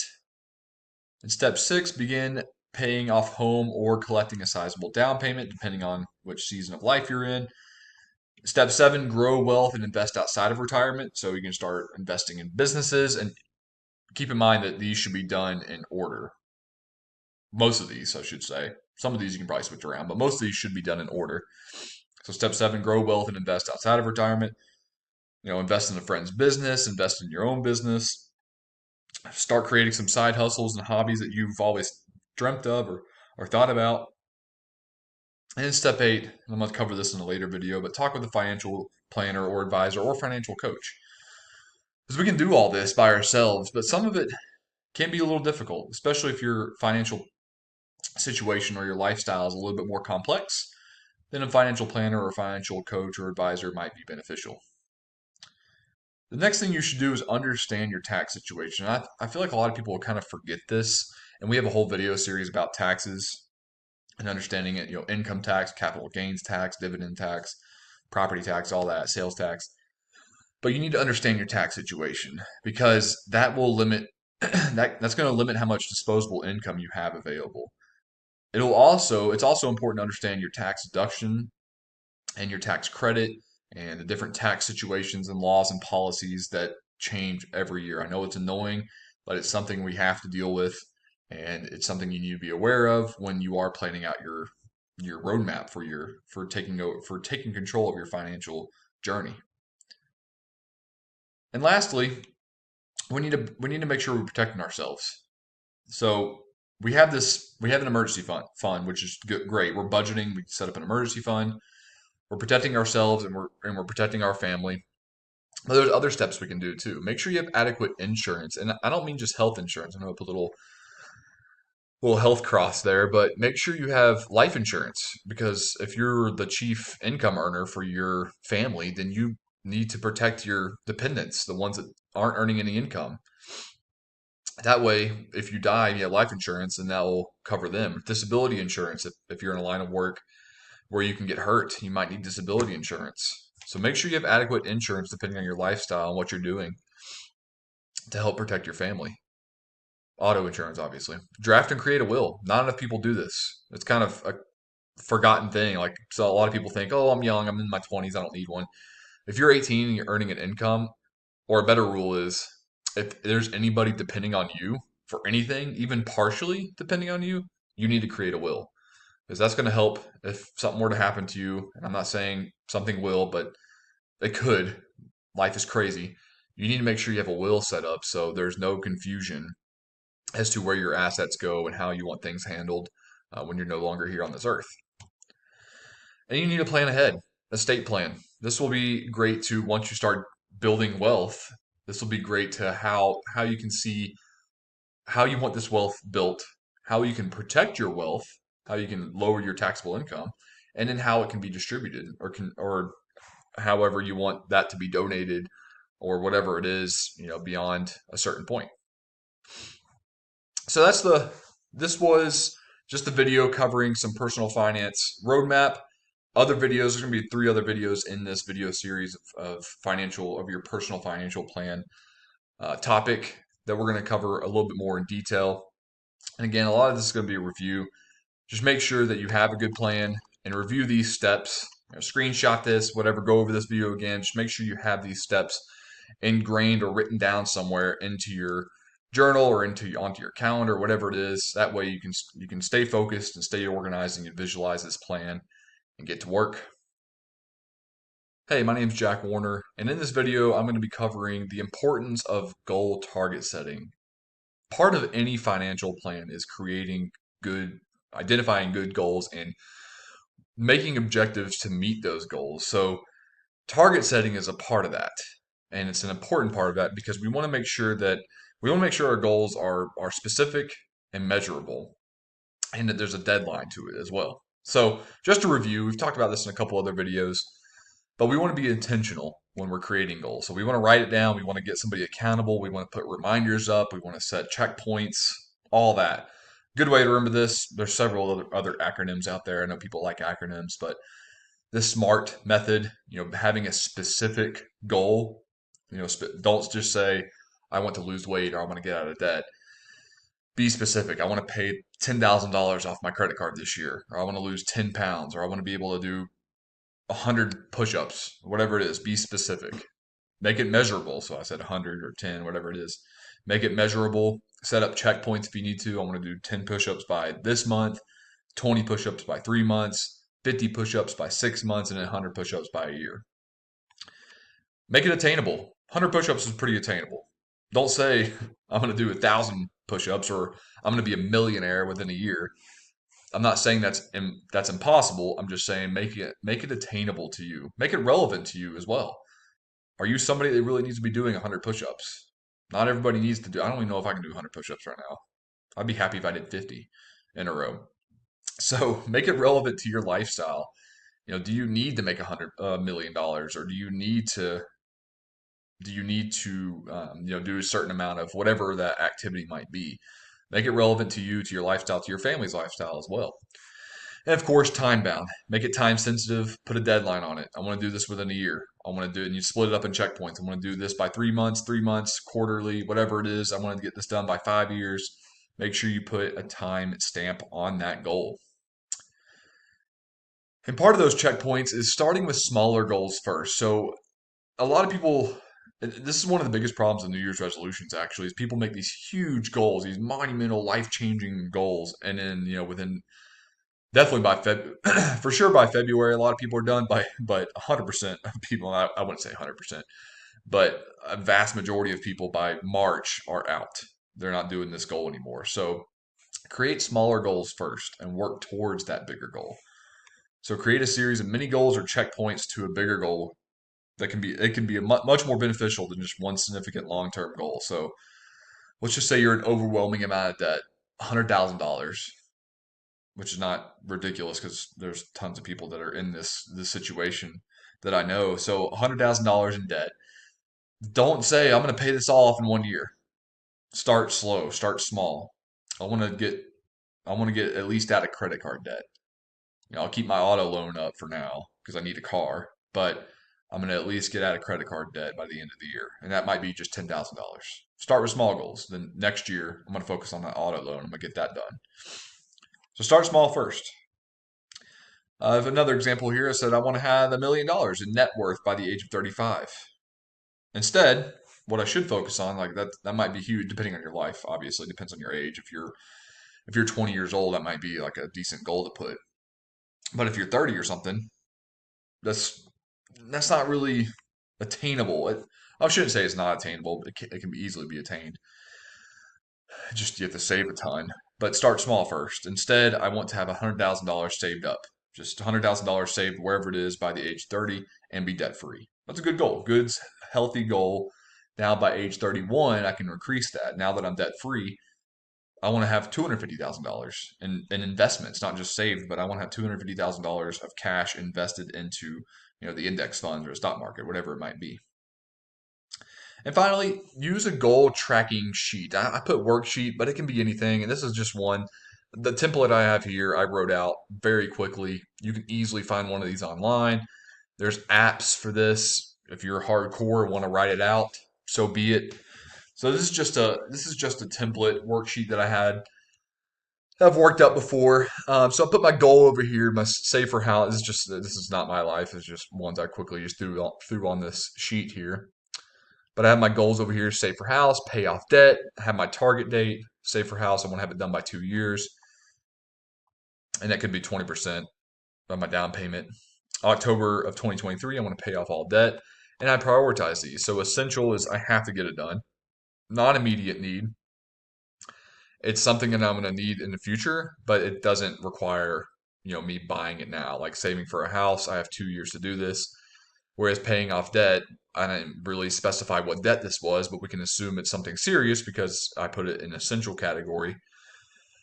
So it's something I need to pay off immediately, or I'll probably lose my car or something like that.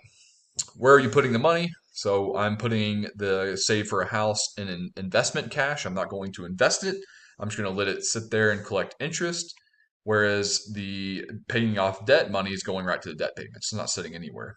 And also record your progress. I like to use percentages. If you're not that type of person, put the cash amount and put it in fraction if you need to. So say I'm $10,000 in debt here, so 30%, that's $3,000. So I'm 3,000 out of $10,000 currently, and do this every month. Now I'm 4,000. You can see that progress. Some people they get real creative, and I think this is an awesome idea. And I'd probably love to do this. They'll have I've seen it for fundraisers, a bunch of things. They'll have something on their refrigerator or front door even, and they'll color it in. They'll color the whatever the house. Say it's a house they're saving up for. They'll color their house in, And so, like, if they're 50% done, the house will be colored 50% of the way. Pretty cool. So, if you want to visualize that and you're a creative person, and that way you can get the whole family involved too, and get some accountability, and you can see it. And you can show your savings per month or per whatever custom time period. Maybe you want to save once every 2 weeks, once every week, or whatever it is, and then any additional steps needed to accomplish this goal. So for this one, I put you might need to research the desired home location because this might be important towards how much money I'm spending. If it's a highly marketable and desirable location, I might need to save a little bit more. If it's not such a hot market, I might not have to save that much. On the other side here, find areas to save or earn more income to help pay off debt quicker. So again, this is just a suggested template. Either way, you should definitely have something tangible or non-tangible, but something that you can see and customize to help you track your goals and help you stay on target with your goals. Hey, my name is Jack Warner. In this video, we're going to be covering the significance of having an emergency fund to help reach our goals. In other videos in this video series, we've discussed the importance of an emergency fund, the two biggest being to help us pay for emergencies, but also to help secure our financial freedom. Part of this video, I'm going to show you and outline how important emergency funds are into helping us in our long-term goals and why we should add to the emergency fund, especially as we continue to progress towards our goals, as we add different things in our life, as we add different members of our family into our life. This is why we should continue to grow it and not just sit back on our started emergency fund. Also, how it impacts our goals. So just to review really quick, what is an emergency? The first thing we should do is create a starter emergency fund. If you're just starting out with your financial journey, you need to make sure you have an emergency fund. A starter one usually consists of maybe a few $100s, a couple $1,000s. Some experts just say, $1,000, $2,000. Put that in an account, leave it there. That's most likely going to be one of your first financial goals, and it's going to be your priority. Eventually, very soon, if you just started, you need to make sure you build this up. You need to make sure you build that emergency fund up to where it covers months of living expenses. So if something were to happen, there's a huge emergency in your life, medical, car crash, whatever, house burned down, lose your job, transition in your life, you need to make sure you're covering months of living expenses. And these are just essential expenses. We're not talking about your Netflix subscription or your Xbox Live membership or your extra going out to eat funds. We're just talking about essential spending only when it comes to the building up to these expenses. Now, 3 to 6 months is just suggested. Do what's comfortable to you. It should be at least 3, but you might want to plan out for 12 months. And I've seen some people do 24 months, and that's fine.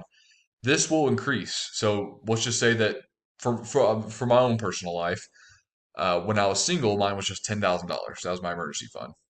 Over time, as I got married and as I added more things into my life, a dog, um, and just other assets, I've increased that several $1,000s as I've progressed in life. So make sure you're not just sitting, back when you're 21 years old and that's just going to be your emergency starter fund. You need to build on that. Some people who have 4 kids and a little bit bigger house than I do, or more cars or a business or whatever, they'll have $100,000 in their emergency fund just in case something happens. That way, there's no big upset in their lifestyle if something were to happen. Of course, you need to make it accessible, but you need to limit access too. So you need to make sure that when an emergency happens, you can withdraw funds immediately to help cover that cost. But also, you don't need to be accessing it all the time because you don't need to be worrying about it, hopefully, because emergencies don't happen very often. So, having an emergency fund is important because it helps us progress towards other goals. So, while we're working on other goals, paying off debt, building up savings for a house, whatever it is, emergency funds, think of it like an insurance plan, insurance policy. Emergency funds helps protect us when major life events or changes happen. So now I can continue progressing to pay off debt, to build up a cash payment for a car or 20% down payment on a house, or I can continue to build up towards retirement, invest in retirement, invest outside of retirement. And that way I can continue to progress or at least not backtrack on. So I don't have to pull money from other accounts. I don't have to stop investing in my retirement. I don't have to pull money from my kid's college fund. because I have an emergency fund set up for emergencies. I don't have to pull money from our house payment. I don't have to refinance and get a HELOC to pay off, certain emergency, whatever it might happen. So it helps set up a healthy emergency fund, helps us continue to progress and at least not take a step back when it comes to reaching our goals.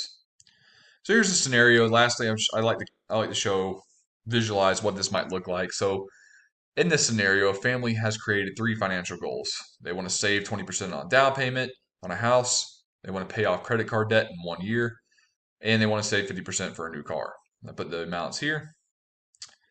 So let's just pretend they don't have an emergency fund. If they had no emergency fund and a medical crisis were to occur, and it can happen, were to occur to a family member, they would have to stop all goals.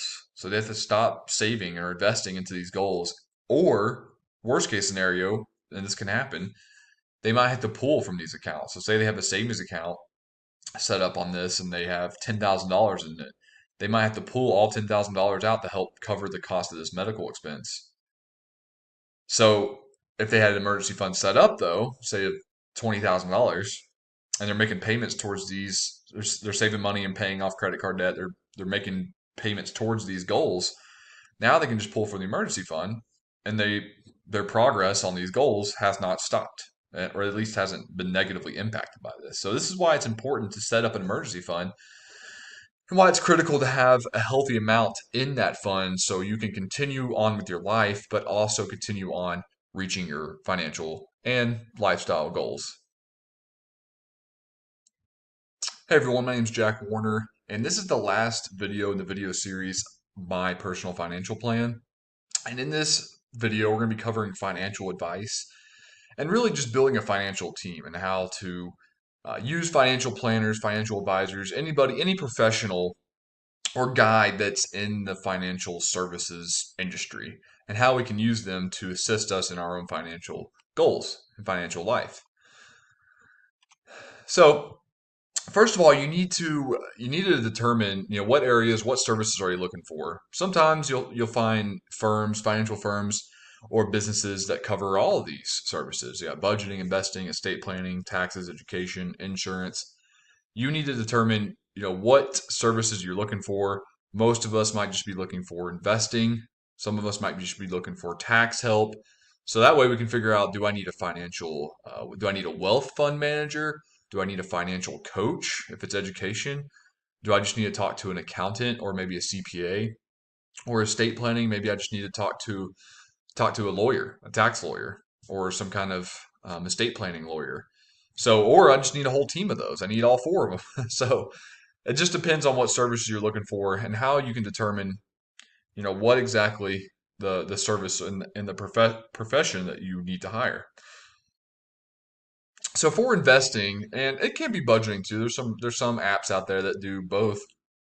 Robo advisors are kind of a new thing. It's been around maybe 5 years, maybe before that too, probably about a decade. But a lot of the more modern technology has come out in the last 5 years for robo advising, and it's a great way just to get started. I think it's awesome to just to get a taste of what advice might look like, and how this can assist you in your budgeting and your financial planning and your investments.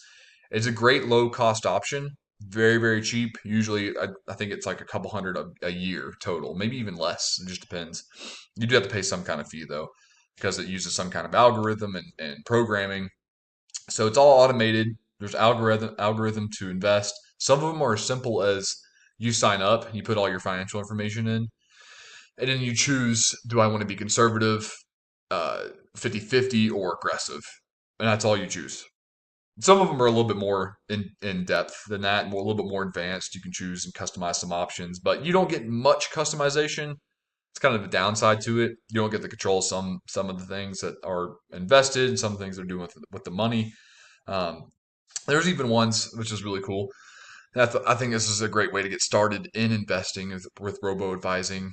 Is they'll I think Stash might be one of them, but you spend $1 and then they'll take 25 cents of that dollar and invest it. So if you go and buy coffee, they'll take 25% of it, or whatever it is, whatever percentage you have set up, and they'll invest that for you, which is a cool way to kind of learn and get started.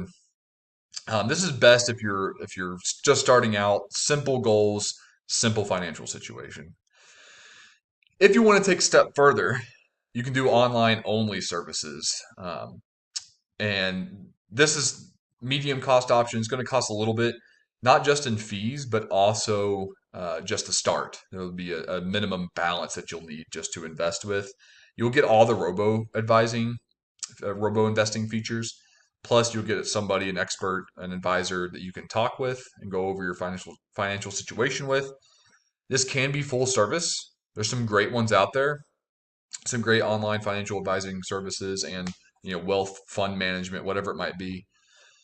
And there's some that have they're called discount advisors, and they might only offer certain features. They might meet with you once a month, or once every 3 months, and they'll just discuss one little specific thing, and you can save money that way if you don't need all the other features and you just need a couple features.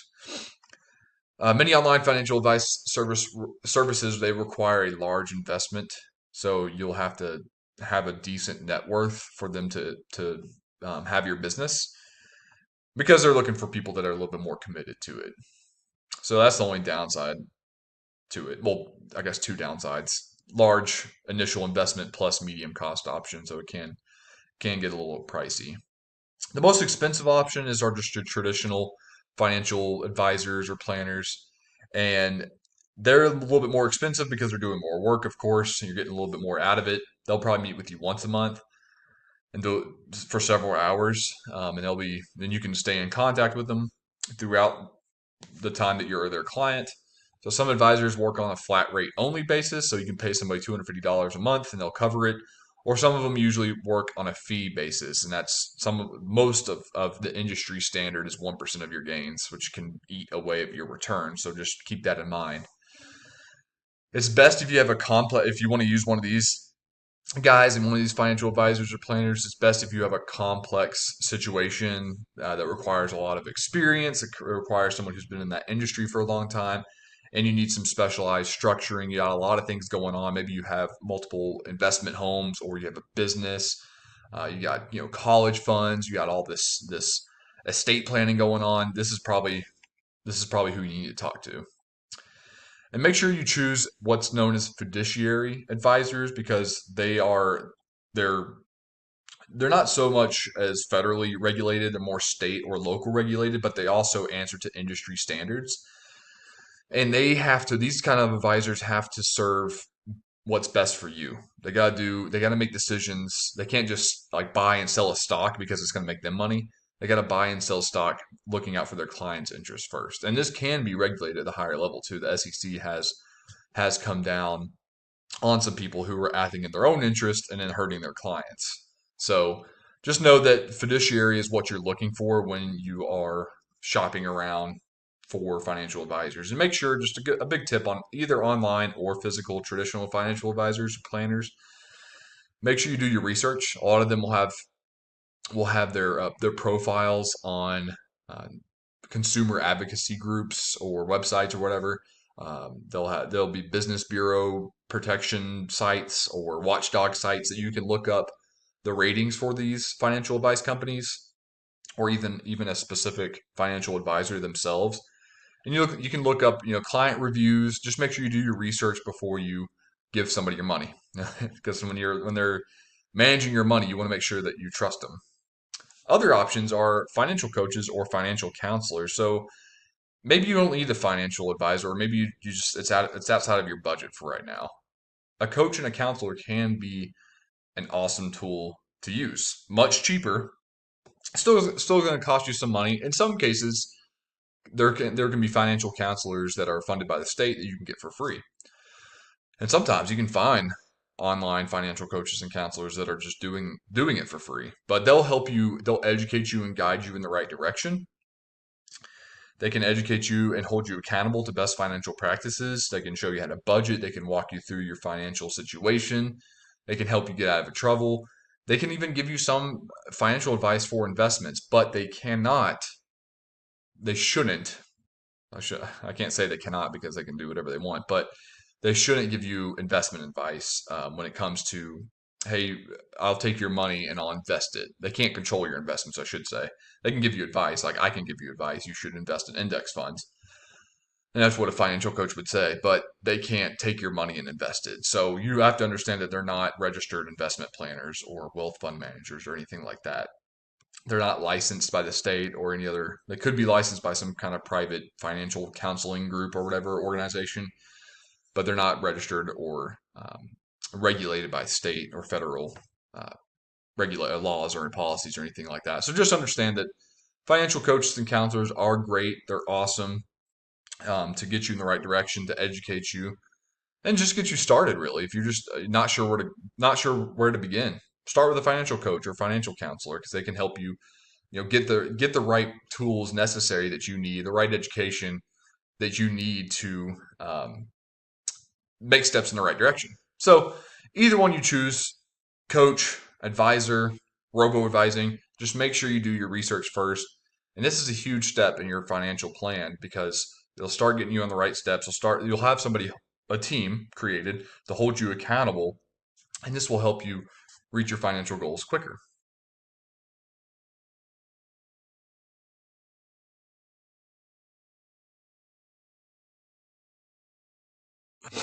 Hey, my name's Jack. In this video, we're going to be covering how insurance works and just the basic overview of it. We're not going to be breaking down to the complexities that insurance usually is tied to. And we're doing, in this video series, we're going to do a quick mini series of 4 videos, just breaking down the most common or most popular insurance. I shouldn't say popular and insurance in the same sentence. The most commonly used insurance types and some of the concepts that you need to know so you can factor that into your financial budget. So, first of all, connecting it to finances, how do we look at insurance? And we need to look at it as risk management. So, how do we manage risk? If we are risk adverse people, then we need to make sure we need more insurance and we need more coverage and protections over certain assets and things that we value. If we're a little riskier and we like taking more risks, probably still need insurance, but might not need as much as insurance as somebody who's risk adverse. So regardless if you like risk or if you don't like risk, insurance is used to hedge against loss. That's the main purpose of it. And hedge in this phrase means to combat loss or to balance out a loss. So loss can be a financial loss. It could be if you own a business or something. It could be litigation, even if you don't own a business and you're just doing activities on your property. It can prevent unpronounced and unknowing litigation, any other kind of damages, injury to a person, loss of value of your property, whatever it might be. It helps protect against your assets. So if your asset value goes down, insurance is there to help you out. It helps protect wealth, of course, and policies. This can be frustrating. Insurance is a frustrating everything. Health insurance, car insurance, property, business. It's all extremely difficult, especially if you're dealing with a salesperson. It can give you a headache. But overall, once you have that established, it can give you a peace of mind. And we have to understand that insurance is a contract. It's an agreement between us, the insurer, and the insuring company, whatever it might be. So when you sign an insurance policy, you are agreeing to its terms, and vice versa. The company is agreeing to its terms. So it becomes contract law, which can be taken up into court. That way, they can make sure that these contracts are enforceable. Likewise, the insurance company agrees to cover the losses as agreed upon in the contract. And we need to make sure that because this is a contract, that means it's an agreement between 2 or more parties. We need to recognize insurance as a business model. So do that first. That'll help you. A lot of people kind of put like banks and insurance into different categories. Banks and insurance companies are businesses. We pay into the policies to protect us. That's the service or product that they are providing. They're giving us coverage for whatever, health, car, home, business, whatever. But the insurance companies have to make money. They have to profit in order to be a successful company. So we need to understand that that's how insurance companies work. They have to make money in order to profit, in order to stay in business. So though it's all well and good that they might say, oh, we care about people, we care about your property, we care about small businesses. That's awesome. But their bottom line is they have to profit. And some insurances are required by law depending on the state you live in. So the only bad thing about this can tighten our scope in the market of what we're looking for, because in almost every state, I think there's a few states that aren't, but in almost every state, it's required by law to have auto insurance or some kind of degree of auto insurance. So then it really tightens down, what kind of insurance you can get. It kind of hurts the competition a little bit, and it gives us very little choice. So some need to knows with insurance, and we're going to be expanding on some of these points in later videos as well. But the premium you pay is your monthly cost of the policy. So if you hear an insurance agent or salesperson or financial advisor, whatever, they're talking about your monthly premiums, that's just the cost that you pay to be a member of that policy in order to be covered. If you don't pay your premiums, you don't get covered. Coverage is how much the company plans on covering and what they plan on covering. So if you're buying home insurance, then the home insurance company will plan on covering certain damages that could or could not may not occur, depends on the electives that you select. We'll cover the house and any damages that it might incur, and then how much they plan on covering it. So usually they cap it off at a limit. Copayment is the percentage you pay and the percentage the insurance pays. This usually is tied with health insurance or maybe even dental insurance. So you pay a certain percentage. Usually you see like 80-20, 90-10, 60-40 splits, something like that. So you pay, all the way up to 20%, and the company covers the other 80% of each visit or each product or whatever it is that you're buying.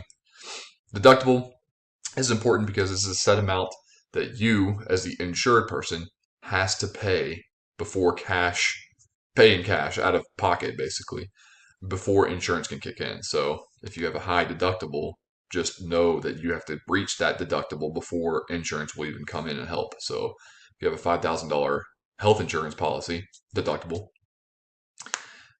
the health insurance company won't help until you've paid that total $5,000. So the rest of it's going to be out of pocket. Policy limit. Policy limit, max coverage the insurance company will pay for. I mentioned that in the coverage too, and it might be mentioned in there, but health insurance, they might only cover $500,000 for that year. Car insurance, they might only cover $100,000. So make sure you understand, where is the policy limit, how much is capped off before you get involved with the policy that you may need more. You might have to spend more than what the limit is, and you can always change that, of course. The higher policy limit, usually the more expensive your premiums. And this kind of goes hand in hand here, premiums and deductibles. The higher premiums you pay, the lower deductible you have to pay, and vice versa. The higher deductible you have, the lower premium. So just understand the balances of how it works, how it generally works in the insurance policy market. Hey, my name's Jack, and this is part of our mini insurance video series. This lesson, we're going to focus on how insurance can be used as an investment. Bet you never thought those two words would go together. But insurance can be used kind of like an investment. I wouldn't say it's a full-on investment asset. You should definitely not look at it as such, but you can definitely, for many areas of your life or of your business life, you can use insurance as an investment or at least as an asset. So can insurance be an asset instead of a liability? So let's look at some of these circumstances. Some insurances can protect the value of assets, which could be an asset in itself. So you might have business liability is a good one. Is a good use of this. If you run a business, either sole proprietor, it could be a small business or a multinational business, you might need professional business insurance in case something were to happen.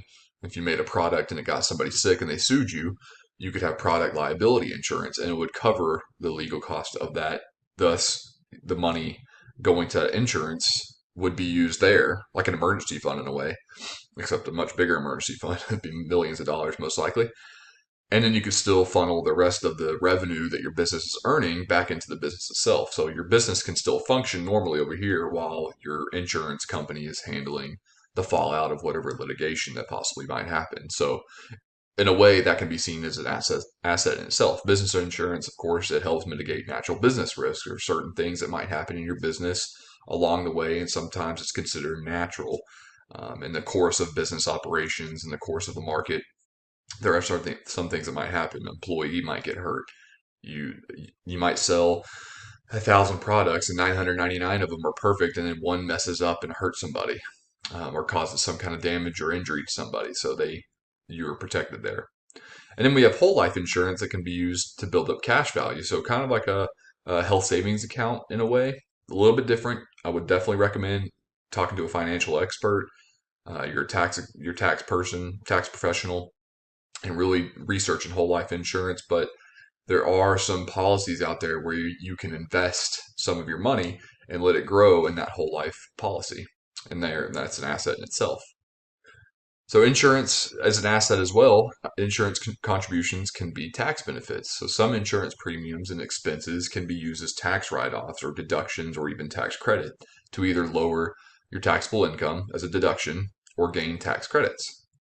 Many health insurance, dental, medical coverage premiums, health savings account expenses, they can also be considered tax deductible, which means they can lower your taxable income. That means less money you owe the government. Now, of course, both of these instances, they have to be what's considered qualified expenses. So there has to be a record. It has to be in a list of what's qualified, and there's actually a lot. I've seen a health savings account you can spend on toothpaste and sunscreen, and that's qualified. So you're not too far out of the realm on some of the products that you can get. Some insurances for business and self-employed can have tax benefits as well. So if you are a self-employed person and if you have a professional business coverage policy, that could count. Just make sure you check with your accountant, especially if you're on a business. You should hire an accountant. They'll save you so much money and headache in the long run. But that could count towards tax deduction. Wealth transfer. So this is more for life insurance. For whole life insurance, it's going to be a little bit different with term insurance. In fact, I won't even count in this.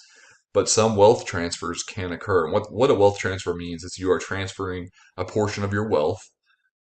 You don't have to be super wealthy for this to happen. You can do $10,000 if you wanted to, or even $5,000, and transfer it to someone else's name.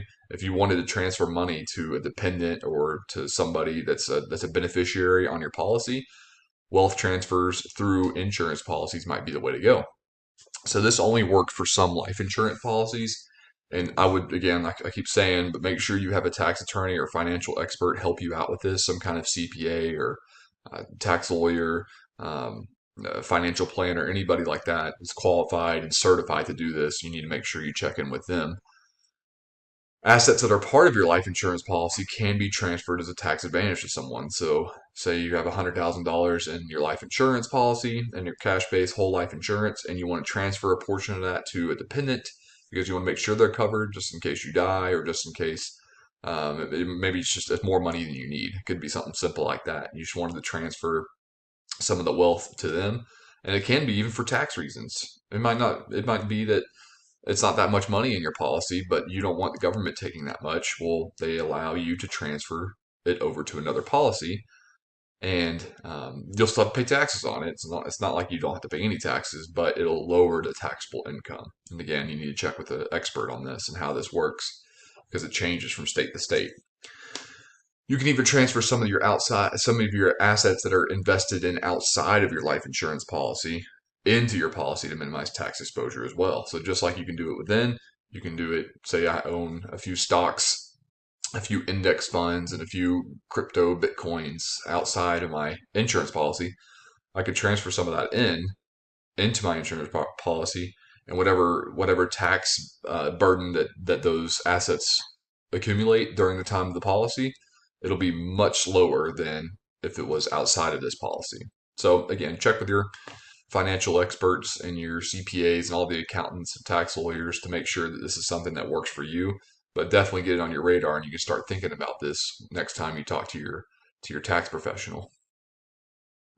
Hey, my name is Jack Warner. In this video, part of our mini series of insurance, we're going to be covering and breaking down the main types of insurance. Now, there's going to be a few that I miss out, I'm sure, but we're just going to be covering the most common types of insurance and what you need to be prepared for, what you need to watch out for, and different things you need to know about these insurances. The first one, the most common one, the most debated one, health insurance, which is the most frustrating one as well, out of all the different insurances. So health insurance, I put in quotes, covers most general medical coverages Of course, if you're in the United States healthcare system and you've dealt with any of these general medical coverages, it is a pain to get your health insurance company. In most cases, if you have a great health insurance company, stick with them. But in most cases, it's very frustrating to get health insurance to cover certain things. It can take months of back and forth correspondence, receipts, etc. But health insurance, what it's meant for, is to covering the most basic stuff of coverages. Now, of course, you can amp that up and you can increase how much you pay towards your health insurance, and that can cover other things, more specialty things. It's the most expensive and confusing insurance. I don't know if you can catch the tone of my voice when I'm talking about this. Not federally required. It used to be under President Obama's part of his campaign with Obamacare. It was federally required. It might be again in the future. Now the precedent has been set. It is currently not federally required. But just be prepared that it could go back to being federally required in the future. In most cases, in most U.S.-based systems, it's employer-based. So employer-based insurances are usually the best, and this is because they have worked out a deal with health insurance companies, so you can get the best benefits, the best pay, the best premiums, etc. And unfortunately, if you are employed, that's usually the best insurance that you can get. It doesn't have to be in all cases, but this makes it more difficult for people who are not employed, for people who are contractors, business owners, self-employed persons. Insurance is a little bit more difficult. And I just mentioned it here, difficult for self-employed and contractors to secure decent insurance is because the market is so crazy right now with health insurance. It's hard to get your own private insurance. Even if you are employed and you don't like your health insurance company that your employer uses, if you got outside coverage, it's difficult to find. Auto insurance required by most states. At least a portion of it. Doesn't have to be a full blanket auto insurance, but most coverages, at least a basic degree of auto insurance, is required by most states. There are certain electives that we're going to be covering in a different video, but different electives you can get with your auto insurance includes collision, uninsured motorist, or even underinsured motorist coverage, comprehensive coverage, which protects most of damages that probably will occur as you're driving, but won't cover things like if you got a flat tire or wear and tear on your vehicle, etc. You can also get rental car coverage if your car's in the shop or if your car is damaged. You can get a rental car or at least a discount for a rental car. Repair work that needs to be done if it's something that's covered in insurance, emergencies, etc. Tow packages, I forgot to mention that. I had great car insurance one time. We paid $80 a month, I think it was $80 a month for this insurance, and we had to get a vehicle towed 7 times in 1 year. Didn't have to pay anything except for one time. It went over the 100-mile limit or whatever it was, but every other time we didn't have to pay a single dime to get our vehicle towed, which was awesome. Life insurance. There are 2 main types of life insurance. I've kind of covered this in other videos, so I'm just going to go over the basics here and see which one's right for you. There's 2 types. Whole life.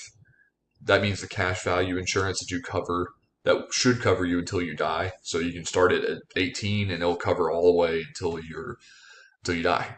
So this is whole life insurance. You can move even assets into this insurance policy too. Versus term life, which a lot of people argue term life is better. Some people argue whole life is better. It's a great debate for sure. Term life insurance, you can get life coverage for periods of time. So for a certain term of your life, basically. You can get 10 years, 20-year coverage, 25-year coverage, 40 years. So what that means, if you were to die in that time frame, you'll be covered. After that time frame, your policy is expired. You no longer have to pay your premiums into that insurance, and they also will not cover you. So some people will say term life is a better way to go. Because after that, 20 years from you being 25, or even if you started at 30 years old, you'll be 50 years old. So hopefully you've built up enough money by then in your own investments that you don't need term life or you don't need whole life insurance to cover you in retirement or cover your family in case you die. Life insurance is the most selfless insurance because you won't receive any of it. You will not get a dime from it. Only your dependents, your beneficiaries, and so on, only those people will receive the benefits from the insurance. So just keep that in mind too. It's a great insurance to cover people who depend on your income. And it's a nice gift to leave behind, of course. Property insurance, blanket coverage for most property damage. I say most because it won't cover certain things. This can also cover damage to other persons or other property. So if someone's on your property and they trip and they sue you, you can be covered under this. Or that's a good example. Your tree on your property falls into the neighbor's yard. Your insurance can also help cover that. This is generally required to obtain business loans and mortgages. I haven't seen a case. There probably are some unconventional loans you could take out where you can get a mortgage or get a business loan without having property insurance. But that's uncommon. Most cases, you'll need some kind of property coverage, property insurance in order to obtain a loan. Disability insurance. Disability protects your income. It's insurance just in case you get hurt on the job.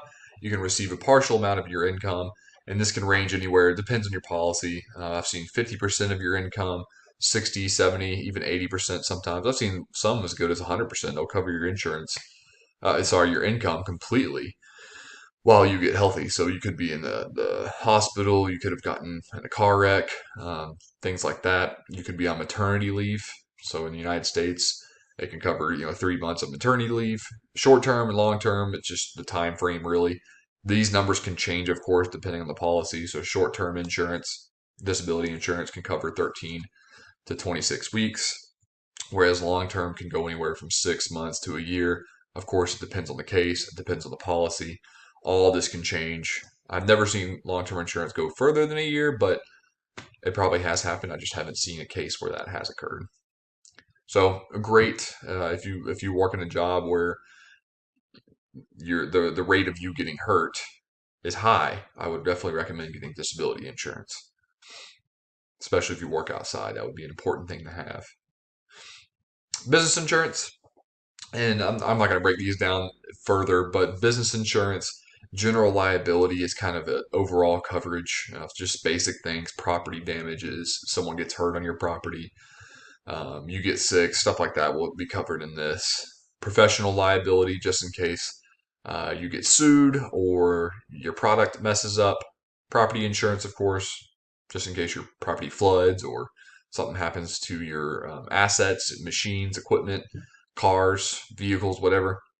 And then product and service liability. So if you are, I always see this in personal training. If personal training clients get hurt while the personal trainer is watching over them, then they usually have to fill out some kind of service liability form first, of course. But once they have waived liability, it doesn't exactly exonerate the personal trainer. They can still come back and sue them. So the trainer needs their job to make an income. Service liability can help cover some of those legal damages just in case that were to occur. So again, just wrapping up, the insurance, it helps protect. It's not meant to be used. It's not meant to be. In another video I mentioned it's meant to be, or it can be used as an asset, but it's not meant to be an asset. So make sure you understand, whatever insurance you get, that you understand the coverages, what you pay, is it worth it in the long run, of course, and how can it benefit you in your financial journey. Hey, my name is Jack Warner. This video we're going to be covering the ins and outs, the breakdowns of insurance policy, and the different types of coverages that you might find in the more common insurance policies.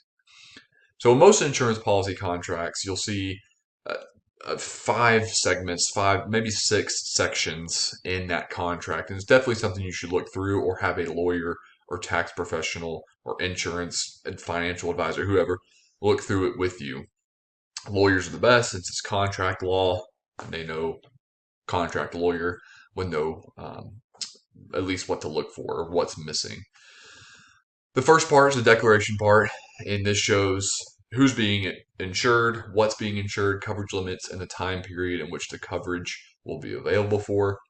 The second section of the policy should be the agreement, identifies specific coverages and how the insurance company will be liable and how they, they're part of the agreement, will they cover certain things? What will happen when some of these specific coverages need to be compensated for. Exclusions, and this section goes over what will not be covered. And we see this as acts of God events. So something crazy like the most common example is property insurance. If you live in Kansas, you're most likely not going to have hurricane insurance. If a hurricane does occur in Kansas and your house gets wiped out, then your property's not going to be covered. Those are acts of God event where they can't cover every single thing. So it's understandable to a point. And there's even in Florida, a lot of I think you have to have. I think it's mandatory actually in some areas of Florida. I'm not sure the whole state, but you have to have hurricane insurance or some type of hurricane insurance.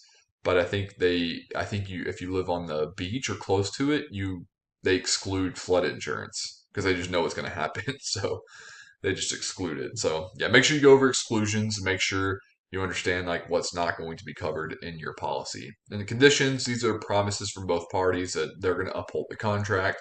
What you need to do as the insured person or insured a party if you're doing it for a business, that you pay your premiums, that you uphold any contracts, that you make sure that you do everything you can to represent the company in which is insuring you.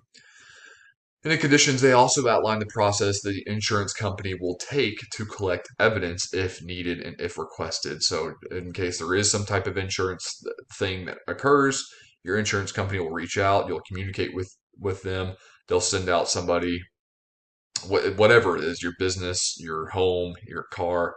They'll send somebody to go check to make sure it actually happened. That way, you're not committing insurance fraud. And they'll also send somebody out there to quote to see how much the coverage might be. Definitions. So it doesn't happen. This is kind of optional. And sometimes insurance policies, they'll put a definition section and just kind of goes over all the different confusing terms that are listed and concepts that are listed in the contract in any insurance policy. And it can be very confusing. So it's good to look that up for sure. So coverage types. This is mostly going to be geared towards auto insurance, business insurance, and some property insurance or real estate insurance. These are different types of coverage that may occur. So liability is any bodily injury and property damage. And you can break this down even further too.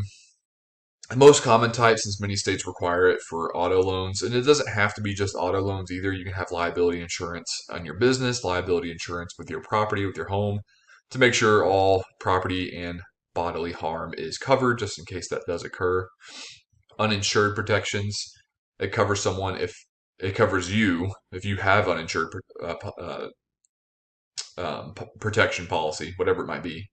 Sometimes it's called underinsured, so I get confused with those two terms, but uninsured or underinsured, depending on the state you live in.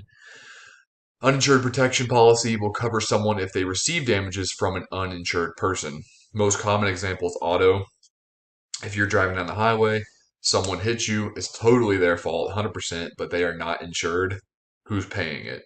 Since they are not insured, it's going to be hard for them to pay, right? It's unfair, yes, but you got to move forward. You can wait and get tied up in the legal system and wait months to get paid, or you can go ahead and pay, I think it's like $20 extra or something like that, and have uninsured protection just in case that were to occur. Because you can always go back, so you can go ahead and get your car fixed or get your house fixed, whatever it might be, and then go back later and settle it out in the courts with the person who caused the damage. Comprehensive, this covers most damages to your property. This is like the most basic non-act of God stuff. So like hail damage is usually covered in this, tree falling, not floods, but floods, flooding inside your home, like if your dishwasher leaked or something, some fire damage in your kitchen, stuff like that. That'll be covered in comprehensive as well as in your car. Medical coverage, if someone is hurt on your property, whether it's your fault or not, you can be sued to make sure that you understand that medical insurance can help pay for your medical expenses as well as others. And in personal injury, very similar to medical expenses, but personal injury takes it a step further. So it covers your medical expenses and other expenses that are insured in case you are injured and cannot pay for other things. So this includes childcare, If so, if you need someone to help take care of your child and you have to put them in daycare, you got to hire a babysitter or something like that because you are hurt and you are in the hospital, or you can no longer take care of your child because you're bed bound and you can't move. Then this will cover that. Of course, if you are at the hospital, you can't work, so that's lost income. Personal injury can help with that as well. And lastly, what are some insurance policy limitations? Insurance policy, I've mentioned this in other videos. You can use it as an asset, you can use it as an investment vehicle for sure. But the biggest thing is it's a risk management tool. That's all it is. That's the main portion of insurance is you are protecting possible risk that might occur to you, to your health, to your family, to your loved ones, whoever it might be, and to your business and to your property. So you're protecting your assets, you're protecting the people around you. But where are the limitations at? So limitations occurred in covered events. What actually is covered versus what's not covered. Sometimes there's certain events and certain stipulations where the insurance policy might not cover. They'll limit it. Sometimes they'll put it in fine print that you really need to comb through to make sure you understand, what am I actually paying for? What am I actually paying this insurance policy for? Qualified expenses. So if the insurance company does kick in and they start paying for things, sometimes they'll say, okay, well, yes, we'll come help you. You've met your deductible, or all the prerequisites have been met, but we cannot pay for this thing. So you have to go through our provider. You have to go through our system, whatever it is. So make sure you understand and you look at the list of qualified expenses and the qualified providers that your insurance company is willing to work with. Make sure you also have evidence and documents. Is for any kind of damage that occurs while you have an active policy. You need to make sure you have evidence and documents of everything. Receipts, contact information, communications, correspondence, pictures, videos, whatever.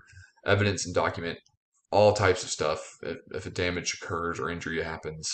So you have your side and you're able to submit this. It makes it much more streamlined for the insurance company to come in and say, okay, if you have a good insurance company, and I've had bad ones and good ones, they'll look at it and be like, all right, we'll have it covered. We'll be there right away and we'll fix it. Or sometimes they'll go ahead and send the cash. Out of pocket and deductibles being met can be frustrating as well, especially if they reset. So sometimes it's going to be extremely high. And you're just thinking, well, dang, I have to pay $6,000 just for the out of pocket, for or the deductible to be met, and I got to pay this much. So I'm not even going to contact the insurance company. And sometimes that's the best case because your premiums can go up if you keep using them more. So sometimes it's best just to settle it out in cash, even if you already have insurance. But that one time you don't do it, you don't have insurance, and a huge catastrophic event occurs, and you're not covered. That's going to hurt. That's going to set your whole personal financial life back. So, yes, it sucks. It's one of those necessary evil things.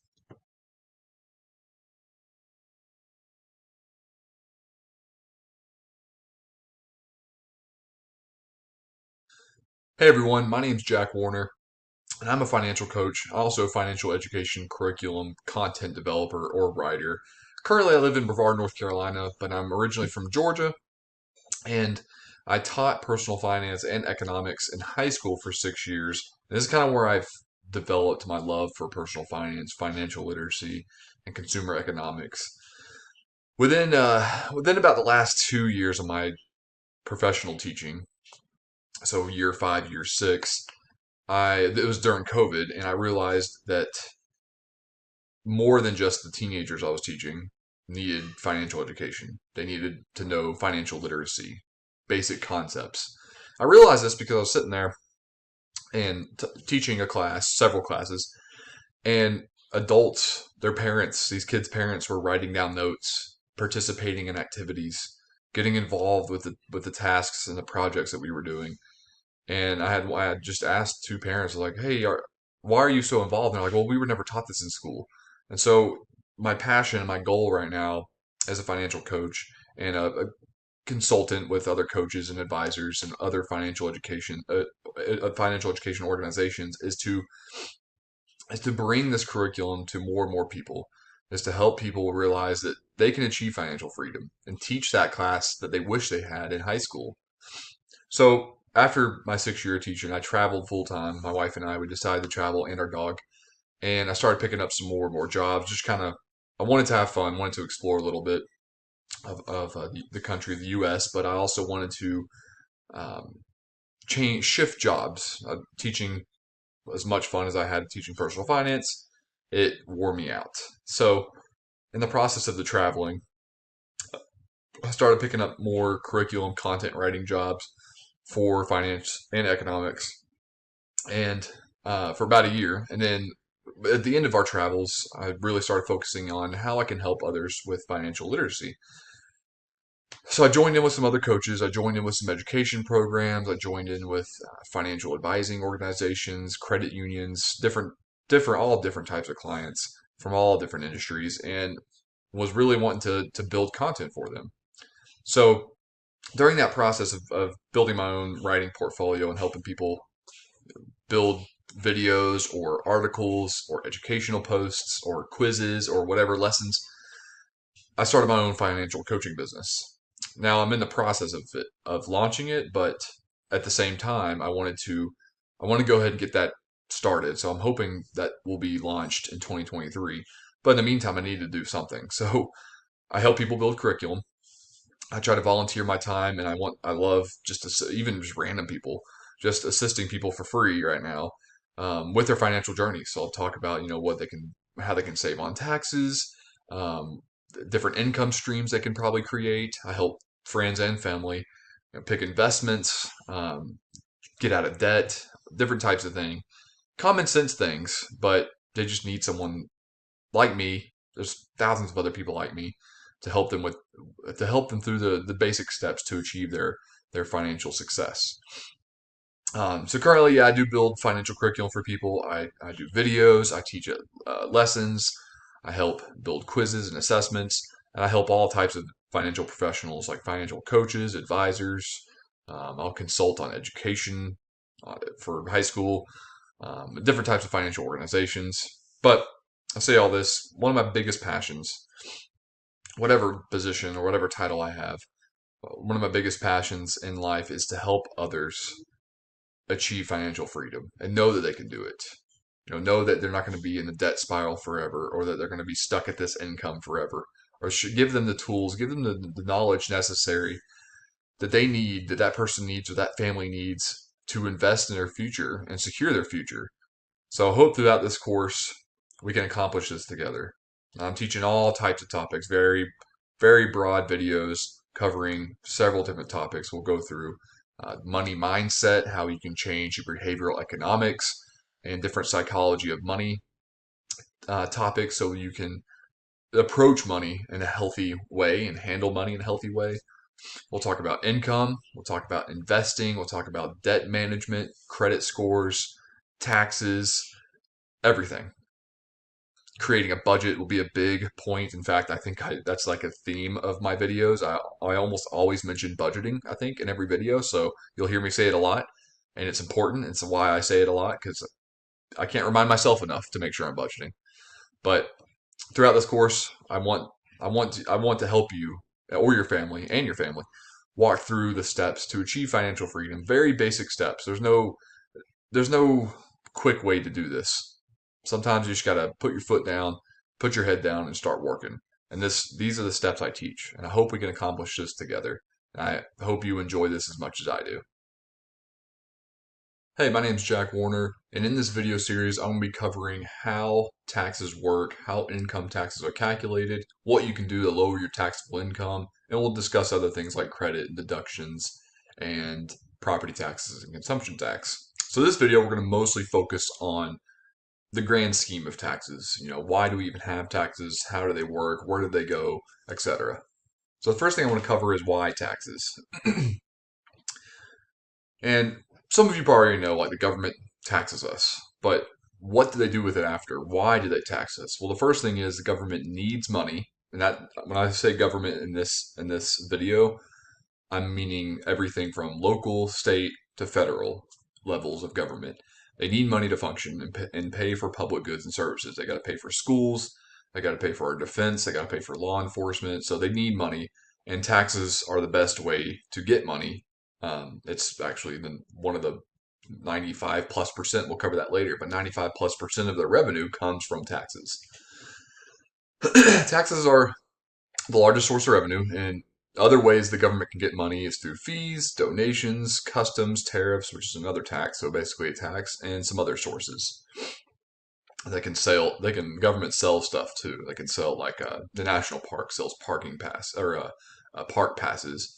Um, Game and wildlife state agencies, they'll sell hunting licenses and stuff like that. Income tax, corporate tax, and Social Security Medicare tax make up about 95% of the government's revenue. So whenever you look at your pay stub and you see all the different things that were taken out, the four biggest ones, corporate tax won't be on your personal income tax, but these other ones will. You'll see those going to the government, being taken out by state and federal government. Whereas if you own a corporation, you'll get hit with the corporate tax too. So what does the government do with these taxes? Now they have this money, what exactly do they do with it? And it's important to see. It's important to, and this is just the federal government, so you can get more transparency if you go to your local government or to your state government and see where they spend their money. But this is just I was easily able to find the data, and most of our taxes go to federal government functions. So when we see the breakdown of the programs that our government's spending, and this is just as of fiscal year 2022, this was the budget for 2022. We can look at the trillions and billions of dollars that goes to these programs. And we can also look at agencies. So I click on the agency tab. You can see the different agencies that are also spending the most money. So you have Health and Human Services, which just makes sense because of Medicare, and Social Security, of course. And then you have your Treasury. A lot of that, and a big chunk of that is the IRS and Department of Defense military programs and so on and so forth. So obviously they need money. Government needs money to hire people. They need money to buy goods and services to help these people do their jobs. So how does this work? How does the government start to use or to take our taxes? I guess we could say it that way. To put it bluntly, how can they take our money? Taxes are created by law. So Congress, it has to be passed by Congress. It can't be something the president makes up. So a lot of people will blame Trump or blame Obama or blame Biden or whatever, Bush, about the tax rates, but it's written in the Constitution. Anything to do with taxes, money, for instance, has to start in the House of Representatives. It's got to be passed by Congress. So taxes are created by the Congress, the legislation. So it could be, I should mention, that it can also be created in your state house, and then they're enforced by government agencies. So they're enforced by things like the IRS.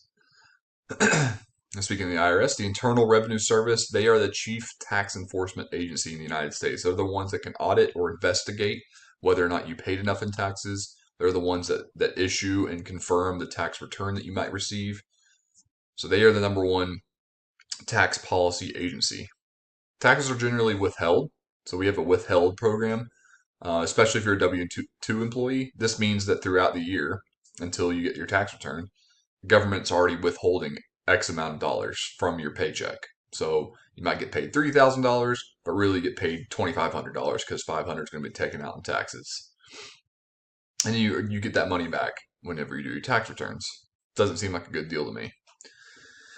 If you're not a W-2 employee and you own a business, or you're a freelancer or a contractor or something like that, you have to pay back taxes during the tax season. So you'll owe taxes at the end of the year. And you can do this quarterly. There's different ways to do this. Of course, you need to talk to your accountant and make sure that they understand the tax situation. Everybody's different. And then we have consumption tax. So we have our withheld tax, our periodic tax, and our consumption tax. And consumption tax, all these are required by law. So all these different categories of taxes are created by federal, state, and local law. And they can, one state can be higher, one state can be lower, but everybody pays the same federal taxes. So consumption tax, or things called like sales tax, excise tax, property taxes, they are mandatory, but the good thing about those is you only have to pay them when you buy something. So you're not having to, the more you spend, the more taxes you pay, basically. That's consumption tax. Whereas no matter who you are, you have to pay income tax. No matter what you do, no matter what kind of money you spend, you have to pay income taxes. Hey, my name is Jack Warner, and in this video, I'm covering the U.S. progressive tax system, how it works, why it's used, and how it can affect you. So, jumping right into it, there are three main types of tax systems. The most used one is progressive. Some nations might use proportional. Very few use regressive on purpose or intentionally. Usually, that's kind of a policy thing that accidentally affects lower income populations, but most modern nations use a progressive tax system. And what this means is that high income earners pay more taxes than lower income earners. So the more and more money you make, the more of the tax burden that you would share, that you would have. And the lower income people, mostly young people and people in between jobs or unemployed persons, they wouldn't have much of a tax burden. And the tax burden ranges anywhere from paying no taxes, of course, to 10% is like the lowest you can pay of your income, and all the way up to even 45, 50%. Now, a lot of Americans, we complain about our progressive tax system and our tax rate being so high, but in many nations, it's actually beneficial to live in the United States because there's many nations that their tax rates, their progressive tax systems, are 50, 55% or even higher. So the proportional tax system, and there's a big push for this in America too. It hasn't gained too much popularity, but a lot of people, powerful people, are pushing this policy. So proportional tax, everyone pays the same rate of tax. This is sometimes known as what's called the flat tax rate. I've heard some people call it the fair tax rate. And so basically it sets the standard. Everybody's got to pay 25%.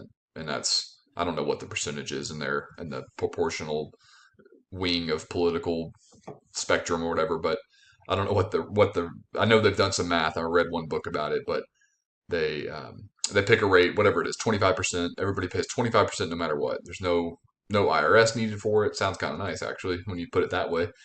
No IRS needed. Everybody just pays their 25%. That's it.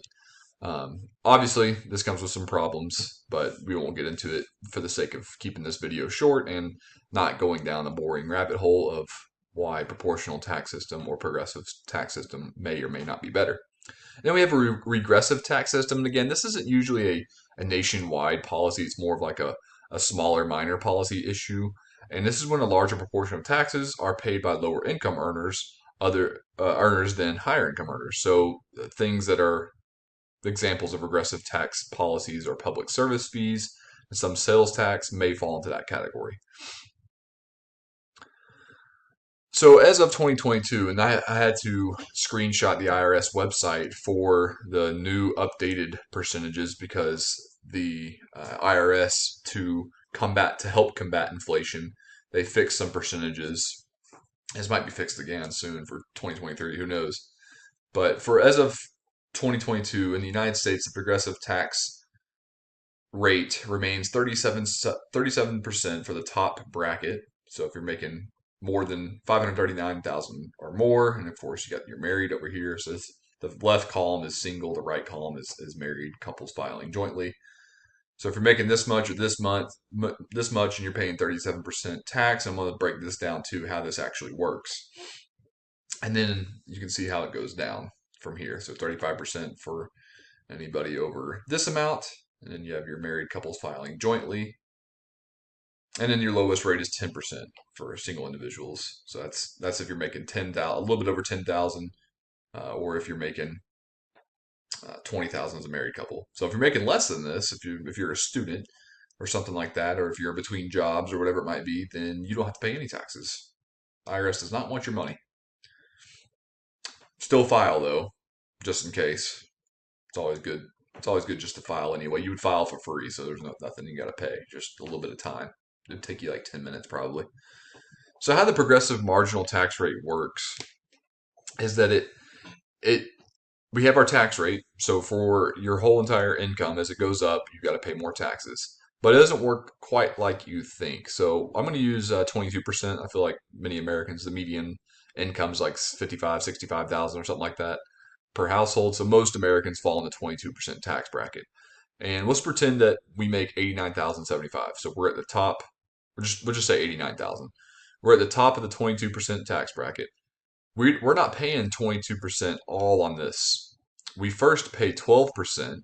So we go down to this bracket. We're first paying 12% on the 41,000, and then 22% over the amount over 41,775. So we pay this much first plus 22% of the amount that's over 41,775. So let's see what that would be like for us if we were getting paid that much. So we have $89,000. That's our gross income. No taxes have been taken out. And we're just wanting to see real quick, how much money am I going to make? Or do I have to owe in taxes? So we have to subtract because it's money over 41,775. And we are 47 over, $47,225 over. So now we have to see what's the 22% amount that we owe. So we turn that into a decimal, 0.22, and we're going to owe $10,389.50. So we add that into our 4,807 plus 4,807.50, and this is our total tax bill, $15,197 that we're going to owe the IRS. So that's going to make that 89,000. That's going to make our net income 73,803. Obviously, that was just a very, very, very standard math calculation there. There would be other things that could affect that. How was that money earned? It could be unearned versus earned, capital gains, all that plays in. This is just a very basic look, and not do any deductions or anything like that. But at least this person owes 15,000, maybe more, depends again on unearned versus earned income, et cetera, et cetera. But this person's going to owe around $73,000.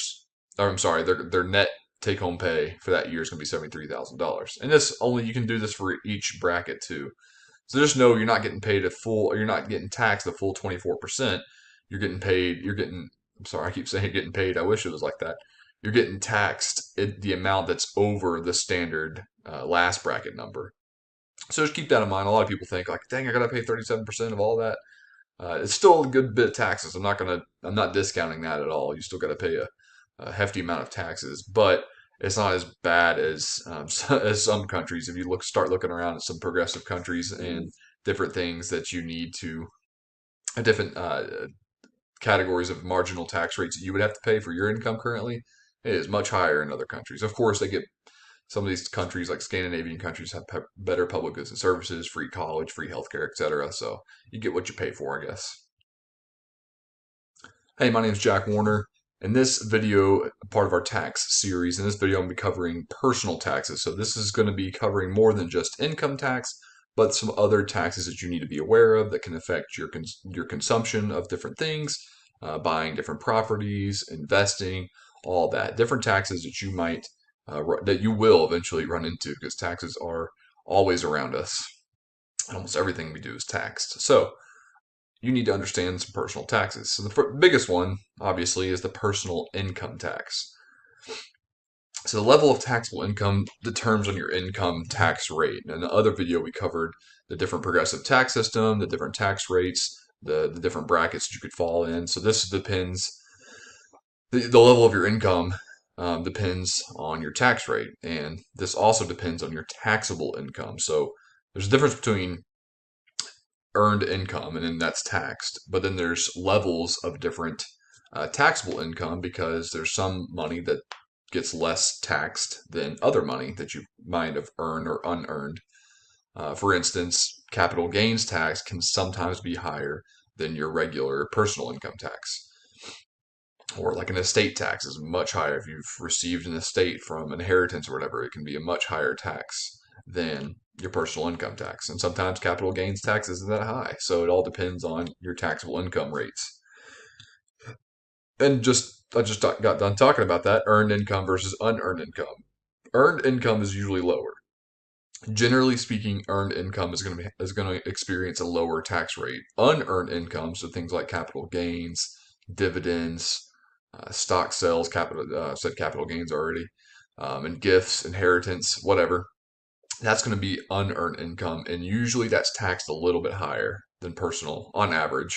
It might not be the case for each person, but on average, unearned income is taxed higher. Your personal income is also affected by your filing status. So single, married, filing jointly, separate, head of household, etc. All that can you either lower your taxable income or increase your deductions, whatever it might be. The number of dependents you have will also could increase, or could, I'm sorry, it could lower your taxable income. Capital gains tax, dividend tax, that's that unearned income I was talking about. And you have to make sure that you are understanding that the state that you live in will also charge an income tax, unless you live in a state that doesn't charge income tax. So you need to be aware of the federal tax rate as well as the state tax rate, because you can get taxed both ways. So another personal tax that you'll run into is sales tax. And this one's more common, and sometimes we forget about it, so we don't really budget into our mind. We see something that's at the grocery store, and it's like, oh, it's $9.99, but really it's $10.38 after fees and taxes and local taxes and state taxes and all the different things like that. And that only increase per item for the price of the item that you purchase. So state and local sales tax rates, these can increase. I've seen one before where the state was at 7% sales tax, and the local area, the county that we were in, was 2%. So it was a 9% sales tax on top of the item that we purchased. That was a lot. Generally, states with little to no income, it's kind of a balance here. States with little to no income tax will have higher sales tax, so they can counterbalance the money that they've lost out on the income tax. And states with higher, just generally speaking, this is not for every state, states with higher income taxes, state income taxes, will have lower sales tax. Sales taxes, they change depending on the type of product or service it might be. So any essential product or service, any essential good will be at a set base tax rate, and usually there's a ton of federal and state laws and local mandates that might that would dictate that and say, okay, it can fluctuate, like food. Those strawberries can only fluctuate so much, but the sales tax for those are going to stay the same. Some states might just eliminate entirely for different things. Commercial goods and luxury goods are going to be taxed at a higher rate. And then we have our sin tax rates, so higher sales tax on goods and services that are not desirable, behaviors that the government doesn't find desirable or good, like tobacco and alcohol. Those are going to be taxed at a much higher rate. So we're going to see like 15%, 25% sales tax on those types of things. And that's nicknamed a sin tax, for obvious reasons there. And then you have your property tax. So whenever you buy property, it's called an ad valorem. You have to fill out all these forms and stuff, and this depends on state and local law as well. Tax rate is set based on the value of the property. This number is assessed by an elected or sometimes appointed tax assessor in your local government, and they will use what's known as the mill rate to come up with that ad valorem tax. The mill rate is a percentage of the dollar paid in taxes per $1,000 that was assessed in value. So you'll have to pay, if that mill rate's like 8, and you'll have to pay $8. Yeah, sorry, I'm saying this wrong. You have to pay taxes on 8% of whatever the $1,000 is, and it can only go up. Usually it goes up. Property tax levied on property equals the mill rate times taxable property value, and it's divided by 1,000 because that's how we get the mill rate. I'm sorry, that's how we get your ad valorem tax, property tax. And property taxes can be paid on real estate, commercial properties, and land. These are they're three biggest ones. And they can also, depending on the state you live in, the tax can be paid, property tax can get paid on boats, cars, RVs, etc. So just make sure you are aware of your state and local property taxes, because you might owe more than just the real estate, which is the most common one. Let's take a look at the different tax rates in your state, and you can see yours. And this data is as of January 2022. We can see all the different tax rates here. So you have your low ones, like in North Dakota, 2.9%. The states that are in gray have no state income tax. In Washington and New Hampshire, they don't charge, which one was it? Washington doesn't charge capital gains income tax. No, I'm sorry, that's the only income tax they charge, is capital gains. In New Hampshire, they only charge interest on dividend income. But for personal income, for earned income, they don't charge anything. So there's a few states that don't charge any state income tax, and you have states like New York, New Jersey, California, and Hawaii that have a huge state income tax. And usually they have lower sales tax in those states. Not true all the time. If you've ever been to California, you'll see the tax bill is pretty hefty. So Californians are getting taxed like crazy. Hey, my name is Jack Warner, and this is a video part of our tax video series, lesson series. And in this video, I'm gonna be covering how to calculate income tax. So thankfully, we don't live in the time of us having to go to the library and filling it out by hand and using calculators and stuff. Now there's so much software, tax software, and even free tax software, so something you don't even have to pay for, that we can do this almost within 15 minutes. Some of us going to take a few hours depending on your tax situation, but if you're, let's just say the easiest one is if you're single and you've worked one job, you can get that done in probably 10, 20 minutes tops. And usually for free too if you're not making more than like about 74,000, but we'll cover that in a later video. So how to calculate income tax. First of all, you'll need to gather some documents. So it's always important just to go ahead and get them. Get the ones that you need, that you know you're going to need. You might need some documents later on, and you can always go and get those too. But just gather and organize the information you need. Most important, you need your income. You need income documents. So your W-2, it's going to look different for everybody. 1099. CEG or miscellaneous, your K9 if you own a business, 1040 EZ if you know ES, EZ should be EZ form if you know you're going to be filling out something pretty quickly, rental income, any other things like that. Investment income, you'll need that as well. That could be dividends, stock sales, retirement income if you're earning that, health savings accounts, whatever. Personal information, of course, you're going to need your social security number, date of birth, all your ID, identification information, bank account numbers as well, so you first of all you can pay your tax bill, but also that you can receive your tax refund if that's your case.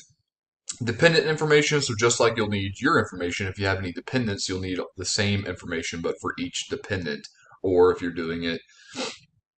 If you are married and you're doing it for your spouse, you'll need the same exact information. Basically, a mirrored stats of your husband or wife's information as well, or your partner's information too. And you'll have to do their income the same way. All that stuff will go under your information, your account, I guess I should say. But you'll have to have your information and your spouse's information. And then you'll need all of your expenses. So any expenses, any qualified expenses, receipts, self-employed purchases, financial records, statements, whatever. You'll need all those expenses, especially if you're self-employed or business. But you also need these expenses even if you're not self-employed. If you're a W-2 employee, if you've had to stuff that your company didn't cover and you had to spend for work, then you can have some qualified expenses.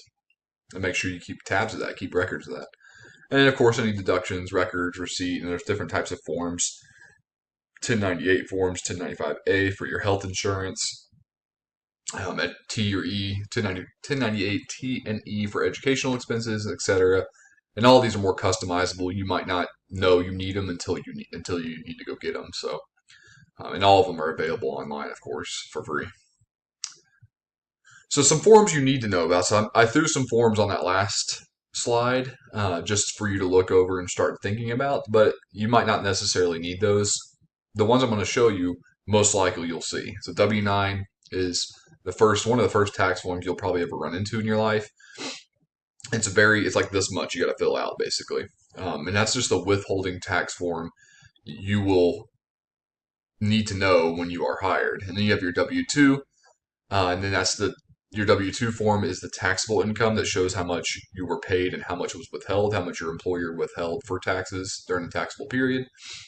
The 1040 form is probably the easiest way to file for taxes. It's best for individuals who are single, who have no dependents, and only have one source of income. It doesn't mean that other people can't use it. It's just best for that, and it's very quick and easy. It's called the 1040 easy form for a reason. 1099 forms. This is like the W-2 for the freelance group, for the freelance and contractor groups people. This form has many different types. There's a bunch of 1099. It's basically miscellaneous income, 1099 contract, 1099 miscellaneous, 1099 interest, a bunch of different things that cover the 1099 form. That the 1099 form covers. And it's good for business owners too, because they'll have to actually send the 1099 forms to their employees or to their contractors. Schedule C and K9. K9 is the tax form you fill out if you earn money from your business. Schedule C is the form that you'll fill out as well to show the IRS your profit and loss for the taxable period. And then your form 4868, you can file this form if you need to get an extension.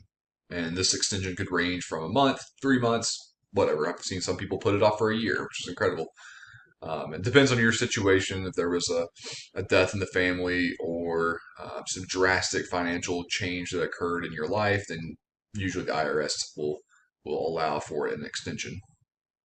Or if you just need more time, sometimes they'll just give you an extra month. So let's look into this. How do we calculate this? Just using some software. So I'm not paid by TurboTax or anything like that, but I do like their calculator, and there's bunch of tax lawyer has a calculator. You can look up even ones that aren't tax software companies. TurboTax, Intuit just happens to be a tax software company, but you can just Google different tax calculators and fill in your tax information to estimate. I should say it's not going to be spot on because there might be some different things that come up, but it'll be pretty close on if you want to estimate your taxes. This is great to do just to see how much of tax burden you're paying and to see how much taxes you might owe and get ready for that in your budget. So we're going to just make up some numbers here. Say I'm 40 years old. No one can claim me as my independent. How much money did you make from your job? We're just going to say $60,000 for this person. And then no unemployment. How much withheld? So this is already doing, they put an average withholdings value. I'm just going to keep that the same. So we are going to already see that our refund is going to be $223. Not too bad. And that's just doing a standard deduction too. We didn't even do an itemized deduction. So we can see our taxable income, where our tax bracket is at $60,000. It puts us in a 22% tax bracket. And we can see a breakdown of all the different taxes here. We also I didn't put my state in yet, so they don't even know what the state income tax is. That's okay. We don't want to get too much into it, but you can go through here if you want to go after this video. You can go through here and put your different family members, child care stuff, other income you might have earned from your investments or whatever it might be. If you had education expenses, if you own a home, your interest you paid on that, if you made donations, if you put money away in retirement, let's just see what that does. Oh, I did it earlier, so 6,000. Oh wow! So if I put 6,000 away in my IRA, I get a little bit more money. This is a little bit high. We're gonna discuss why this is high. You kind of want it in a few $100s, but we'll discuss later in a later video why this might be a little high. And some other deductions we might need: alimony, medical expenses. If you own a business, of course, you'll fill out this stuff. And any other taxes that you paid. So if you paid quarterly taxes, you can put that on there. So that'll deduct the total amount that you owe since you've already paid it. Again, you can see the different rates here and different taxes that you owe. So that's how it works. Very simple, very easy. Of course, this is just a free estimated calculator version. So make sure that you actually get somebody to look over it and calculate your taxes to be a little more accurate than what just the free software has to offer. Hey, my name is Jack Warner. Part of our tax series is talking about credits and deductions. So in this video, we're going to be covering how you can limit your taxable income and what steps you can take to help your tax situation when it comes to the tax season. So jumping right into it, definitions, just to break down, a lot of us, we get confused and we intermingle the definitions of credit and deductions. So tax credits are kind of split, and you can actually categorize these and organize these in multiple different categories. But credits they can be either refundable or non-refundable, basically. So some credits can lower taxes you owe, while most other credits can give you a bigger refund. So whenever tax season comes along, you file your taxes, and a month later, or a month, 3 months, depending on the tax situation, you can get a bigger refund with certain tax credits. And there are some credits you can claim that will give you a refund even if you do not owe any taxes. So those are the kind of taxes you want. Even if you don't owe any taxes when it comes tax time and you're filing your taxes, some credits can give you money back. And we'll go over some of those today. Deductions, a little bit different. There are some similarities. So there are some non-refundable credits and deductions that are very, very similar. But deductions, they reduce the amount of taxable income that you have. So say you're making $100,000, but you're able to file some deductions, and it lowers your $100,000 income down to $80,000. So it lowers the amount you owe to the IRS because it can even drop you a certain tax bracket. It lowers the marginal tax rate you have to pay on any additional income that you might earn. So we're going to talk about the pros and cons of choosing credits or deductions and go over some examples in this video. So here's some tax credit examples, and these aren't there's thousands. They change every year. So these are just some of the more common ones that have been around a while. You can get family credits like childcare, adoption credit, some income and savings credit like for your retirement contributions, credit for last year's tax if the government owes you money from then, or maybe you overpaid taxes last year, or whatever it might be. Credit for long-term unclaimed or undistributed capital gains tax. Homeowners, if you're a first-time home buyer, sometimes it hasn't been too great recently, but sometimes you can get something back there.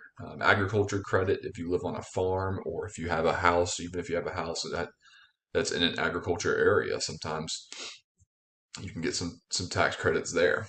Energy credits, and these differ from state to state too. So make sure you check with your state's policy. For example, I think it's Alaska. A lot of their citizens get a $2,000, $1,500, 2,000, maybe more than that actually, a couple $1,000 tax credit because of the oil that's being drilled in Alaska. Every citizen in Alaska does that, gets that credit. Energy credits, if you install solar panels, or if some states might have, like if you meet a certain threshold of energy usage, then you receive that credit. Electric vehicle credits, healthcare premium tax credits. So if you're paying premiums, or if you have expenses, then some credits can be claimed here. And then education expenses like lifetime learning credits, tuition, college expenses, stuff like that can also file. You can also file for tax credit help there. So what's the difference with tax deductions? Again, a lot of these are the same. We're going to go over basically the same categories, but what are some different deductions? And some of these are very similar. So you have work-related deductions that you can deduct from your income. So if you own a business, it's pretty easy. If you're self-employed or own a business, any business expense, or if you have to use personal items, for example, if you had to buy a computer for your work, that computer would be a deduction. I'm using my office right here. This office, the square footage of it, I don't know how big it is, just say 200 square foot. I would be able to claim that because I use this personal office just for work. So I can't have like a video game or a home theater and claim it as work. Like it has to be just for work. So I get to claim a percentage of this as work. I'm also to be able to deduct that. And any employee expenses, if you're employed somewhere for a company, you can claim any expenses that you incurred that the company has not compensated you for. You can also claim here. You can do itemized deductions, and this can vary greatly, and there's hundreds of these. Personal property real estate tax, charitable donations, and all of these have a limit as well. I think charitable donations it's like $1,000, or maybe it's less than that. I think it's about $250 this year. Again, it changes every year, so you just got to check with the IRS site or your tax accountant professional, whoever that might be. You can claim gambling loss, interest expense on mortgages and student loans, business loans as well. Forgot to put that one in there. Education, student loan interest, teacher expenses if you're a teacher or if you're in the education field, work-related learning expenses. So if you were an employee somewhere and you had to go to a training and you had to use your gas or get food or get a hotel or even just pay for the seminar, workshop, whatever it was, the training experience, you can also claim that as a deduction. Healthcare, medical and dental, anything over the contribution or anything out of the ordinary, you can also claim. This gets pretty picky though, so make sure you check with your accountant. I am not a bookkeeper or a CPA or an accountant, so make sure you check with yours. Health savings contributions can also deduct your income. And investment related, so if you sold your home, IRA contributions, capital loss. If you sold your home, you can different investments you made in your house, you can also deduct from the home sale to lower how much income you had.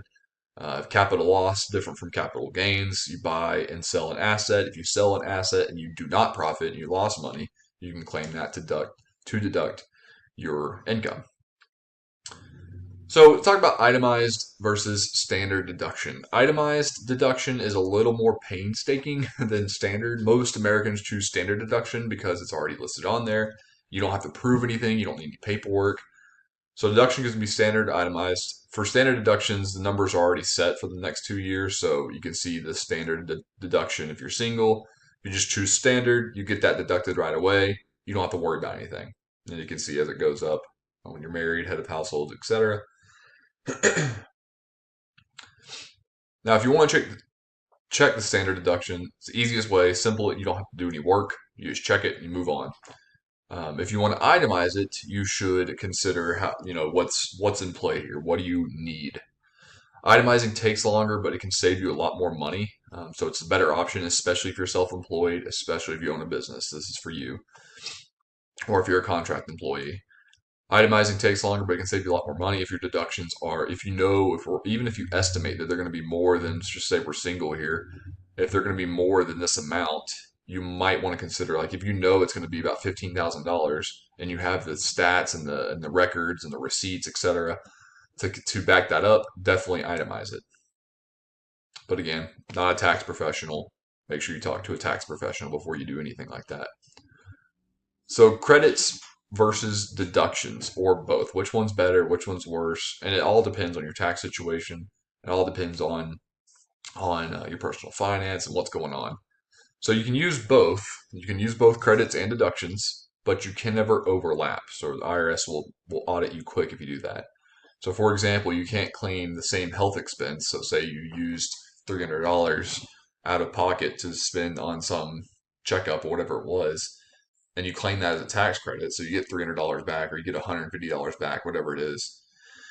You can't also use that to deduct your income. So you have to choose one or the other. And that usually most tax software will force you to choose one or the other. So you can't overlap. So just keep that in mind that you can use both. I can use my health savings credits, but I cannot use my health deductions, but I can use my retirement deductions to deduct my income, how much contributions I made, but I can't go and claim that on my credits. So refundable credits gives you money back at the end. Non-refundable credits work similar to tax deductions. There's some cases where they don't. Again, we're not going to get too much into that because that can be a 30-minute video just on how credits work. So refundable credits, and I'm saying this from a broad general standpoint by most financial planners and wealth fund managers, refundable credits are usually not the best option. I'm not saying they are not the good option. They might be the best option for you, but generally speaking, on average, they're not the best option. Tax experts say that deductions are a better way to go for a couple of reasons. So let's break these down. Remember, when you earn your it's just funny. It's comical for me to even say it, but this is just how our tax system works. Remember that the government withholds your income money. So when you get your tax refund, it's a refund. Not many people hear that or understand that. It's a refund of your money. So the government's taking your money, they do whatever they do with it, and then they give it back to you a year and a half later, in April or sometimes later on in that. So if you are owed too much money, this is not free money. I want to make sure this is clear to everybody. This is not free money. It was your money to begin with. The government withheld it, then used it interest free for over a year and a half, and then decided to give it back. Thank you to the 16th Amendment of the Constitution. So a lot of people forget about that. They think it's all this, I got $2,000 tax refund. That's not good. It should be lower. You kind of usually want it within $200 or $300. So deductions, you usually want to go with deductions if you can. It can lower your taxable income and get you into a lower tax bracket. You get to keep your money now and not owe as much at the end. I mean, just imagine if you gave the government $3,000. So here you go, government. Here's $3,000. You don't have to pay any interest on it, but give it to me a year and a half later. No other situation in your life would that occur. You would usually try to get some kind of interest on it because they're using your money. So if you're receiving $2,000 to $3,000 in tax refund, the government is usually withholding too much. Again, check with your accountant, check with your tax professionals, but that usually is a red flag. Like if you're getting way too much back. So you need to revisit your deduction forms and make sure to add on some more deductions so you can lower that. Hey, my name is Jack Warner. In this video, we'll be covering tax tools and resources Very quick video that's going to help you be prepared, have some preparation, and have some resources available to you when it comes to doing taxes. So the first thing, the most probably one of the most important, and I hate saying this because the IRS gets so much hate and it can be very confusing. But the IRS website is the best source to at least know the most recent updates when it comes to tax law and tax policy and what's going to affect your income the most. The IRS website is the best. So it's going to be the most up to date legislation. And tax laws change every year.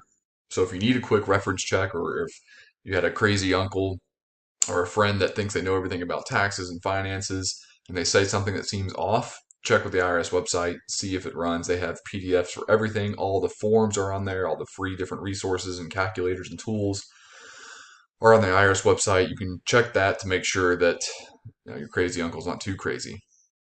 So new for 2022, IRS has adjusted tax rates in different income brackets. So there was a new one. Now there's slight different change because of inflation. These are inflation adjusted tax rates.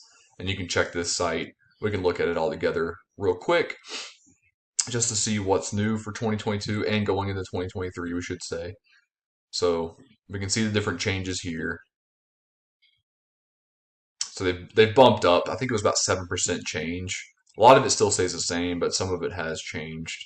But you can see all the newest updates on this site. You can go back and look at it later. And then if you want to do taxes yourself instead of, because it can be pricey. Tax preparation work can be expensive if you hire a professional. Do it yourself tax resources are great if your taxes are simple. I don't recommend them to two different types of people. Somebody who doesn't know anything about taxes or how income works, just go ahead and hire somebody. It'll save you stress and it'll save you money really at the end. Also, anybody that, even if you are an expert in financial knowledge, you should definitely consider I'm sorry, if you're an expert but your financial stuff is just all over the place, it's complex, you should definitely consider hiring a tax professional to help you look through. And you can even do some of the stuff yourself and then have a tax professional like a CPA or accountant or a tax lawyer look over this stuff for you. So some of the more popular examples, and I don't get any money or anything or any endorsements with these companies. These are just some of the more popular ones, some of the more cheaper ones, maybe ones that have available resources out there, and some of the best services too. I've used all of these, so check them all out. TurboTax, TaxSlayer, libraries are great. There are some libraries, it depends on your library, of course. There are some libraries that will even have they'll have tax days where they'll have professionals there to kind of help you walk through your tax situation. They also have all the updated information the IRS has, and there's a ton of tax software. Some of them will have free tax software, some of them will have free tax tools, tax advice, etc. So make sure you check in with your local library.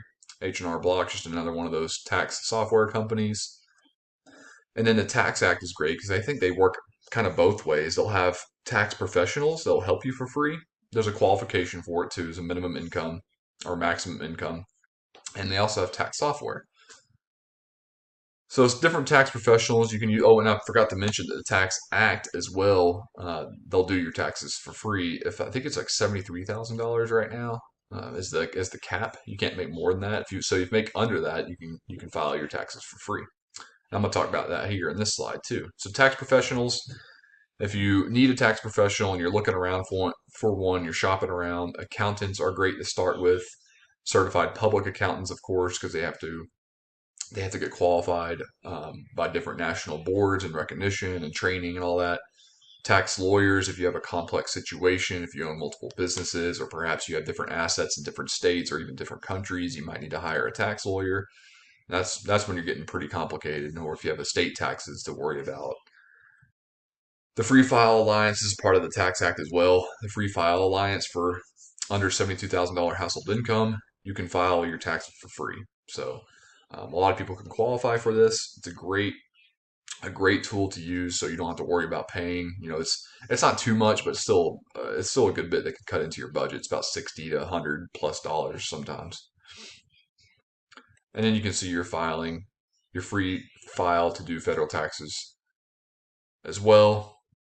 And you can see how where it's available. This is not going to be available until, what's that, November 17th? That's tomorrow. And you can see the different forms here that you can do.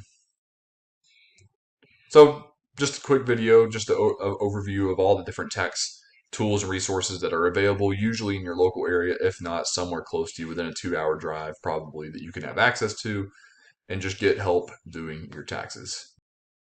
This is the last video of our tax series, and in this video, we're going to be covering how taxes impact your personal finance plan and what you need to be aware of when you are budgeting or sitting down with your spouse or with your family and planning out your financial situation for that month or for that year or whatever it might be. So, first of all, we need to understand how taxes impact our budget, because that's probably the first place you're going to run into that's going to most impact your personal financial life. So the biggest thing you need to understand: gross versus net income. Gross income is your total income before taxes and deductions. So you might get paid, say I get paid $72,000 a year. That doesn't mean I take home $72,000, because I have to make health deductions and taxes come out, and a bunch of other deductions as well. So net income is what we're really looking for. This is income after taxes and other deductions, and this is why it's called take-home pay, because it's the money you get to bring home and put into your bank account or spend on whatever. So building up tax deductions is another important part when you are thinking about your budget. How can you set money aside to or not to spend or whatever, or to shift into different accounts, whatever it might be, to increase your tax deductions to lower your taxable income. So you want to use your income, your active income, what your main work, to invest in assets that earn income but also lower tax deductions. So here's some examples: home improvement projects. If you need to install a new air conditioning unit, that will not only help you keep cool and warm in the winter, cool in the summer, but it will also you're using that income, so you're putting that money aside. It will also lower your tax deductible. I'm sorry, increase your tax deductions while lowering your taxable income, and they'll offset eventually if you ever decide to sell your house or use your house for a business or whatever. Retirement investing, of course, health expenses, business investing, all these things will help you earn income in the long run and also lower your tax deductions. So there's just some ways. Again, talk to a tax professional if you decide to go these routes, or hire a financial advisor. They'll help you with some of the investing portions of it. And budgeting for taxes: when you are budgeting, you can only use your net income, your take-home pay. Don't use your gross income. Use your net take-home pay income, because that's the only money you're allowed to spend. So if you're not a W-2 employee, this is a very, very important note.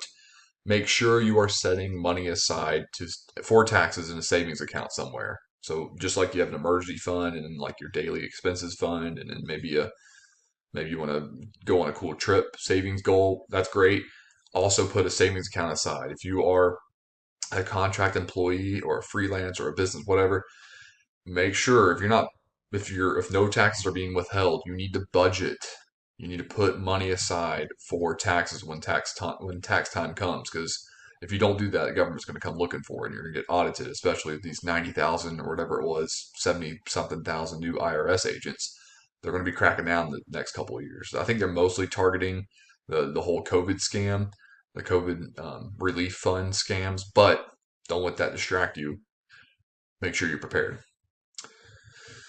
So tax return, the good and the bad. Let's look at the pros first. So good thing is you're receiving extra money. It's not extra income. I hate using that word, but it's money that you didn't have at first, and now you have it again. It's money that you withheld. Actually, the government took it from you, and now they're deciding to be nice enough to give it back to you. That's how it should be worded. But it is extra income nonetheless, so we shouldn't discount that at all. We shouldn't put that as a slight. You are getting extra money, whether it's $800, whatever. And you can amend your tax situation throughout the year to increase this, or decrease it depending on your situation. And this is going to be at a certain limit.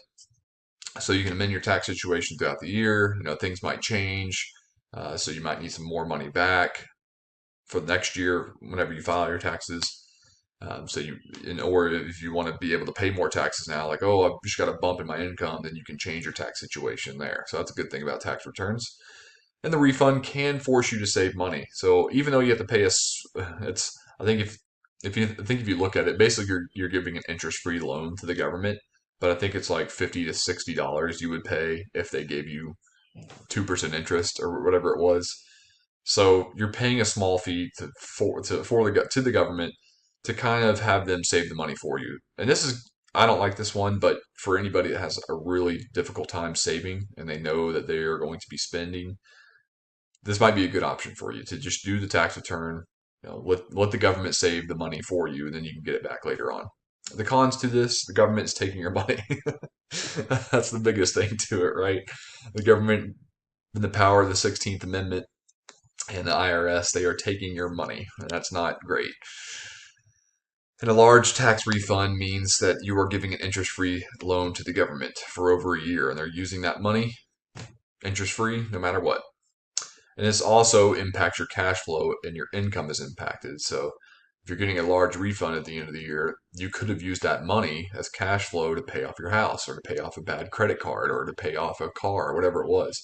Or as your income's invested, you could have used it to help move. You could have used it to invest in a new property or to expand your business. So it's all different types of things you could have done with that money that the government took from you. So lastly, tax planning.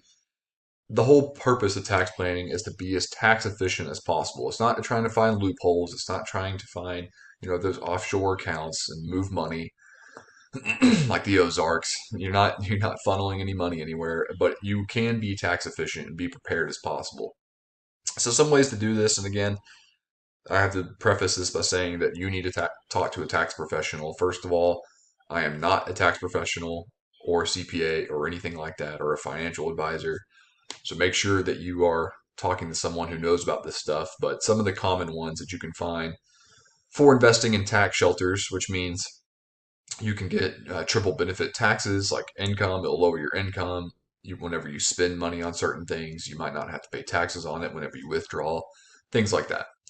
So health savings account, real estate, business opportunities, retirement contributions. You can plan your expenditures so you can lower your taxable income. Gain loss harvesting is another important thing you can take a look at. And what this means is when you get a capital gains, like if you sell a stock and it made money, that's a capital gain. But let's just say you sold a stock and you profited $300. That same year, you lost $300 in another company, in another stock. So you sell it. That negative 300 does two things. First of all, it negates that profit. So that capital loss will zero out, basically, if that was the only two stocks you had. It'll zero out that gain, and it'll also be able to lower your taxable income. So you get two tax benefits for gain loss harvesting. And then timing. Sometimes you need to, and this is usually when you talk to a tax lawyer or some kind of tax professional attorney or whatever, when you need to execute some tax liabilities in different quarters, maybe months or even annual tax liabilities that might occur. Certain things like if you just purchased a business but you're making payments over the years or over the months, there might be certain benefits to making certain payments in one year versus another year. Or if you just bought a huge machine for your company or bought a huge building, you might want to make some payments or even hold off on some payments in one year and start making them the next year, whatever it is. Again, this is way above my tax knowledge, but I just know it's there, so be aware of that. And hopefully you'll think of it and be like, oh yeah, I can definitely move around some money so that I can go talk to a tax professional, put it on my radar to make sure I mention that thing, whatever it might be.